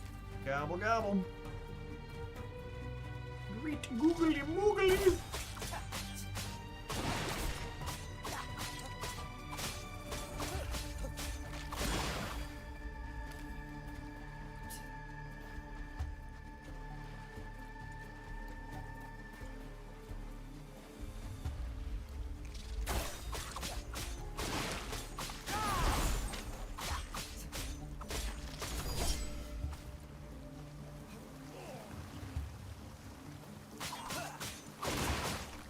I was not prepared for that character to be able to jump up there and get us.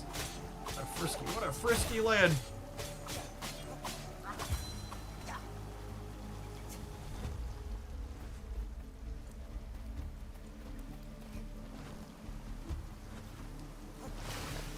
Whee!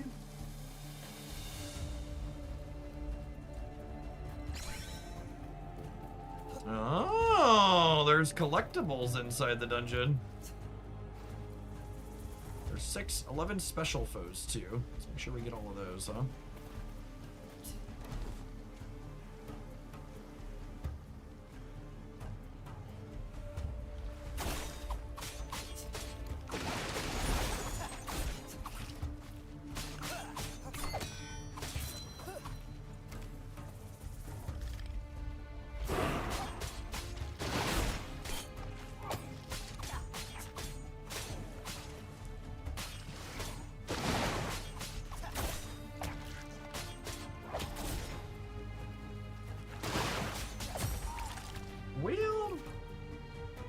The respawns are real close at least. All right, I probably need to wait for my smoke to come back up here.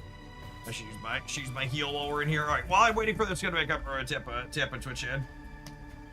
Take a pop up in a second here. Oh.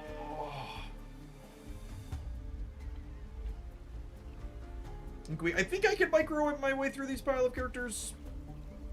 If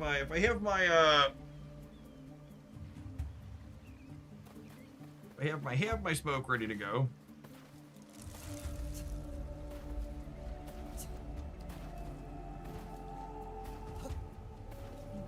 I think we'll be able to micro through here, huh? I actually don't know. What does the up on my D-pad do? Teleport you to last obelisk. Oh, that's how you teleport. Got it. There's an item for it. Mysterious cash, what do you got? Oh, I have skill points available for my weapons here too. Oh, I have a bow?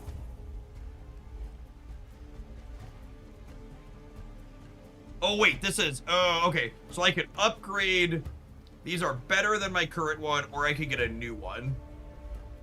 Do I want a ranged weapon? No, I kind of like hitting things. I'm gonna take the better, take the better axes. Oh, do the skill points transfer over? I think the skill points transfer over.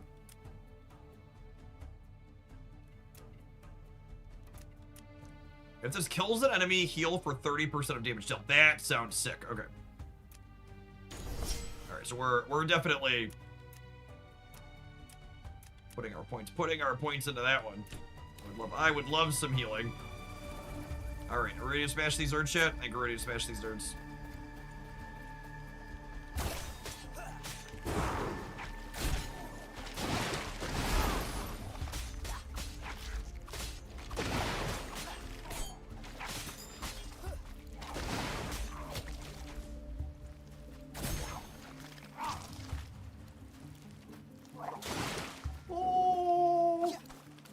Lovely.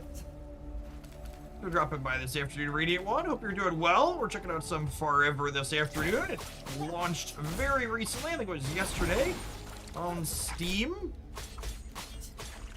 Lovely one-time purchase game. Currently on sale for 10% off for the first 2 weeks after launch. Oh, I want that collectible, gamers. It's the second of the 5.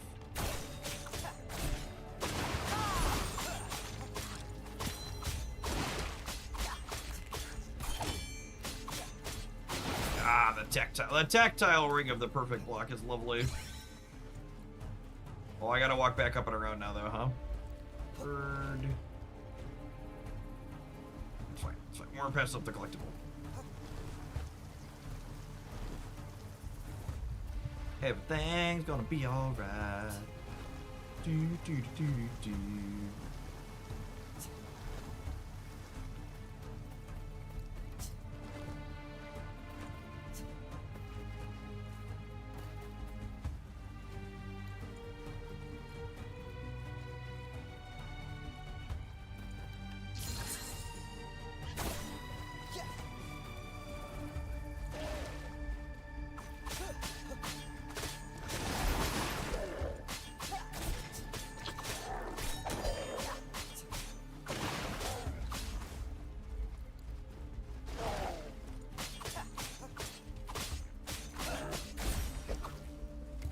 Nice. Oh, wait, that wasn't the boss. That was just one of the special foes.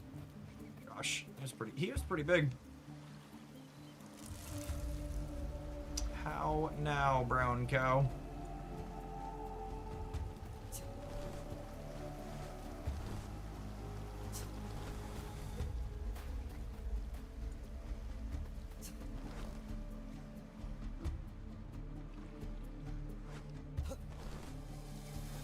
There's a way off to the right that it didn't look like we had a clean way to climb up to.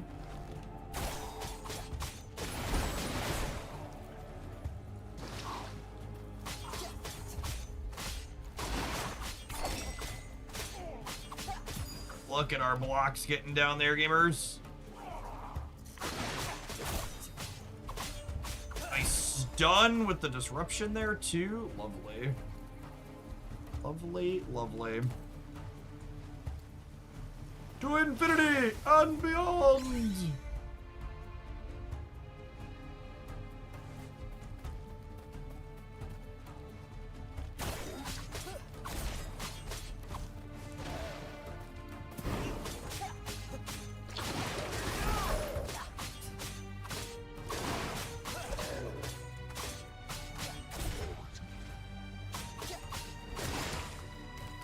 The auto dodge window is pretty sick.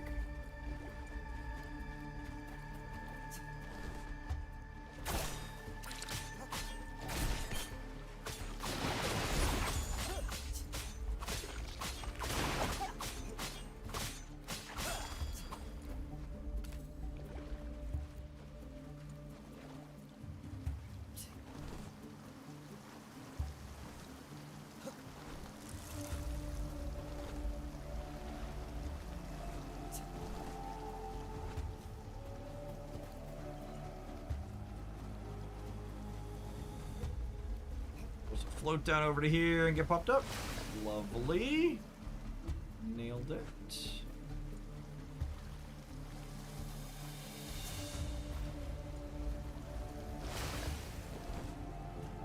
How do we get up there? Okay, got it.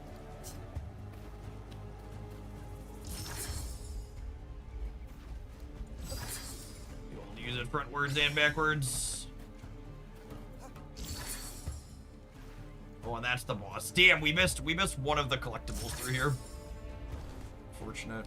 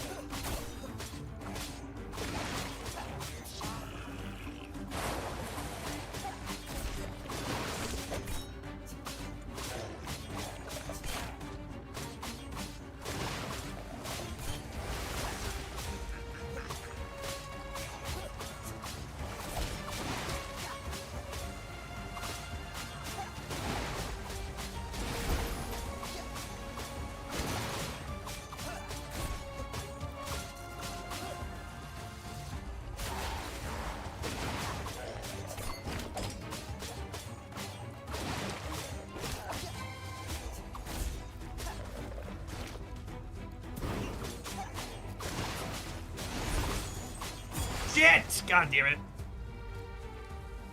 I had my smoke down, and I missed that he was winding up for an attack until it was too late. All right. Well, we're gonna wait for the smoke to. I wish. And one thing they need to would be a nice improvement is they should probably take all of your skills off of cooldown when you die and respawn. I don't know. Maybe it makes it too easy to jump back into some fights if they do that, but waiting here for 30 seconds seems unnecessary.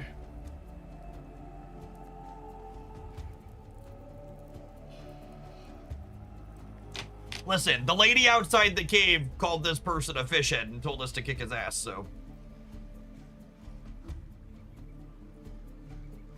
I'm just following directions as a good little adventurer.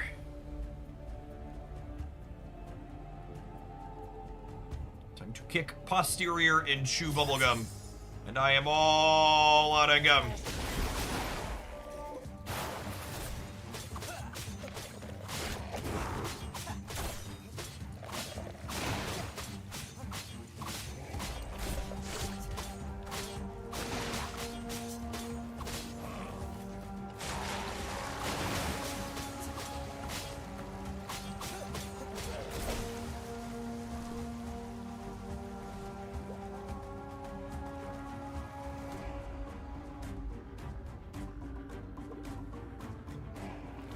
All right. Well, that was markedly less successful than the first time.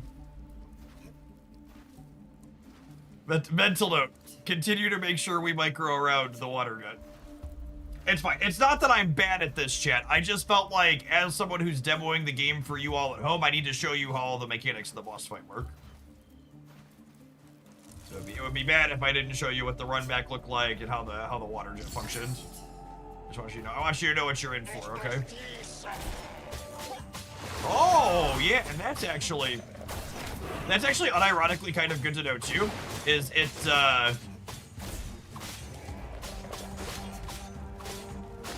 not being too. God damn it. Making sure we land far out so that way when he winds up his skill, we can hit him. Is nice.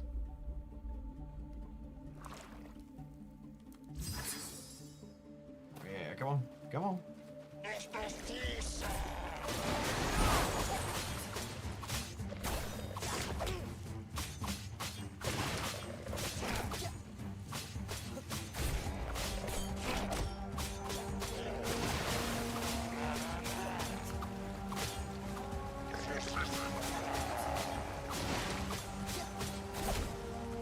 All right. That's the third time I did that. I need to not. I hit my dash or inside my person's head. Interesting. Oh, we landed on a beam. That's funny. Ground me, please.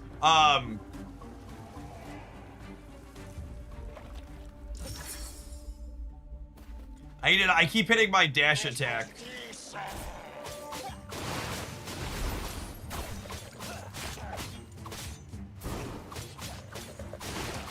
I keep hitting my dash attack to go through him while he's doing that, launching myself into the stream.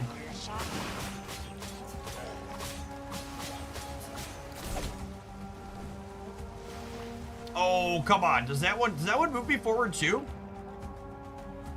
I need to be back further back. The hitbox was wonky on that one. I'm gonna blame the game. Shh, it's not that I suck.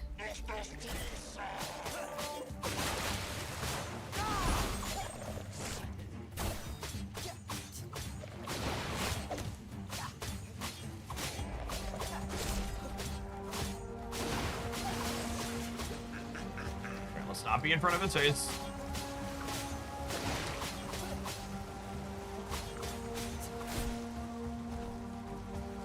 Fucking did it again. We're gonna beat this boss, chat. I beat it with the mage. We beat it with the mage on the first try when we played this game before.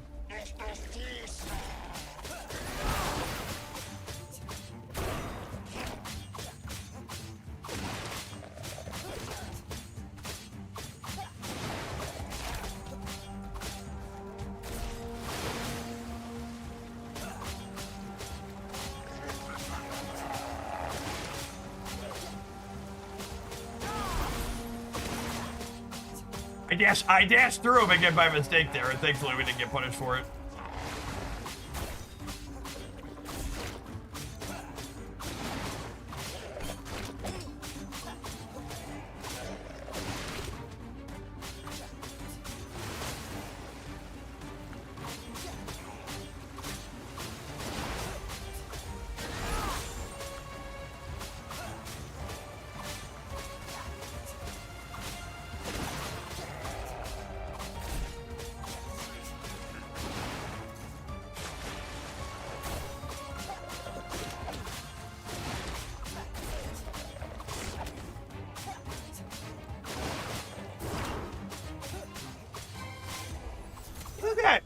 First try, easy game.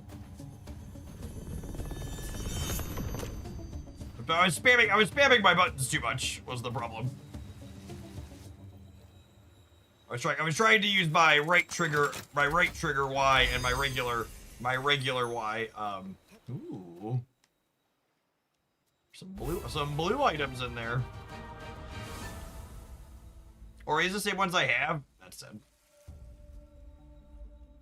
Farever. I don't know what Farever is, but we now have it.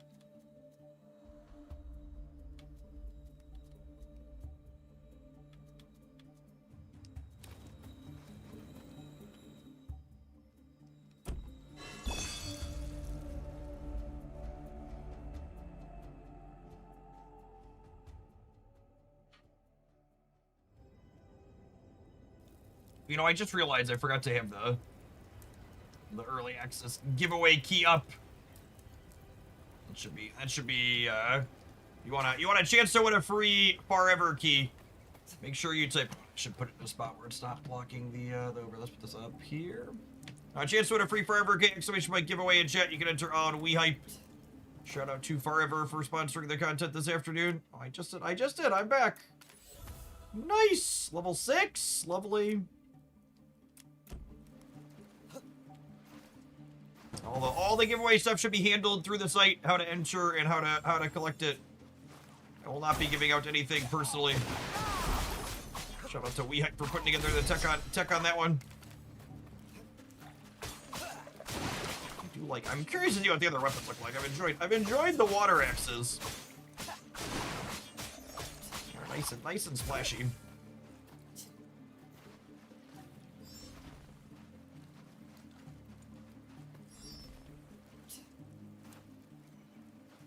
All right, what are we looking for? Did that. We did that one. We hit all of, I think we've hit all of the quest points, yeah? Oh yeah, it says 13 out of 13. Cool.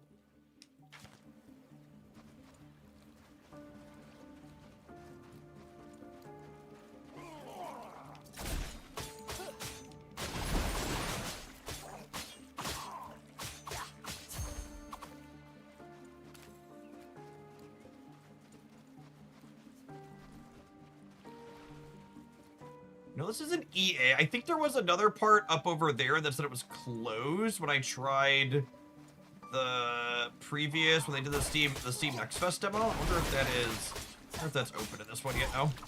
Should run over and check. If not, we might try that. Might try the last class. I haven't done Priest yet.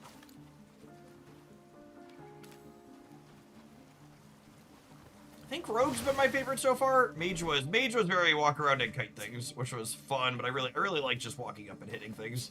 And the warrior walking up and hitting things did not do it for me, but I like the Rogue.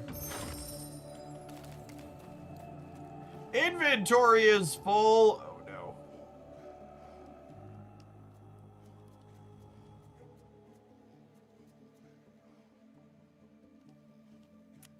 Consume.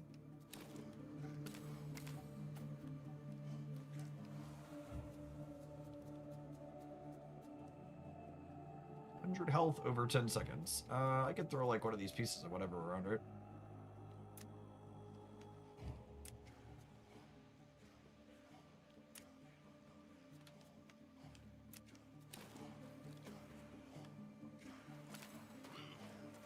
If we can go sell stuff.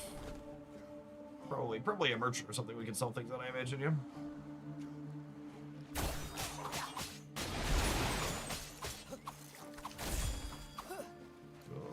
Night.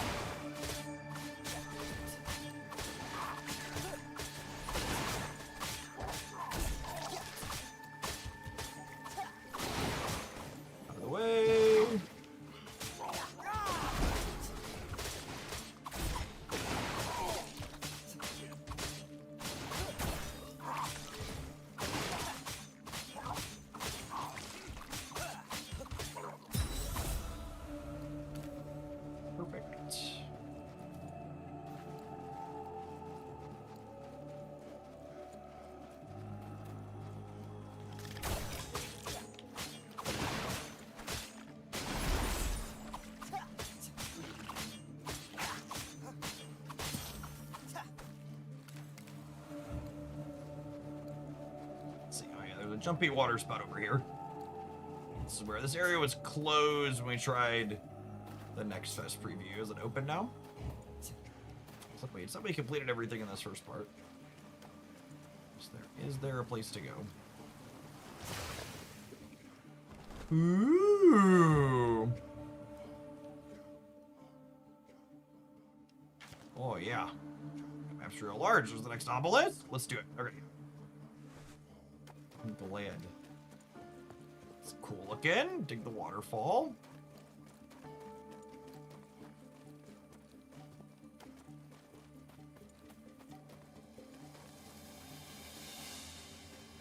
Oh yeah, it looks like you can just walk over here right away, huh? There's someone level 4. Oh hey, there's a collectible thing on the hands. I'll jump down from the top and grab that. Oh, and it's showing us everything. Cool. That was that nice, like, zoom pan out of the area we're opening. I'm curious to see how big the map is.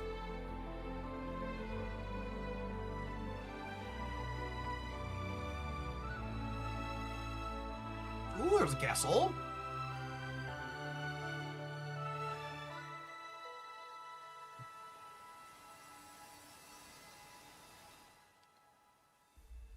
Nice. Okay, cool. There's 22 things to do over here. Okay, so we got more more things. I will say, I wonder if there's a way to get a floating islands up there on a mission to explore the ruins and sit on top of them. It gets worse. At mid-height, I almost got crushed by a living rock. If I want to face the golems again, I need to toughen up and find 5 motes of Kier. Unfortunately, that's the best way to fight the golems. All right. I wish I had a mini-map that I could leave up on the screen. 30 codex entries. All right. That's a lot. It's a lot more than the handful that we had last time. H. Ketchum. Chasing it down and slipping it into your net. Buy a net if you haven't already and try to catch 1 companion. Oh, these are the friends everybody has following around with them here, huh?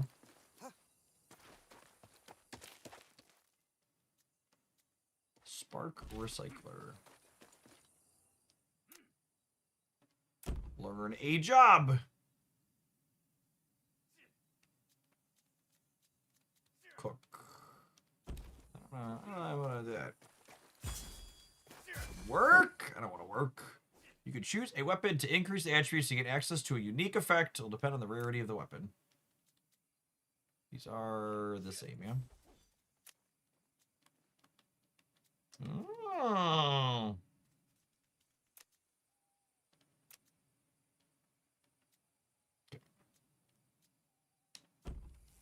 I think it said I had a skill point available, yeah.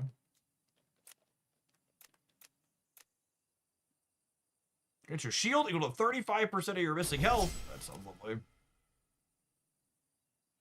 Throw a piercing axe forward. That also sounds great.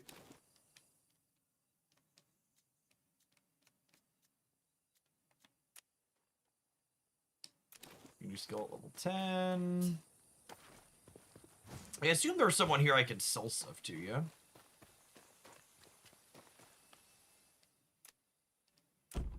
Trade.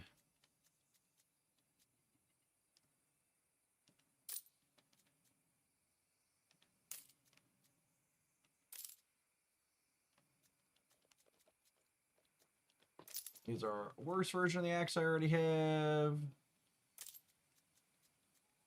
Boots.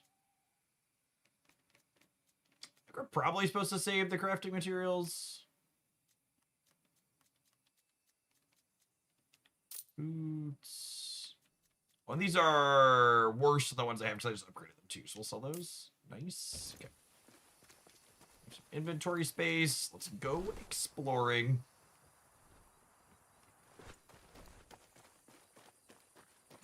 Gotta go fill out our codex. Level 7 skunk.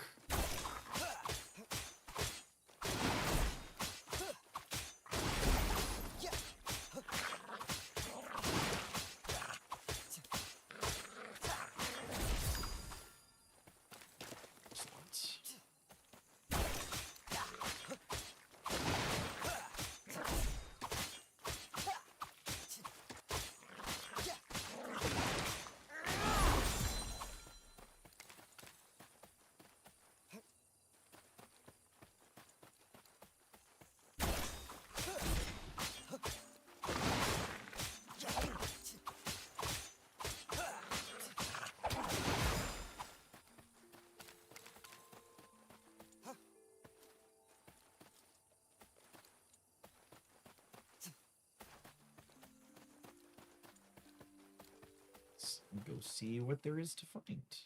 There's a thing up here. Let's go do that.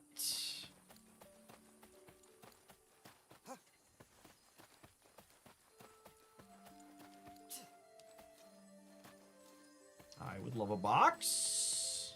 There's a box and there's a find through things box. Ambush! That's rude. Oh my goodness, I jumped into that.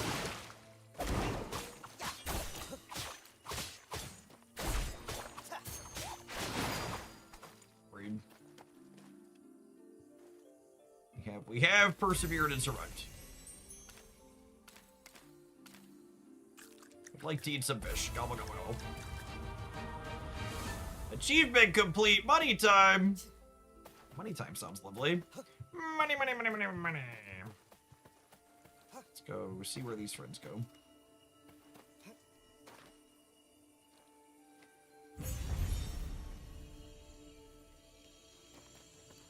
To the orbs! Do-do-do-do-do-do.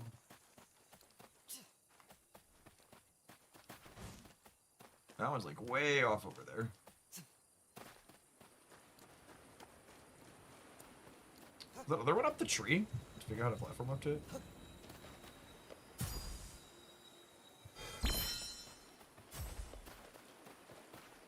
Oh, that one's up the tree too. Huh. Got it. I understand. I thought I understood.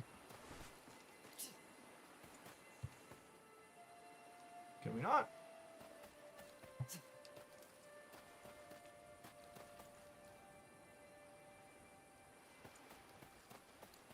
Oh yeah, it's called aerial grapple at that. That's funny. You gotta like jump down for over here.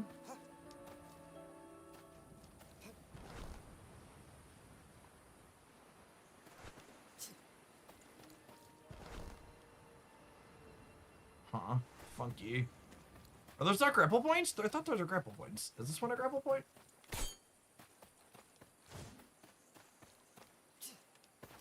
The OTA drop. The OTA is published. It's a bunch of mostly nothing burger plus 1 point buffs.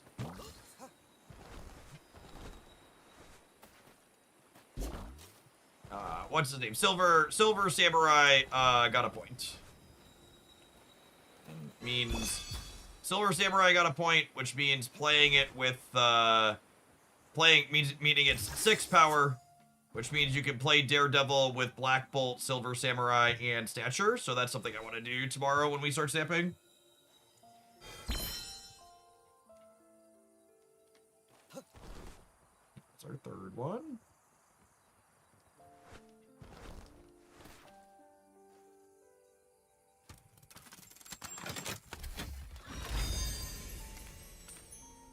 Ooh. Oh, this is an upgrade, I think. Plus 29 armor. Baby, now we're cooking.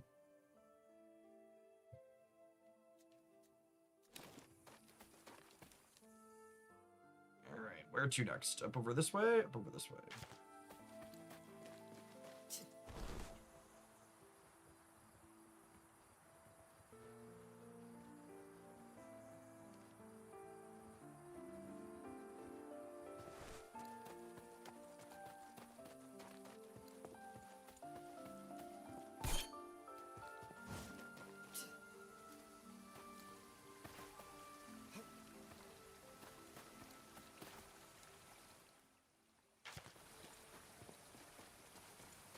Yeah, let us go. Good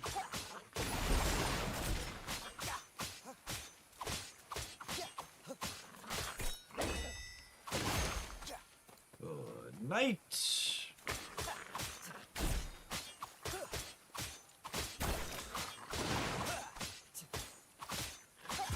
Howdy, Auto X.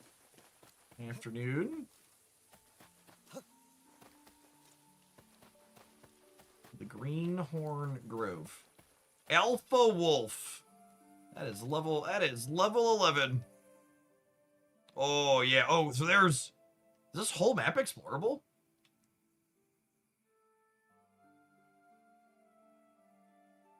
The Honeywoods. All right, we're gonna stay over here for now.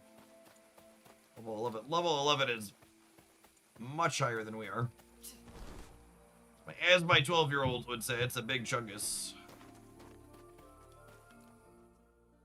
I saw the sweet set of copper wafting from this mine, but the kobolds inside scared my prospectors away. Take down their chief. They won't stop me from the copper I want. Big map with no load screens. Yeah. Wonder how big. It'll tell me a recommended level on it. Yeah.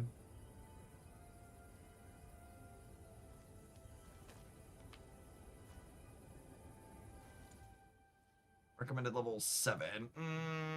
All right, let's run around and hit some more things, and we can dive in there.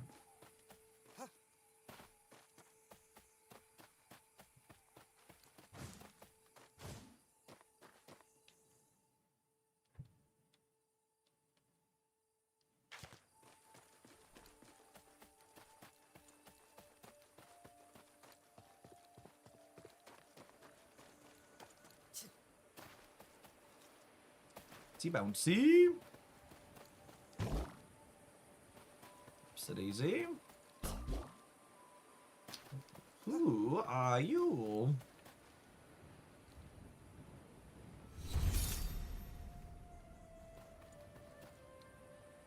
Checkpoints reach. Press left trigger, right trigger, teleport to the last checkpoint.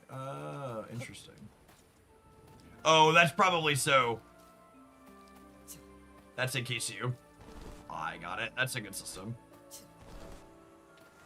So we're climbing, and that's a. You can get back to here in case you fall off like an idiot, which is great because I'm absolutely gonna fall off like an idiot at some point. 1,000,000% going to see the checkpoint. 1 out of 8. Nice.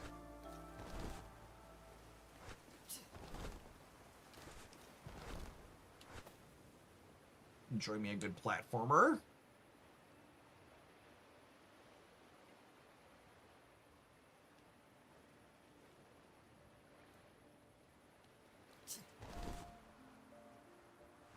Assume I can land on this tree.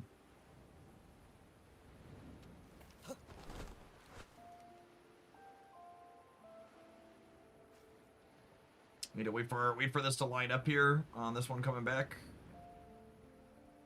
I wanna get too frisky.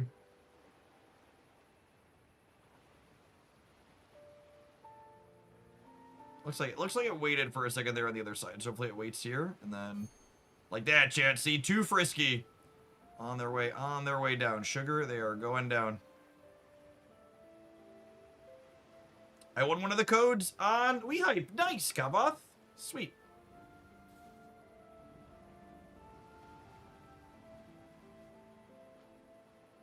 Glad to hear that's working. I've never, it's my first, I've done some stuff with WeHype before. It's the first time doing, checking out one of the giveaway things that they've done.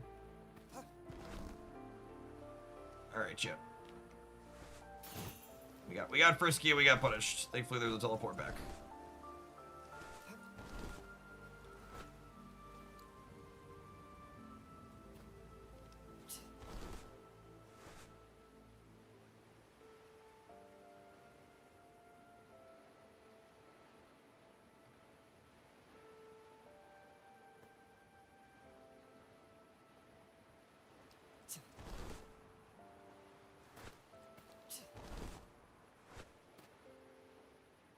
Now if I can just figure out what the timing looks like on this. It seems kind of awkward. I wonder if I need to be on, I wonder if I'm on like the wrong one. Because these might hit the timing on where they are on the loop at different moments.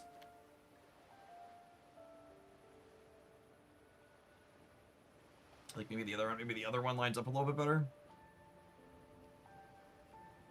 Like is that one gonna get there about when it's over there? Yeah, okay. So I want to be on this one. Assuming it times around. I think I'm gonna have to wait a second for it. I'm gonna have to wait for it to go back and come back. But assuming it stays on the same timer, like they're synced up or whatever you want to call it. This one lined up there perfectly. Yeah, I think that's what happened.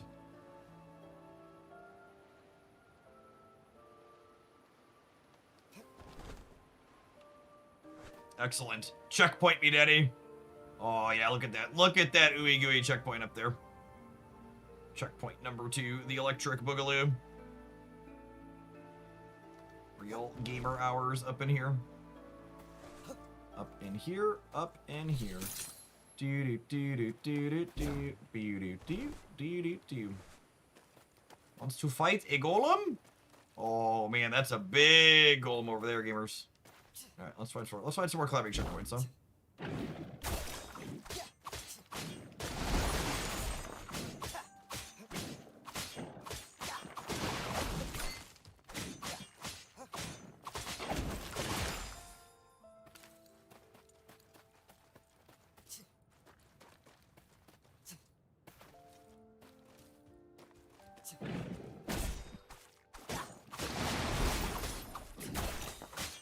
Done in there. Big hit. Look at all that button pressing.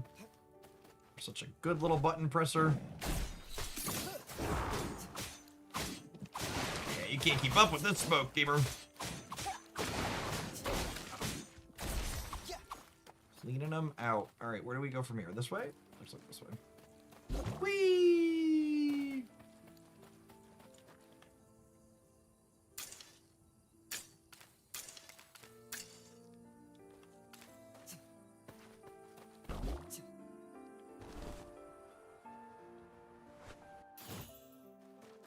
Interesting. This checkpoint system is really, really clever and slick. I like that a lot. Well, I don't know that I've seen something implemented this cleanly in this style of platforming game like that before. As someone who's an adult gamer with very limited amounts of like gaming leisure time, I really hate when games feel like they're wasting my time, like making me do runbacks when I fail something. Like, I enjoy being mechanically challenged when I play a game, but it is not fun to, like, when you fail the mechanical challenge, to have to, like, be punished when you're trying to find your way back.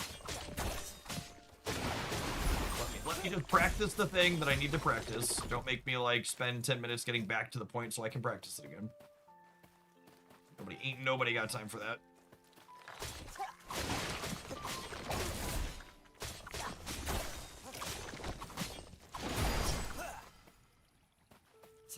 Oh, I have a skill point available. Oh, yeah.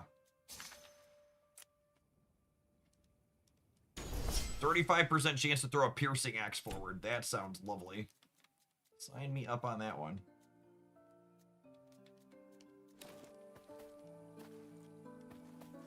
To next. This way.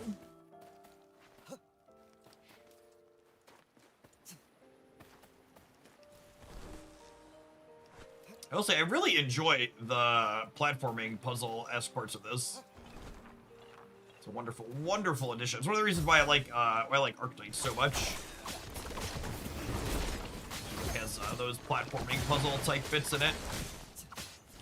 I think they're such a great addition to these RPG games.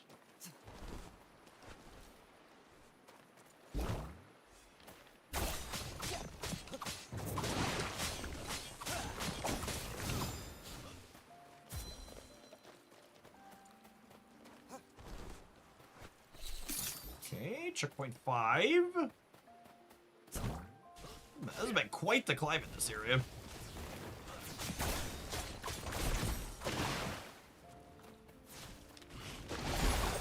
Miley would be proud, shit.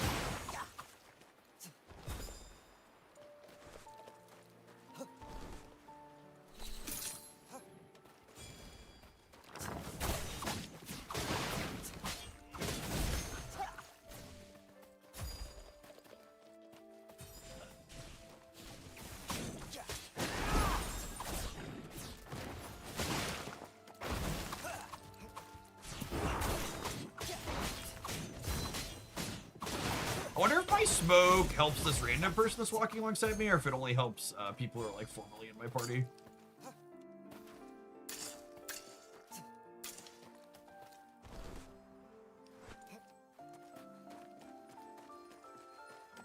Is there an ambush at this box? Oh, I'd like this box, please.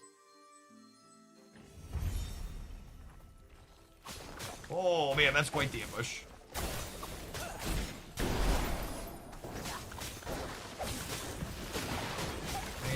I'm glad our wizard friend is here. Excellent, excellent.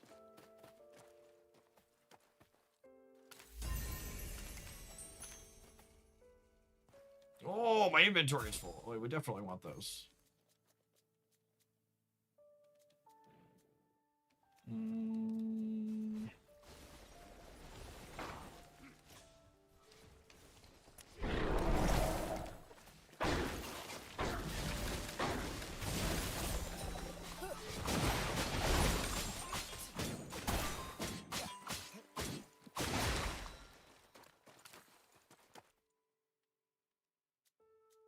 Oh, it didn't count for them, actually. That's interesting. Requires level 7. That's so much more armor, chat. All right, we had an upgrade in the tank. Two more checkpoints on the way up the top. Where to next? Up the stairs? Oh, the castle at the top of the floating rocks. This must have been a bitch and a half to carry all the rocks up to build. Hopefully they built it with magic. Building it manually sounds not great.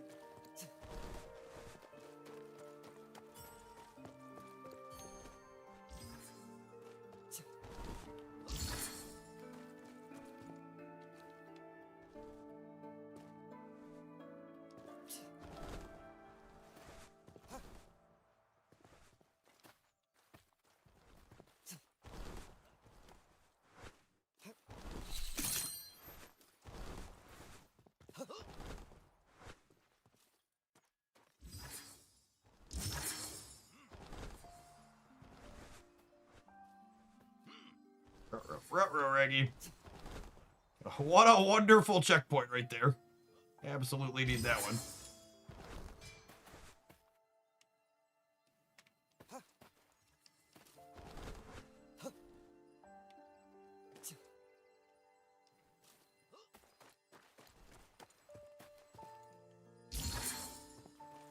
Eight out of 8. It's like 8 out of 8 to me. Got better feats. I'd love better feats. Those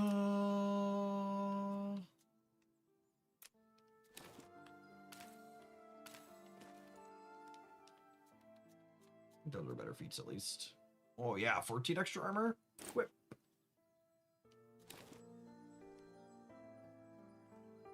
Well, we're technically not done yet here either.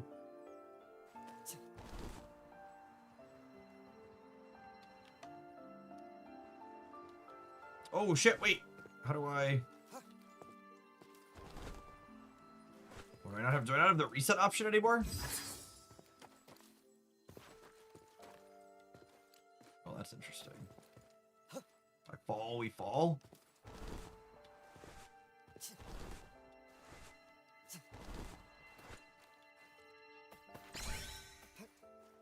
There's 99 of these on the island? That's so many.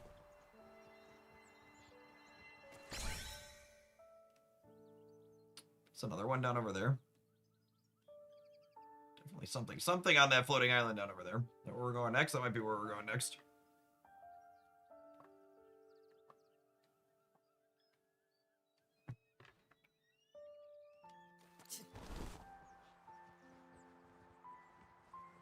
We should float over and see what's up at the castle.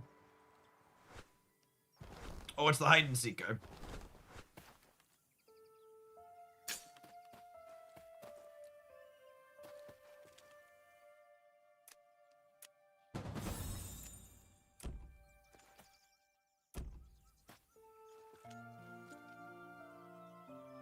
A pretty rare petal. I feel like I should probably make sure we take the one that says it's pretty rare with us.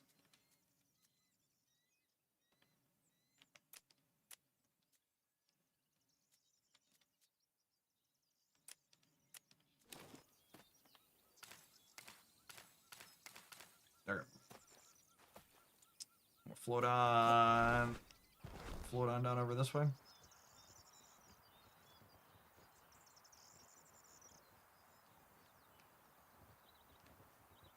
Whoa, there's another massive climbing area over there too.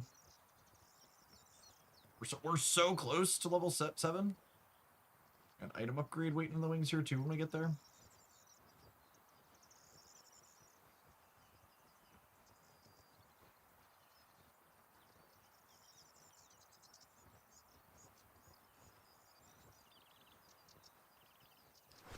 The Ruins of Hop.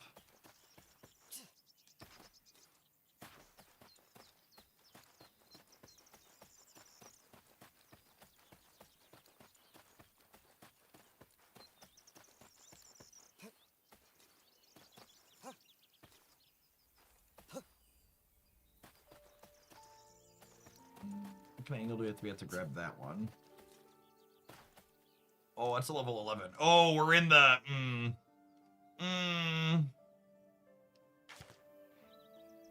This teleports you back to the last obelisk we did, right? So let's do that and go sell some stuff. And then we're probably pretty close to...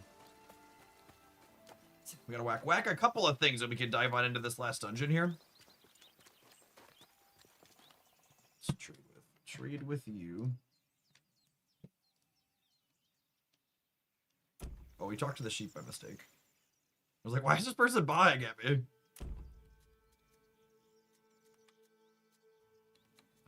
That's strange. It's rude. All right, want to keep that.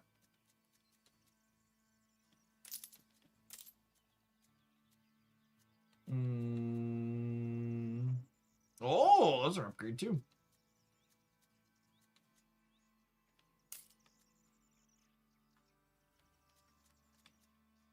Converted to fragments of Naya by gathering 5 more motes of Maya. Okay.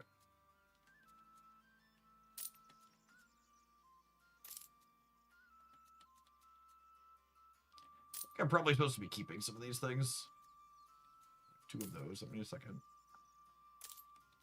Keep the ones that said they were rare.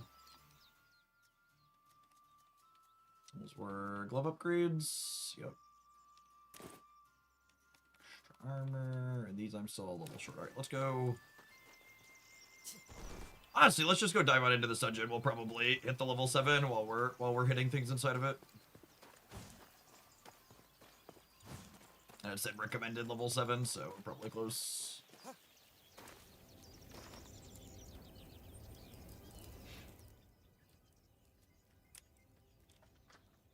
Let's do it.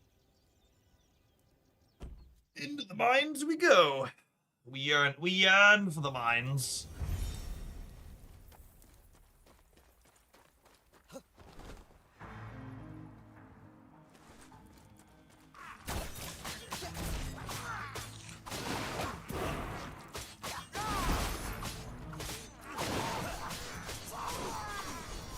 Oh my goodness. Well, that was...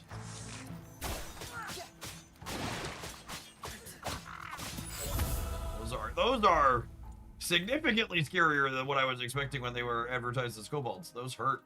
Alright, well, we hit that.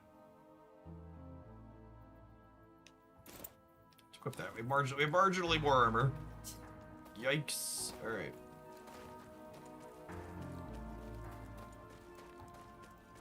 Subscribed forever. What's going on, Nerf Path? Nerf Warpath? So we're coming back again. I appreciate the almost 0 support.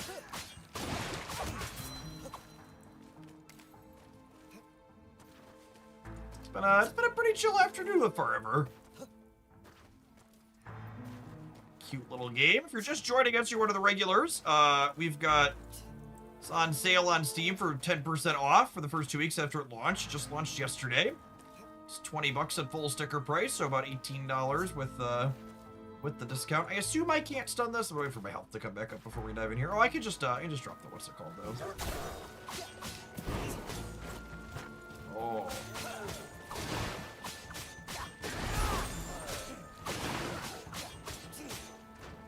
Oh, it's got like a fart cloud on the ground. Yikes.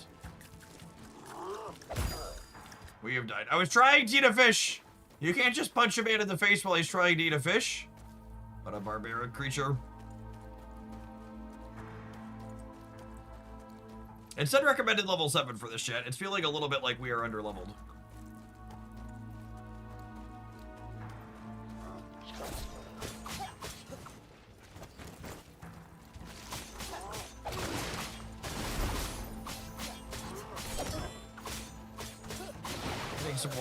Hitting some more blocks probably helps. We were so close. All right, I'm gonna die like once or twice more, and then if we're stuck, we'll bounce back out and go grind some level outside.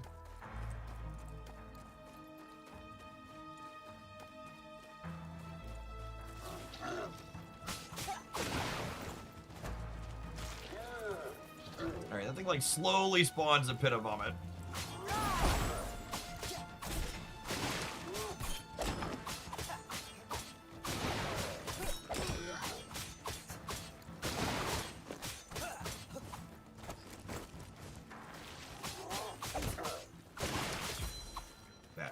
First try, easy game. Oh, sweet. We got some platforming inside the dungeon, too. Love it.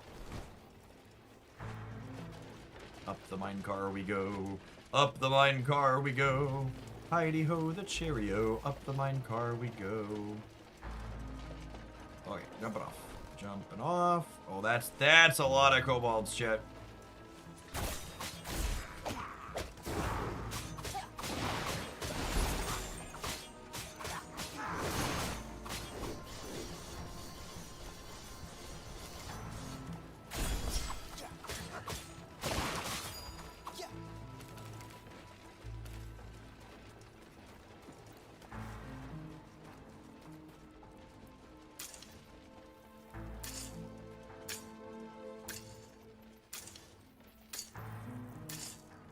Think there's a limit on this? Does it run out? Or is it just like endless? It does run out, okay.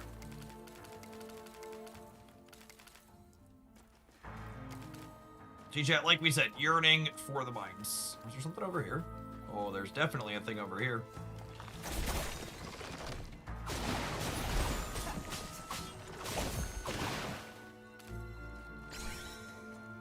Five in the dungeon again. Cool, or 5 in this and last one. Probably 5 in most of these.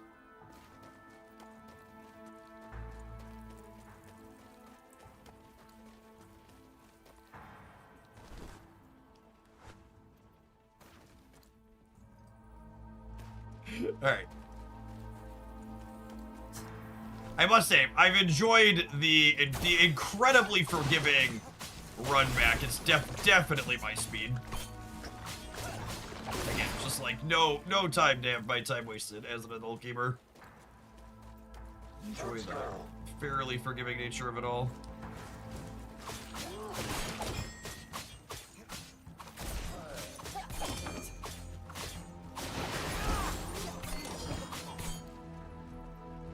Yeah!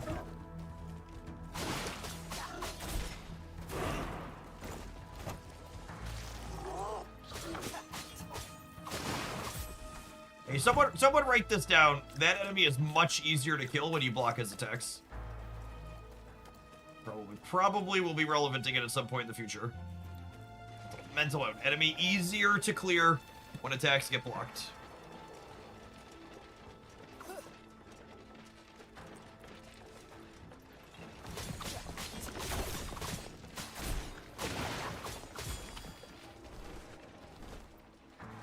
God damn it.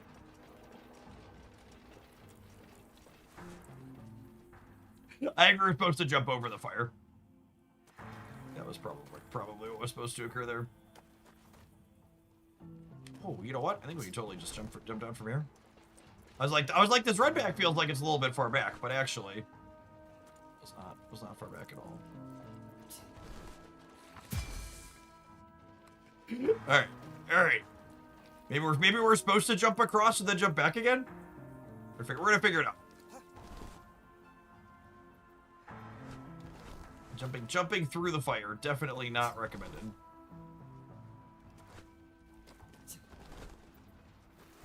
Okay. Got it. Again, platforming challenges.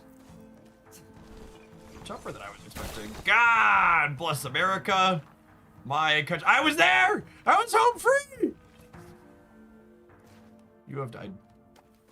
I sure have. I sure have. Mental note, don't teleport off the platform to hit the enemy.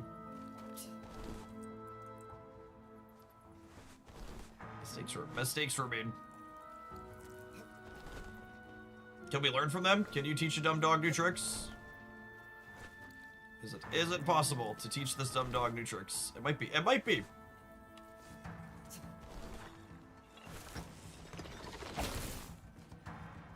I'm just not gonna attack it. I was gonna wait. Excellent. Alright, you wanna come over here and fight?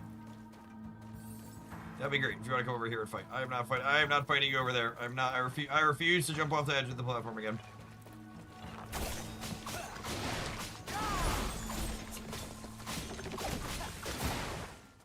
Gotcha. Come fight on my terms.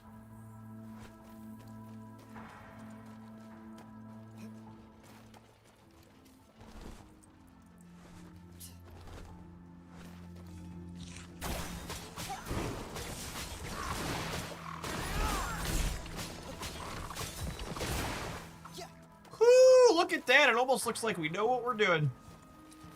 Almost.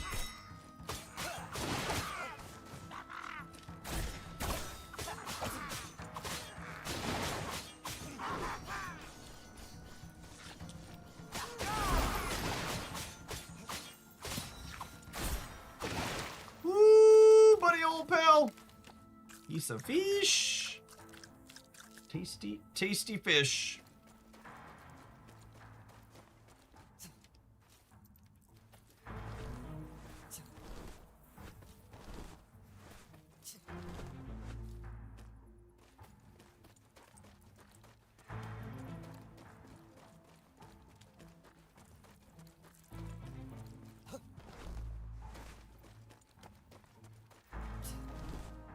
The tune in this dungeon is good too.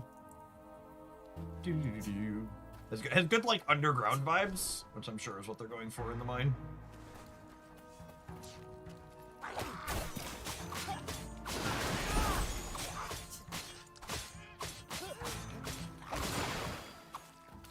out of here.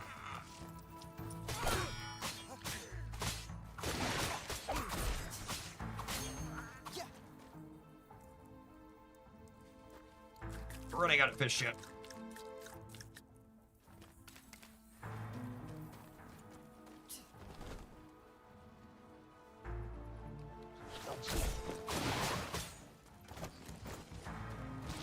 This,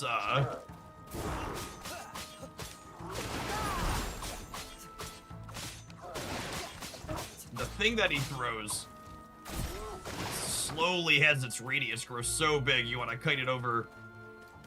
Definitely want to kite it over to the edge. Where are we going? Oh, there's an arrow. There's an arrow pointing down. That's such good level design. Like, where are we? Where are we going on this platform? Oh. Right, almost walked off there. Managed to not jack it up.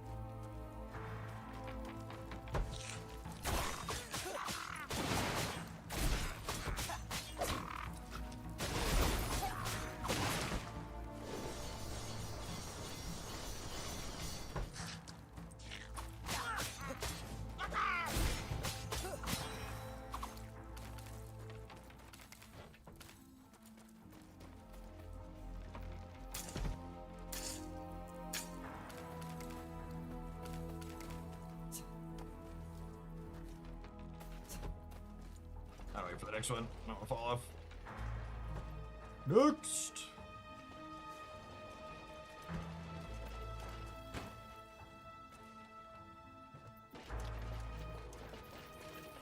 As we wrap our 2 sponsored hours this afternoon, I would like to just give one more shout out to Farever for sponsoring the content at the end of the stream today. It's been a chill, cozy little game. I've been having a good time. I think we're gonna finish the dungeon, chat. Feels like it would be wrong to not finish the dungeon just because the sponsored hours are over. I need to see what kind of boss is at the end of it. The boss at the end of the first one was good.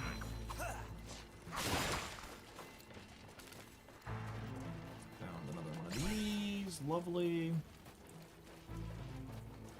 Back to the cart. Gobble gobble.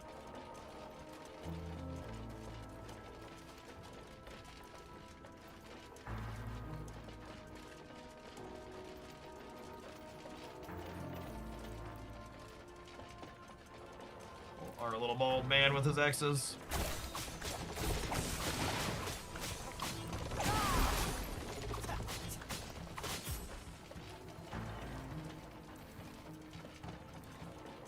Uh-oh. Uh-oh. Fire. Fire!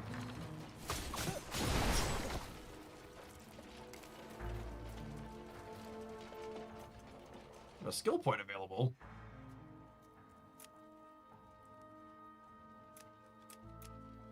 Oh, interesting. When you fall below 30 health, nice. Like, I thought I had all of them. We didn't have the last one, the passive.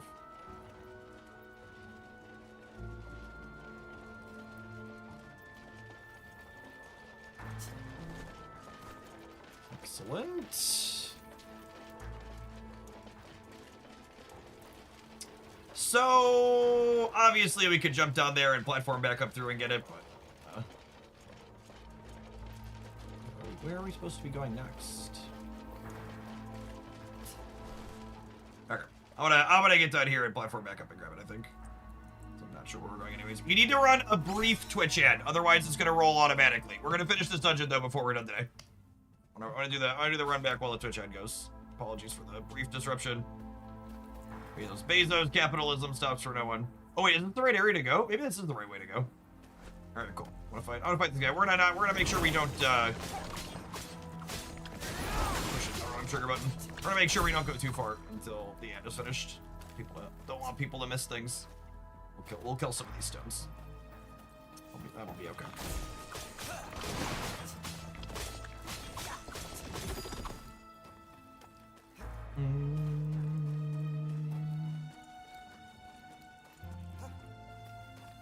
Yearn for the mines.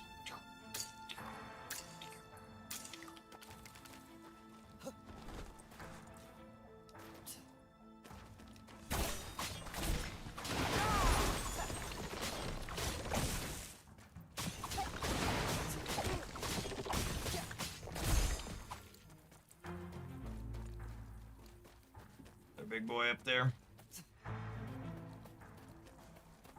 Big boy with friends.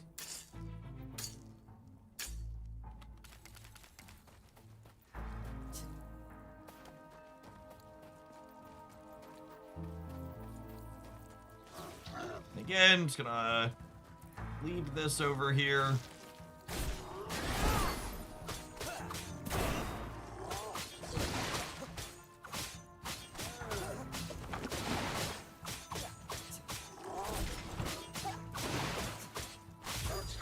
The auto hit all the dodges of the smoke is so lovely.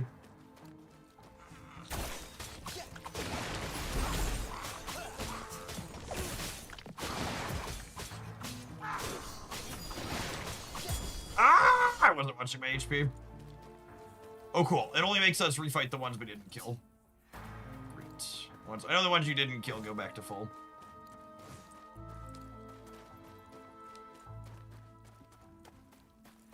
You must be getting close, right? We're at 20 out of 23 here.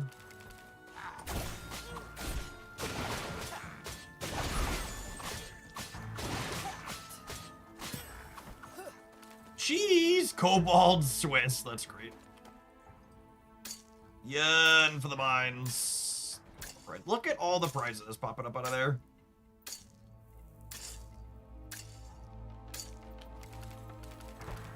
Oh, that's so many.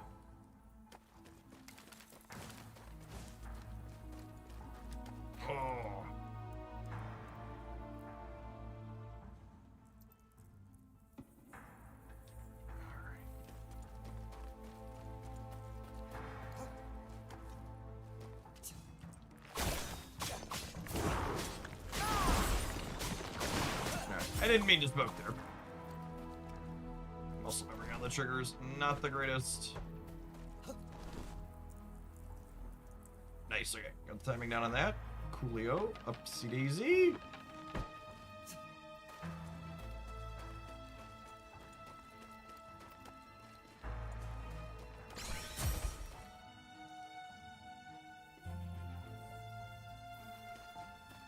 Oh, that put us all the way back here? Awkward. This is absolutely the longest run back we've had in this game. It's much, much farther than I was expecting. So you must be close to the next checkpoint if the run back here is this far.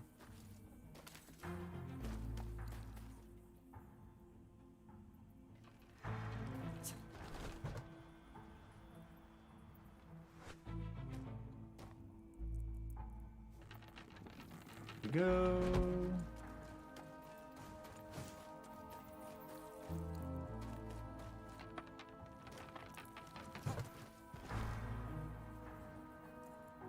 These are the last two enemies before the boss? Maybe? Or do these not count in the... I think these don't count as the special enemies. That's probably what it is. Yeah. Those are just B-list. Oh god, there's two of these at once. I don't know if I can kill these without my smoke up. Alright, come and dock me, boys.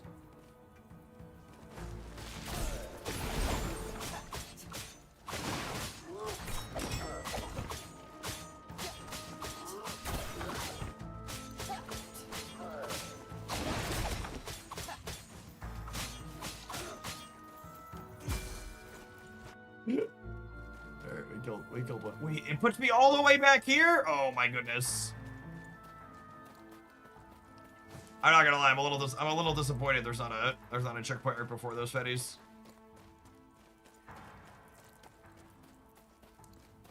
Oh wait, do I even need to take... I might not even need to take those platforms up. Those platforms up might have been...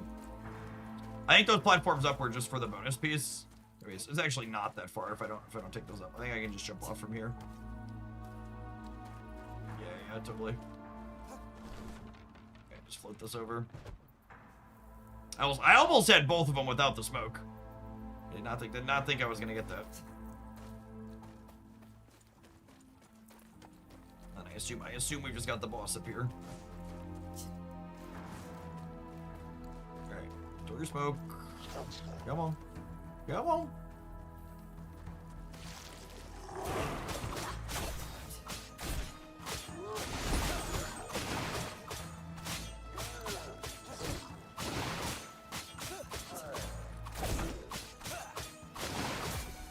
Smoke lasts forever, it's so good. Woo. Just almost made an oopsie. Take me to the Rebelo chunk.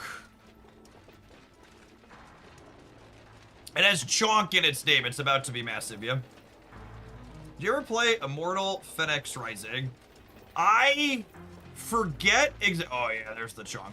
I forget exactly what was the issue with it, but I got probably 5 or 10 hours into Phoenix Rising, and I was like, this is awful. I believe my exact response was, I can't believe Ubisoft is still making games somewhat successfully. Like, it was so bad.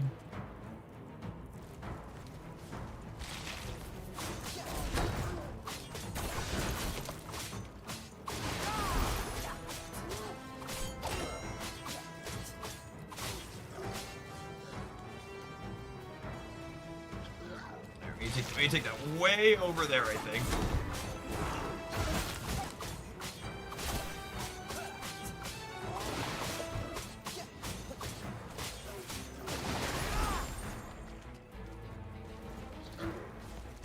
Oh, the whole field is just gonna be...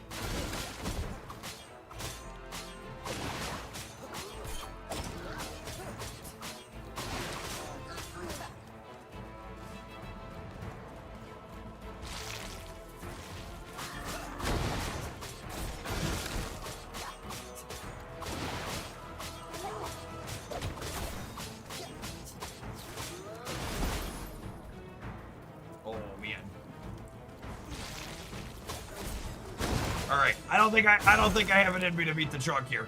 Yeah, that's a lot of DPS, and I feel like that's an interesting one to micro. It's almost like you need to like run into one of the existing ones to get him to throw it, so that way it doesn't fill the whole room up, right? So the way I did that there, it would kind of spread them out. We're gonna have nowhere to move.